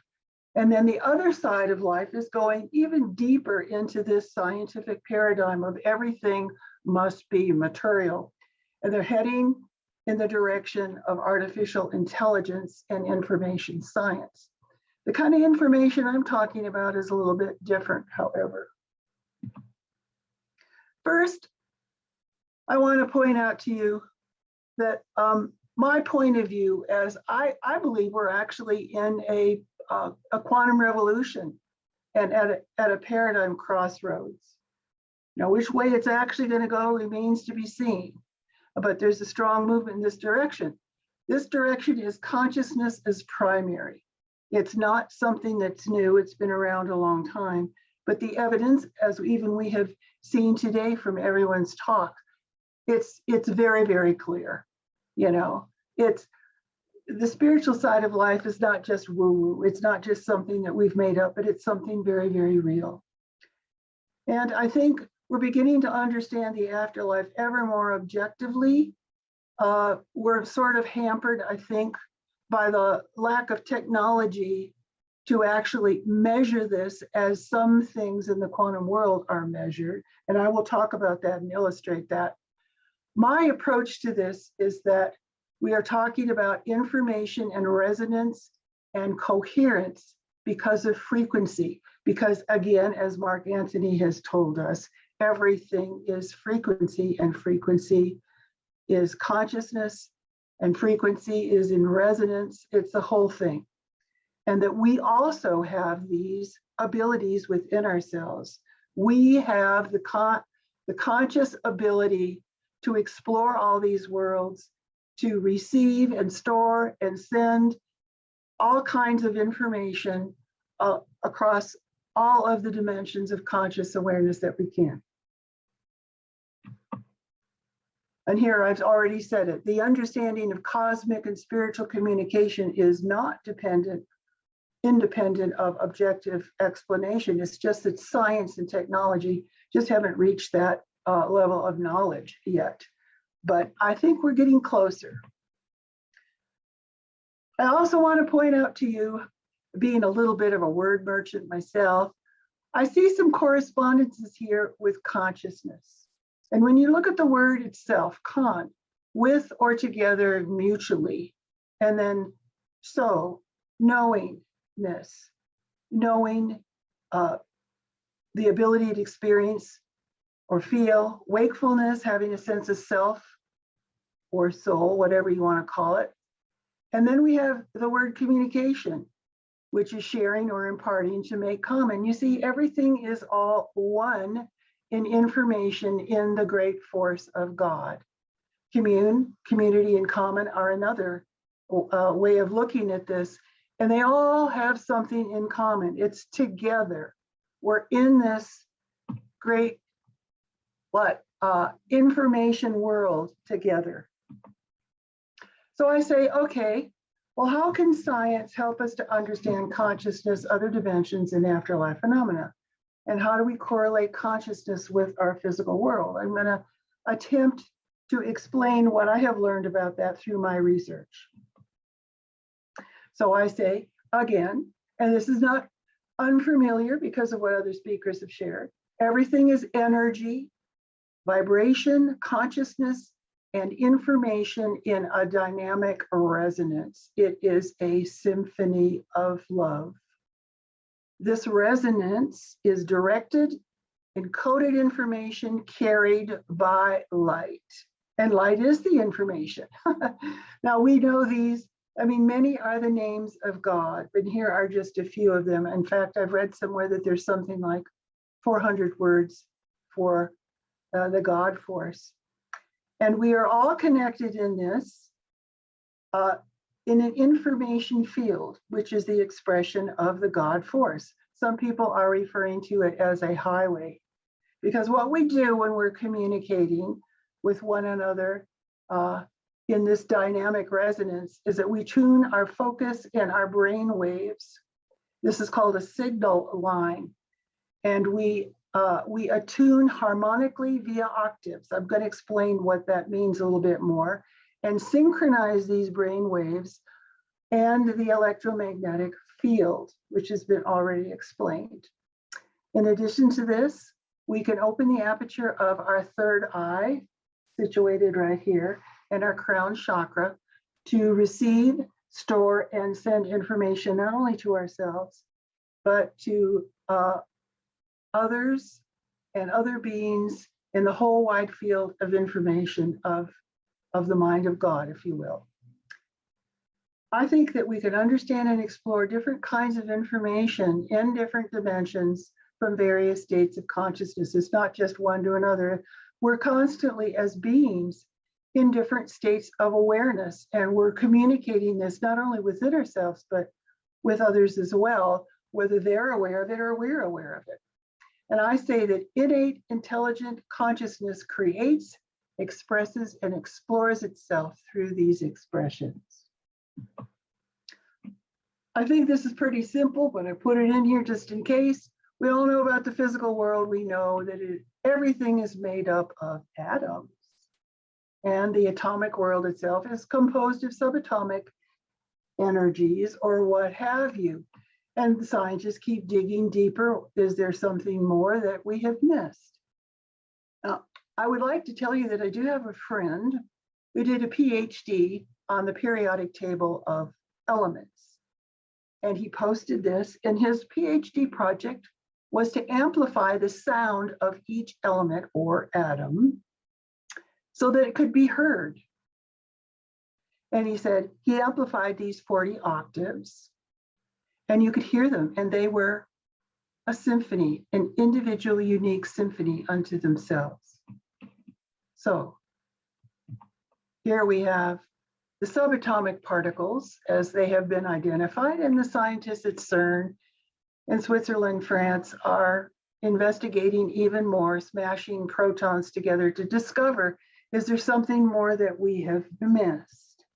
And I won't go into that, but just, they're pieces of consciousness and information that come together, and they help create the atoms, the parts of the atoms, which then go on to create molecules, which then go on to create all of the forms that we know in life in the third dimension.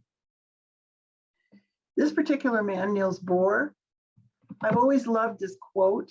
He says, everything we call real is made of things that cannot be regarded as real. And this was the founder of not only modern physics, but of the quantum quantum mechanics as well. He says, if quantum mechanics hasn't profoundly shocked you, you haven't understood it yet. And also, I've loved this quote, the futurist. Nikola Tesla, I've studied him quite extensively in my research into how does energy actually work? What is it about? He says, if you want to find the secrets of the universe, think in terms of energy, frequency, and vibration. And so right he is. In fact, he came up, and this was probably even before the turn of the 20th century, he came up with his resonance theory. Some of you may know Tesla is a extraordinary inventor, and we owe our modern way of life to him. He has invented, you know, the AC motor, radio, not Marconi, radio, and robotics, and he has 1,000 patents to his name. And he is gaining in celebrity these days, thank goodness. I like to see that. But anyway, he proposed an electromagnetic view unifying the material and spiritual origins of the universe. He called this a kind of a substance, luminiferous ether, which he said was a unified, dynamic, and undifferentiated field of time, space, and energy on all physical levels. And he also said that it joins space-time as different states of excited energy, bridging multiple realities. And then finally, which attracted my attention, he said matter is concentrated light, or information too. Its formation results from resonant processes in space propagated by the interaction of wave structures. Now let's take a look. We've already seen something like this, so I won't tarry here, but we live in a very narrow band of the electromagnetic spectrum. Now, the electromagnetic spectrum, of which we are all a part of, it consists of frequencies, of waves, and you see them here at the top. I don't know if you can see my arrow or not, hopefully. Everything. And it is measured in terms of angstroms for light and hertz for sound. I think that there's a better way of doing it with octaves, and I'm going to explain that because that becomes part of why I think harmonic synchronization is so important to understanding communication with the afterlife. And anyway, you see here, there's so much that we don't know. Of course, we all know about, you know, our cell phones, our TVs, et cetera, radio, microwaves, and these are all amplified so that we can hear them in our range. And then beyond that, ultraviolet, X-rays we know, gamma rays, and then one off the charts is cosmic rays. As we go from longer wavelengths to higher frequencies here, it's way out of our range. We just simply are not going to be able to even measure it. But these here are where, what am I going to say? This is where we're going to have experiences with the afterlife. I'll put it to you that way. Now here's another example of that where you're seeing the wavelengths. And you know, we have out here what the telescopes are telling us. Scientists are really interested in these zones. They're trying to figure out with the James Webb Space Telescope, what's dark matter, what's dark energy, and other things. But this is just another depiction. Now, I want to explain this to you. Hopefully I'm not throwing too much at you at once. But how an octave works, those of you who are familiar with music will understand this. In music, the scales go in intervals of 8. So say this is middle C and this is higher C, okay? So what happens if you have these are all frequencies, of course. When you go from middle C, say to the next one, the higher one is double the frequency. So imagine this, imagine that it is off the scale. We can't even measure how far into the cosmic frequencies that things go. I mean, I have read somewhere that there are 7,200 octaves beyond the human range that we cannot we cannot access with our technology. So what are we talking about here? Pardon me. I'd say with frequency, we're talking about an information highway that emanates from this God force, call it unconditional love, call it what you want. They're really not sure. Scientists want to call it a singularity. But what it does is it descends, I guess you could say that, it expresses in descending frequency, I guess you could say, it descends light and sound. And it starts with dark matter and dark energy and descends finally on down to the physical plane. This, I'm going to call this the high planes of the God force. And down here in the third dimension, we've got plasma, the fourth state of matter, and the physical things itself. And these are like strings of information that are expressive of form. We do have one thing that to take into consideration, and that is particle wave duality. Now, when you're looking at a frequency, you're looking at a wave structure. When you're just looking at it plainly, we call that a particle. But that's because we're observing it, because we have to observe it in time and space, right? And that's why we have the atoms, the subatomic particles, blah, blah, blah. But other than that, it is always a wave. That wave is carrying information. That's why I call it the information highway. And this is like radio transmissions, signal lines, strings, wave frequencies. And everything around us in this world is consisting of these wave structures, whether we are aware of it in our little narrow band of what we can perceive or not. So you begin to wonder, what are you receiving and what are you sending? And now people who are having, let's say they're mediums and they're speaking with people from the other side, they have the ability to tap into the frequency of the person sending it, you see. This has also been discussed, intention and resonance. This communication, say with the afterlife, is an information exchange. And how this is happening is it's a synchronous vibration or resonance. In other words, and this term has been used also, entanglement or superposition. So let me say what this is for me. This is an electrical communication because it's all in the EM spectrum of frequency, right? It's a communication from one to the other, but there's a sender and there is a receiver. And so they have to be on par with one another or in that range of frequencies that they're sending or receiving. And in fact, we are entangled all the time with things that we probably cannot see. And I think that's interesting. And here, a little example of it is, have you ever thought of someone and then suddenly the phone rings and it's them? You are entangled. You are receiving that thought information from the other person and you're simultaneously connecting. One other point I want to make before moving on is the idea of a synchronized universe model. This man, Claude Swanson, is a brilliant physicist. He's written a book on this topic. And in this, he's trying to describe a correlation between quantum mechanics and consciousness. And he, of course, says this is the interaction of particles, including across great distances and times.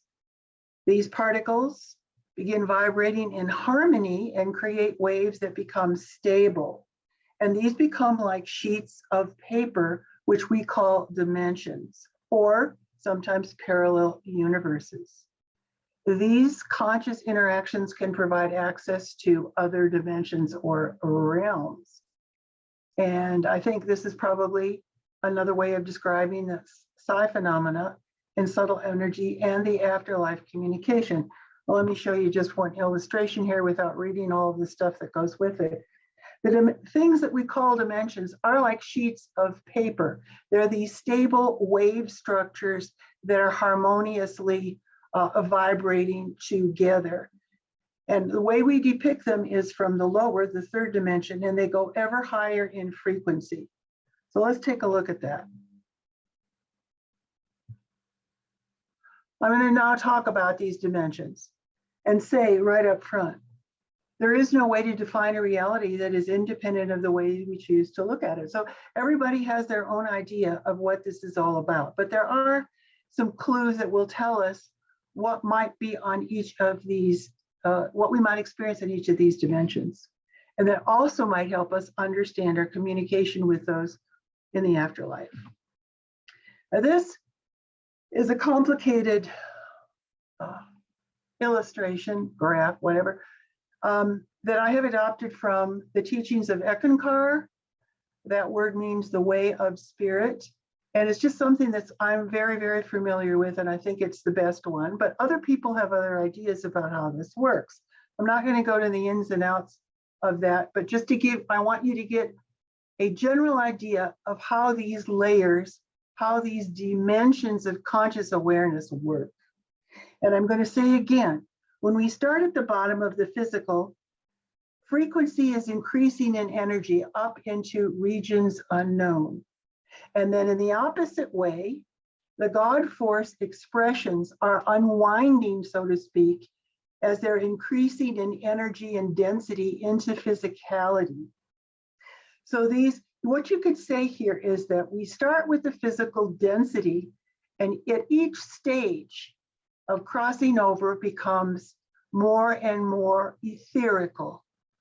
It becomes of a higher frequency, and it becomes less physical until finally we reach a soul level.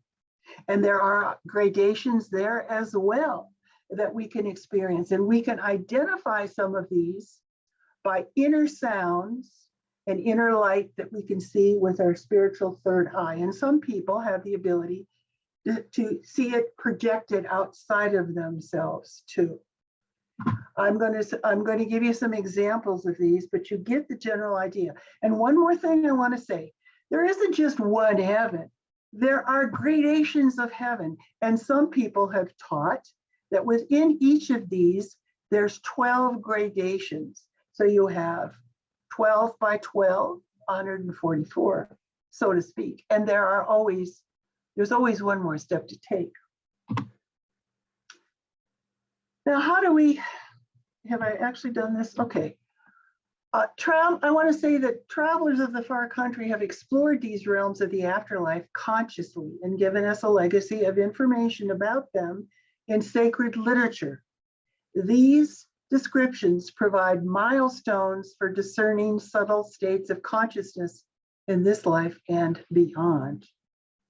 And where does this information come from? Many of you may be familiar with it, have done your own research or had training during your life.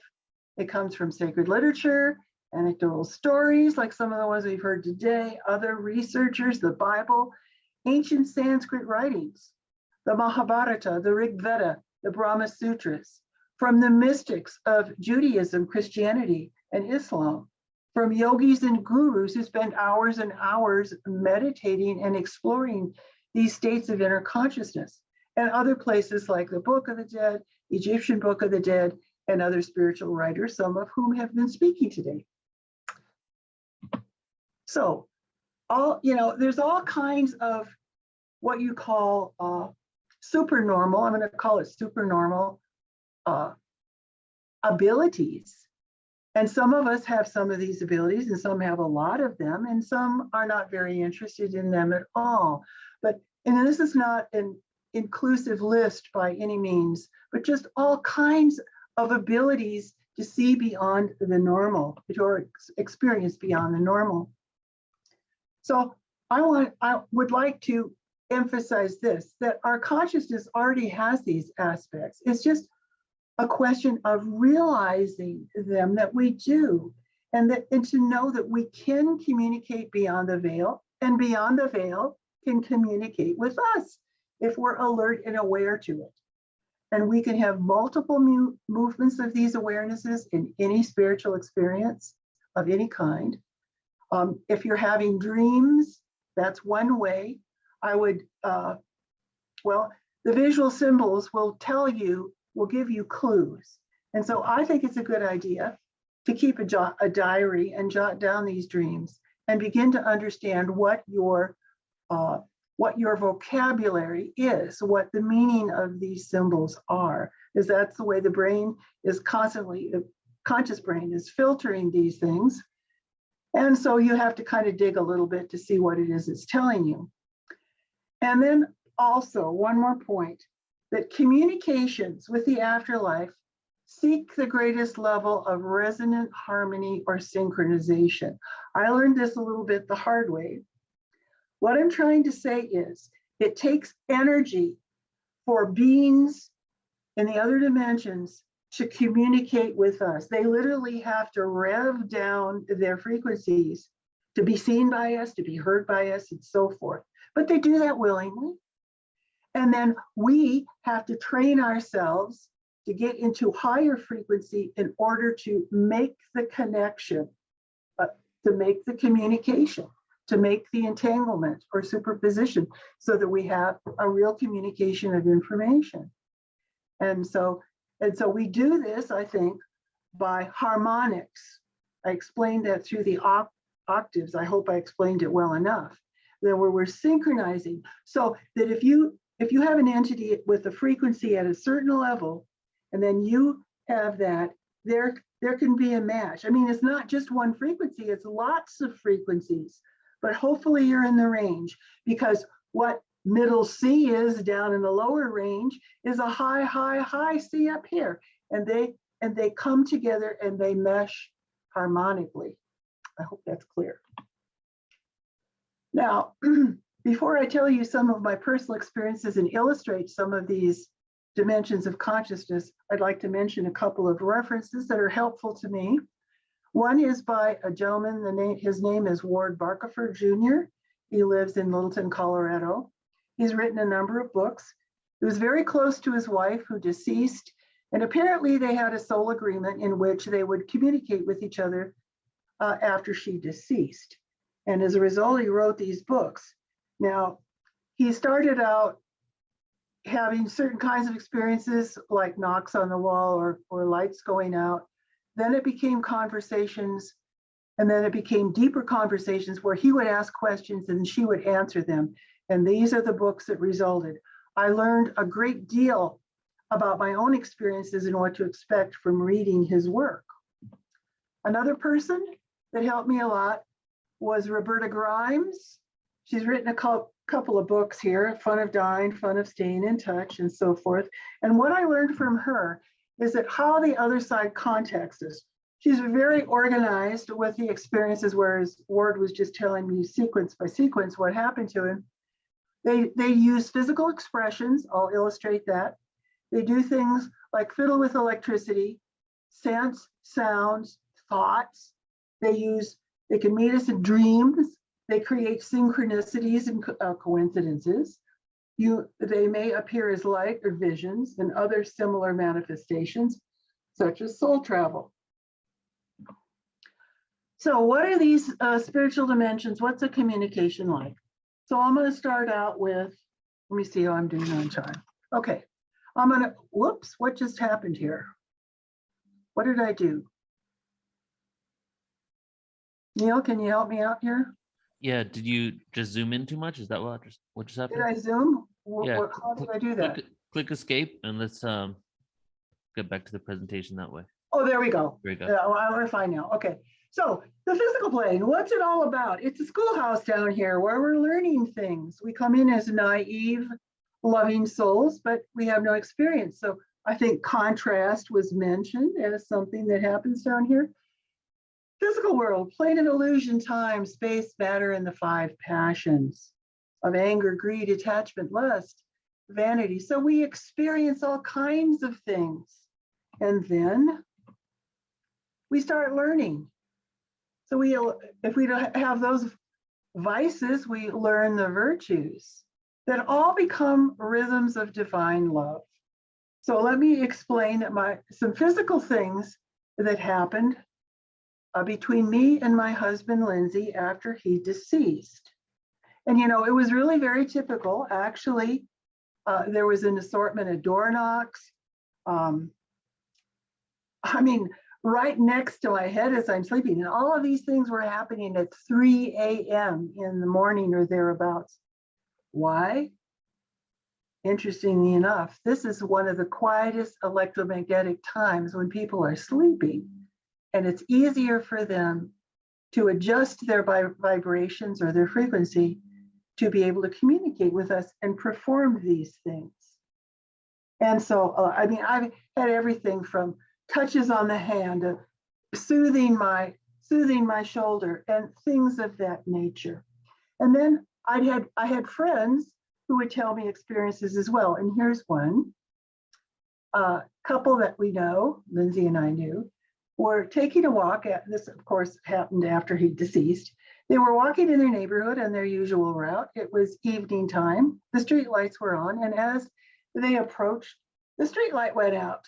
And the lady said, "Well, that must be Lindsay communicating with us," she said.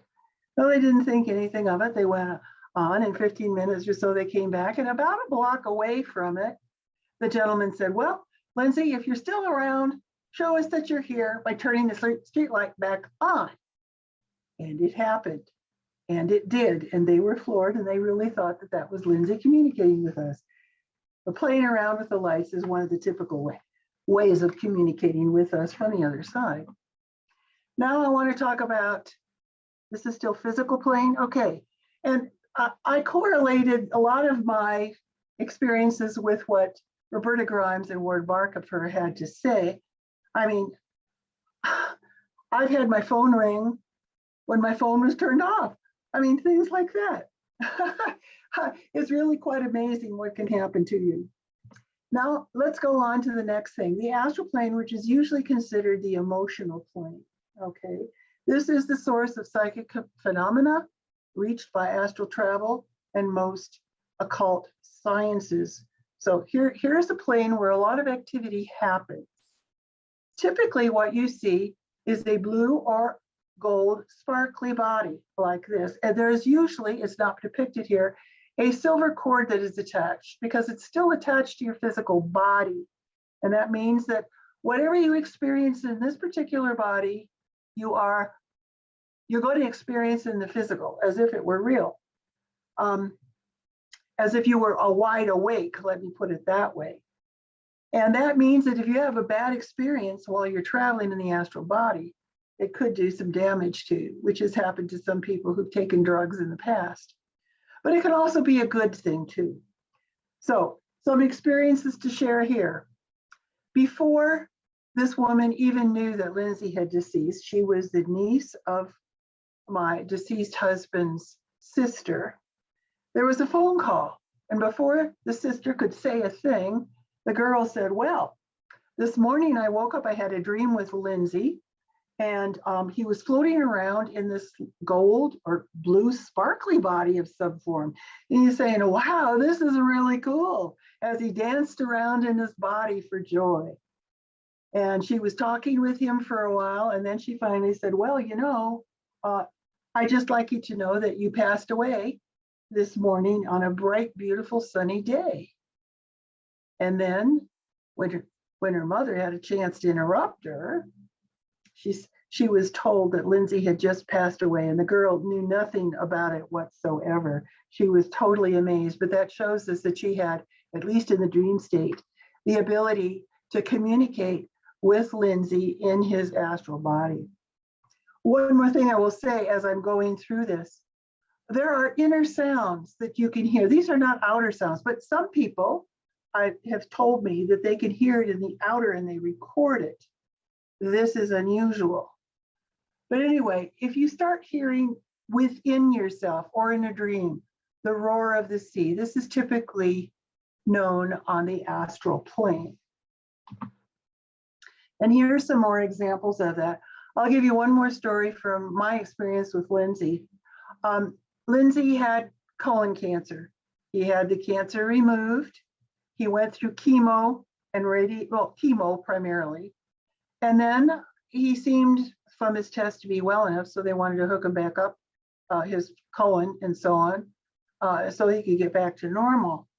But while he was recovering, we decided it was a good idea for him to sleep in the other room because he'd get up in the middle of the night make a lot of noise, rummage around. It was uncomfortable. You know, he'd have to go to the bathroom frequently. So that was a good idea. But when he was feeling okay, he would go to work and he would wake up first and he'd come into the room where I was sleeping and he would gently take my foot, sticking up from the covers, and he'd move it across like this, okay, to wake me up, which I thought was a sweet and gentle way of doing that with someone. Well, in the middle of the night, I can't tell you how many times, this is 3 a.m. in the morning, I would be awakened by my foot being moved by him back and forth like this. And that is how I knew it was Lindsay doing it, communicating with me. It was so sweet and so heart-wrenching at the time. Okay, another layer of consciousness that is there, that exists within us as our many, many lifetimes. We have a seed body and we go through these cycles of incarnation to learn. And we can have, basically, we can have dreams about all of this. And these are just a couple of examples. Here's a researcher, Jim Tucker, who's researched a lot about extraordinary experiences with children who remembered their past lives. I won't spend too much time here, but I do want to tell you, to illustrate, I had a dream in which Lindsay was there. He typically, of those who are deceased, he was in a younger body. He was wearing an outfit that I always loved. He was looking really good, his best self, I guess you could say. And he was giving a slideshow of all the places that we have lived in our past lives, which was in Europe. It included France, Switzerland, and Germany. And it was just delightful to watch this. So he was actually showing me when some of our lives and where they were located, which I thought was really pretty cool. The inner sound here that you might become aware of, even in the dream state, is the tinkling of bells. Because even in our culture, we say, oh, when we have a memory, oh, that rings a bell. And so there you have it. That's why we say that. Mental plane communications. Now, there's many aspects to the mind. This is a little hard to describe, but this area of consciousness includes mental teachings, aesthetics, philosophies, concepts of conventional religions, cosmic consciousness and the like, and so on and so forth. And the way that those the people on the other side communicate with us is through thoughts primarily, okay? And the sound here is that of running water. It's kind of like, reminds me of a little poem, all night long, the sound of the water tells what I think, which is pretty cool. And I will tell you that whenever I think of Lindsay and I'm thinking strongly about him and I'm feeling him in my heart, I believe I'm having a communication with him. And this has been illustrated to me over and over and over. And sometimes I get a sign and other times it is just a feeling. But I'll tell you one story that happened. We had a celebration of life for Lindsay and some of his friends. He lived in Phoenix. So I traveled from Colorado, where I live, and we met in Flagstaff and we're going to have the ceremony at a place that he loved, which was near the Flagstaff Observatory, the Lowell Observatory there. We used to go there a lot. And afterwards, we went back down to one of his best friends' home and I stayed for a few more days. He had a swimming pool. It was 118 degrees that day and we were all in the pool trying to enjoy ourselves and cool off. And the man who was the host, his wife had died of COVID about 2-3 months prior. So he was still kind of in a low-key mood. And his other friends were, there to just be there in presence to kind of comfort him. And anyway, I was in the pool next door to this man at the time and hanging on the pool. All of a sudden, I was thinking of Lindsay because we were talking about him. And I see an image of him. It's kind of an etheric looking image, but it was clearly him. And then to my surprise was the image of this man's wife in her bathing suit who had passed. And Lindsay, I heard this in my inner ears, Lindsay, and she had a conversation. And she said to Lindsay, I want Julian, that was her husband's name, to know that I love him very much.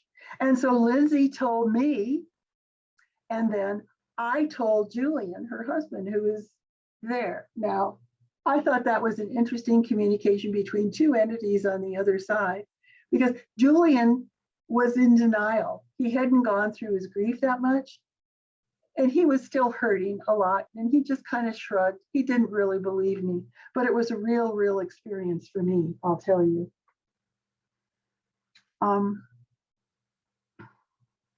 Okay, so going on, our time is getting close. I'm almost completed with this part of it. Talking about the etheric plane. The etheric plane is kind of an in-between band between the lower dimensions and the higher dimensions of soul and beyond, up into the God spheres. It's a little hard to describe. At this plane, everything is etherical looking. If you can see it, it is more often known by lights, inner lights. Some people can see a little blue globe, Merkaba or something. Some people in dream states will see geometries and so forth. The inner sound there is the sound of buzzing bees. And I had an experience once where I was in an arboretum with a lot of plants on tables, and the background was of Palo Verde trees that were in bloom, and the wind was coming along, and I was experiencing cascades of these golden petals falling from the trees before me, and the whole place was abuzz with bees. They were all after the nectar of these beautiful flowers, and it was a magical moment for me. If it was an outer sound, but boy, I'll tell you, it really lifted me into an ecstatic state, just being there in the breeze with the trees, and it was just absolutely lovely, those buzzing bees. Okay, so one more thing that I want to tell you about, and we're almost done, is at the soul level, this is where everything doesn't have form. It's all light and sound. It's all frequency and information. It's you, your higher self. And this is where the Akashic records are stored. And the inner sound, I've experienced it and others have experienced it, is the single note of a flute. So sometimes you might actually have that experience in a dream or not. Many people say that flying dreams are a clear indication of soul travel. And when you're traveling in the soul consciousness, you're not informed, not really, even though your dream may make it into its form. When you're flying in the astral planes and in that consciousness, you have no form. And sometimes people will talk about this. They'll talk about going into the light, going through a window or a door or a tunnel, or just seeing like this one. I want to explain this. I have had many experiences seeing people in what I call the cameo. This is where there's kind of a cloud. And within the cloud, there is a light. And within the light, there is a sort of etherical looking kind of face of someone who's communicating with you. And this is a soul to soul, I believe, experience. Or they're trying to come through from the soul plane to communicate with you in some form. And I had one dramatic one with Lindsay. In my home, in my living room, I have a fireplace, a gas fireplace, and a mantle. And on this mantle, I put a picture of the two of us that I really liked. It was given by a friend. And every day after he deceased, I would go by and I would look at the picture and I would contemplate and feel my feelings for him. And then one day, when I was sitting quietly in a meditative state, I saw myself looking through a cameo like this. It was of clouds and light. And I went through this and I peered through it, like looking through one of those Easter eggs they used to have, you know, you look through it and there's a little scene in the middle. Well, I saw Lindsay in just a place like mine, the same thing. And I have learned that people on the other side, in the astral plane anyway, will create a place just like they know in the physical because they feel comfortable there. They're actually projecting this, creating this all themselves. So I see him at the mantelpiece. He's looking at his back's to me. He's looking at the picture of us, just as I would look. And then he turned around and he saw me. I think he saw me from the other side looking at him. And that was a really special soul experience, soul to soul. I definitely cherish that one. On the other side, what is it like in light and sound? You might hear a whirlwind like a tornado. You might see light so bright that you can't stand looking at it. You might hear symphonic music of all kinds, the sound of bagpipes, the sound of violins, the sound of symphonic music. This is what it's like on the soul plane, on the inner planes of these worlds. And if you're lucky enough to have some of these experiences, and I'm not remembering, but maybe there's someone here who's spoken about that a little bit. I think they referred to symphony. This is certainly true enough. And so these are some of the clues that you may have to recognizing in the physical here when you have had an experience on one of these higher planes of conscious awareness. I hope that my explanations have given you a little different take on how that happens and how you might identify some of your experiences. So important to this is the pineal gland, which is a crystal transducer. I can talk about this a little bit. We're running out of time in case there's questions.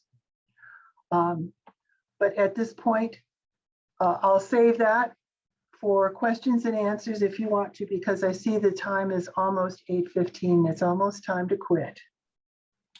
So you want me to stop sharing for now? Yeah, you can stop sharing. Thank you so Okay. much. That was incredible. You know, the whole symphony thing, that's so interesting. So I'm thinking, like, is it that we've created devices to channel the energy from other dimensions? And that's why it sounds like that. We literally are like bringing in the frequencies from other dimensions with these instruments. You know? I definitely think so. Are some of our famous composers, Mozart, Beethoven, and others of other centuries. Yes, they're in high states and they're bringing it in. Mm-hmm. And Heidi's asking here, I wonder if hearing these sounds automatically opens our conscious connection to these different dimensions. Yes, absolutely. Yeah. You spoke earlier, I kind of missed the whole thing. So if you can clarify this a bit, you said something about 12 by 12 and equals 144. Was that variations of heaven? Yes, I have been taught, maybe other people have different notions of this, but I've been taught that each level of conscious awareness that I was mentioning, the physical, astral, causal, mental, and so on, there are gradations within them. And that'd be interesting to explore in the physical plane, I think, but that probably exists here as well. And so the point is you've got gradations. It's all just not one heaven or one frequency. It's a gradation of frequencies that go higher and higher and finer and lighter. So would this dimension be one of those gradations? This dimension? Yeah. Yeah. So you know what? That reminds me of a phrase that a friend gave me. We're pure spiritual beings living a pure spiritual experience. Yes, the people tend to think, oh, material, physical, and then all the rest of it is separate from us. No, we are having a spiritual experience right now. Right. So I like that because that goes to show that this is also heaven, right? It is heaven, and whatever we make of it by our individual choices, as we are each individually learning what it is to be pure love, just like our Creator. Exactly. That's why I like to say, like, what we're basically doing with this awareness, information, ascension information is creating heaven on earth. Or how about this? Realizing heaven on earth, you know? That's it. It's been here. It's here in consciousness. It exists within us. But I believe basically what our job is to realize that fully. by first self-realization as an individual soul, and then working our way toward God realization. And this is why we choose to have different incarnations to learn these lessons, to become as the Creator intended. Mm-hmm. So we have a couple more questions that have come in. Do you have a book about any of these teachings? And not yet, it's in progress. You know how I don't have a website, I hate to say it.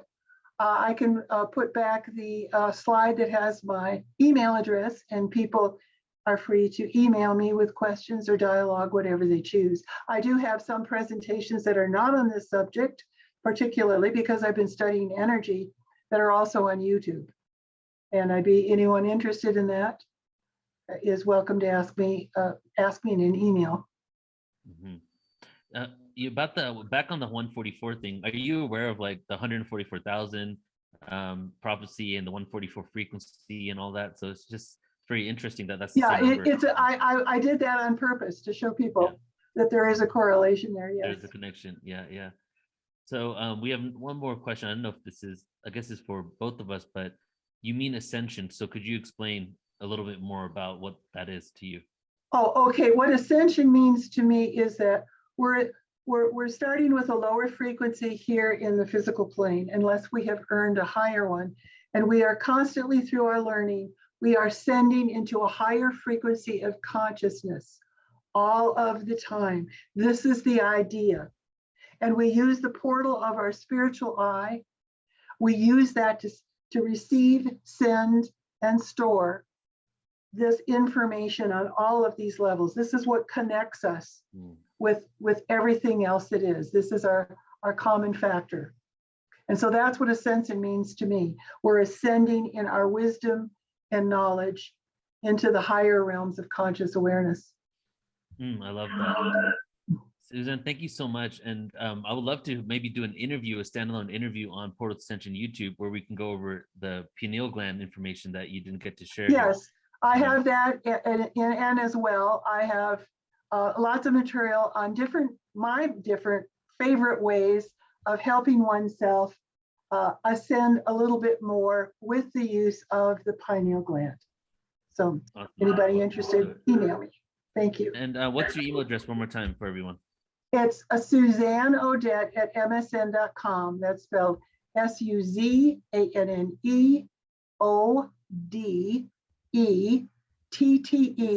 at msn.com. Beautiful. And I just posted on the room.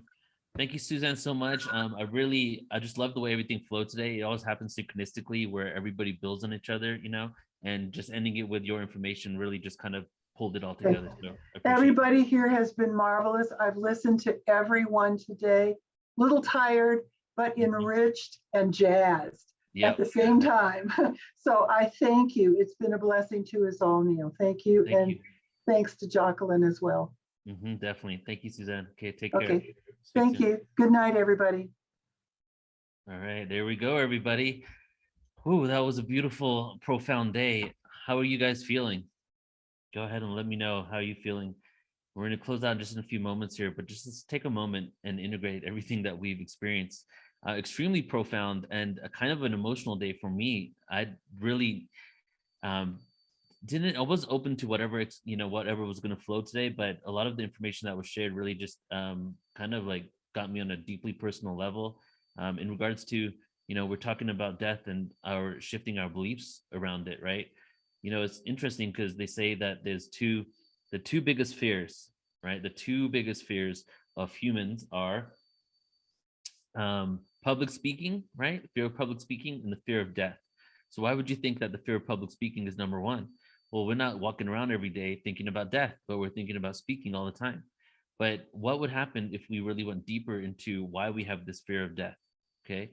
What it is the fear of loss, maybe not knowing what is going to happen afterwards. So part of this event the intention of it is to begin the process of redefining what it means to die, redefining mourning into the transitioning, and setting the precedence of a world in which we're going to celebrate existence always and know that energy always will continue. And that is we're just at the beginning phases of a whole new paradigm where we're going to shift our collective belief systems around the concept of dying and communicating with the afterlife. And I've always, like, ever since I started Portal to Ascension, even when I started waking up in 2001, one of the first things I came across was the realization that we will begin to celebrate life when someone transitions. And with this event, the intention was just to get this awareness out there and just to provide another dynamic as we continue to peel back layers of who we are, and the reality that we live in, the multidimensional reality. All right, everybody, I'm going to close out here with a poem that I wrote. I think this would be perfect moment to express this poem. And as I was listening to everything today, I was kind of remembering how I felt a few years ago. Not a few years ago, over a decade ago. I was really depressed and a little bit of suicidal. And I wrote this poem basically kind of having that connection to what kind of conversation I would have with God if I transitioned away. So this is my poem here. It's called Near-Death Experiences. Cut off. Ventilation is needed. Cut off. Circulation skin pricked. Now I'm bleeding. Softly cheering for vengeance to rule this accusation of leading the staff astray. Boasting of my positions in society's playground. Round and round the merry-go-round. Softly speak before someone hears your sound. Run like a child to the top of the mound. Now kill the queen and take a crown. I often wonder if in the pit, will there be solid ground? Or will I continue to fall until I'm pronounced legally brain dead? Would my body ever be found? Cut off. Ventilation is needed. What is the point of anger? Why do you have to hate me? Can't you forgive me while I'm on my knees, begging, please God, hear my cries. Please God, tell me why. I can only use a part of my mind until the 100th year when I die. We are immaterial. In a universe, we are only one world with billions of other races for you. How come my relationship with you is so personal? And I see you in full form right in front of my eyes, telling me all superficial existence is a lie. I'm trapped, limited by my own mind. So find your own meaning to life. And when you die, I will hold you by my side, explain to the divine that you cannot apprehend in a place of signs, money, greed, envy, and political lies. But I want to come to you right now. Leave this place because I don't belong. What I know makes it hard for me to go on. So wave your wand and facilitate my move into the next dimension with ease, please. I don't want to be in pain when I'm erased from this life of capitalistic gains. Pain? Pain is nothing but a signal being sent to your brain. Can you leave this material life, family, friends, and wealth? When you speak of pain, are you not worried about your health? You are stuck in existence full of substance for which you must continue. No, you're not ready to come. Some more years must pass until your life is done. Just maintain the exploration, and soon you will find your own pathway back, my son.